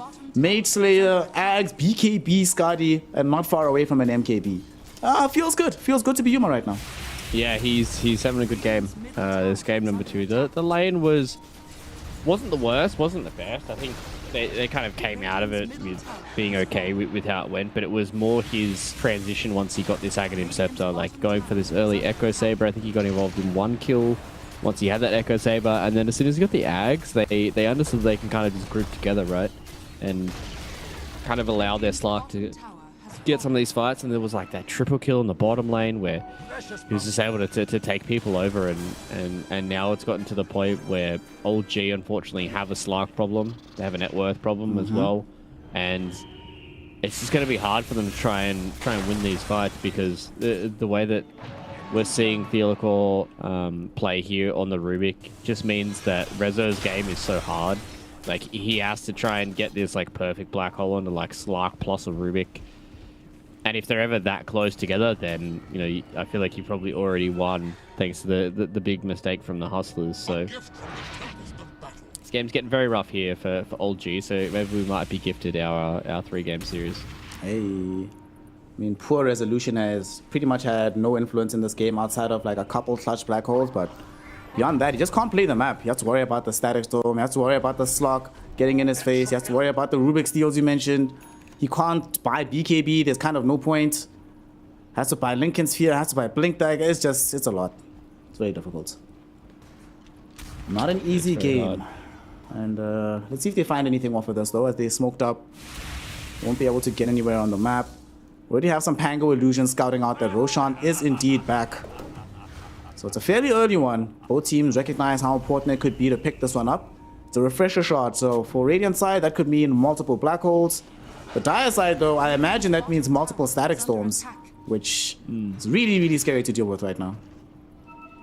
Yeah, especially the Ags version, right? And once he picks up this Blink Dagger, he's just going to have some really, really good positioning to be able to deal with this. So now it is starting to get to a point where Thompson is transitioning into a carry. Does have that level 20 talent.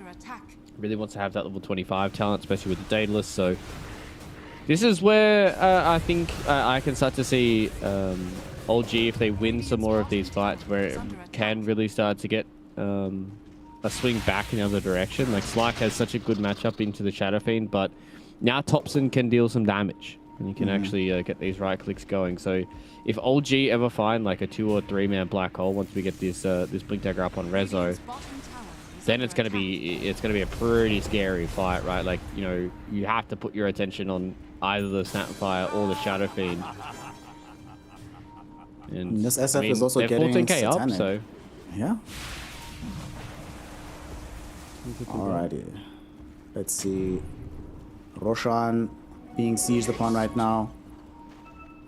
SF about to get satanic. Rezo just wants Blink Dagger. Thompson already just picked up his Daedalus, so he wants a Blink Dagger next. And there's a Blink on Rezo. So he just has to wait. He has to play a very patient Enigma here. D2 Hustlers, though, they also have a Blink Dagger on Hakoda. Dude, where did this Disruptor's money come from, honestly? Like, he didn't get a Philly Stone or anything, but he's just out here with the Rex. What a guy. yeah, well, when you're hitting fat 3-man storms, sometimes you just get a whole lot of assist gold. He's 2-4-14, so he's done a really good job at is just staying alive in these fights. Timeless Relic as well. Oh my god. Theolacor is absolutely loving life right now. He is like, yes, please, brother. Alrighty, he steals Black Hole, that is going to be dirty. He's conflicted though, because he's thinking about just keeping the headband for the additional cost range, but Relic feels very good. They're going on an adventure now though. They feel like they're stronger. The Slog also has a Trickster Cloak. So although he has an MKB, Shadow Fiend certainly does not. Oh no, they found Resolution. He does have buyback. Alright, we see the right click damage coming out onto this Pango here. Pango almost died, but Seb can't catch onto him. And there's a Primal Roar onto this Shadow Fiend. SF is gonna die. Yuma finds a double kill during his BKB duration. And now they're looking for more. Thompson in a little bit of danger here. Activates the BKB. Yuma forced to get back here. No one has brought back for this. Morty's kisses are going to rain from the heavens, but not going to catch anybody substantial. As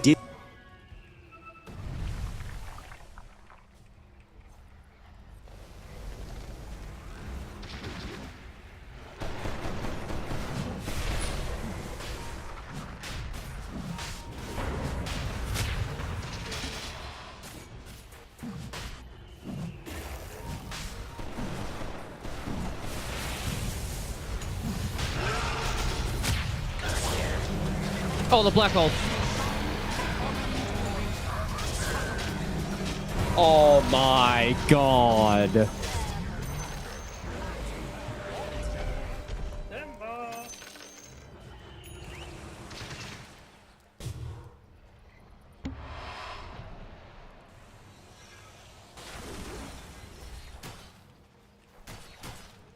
Oh, what a fight from D2 Hustlers. Tooth and nail. They're able to come back into this. They reset. They come back with another Primal Roar. Absolutely obliterate Old G in that pit. And that was exactly what Old G really needed to do. They needed to try and get this Aegis because they had no buyback on no one. And And now it looks like we're just starting to stare down the barrel of a 3-game series. Yuma has been playing insanely well on this Slark right now. We'll be having they're some about to get the die back. A few more fights to go, it seems. And they just call it. They don't have buyback on any of their big heroes. They just saw the Desolator arriving for the Pangolier. So they're aware that there's no other place to stand in this game. Theoloco celebrates with a young Black Hole, the green version coming in. GG, well played. Yo, Theoloco Rubik. All right. This Rubik, I might not be a fan of this first phase normally, but absolutely hard carried this game towards the very end there. What are you supposed to do as OG? You find the perfect initiation. You think you've got the best Black Hole you could possibly get, but then the Rubik is just like, fam, hold my wand. Let me show you how to really do this. Yeah, I think, taking from the wise words of Collapse, I think you need to buy like 3 Lincoln Spheres at that point and just hope that you don't give it away. But, I mean, his positioning was immaculate that entire game. The way that he was able to play the edge of the fights, really be able to, steal a lot of these key ultimates. I was not all too sold on this support duo, but when you have carry performances like that from Theoloco, it really just goes to show that sometimes hero comfort is better over combinations. And the way that they were able to claw this game back after they got spanked. They got spanked pretty hard pretty early on, and they just understood that they just needed to hold until a certain critical mass for their Slark, and Thompson really kind of fell off a cliff on the Snapfire as well. Transitioning from that hero is relatively hard if you don't keep the snowball going, and there was just multiple times where D2 Hustlers understood that they just wanted to go take down Thompson. Let's slow down his item progression, make sure that he doesn't get to these next couple of items, and he got BKB Ags, and then he really didn't get much for a very, very long time, and that was just when Yuma was able to just constantly get these fights going. As long as he didn't get BKB'd, he walked towards no one was able to deal with the Shadow Fiend. And D2 Hustlers, they had an idea behind their draft, a good idea behind their draft, and they weathered the storm. And I think that's an important thing for this series, and gives me hope for them to try and win it out, is they've weathered the old G storm. They know that they can hold on, and they know that they can, stand toe-to-toe with them when it comes to the final moments. And getting a map win like this must feel very, very good for D2 Hustlers.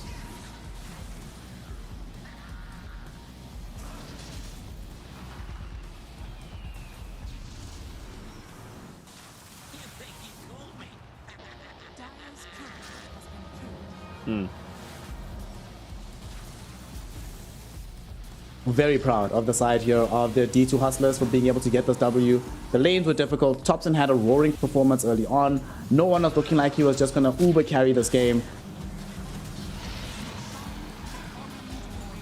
Yep, and we'll just get to watch the magic once again. Nice little 4-man Black Hole. I mean, it's just a 4-man Black Hole. I mean, whatever. No biggie. It happens on the reg. But I think the crazy thing is 17 minutes they went high ground with the first Aegis for old G.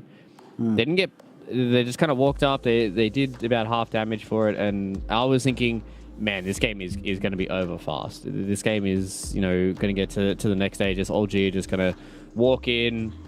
SF's going to be completely unkillable. DTS is not going to be able to do it. But there was that one fight just outside of the base where old G kind of got caught. That was the first glimpse of, Theoloco with a 3-man Black Hole, and that's when it all started to unravel. And I think that's where you kind of got the belief for D2 Hustlers as well, where they're like, hey, we're 14k behind. They were knocking on our door 2 minutes ago.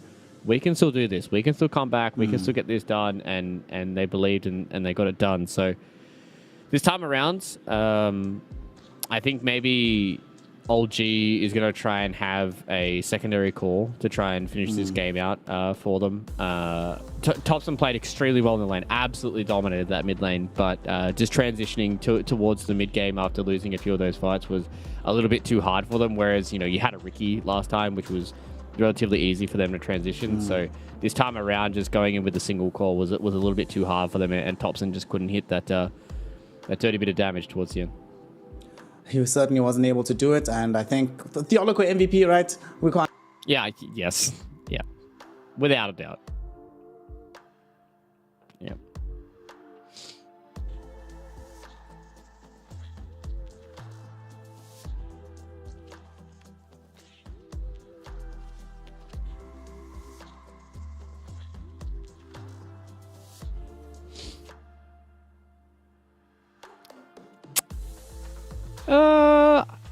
I feel like he had 3 big ultimates to steal. If you're going to give away the Rubik, you want to try and have a hero that is going to put a lot of the emphasis onto the Rubik and trying to find them in the backlines. Maybe that was what they wanted to do with the Snapfire, right? Like just throw the Mortimer's Kisses on Theolacor's head, but it got kind of too chaotic and too hectic after the first Black Hole steal that they kind of couldn't really find him in any of these fights after that. I mean, I wouldn't hate to see a ban on it, but also at the same time, I don't think you can let the perma bans go through for old G. So I would like to see them kind of stick to their guns, and maybe Theolacor is just going to first pick the Rubik. I mean, he's got to be feeling hot after that game, and at the end of the day, are you just going to not pick these big ultimates? Maybe for old G. They've done it before. I mean, the slug right now also for Yuma, incredible performance from him. I was probably worried about whether or not he'd get to the stage of the game where he can carry this. I mean, for context, at 5 minutes in this game, Beastmaster had 3 lost hits, right? That's how bad the early start was for them. The mid lane was not going well at all. But somehow, some way, D2 Hustlers hustle out a victory in game number 2 and force us to only the third game so far in Division 2 here in Western Europe. We're going to find out exactly who has what it takes to stand atop the other. And no matter what, we have all won by witnessing already 2 incredible games. There's still 1 more to come, so don't go anywhere. We'll be right back with some wonderful Dota 2 action. Run steal too. Can we go? No. Go. He's gonna hold me, guys. Cancel. Take. You got it. Nice. Johnny God! Refresher for Black Hole. Yeah, take it. Wait, go mad. Yeah, I have a lot of highlighting.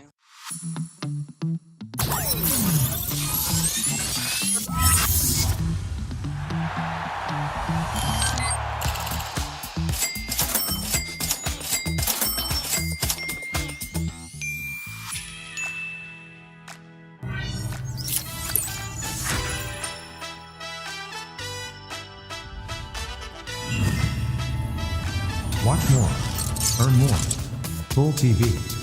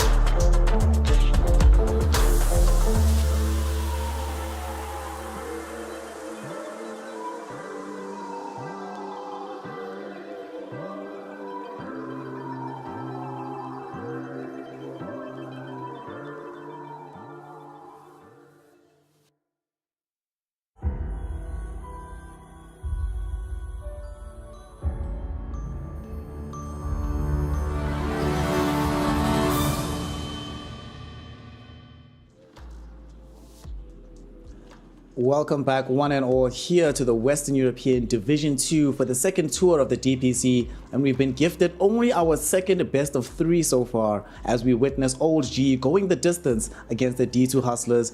Fluke, if you'd asked me after game 1, I would have said guaranteed Old G take this. They looked way cleaner. They were making the map look so small. They were playing so cleanly, but D2 Hustlers got that dog in them. The fact that they are still here, Theoloco really got that dog in them. All of these amazing black holes. Where would you say the momentum lies right now between these two squads going into the third and deciding game?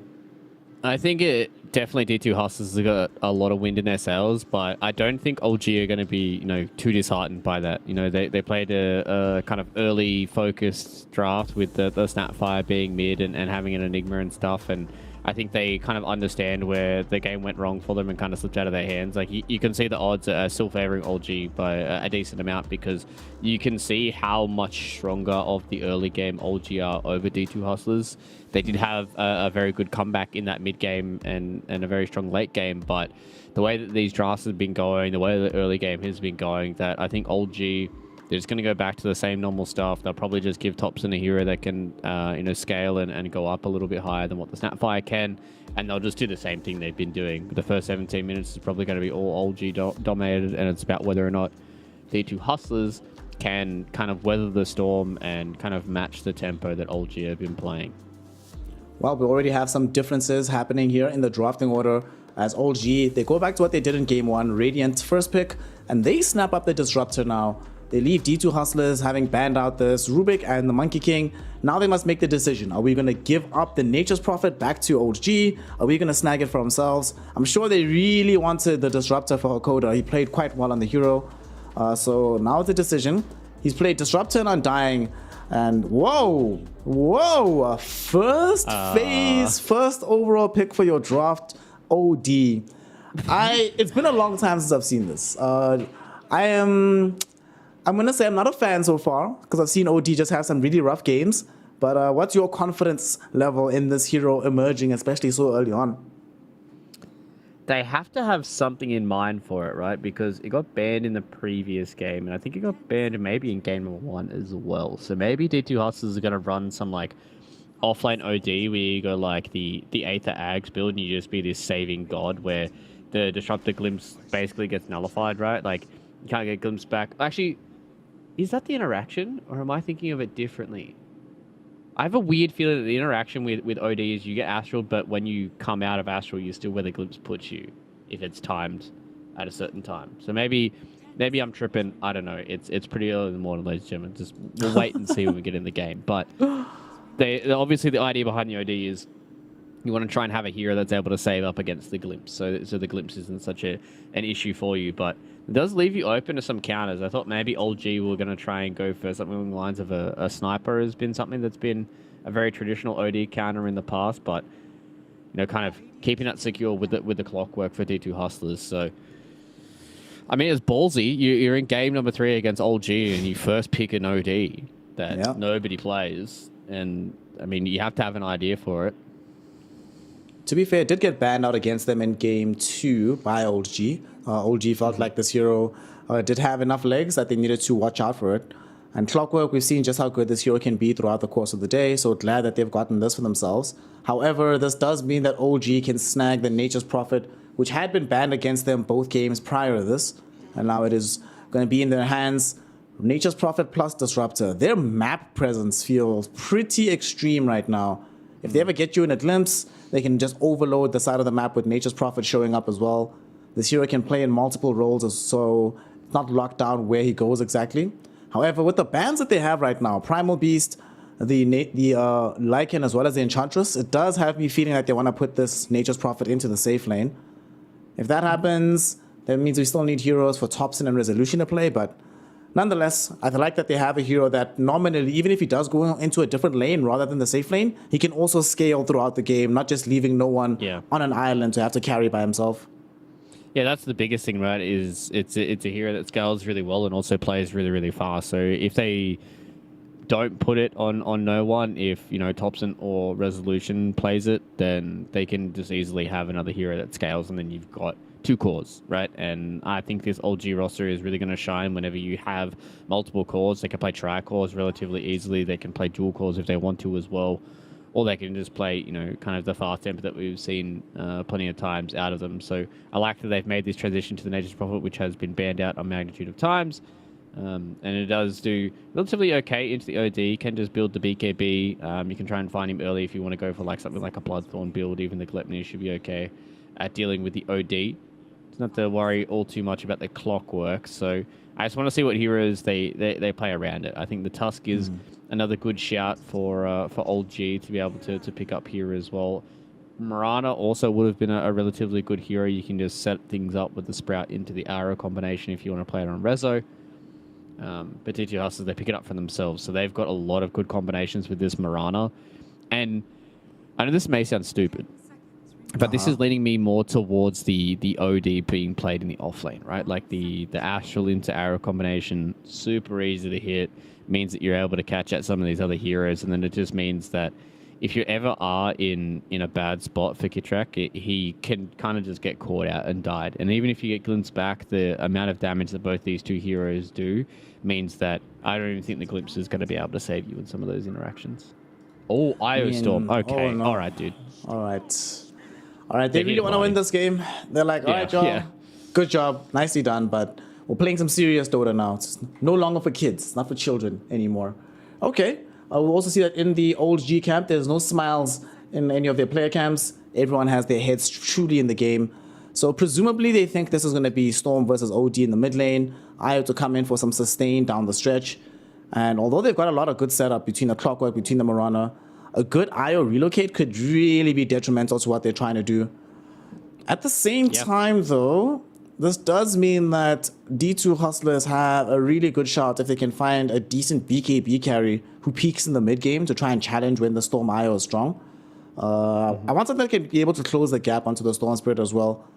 What's good here? CK maybe could be an option. I don't know if they play it for Yuma, but they probably want a hero that scales a little bit better, right? What stands out for you right now? Does he maybe go back for his Slark again? Yeah, I think Slark could be okay. The IO like really doesn't deal with you at all. You can always catch out the Storm pre-BKB. I think that would be too bad. You may have some issues with the anti-mage from D2 Hustlers. So we are getting some sauce from both of these 2 teams right now. I've been seeing a lot of anti-mage go for a bit more of a brawler build these days with, like, you know, you go Vanguard into your Battle Fury, or you maybe even just go Vanguard and try and skip out the Battle Fury altogether. But I like this anti-mage build. The IO doesn't deal with you all too much. You can deal really, really well with the Nature's Prophet split push. I was also thinking along the lines of, like, as you said, with like the Slark, you could have even picked something along the lines of like a Spectre, which would have been really good for you. Gives you that extra bit of global presence as well, and allows you to kind of play around the fact that all it takes is you to just kind of sit in the jungle. Blade Mail is very, very good on that hero, and you can just constantly kill the IO and even just kill the Disruptor. But Anti-Mage is also a good shout. The one issue that I do have is the leash talent for the Nature's Prophet and the Static Storm. So if you can play around those, then Yuma can have a good game here on AM.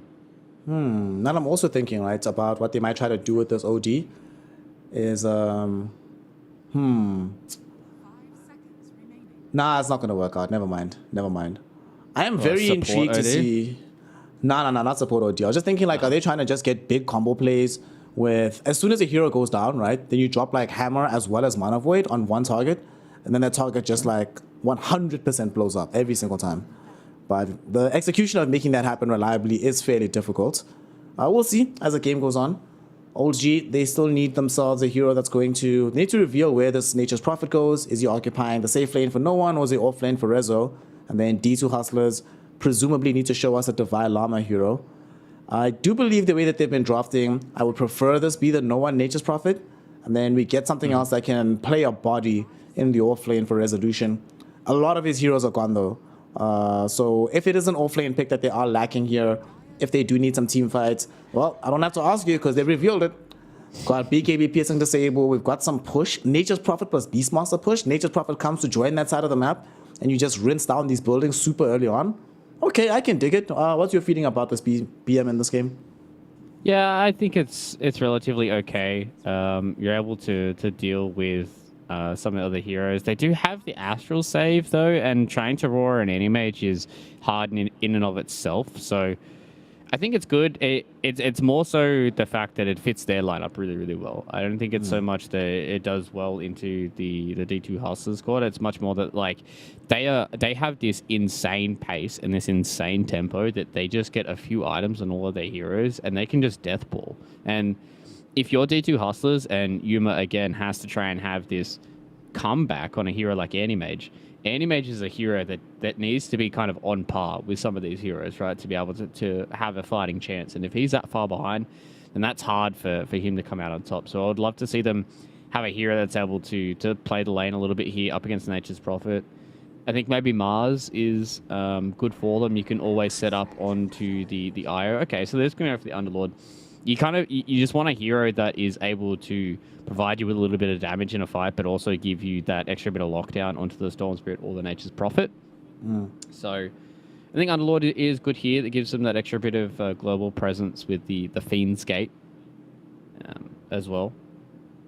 A natural aura builder. An aura builder. I think the Pit of Malice is surprisingly underrated against Io. Makes his approaches into the team fight more difficult than they should be otherwise. Some movement across the map. Before this, they were really struggling with methods to be able to deal damage to Roshan. Now they have some of that as well. Okay, I'm fine with this. But mainly the auras, like you mentioned, will be very, very useful here. Elongate the amount of time that OG has to spend trying to kill off Anti-Mage. You just make the fight last longer and longer with all of these saves they have. The question is now, Fluke, after we've seen both of these last pick heroes, which draft makes more sense for you between OG and the D2 Hustlers? Who would you rather be playing if you were in an elimination game going into game 3 here? I think I'd probably feel a lot better if I was on the side of OG, right? Like they just have these heroes that can constantly connect with each other and make some of these fights and these ganks go from like a 2v2 into like a 2v4 very, very fast. And Wisp drafts are hard to beat, especially a Wisp draft that has, Seb at the helm, where he's played with this hero for many years, won TIs off the back of this hero and plays it extremely well himself. So I think they're just going to put a lot of pressure onto D2 Hustlers. And if Yuma is able to stabilize and play his lane fine, then I think they can have a good shout. But OG, the way that they played the first 17 minutes of game number 2 just leads me to believe that this Storm and this IO and this Natures are just going to be so fat that I don't think they're going to be able to hold their towers. The difficult thing is now Topson is playing a hero that has much more capability of carrying a game past those first 17 minutes. However, D2 Hustlers, they have methods of stalling out this game, hopefully long enough for this Anti-Mage to really become the huge threat on the map. I am very much looking forward to this third and deciding game. Whoever wins will find themselves going 2-0 up in the leaderboard. Whoever loses will be experiencing their first loss thus far in the DPC. Will be very exciting to find out which way this one goes. So game 3, let's go. OG on Radiant, the D2 Hustlers on Dire. They've been playing Dire side every single game, so by now they should be 100% comfortable on this side. Also they have Theoloco on the clockwork, so he's gonna break the smoke. Will it cost his life? It will not. All right, good stuff. Yeah, also one of those heroes for Theoloco that he can, but kind of can't as much as you can with Rubik have those big carry performances. So really looking to see Abzandic step up this game. He had some good lanes up against Topson, but this time around, if he's able to shut down the Storm Spirit, then you're going to look good here for D2 Hustlers. These lanes are very, very important for them. Things can fall apart very, very fast, especially up against like an IO Beastmaster lane. They can put a lot of pressure on you, take your tier 1 tower early. They can rotate towards the mid lane. You always have to be careful of no one making rotation with the Nature's Prophet. So if they can stabilize in laning phase and extend this game pretty deep in, then we may have a game on our hands. And what do you think about this mid lane matchup between OD and Storm Spirit in general? Is this one of the situations where OD does actually have a better lane, at least one winning lane here?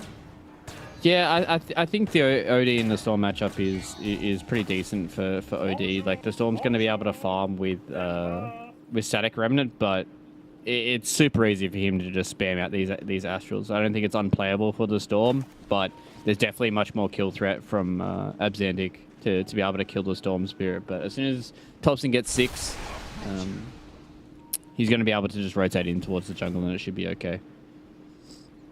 All right, let's see how this early game goes. Down bottom, we have Divine Armament, the Oracle. They'll be taking on Kitrak and no one. And that's one of the reasons they picked the Thunderlord. They don't anticipate him getting into kill slots early on. They get a glimpse back onto the Oracle, presumably to stop him pulling the lane, but he's still going to be able to do so. And I think this bottom lane is not going to be filled with too much action, Fluke. It's going to be lots and lots of farming. Unless, like, Disruptus that's out of position, but I don't think that's going to happen all that much. Yeah, double melee lane into double range lane is generally just kind of going to be a farm fest, because, you know, the Natures isn't able to abuse the Unlord much like something like a Drow would be able to. So there's going to be a whole lot of lane pulling shenanigans. As you can see, the Kitrak and Theolacor are literally chasing each other through the jungle. I want to have a brand new lane called the 4th lane, middle 2.0. Right. Who's going to lose the game new jungle role. Yeah. Oh, that's exactly what they were doing. See, Ice Frog, he never misses, man. Who's going to lose the game of lane chicken? I think Kitrak has unfortunately lost the lane, the game of lane chicken here. Yeah. It's super hard to contest against this Clockwork, so you lose. What can you do? He's just going to be able to go back. Top lane, Seb is about to lose his life, and he dies first blood. Going down to Hakoda on the Marana. Okay.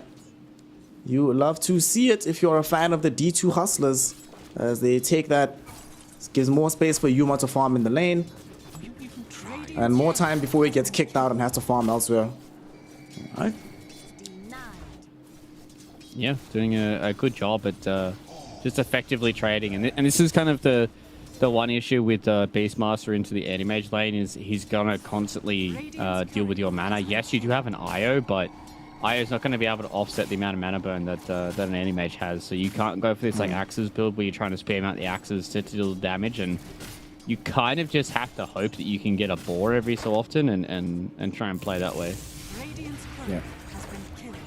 Now there's just going to be a farm fest on that side of the map here down bottom. We do see a glimpse back onto Theolacor, but is he going to die here? Gets into the trees. They get some tree and spawned in around him. A couple more right clicks is all they need, but Theolacor is still alive. Getting on the other side here, juking them out. Got the Nikes on, but the kinetic field will be there. If he had a little bit more HP or a magic stick, he might have actually lived a little bit longer, but that is not the case for him. We'll end up burning away his life here. Alright, good stuff coming in from OG down in this bottom lane. Yeah, playing it really well, and you can just see the Vile Armor is just like, oh, okay, I'm just gonna hit some crits while you're doing you, buddy. You just keep chilling out. That's perfectly okay. Yep. So has Ring of Health right now, so he should just be able to sustain himself pretty much forever down bottom. Yeah, he's gonna be perfectly fine, right? Like there's gonna be no real pressure until maybe you see a rotation coming in from Thompson or Seb. So that's when you have to be careful. But this mid lane is really starting to become volatile for Thompson. This is what I talked about. There's a rotation, and he'll be going down here. Okay, they get some assistance coming in from this IO, but there's still enough damage from Adzentic that they can threaten Thompson's life. One more Astral Orb would have been good enough. He doesn't find it though. The tether from Seb will be keeping the Storm Spirit alive right now. They even bring in no one with the teleportation of the Nature's Prophet. They really want to try and make sure they get this kill. And the right click did come out from Adzentic. He's still alive though. They weren't able to bring him down. Another Fairy Fire.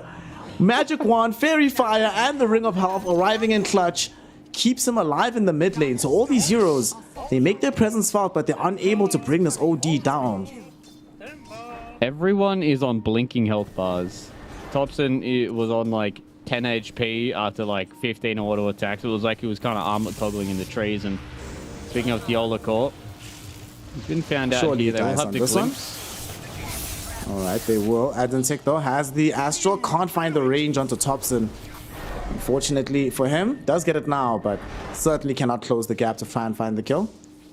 A lot of action happening in this mid lane, but that's only the first kill. And Theolacor probably okay with this. Get the express trip home, and now he can come back with full sticks. Has everything topped up so he can keep being a nuisance again in this bottom lane. Erstwhile top Resolution. Came close to dying, Hakoda. has a leap charge. You're going to go after him. Rezo gets blinked upon right now. A couple of more right clicks will bring him down. One more hit from Yuma, but he's not going to be able to find it. Hakoda went for the Starfall, but the second one falls onto Seb rather than onto Resolution. And this IO of Seb, yet again, allowing the side of OG to play to the limit. Yuma, though, making sure that Hakoda ends up surviving as well. And yet again, more blinking health bars, but no kills. Yeah, you can just see that both of these two teams are really trying to min-max on each other and really trying to abuse the limits of their heroes. And this is kind of the issue with the early game for a lot of these different heroes is they just don't have that extra bit, right? Like, you know, with the anti-mage, as soon as all the mana's gone, he really doesn't do all too much damage, so it's hard for him to convert on these kills. But look at the CS chat. DPC Hustlers, they're doing a really, really good job at getting themselves an early advantage here. Dude, Theolok was actually a genius. He spent so much of the last few minutes playing around this mid lane, but the amount of time that he's spending here, it has forced the movement of Kitrak to come and spend time around middle to make sure he can offer up some defense. And that in turn means you're playing Nature's Prophet 1v1 into Underlord. Underlord with Vanguard is like, please, let me play this matchup every day of my life. So has a ton of CS to his name right now. No pressure can come out onto him from no one. And this is all just by Theoloco just standing mid, and he's still doing it. He's not going to actually go bottom whatsoever. He's going to force reactions all across the map. He's heading top now. So Resolution and Seb need to be very careful about their movements. Hakoda has an arrow. If they come out of step, okay, I think one of them is going to die here. Theoloco should be able to catch them. Seb is falling low. There's going to be the arrow connecting onto Resolution. They keep him inside the power cogs. Yuma trying to help beat him down, but they lack the damage, unfortunately, because of Seb. They might still try to run down Resolution between the three of them, and indeed they will. Rezo goes down in front of the tier 1 tower. Kitrax was thinking about coming top, but he's not going to be able to make it in time. So that leaves them still playing 1v1 bottom. Kitrak is occupying middle. And you were mentioning that normally it's been OG with the advantage in the earlier portion of the game, but D2 Hustlers, they're the ones sitting with a 2k gold lead right now at 7 minutes in. Yeah, they're doing a really, really good job of just putting the pressure on, and now with getting a kill on the Seb as he was trying to, I believe, maybe get some wards down. D2 Hustlers are in a good spot, and they're coming on top of these lanes. No one TP to the high ground. He's going to have to TP back bottom. Yep. I mean, even though they get that kill, yet again, it's another reaction force from them. They're the ones that are pretty much playing into what D2 Hustlers want to do. They need help though. Mid lane, they're going to try and maybe get a quick kill onto Adzentic. Kitrak has access to the glimpse, dropping down the Meteor Hammer, but it's going to get interrupted by the glimpse play. Can they keep Adzentic alive? He's still going to live. They drop the hammer down. He will die inside of these power cogs, but the revenge is coming very fast. Yuma has made the rotation towards middle. He gets a kill onto this Raptor, and Disruptor will not be able to stay alive any longer. Yuma also is going to be going into the Vanguard. Looks like he might be going for the Radiance build this game rather than the Battle Fury. So he wants to be able to fight and be involved with his team as much as humanly possible. Yeah, he could also just go for... I've seen anti-mages, if you know they don't want to go for the kind of... I would say the meme version of the Radiance build. You can just disassemble the Vanguard and go into the Battle Fury when you're ready to have it. So Vanguard feels better than what Perseverance does. So... yeah, you can try and go towards there. Looks like he's going to, and he's having a fantastic game. So, heck, maybe he can do whatever he wants at this point. I mean, after Game 2's performance, he's allowed to do whatever he wants for the rest of the tour. Yep. Just like, boys, I'm doing this, and they can just say, okay, fine, bro, we believe in you. Yep, it's like, yes, sir, I'll follow along. No one is going for a Midas as well, so he understands he needs to try and keep parity with the anti-mage. So the Midas is going to help him do that. The OD is going to be able to flash farm now as well, thanks to the Meteor Hammer, and he's a threat whenever you see him on a lane, right? Like, I know a lot of people have played up against this OD Meteor Hammer. Same kind of deal these days. And whenever you see him on a lane, you have to be very, very careful to make sure that you don't overstep, because if you do overstep and he just gets this combination, it's going to be very, very hard to deal with. But they're going to come in with all heroes to try and kill him off so that combination no longer exists. They succeed in doing so, but Divine Llama has shown up to try and lend aid here. They cannot keep the OD alive, but they might be able to find revenge. No one gets blinked on by Yuma. Yuma, happy to be involved yet again. No mana for the Mana Void, ironically enough, but they should still have the right-click damage to bring down no one. And Yuma. This game is going better than even expected. All three top pole positions in the net worth are being occupied by D2 Hustlers. He's had a free time in the laning phase. He's free to bound between top and middle. Just farming heroes, farming creeps. Divine Llama's pressuring bottom. And it really feels like OG are struggling to make big plays happen. Yeah, every now and then they can pick off one of these cores, but the cost is almost way too much for them to reliably pay. Although they might be able to bring down Divine Llama, they're going to try and outnumber him 4v1 in this bottom side of the map. Do we even have the damage to kill him? We're going to find out. Do. He's trying to TP, no way. Vortex will be there. In the meantime, Beastmaster dies on the other side of the map. But they do it with 3 heroes, not necessarily with 4. They have to drop so many resources. He's still alive. Are you kidding me? Divine Llama. Oh my goodness. That took a long time for them to get that kill. The old sad face reaction as well. He thought that maybe he could just hit the old TP button. This time around they did say no.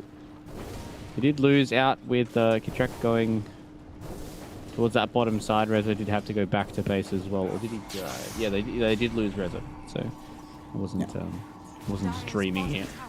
So they trade an offlaner for an offlaner. I think you're probably a lot more happy with that if you are old G, because you can start to kick out this Underlord, right? Like where you can start to move him off the map and you can start putting your emphasis in other places, because you have a Storm and you have a Nature's Prophet now with the Hand of Midas, and you also have a Beastmaster. So like you don't really have a core who's going to do much on the map. And I guess that's why it kind of falls onto Topson to be the one that makes the rotations with the supports, because Nature's doesn't really want to do that. He wants to be the one that kind of connects in a little bit later on, and Rezo still needs time before he becomes scary. Still fairly far away from the Overlord right now. He does not have it. He only gets the Midas now on no one. So still going to be a little bit of time before this fully kicks in. So there's a moment that D2 Hustlers can try and exploit this. They're moving top with the Moonlight Shadow. Both supports are covered by the dust as well. They're looking for Seb. They're looking for resolution.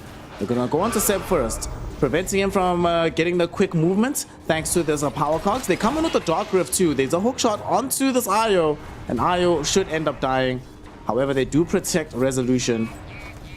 And Divine Llama's like, well, I'm not here. He just goes right back. The Yoloko will follow him, so they can mount defense onto this Underlord if needs be. But I don't think OG have any interest in trying to force a fight onto this Underlord right now. Yeah, no, especially not without a free tower. They're gonna go onto the Yoloko. The Nature's Wrath flying all across the map enables them to get the kill. Okay, Topson getting some smoke. You like that? You like to see that if you're an OG fan right now, that Topson's starting to claw his way back into this game. It never really ballooned out to a point that was scary. What do you want to see him build on Topson after he finishes off his Witchblade? Is this a Sanjin Kaya game for you, or should he go straight BKB? I think you just kind of have to go BKB, right? Because you don't ever want to get into a scenario where you just like zip into a random pit of malice and just die. Like that would be so horrible, right? So I feel like you're probably just going to have to go straight BKB. Then you can just use your BKB duration to try and find the Mirana in the back lines. Just get her killed off. Maybe you can even try and go in on the Outlaw Devourer, because he's going to be the one that's going to try and get the saves going for his team. So if you go in on the OD at the same time, you can try and get a Roar on the Anti-Mage, or even try and get a Roar on the Underlord. And that's how their team fight's going to look. So probably BKB. Oh, Topson. Right now, D2 Hustlers, they want to try come and save Adzentik. Adzentik will astral himself. Will his team get here in time to save him? No, they will not. They're going to look for some revenge, but they won't find them. And here comes Yuma. Huge mana void coming in, but not enough damage because he still had like half his mana available. Seb gets them out. Okay. Not the best execution we've seen here from D2 Hustlers after they've lost Adzentik. They really want to collect the life of Seb, but this feels a bit too dangerous. He's going to come back with Topson. Topson jumps forward, able to find the Vortex out into Hakoda. Hakoda not allowed to escape this one, as the Wrath of Nature also contributes some damage. And Topson hoping to try use the remainder of his mana to deal even more damage to the backlines. Unfortunately, Divine Llama shows up with the Crimson Guard. This is going to stall out this push for so long. All these heroes beating this down, and they should be able to eventually get it, but This is not exactly the speed they wanted to make it happen, but ultimately they still get it. That's what matters at the end of the day. Yeah, just sending 5 heroes towards that mid lane, and this is exactly what I was kind of leaning towards when I was seeing the Stormers being the one that's making the moves. He's the one that's being able to abuse this IO combination and play a little fast, so he doesn't have to play so greedy. And there was a whole lot of mechanics being abused there by Thompson. He was constantly spamming the ball lightning, so the OD could never get the Astral on him. And he eventually just had to Astral himself, and that was more than enough time for Kitrak to be able to come in and just static storm on top of his head. So it's a very kind of hard game where you're looking at this, and OG are starting to claw back this lead. Oh, they know that there's no relocate available right now. They're going to try and find this kill. Relocate just came back. Did they have the damage to kill the Storm before he saved? Yes, they do. Seb also in danger now himself and should end up getting brought down. Adzentik with the double kill. All right. They find a little bit of a timing here onto the Storm Spirit. Good hook shot from the clock. And we spoke about what this clock can do for them. There's so many setup tools. You set up for Astral, you set up for Arrow. One spell guarantees that all the others can land. They just have to get that initiation if they can ever find it. Yeah, and they also need to make sure that they're in good positions to be able to capitalize it. But Theolokor is really doing a good job this entire series at making sure that his positioning is very good in relation to his teammates. So Dalai Lama, he's getting relocated on. It's taking them a little bit of time to get this kill. Eventually they are going to find it, or maybe not. They get the Static Storm out though, under 3 heroes. Meme Hammer lands directly onto the Storm Spirit, but now there's no protection remaining for this OD. So they are able to kill him. Kitrak credited with the kill, but a lot of work being done by the Storm. And unfortunately for them, Yuma, although his presence was there, the amount of weight, not dealing enough damage to actually kill Storm Spirit. Alright, these small skirmishes are just going slowly but surely OG's way. It's kind of funny that he used the Mana Void in that previous fight, but it did literally negative damage, so the fight recap didn't even pick it up. That's funny. Oh, I'm pretty sure he Mana Voided him when he had like full mana, so maybe he was just a little mistimed when that came in. But OG, once again, understanding timings, knowing how to abuse them, knowing how to abuse the map that they have, and they get directly on Dalai Lama, who looked like a very immovable object, has definitely been moved this time around, and they just transition that directly into Roche. They have one of the best Roche Aegis holding heroes in the game in the Storm Spirit. And now they're just, getting to a point where no one is only slightly behind. The Anti-Mage has full Desolator built up as well, and he just sits back and hits creeps until, Thompson as well as Seb just find people, and then he just walks in, cleans up some kills, goes back to farming, and it's going to slowly shrink this map. He has queued the BKB on Thompson. Dalai Lama, next up. I thought he had queued up the Blade Mail, but I like this a lot more, going for this Pipe of Insight. Aghanim Shot as well will be very, very good. So he can just pre-cast it and then get into the fight on top of the Static Storm. Doesn't have to force rush BKB.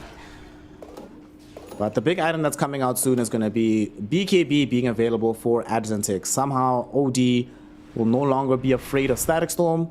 Only then has to fear the Primal Roar at this stage of the game. That's been the big bottleneck for them, that Adzentik cannot play these fights safely just yet. But once he does, things look a lot better for them. Should they smoke after they get the BKB, or do they need to wait for the pipe to be finished off as well before they try and make a play? I think just having BKB is fine. Like, even if you just have the hood coming up for Dalai Lama, he's going to be okay to try and stay alive. And you have the BKB to at least keep Adzentik alive as well. But it looks like the smoke is coming out here from OG.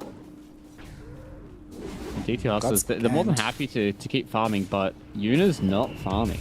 Like, that's the main concern for me right now, is they're happy for this game to be slow, but Yuma is behind his own tier 2 tower, blinking into his own base. They got spooked off. They did scan out the smoke, so I think they knew it was coming, but not able to find the best position to be. He's finally able to start farming again. Get close to finishing off the Manta style. Let's see, what is no one building next? So he's going BKB as well, right after he finishes. Desolator, Thompson will have BKB soon.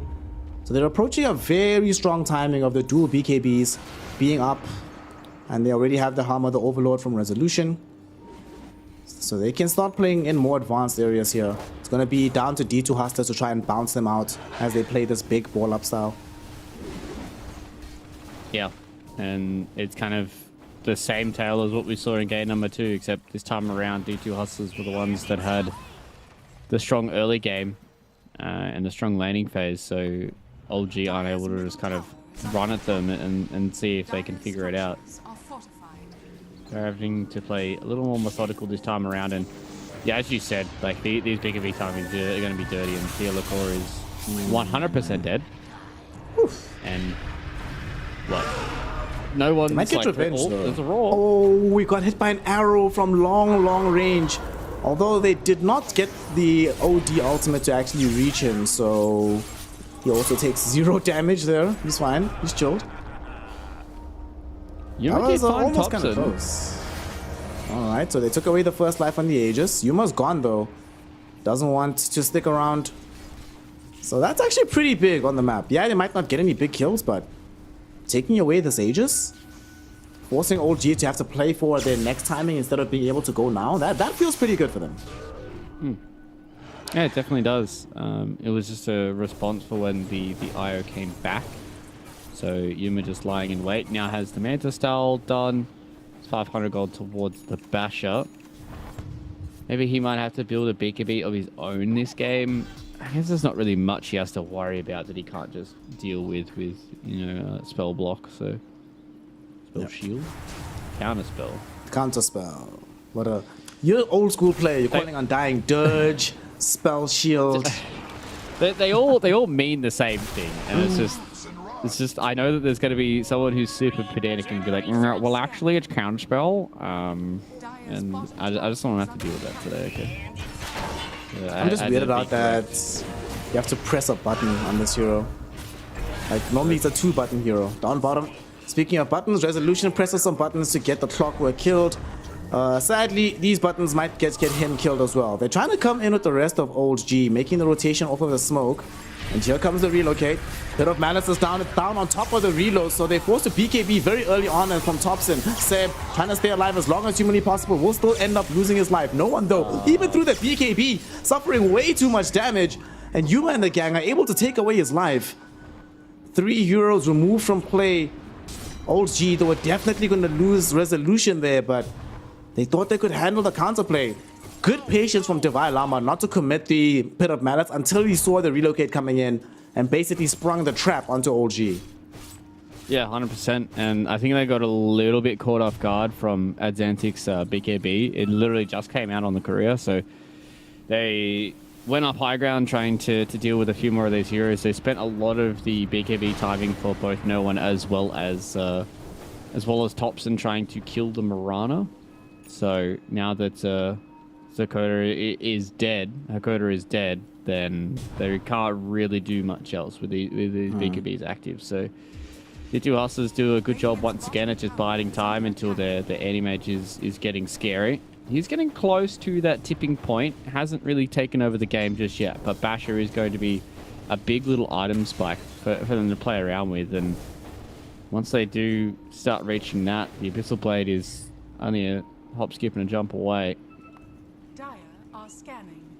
This game very, very close for both of these squads. 2k gold lead for the D2 Hustlers. They are currently in possession of a 70% probability win from Dota Plus. But we've seen across the series that these odds can shift very rapidly given a couple of key events. We'll see what they're going to be able to do on the side here of old G. They need to deal with the smoke right now though. D2 Hustlers are pinging out this top lane. So No One, can you get yourself out of here in time, my friend? He does have backup coming in. There's a Seb here with Resolution. They might be able to jump onto the backline of these heroes instead. Storm Spirit not here. They TP up the Disruptor. They get Resolution first and foremost. Static Storm though dropped immediately. And they get the quick burst onto those Clockwork. Will D2 Hustlers be able to escape from this though? The Moonlight Shadow is down. Storm Spirit not carrying. He is carrying a gem, so he does have the vision onto Mirana, but here goes Yuma into the middle of the team fight. Although we're also getting right-click damage from no one. Primal Roar almost helping to kill the Underlord, but there will be salvation from the Astral Imprisonment. Divine Llama comes back to life, and Topson will finish him off this time around. Seb doesn't have any more relocate, and there's no more BKB on no one. No one is isolated. No one is gonna die. Yuma all of a sudden gonna be threatening Topson, who has no more mana remaining. Seb can't get him out of here. The best he can do is try to top him up on mana, and he gives him just enough to be able to leap away. But unfortunately, his own life will be given up in the process. It's a 3-for-2 trade in this top side of the map, as Old G, they thought they had the numbers necessary. They took down Theoloker at first, but he buys back, comes back in, turns the fight around, and that is going to be another set of gold just going the way of Yuma on the Anti-Mage.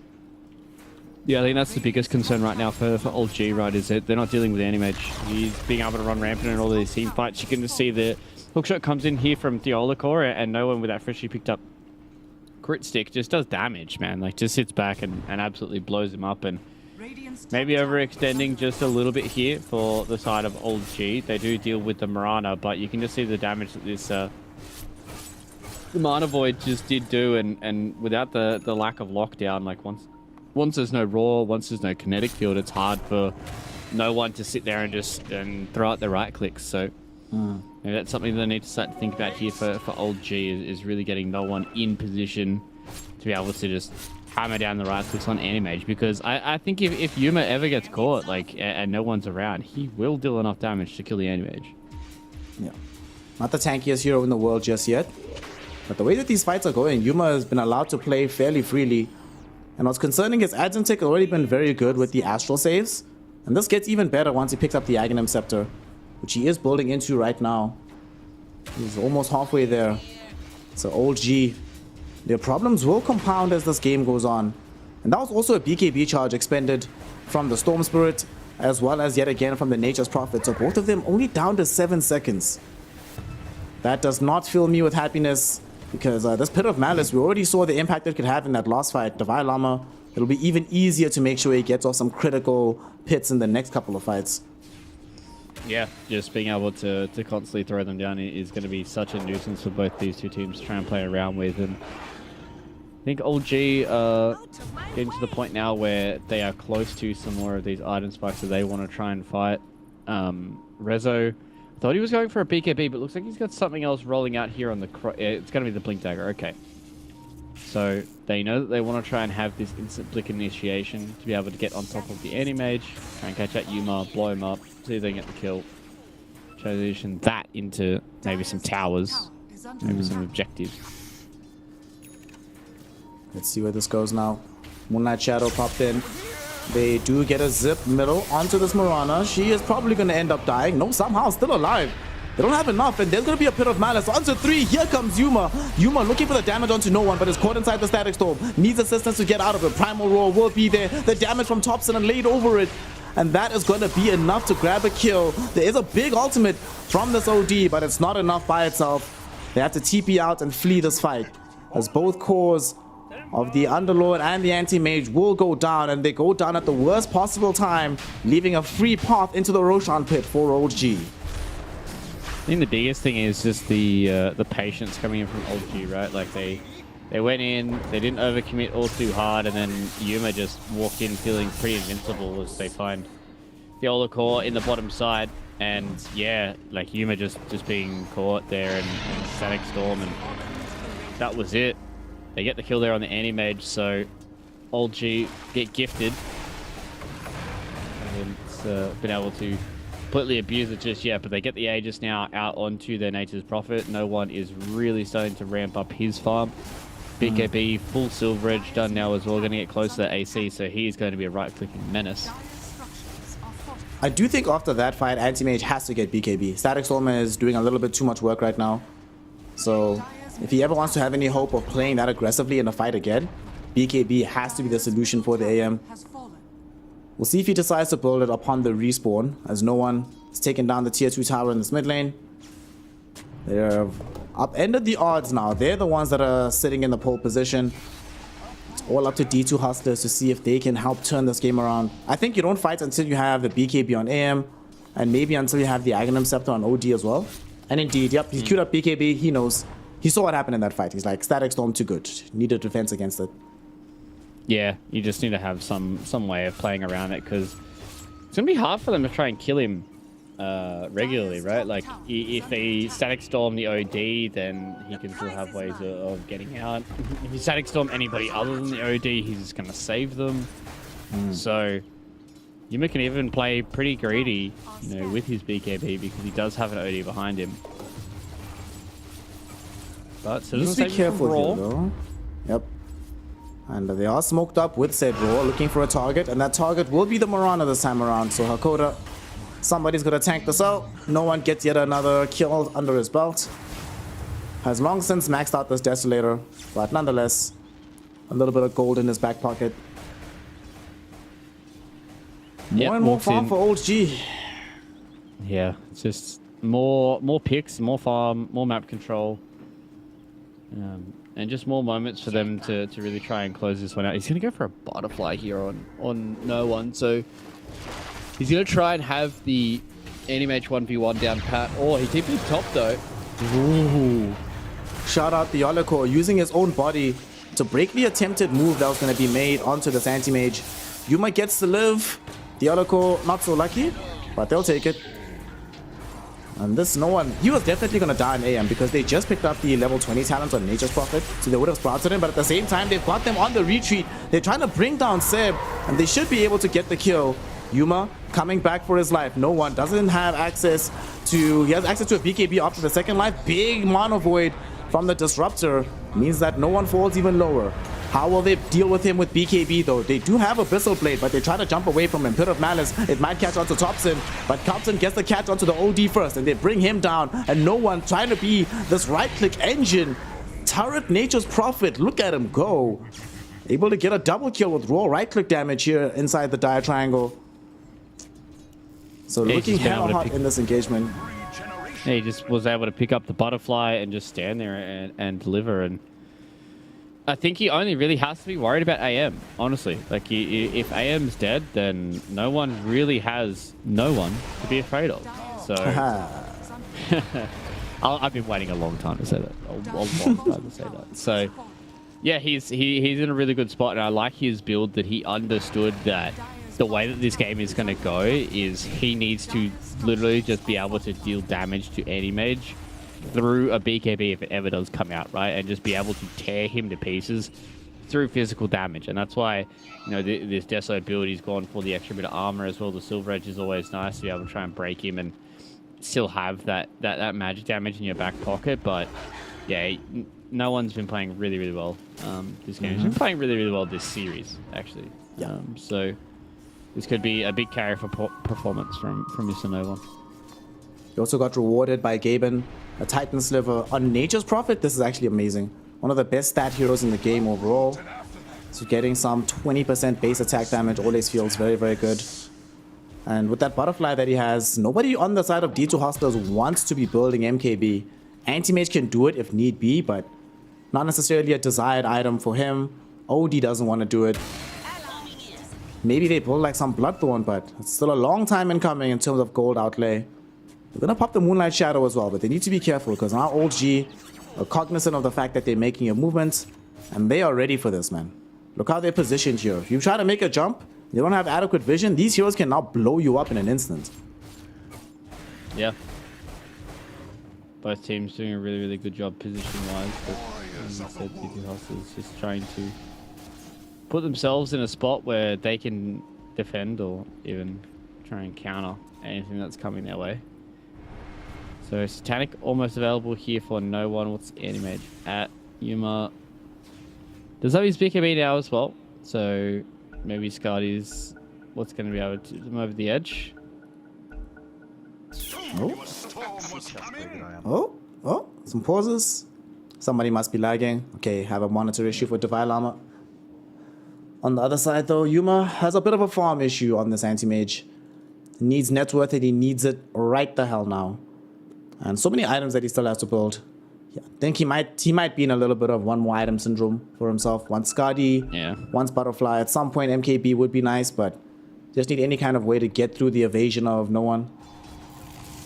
And then it could also get to the point as well where you're just like, oh, Skadi's just not enough effective HP, and then you start contemplating, do I need the heart? Do I need to try and get something else? When do I get rid of Battle Fury? Like blah blah blah blah. And very much one item syndrome could be pretty real. I think that's kind of starting to set in a little bit here for Nzantic. I think he's at the point now where he's done this build with the Aghanims and the Meteor Hammer, and hasn't really worked out. I think there's been like 1 or 2 saves, but like not like kind of game-breaking saves where the fight literally gets reset just because you had 2 clutch Astrals and they don't have any spells left. They're gonna smoke up here, but they smoked up right underneath a Hawk sent in by this Beastmaster. And it was just before nighttime hit, so it definitely was scouted. They need to be careful. Break out onto this anti-mage. Was playing a little bit very far forward there, but they're not going to try and throw in a roar or anything. He's going to go back and farm. He's farming into getting a Battle Fury, but no one already trying to itemize towards having an MKB so that they are ready. And Divine Llama bottom, he does not have a blink available for himself, so he might end up dying here. Can he get through the Dark Rift? No, he cannot. But the allies are coming in to try and help him out. They're going to be going on to no one. Abyssal Blade will stun him up. Thompson, his BKB is about to end. They need to be careful. No one. Astraled up. He's in an awkward position right now. Can they get the damage out onto him? They burnt away his HP. No one turns around at the Satanic, but he gets bashed by Yuma. And Yuma able to find the kill. They've already taken out Resolution. And now Thompson. Oh, more salvation coming. The Astral plays. You wanted to see them, Fluke. You're getting to see them now. Adzentic keeps the fight going for the D2 Hustlers. They prolong it past the duration of the PKBs. They throw in the damage from this anti-mage. And somehow, some way, yet again, D2 Hustlers reset this game and pretty much bring us back to parity. Yeah, it's really good set of circumstances there for D2 Hustlers, and you can just see in the fight recap that just not able to do enough damage. You can see they were going in here onto Divine Llama, they're able to come in with the zip, blow him up, but as soon as the reinforcements start coming in thick and fast, it's very, very hard for Old G to get this fight going the way they want to. They want to try and have the Disruptor drop a big Static Storm. He was never able to get anywhere close. The Olacor is just kind of juking and jiving and kind of walking on the edge here, and they all go down for basically free. And once again, this is the reason why that we're seeing this OD. Not so much just about the Disruptor counter, but I think just him in general does really, really well into usually what Old G like to do. They like to try and, you know, push the limits of their heroes and push the limits of what is acceptable for a dive. And, you know, sometimes all it takes is an extra 1 to 2%, and that 1 to 2% can just be the Astral. So makes a lot of calculations that they make end up being into wrong reads and, you know, weird kind of metas when they see stuff like that. This was also the fight where they don't have the MKB just yet for no one, and that fight started just after Divine Llama picked up his halberd. So the kill took them a little bit longer than they thought it would. Great Dark Grip from him as well, making them think that he's just escaping, but he's bringing in reinforcements. Now D2 Hustlers won't necessarily be feeling like they're in the pole position, but certainly feeling okay about their fighting prospects. And we're starting to see now that these BKBs are at 6 seconds. It feels, if they don't burst their target immediately as they go in, it starts to feel really, really hard for them. Top lane, speaking of burst, I think Rezo needs to be careful. Could find himself bursted down, and they jump on him. They missed the hook shot. Yuma did find the right read, but Rezo had a blink dagger, so he's okay.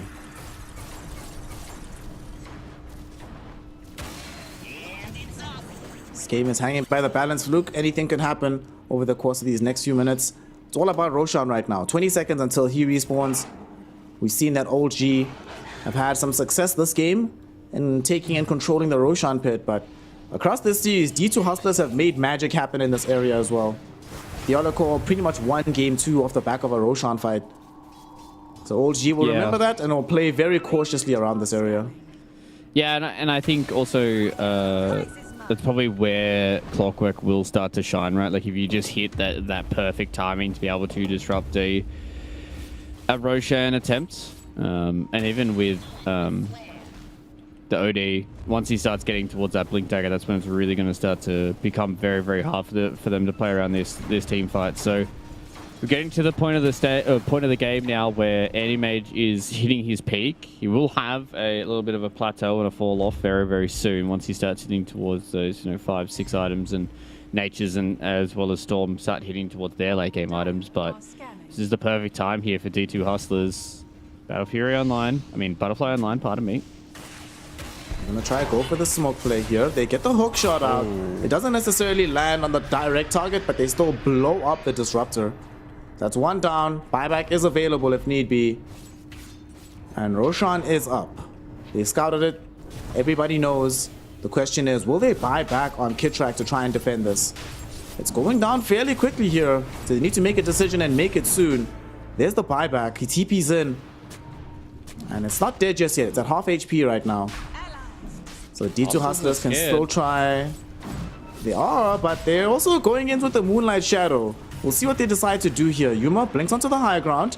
Oh, they forced out Static Storm. That is pretty huge. That's one of their big team fight spells here.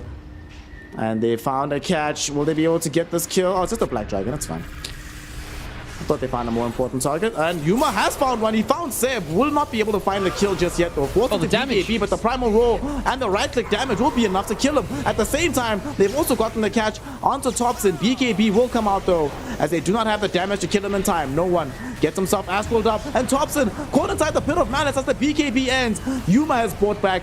He wants to re-engage on this fight. Adzentic gets off the Astral onto Clockwork. The Llama will finally die, as no one just does way too much damage right now. However, there's no more BKBs. Yuma jumps onto Resolution. Resolution falling low. They get the Electric Vortex out. They haven't managed to get the kill onto the Anti-Mage just yet, but they will find Rezo, who buys back instantly. Yuma needs to be careful, though. Leashed up by these Nature's Prophet roots. They just want to try and clear out this Roshan, get the Aegis into the hands of this Anti-Mage. He needs the secondary life. Pit of Malice keeping this fight going right now. Thompson jumps in, but Thompson is too late. Will he get the cheese? Yes, he will. Refreshes his HP, but he needs to zip this way, and that dies to the Mono Void. One strong hit from Yuma ends up winning the fight. Adzentic still keeping the whole team alive. Divine Llama lives longer and longer, and now no one has the Anti-Mage directly on top of him. AM will switch targets, going on to Resolution instead. In the meantime, on the outer edge of the fight, they have managed to bring down Adzentic, who buys back almost immediately. No one will he be able to fight the entire world by himself. Anti-Mage right on top of him. So is Divine Llama, and no one has been strong. He has stood tall, but eventually he will fall. They don't have detection. Finally, there comes out the dust. Glimmer Cape gets taken away. The life of this no one Nature's Prophet gets taken out as well. And D2 Hustlers, yet again, fighting around the Roshan pit is their lucky charm, apparently, as they do manage to kill 4. It costs buybacks. It costs a lot of resources. It costs the life of Anti-Mage once. But ultimately, AM still sitting with an Aegis.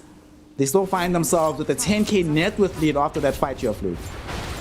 Yeah, I mean, that fight definitely started to feel like D2 Hustlers are finally starting to get a stronger hold of this game. As we're looking back at the replay, you can just see the amount of times that they were able to get Astral saved, and that's the big kind of discerning factor between Old G as well as D2 Hustlers right now, is they have to commit so much, they have to commit so heavy on trying to kill one of these members, and then Adzentic is just able to just sit there and just act and imprison people. They're able to walk freely thanks to the Aghanim Shard as well, and it was all about trying to keep no one there to get these right clicks going, and Yuma, perfect buyback from him as well. Overextended, was able to get his life, get his second life come back in as well, and now they have just taken a full lane of racks. They're going to look for a second one on top of the dieback from Thompson, and yeah, D2 Hustlers, the game really kind of ground to a halt for a long time there, and it eventually was able to be taken hold of here for D2 Hustlers. Can't believe D2 Hustlers just keep doing this. Keep finding these like miraculous fights. It all started with that play bottom where they thought they killed Divine Llama, but he was just a bait, setting up for a much bigger fight to come thereafter. Because that was the fight that gave them the goal to finish off this Aghanim Scepter for Adzentic. Allowed them to get a much bigger amount of net worth and experience onto Yuma. He now has the 4 Butterfly, Abyssal Blade in tow as well. No buybacks available for anybody except for the Swiss, but Seb, his buyback alone won't be able to win this game out for OG. And because there's no buybacks left, everybody's stuck in a dieback situation except for no one who's still trying to farm his own buyback. If this Storm Spirit dies, is that just GG? I think it potentially could be. Oh, they're going to go for a sick little play here on a no one. Oh no, they find no one. They might be trying to force out a buyback onto him. BKB will be activated by him as he tries to turn around for this fight. Yuma in the meantime gets off a huge mana void onto Disruptor.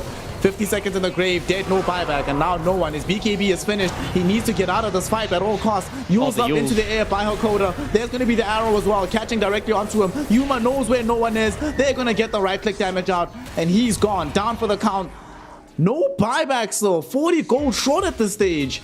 And they also clean up the IO as well. This might just be that fluke. They're going to go and get at least the second lane of Rax out of this. And if they don't see a buyback coming in from no one, they're going to try and go for the jugular.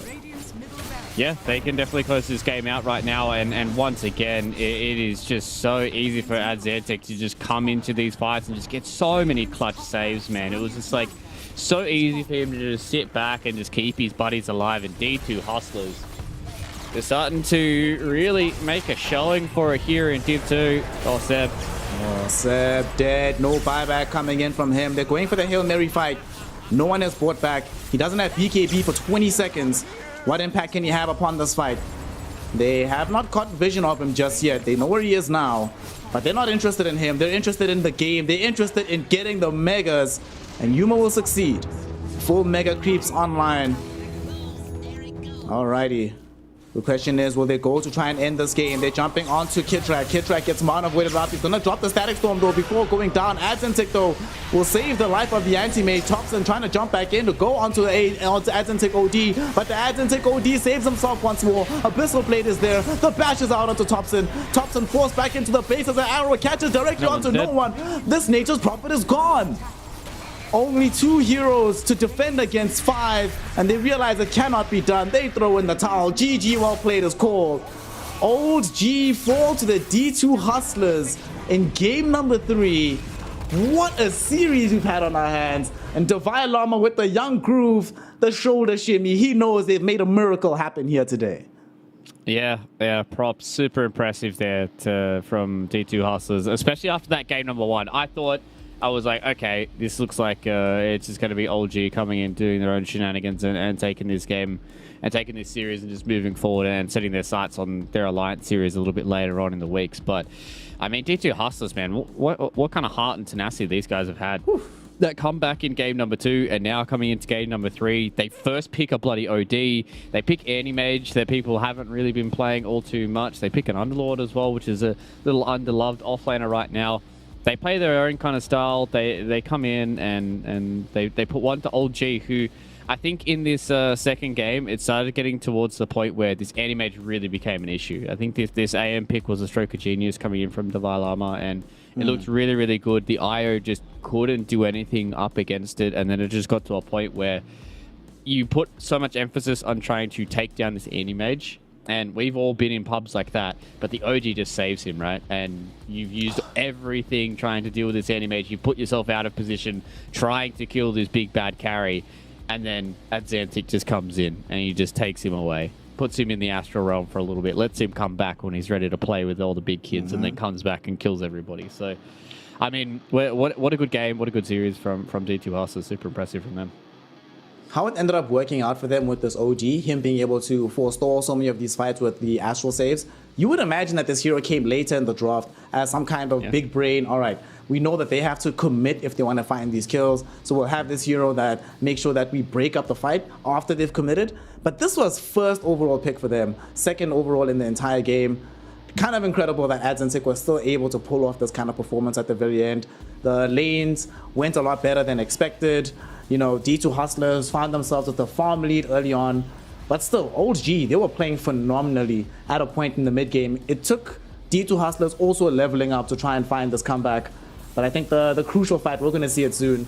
Thompson also a stroke of genius to make sure that he's always zipping the backlines with his gem, so they can find out this Mirana, hopefully find out the clockwork, force them to play very awkwardly on the front lines, but unfortunately, there's also just a bit too much damage when these BKBs go down between No One and Thompson. There's way too much that they have to avoid on the front lines.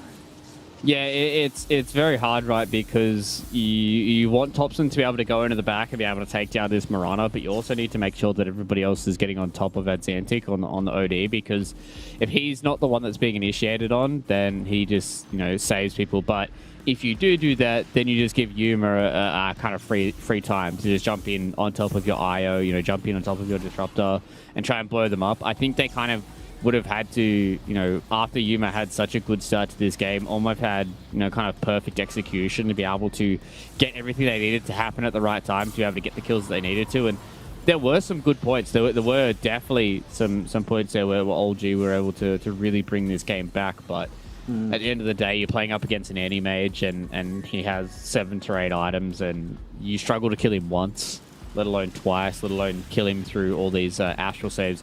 I thought this was definitely the moment where we were going to see some things change for them.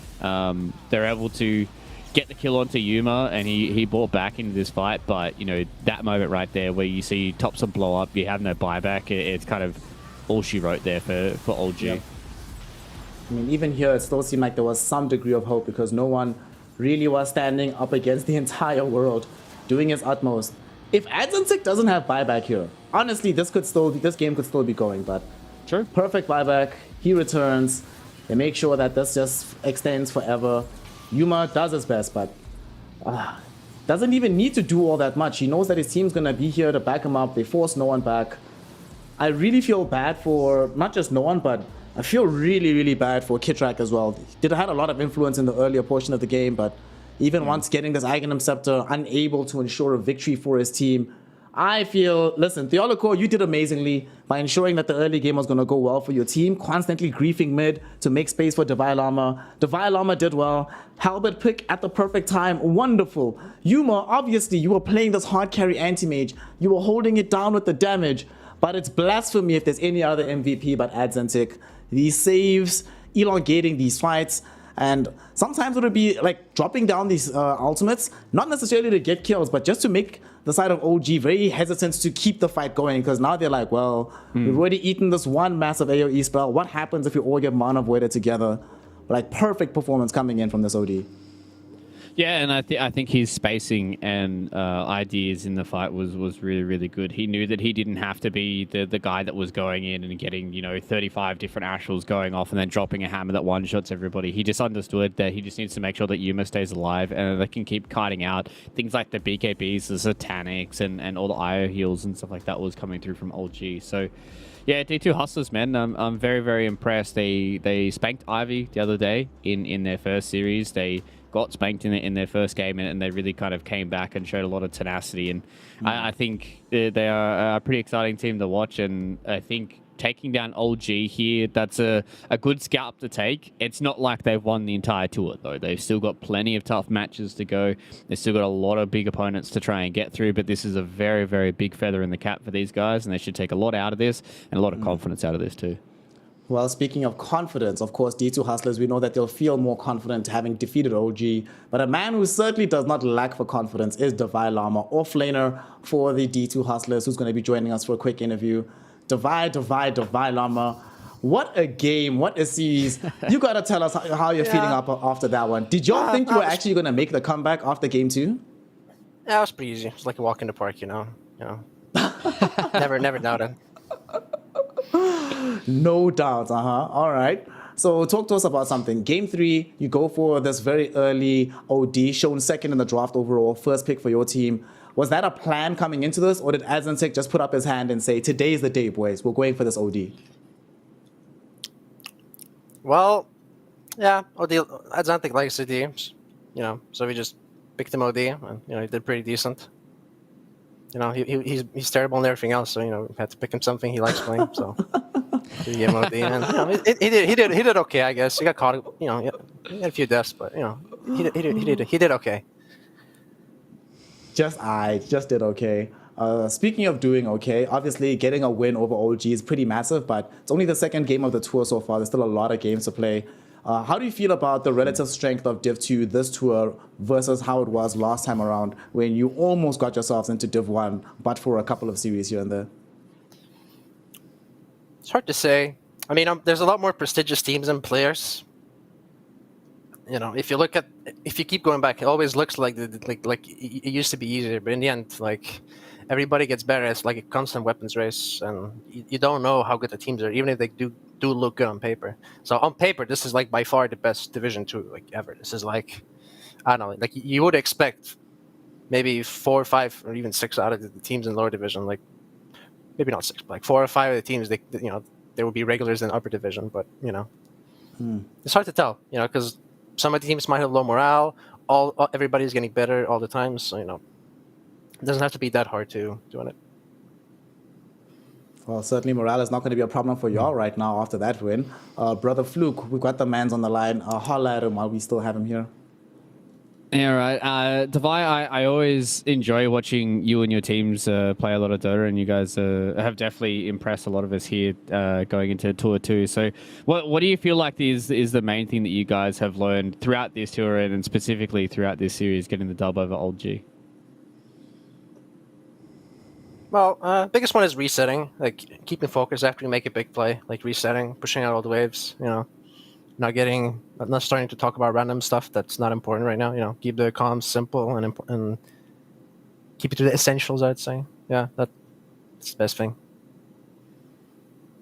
Hell yeah. I mean, I think that's something that a lot of teams really don't kind of think about, is especially, after the 4-man black hole that Theolacor was able to get in a couple of those fights. I'm sure that would have been hard for you guys to mentally reset. After that format, I mean, the game's kind of over, right? Like, we just won the Roshan fight. I think it's okay to, get excited a little bit, because, it does lift up morale a little bit, and it was, bonding.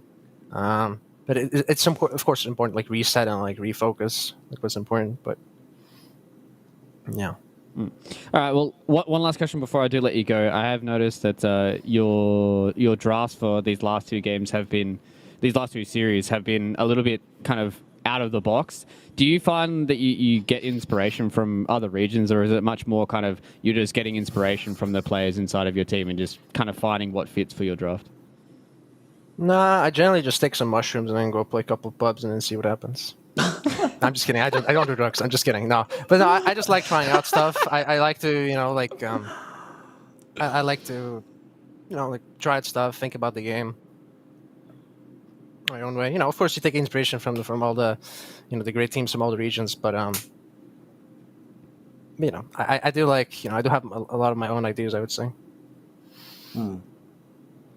Oh yeah. I'm curious actually. Now that the squad is very different, obviously, and you're the only holdover from the previous iteration of the team, is there anything specific that y'all have been doing to try and quickly build chemistry to make sure that that's not an issue and that you just have to worry about the game itself playing out? Is there anything that you've done to try and accelerate that process? Yeah, we call them Yuma Duo Kyola, for example.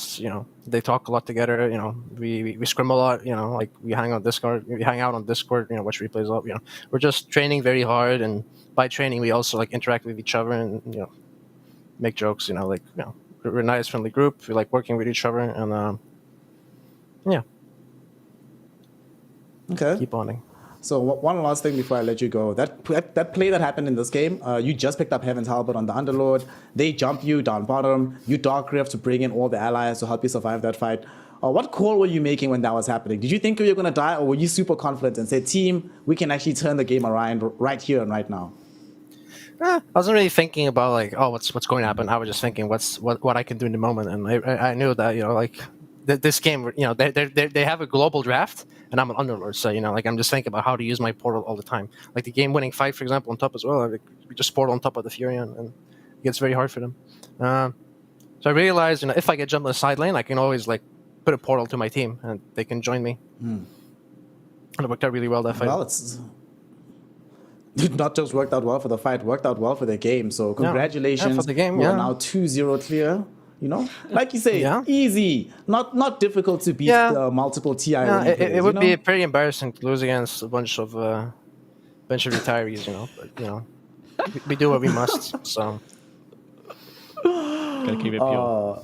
You've done it successfully. So thanks so much for your time, Devi Lama. We hope to see more of the D2 Hustlers and more 3-game series. Make it as entertaining for us as humanly possible. So good luck, have fun for the future series, and we'll talk to you next time. Thank you. See you next time. See ya. That is, of course, Devi Lama, offlaner, and the brains behind the madness on the side of D2 Hustlers. How they came up with this win after game 2. Like, if you'd asked me 20 minutes after game 2, is there any way OG lose the series? I would have said absolutely not. But here we are. The esportsbet.io odds that were favoring OG by a fairly hefty margin turned out not to be the case. And that's a good thing, right? Dota should always be full of upsets. It should always be a game that is up and down. And as a result of this, it's 2-1 in favor of the D2 Hustlers. Old G lose the game. Earlier on, we did see Ivy also losing 0-2, and then Team Secret taking the 2-0 sweep over Alliance. Having seen some of these previous games here and having seen this performance in particular, Fluke, where do you think how do you think they do overall, D2 Hustlers, once they start playing up against some higher placed opposition? Yeah, I think if they can continue this momentum and kind of come in with these different ideas, like we heard from Devi just before, that a lot of these picks sometimes can just kind of come from his players, right? Like he does like to take a little bit of inspiration from other regions and stuff, but you know, first picking an OD in a game like this and really just trying to shut down this first pick disruptor, I think they can do a lot. From what we saw from Alliance versus Secret, I think D2 Hustlers going into that series might be a little bit touch and go. It could probably go all to 3 as well. But them going up against Secret, I think Secret are looking very, very strong under the under Puppy. Once again, they're really looking like they're gonna mesh. But there's those 4 teams, man. Like even like Into the Breach as well. Like when they start playing, like what does Ancient Tribe look like when everyone starts clicking together? Like I think there's still so many different teams are going to be able to take games off each other, and I feel like this Div 2 is really not going to be clear cut. Like the last day or 2 of games are going to be nuts. It is very intriguing to me that the 2 teams we see in 5th and 6th, Alliance and ITB, are the only teams within the region that aren't coming with a new roster for this particular tour. True. Ancient Tribe, of course, we saw them winning out against Ivy earlier on, having stolen away Ivy's mid laner. D2 Hustlers, very new team, but looking very solid so far. We have Team Secret and OG, who have amassed 1 win apiece. Of course, Old G did just suffer their first loss of the division. Hopefully for them, they're thinking it's going to be their last one, because definitely a very topsy-turvy set of games. And then at the very bottom, we have Ivy rounding out the pack at the very bottom in a little bit of danger of relegation. So we'll see how things go for them down the stretch. Of course, Luke, this does mean that this particular day of Dota action is now concluded. It is done, but it's only day 2 of the division. We still have so much Dota to bring you. And of course, we're going to having a set of games coming in a few days. And these series excite me quite a bit, especially the first one, because I'm still not sure we've seen the full strength of ITB just yet. So Secret are also still working out the kinks. It could be one of those series where everything just comes together for both of these squads. And is there potential, do you think, of that series going 3 games? Yeah, I hope so, especially just because I do feel like there's like 5 or 6 teams that can really just take series off each other. So going into that one, Secret showed that they can kind of show a bit of weakness in their first game up against Alliance. Puppy was talking about in the interview that, you know, the biggest loss for him was the fact they lost the lead that they had. So maybe that's something that ITB can exploit. They are showing that they do have a little bit of flexibility in their roles and stuff like that as well. So it might be a little bit of an uphill battle for ITB, considering they come off the back of a loss as well. So, I mean, I think all of those series are going to be super important. Like, I don't think PuckChamp are going to be a team that's just going to be thrown by the wayside either. And then obviously Old G at the bottom there to be able to flex their muscles and see if they can bounce back from a loss. Yeah. I mean, this Div 2 is hella stacked. The PuckChamp vs Alliance series, whoever wins, they'll have gotten their first win in the DPC because both of them lost their opening games. But of course, PuckChamp did take a game from Ancient Tribe, and Ancient Tribe is currently at the top, so they could make an upset happen there. We've just seen how good OG can be, so if they can find their maximum form, they could take a series off of Ancient Tribe. So nobody is safe, nobody can rest on their laurels, nobody has any opportunity to just stay back and hope that the Dota plays itself. Of course, those 3 games will be happening on the next game day, which will be the Sunday, so 2 days away from now, on my birthday, yay! So make sure that you are tuned in to witness this Dota action, this Dota hype here in Division 2. And of course, now that the show is over, I need you all to all remember to do the most important thing. Please stay hydrated, keep a positive mental attitude about the game, and of course, let someone you know in your life that you love, let them know you love them. And more importantly, let them know how much you love Dota. And join us on Sunday to share that love with us. From myself, Snare and Fluke, from the PGL crew. Bye-bye. Until then, we love y'all. And we'll see you for some more Dota 2 action. Bye-bye. Help me. I got you. Vegas, Vegas. Guys. Me. Yeah. Help him. You're fine. No, Lincoln on the storm. Vegas, I wanna die once. Next profit hooks, arrow. I dash. Might have buy. No, no, lie no, back. Nice. GG! Let's go, boys. Fucking fuck.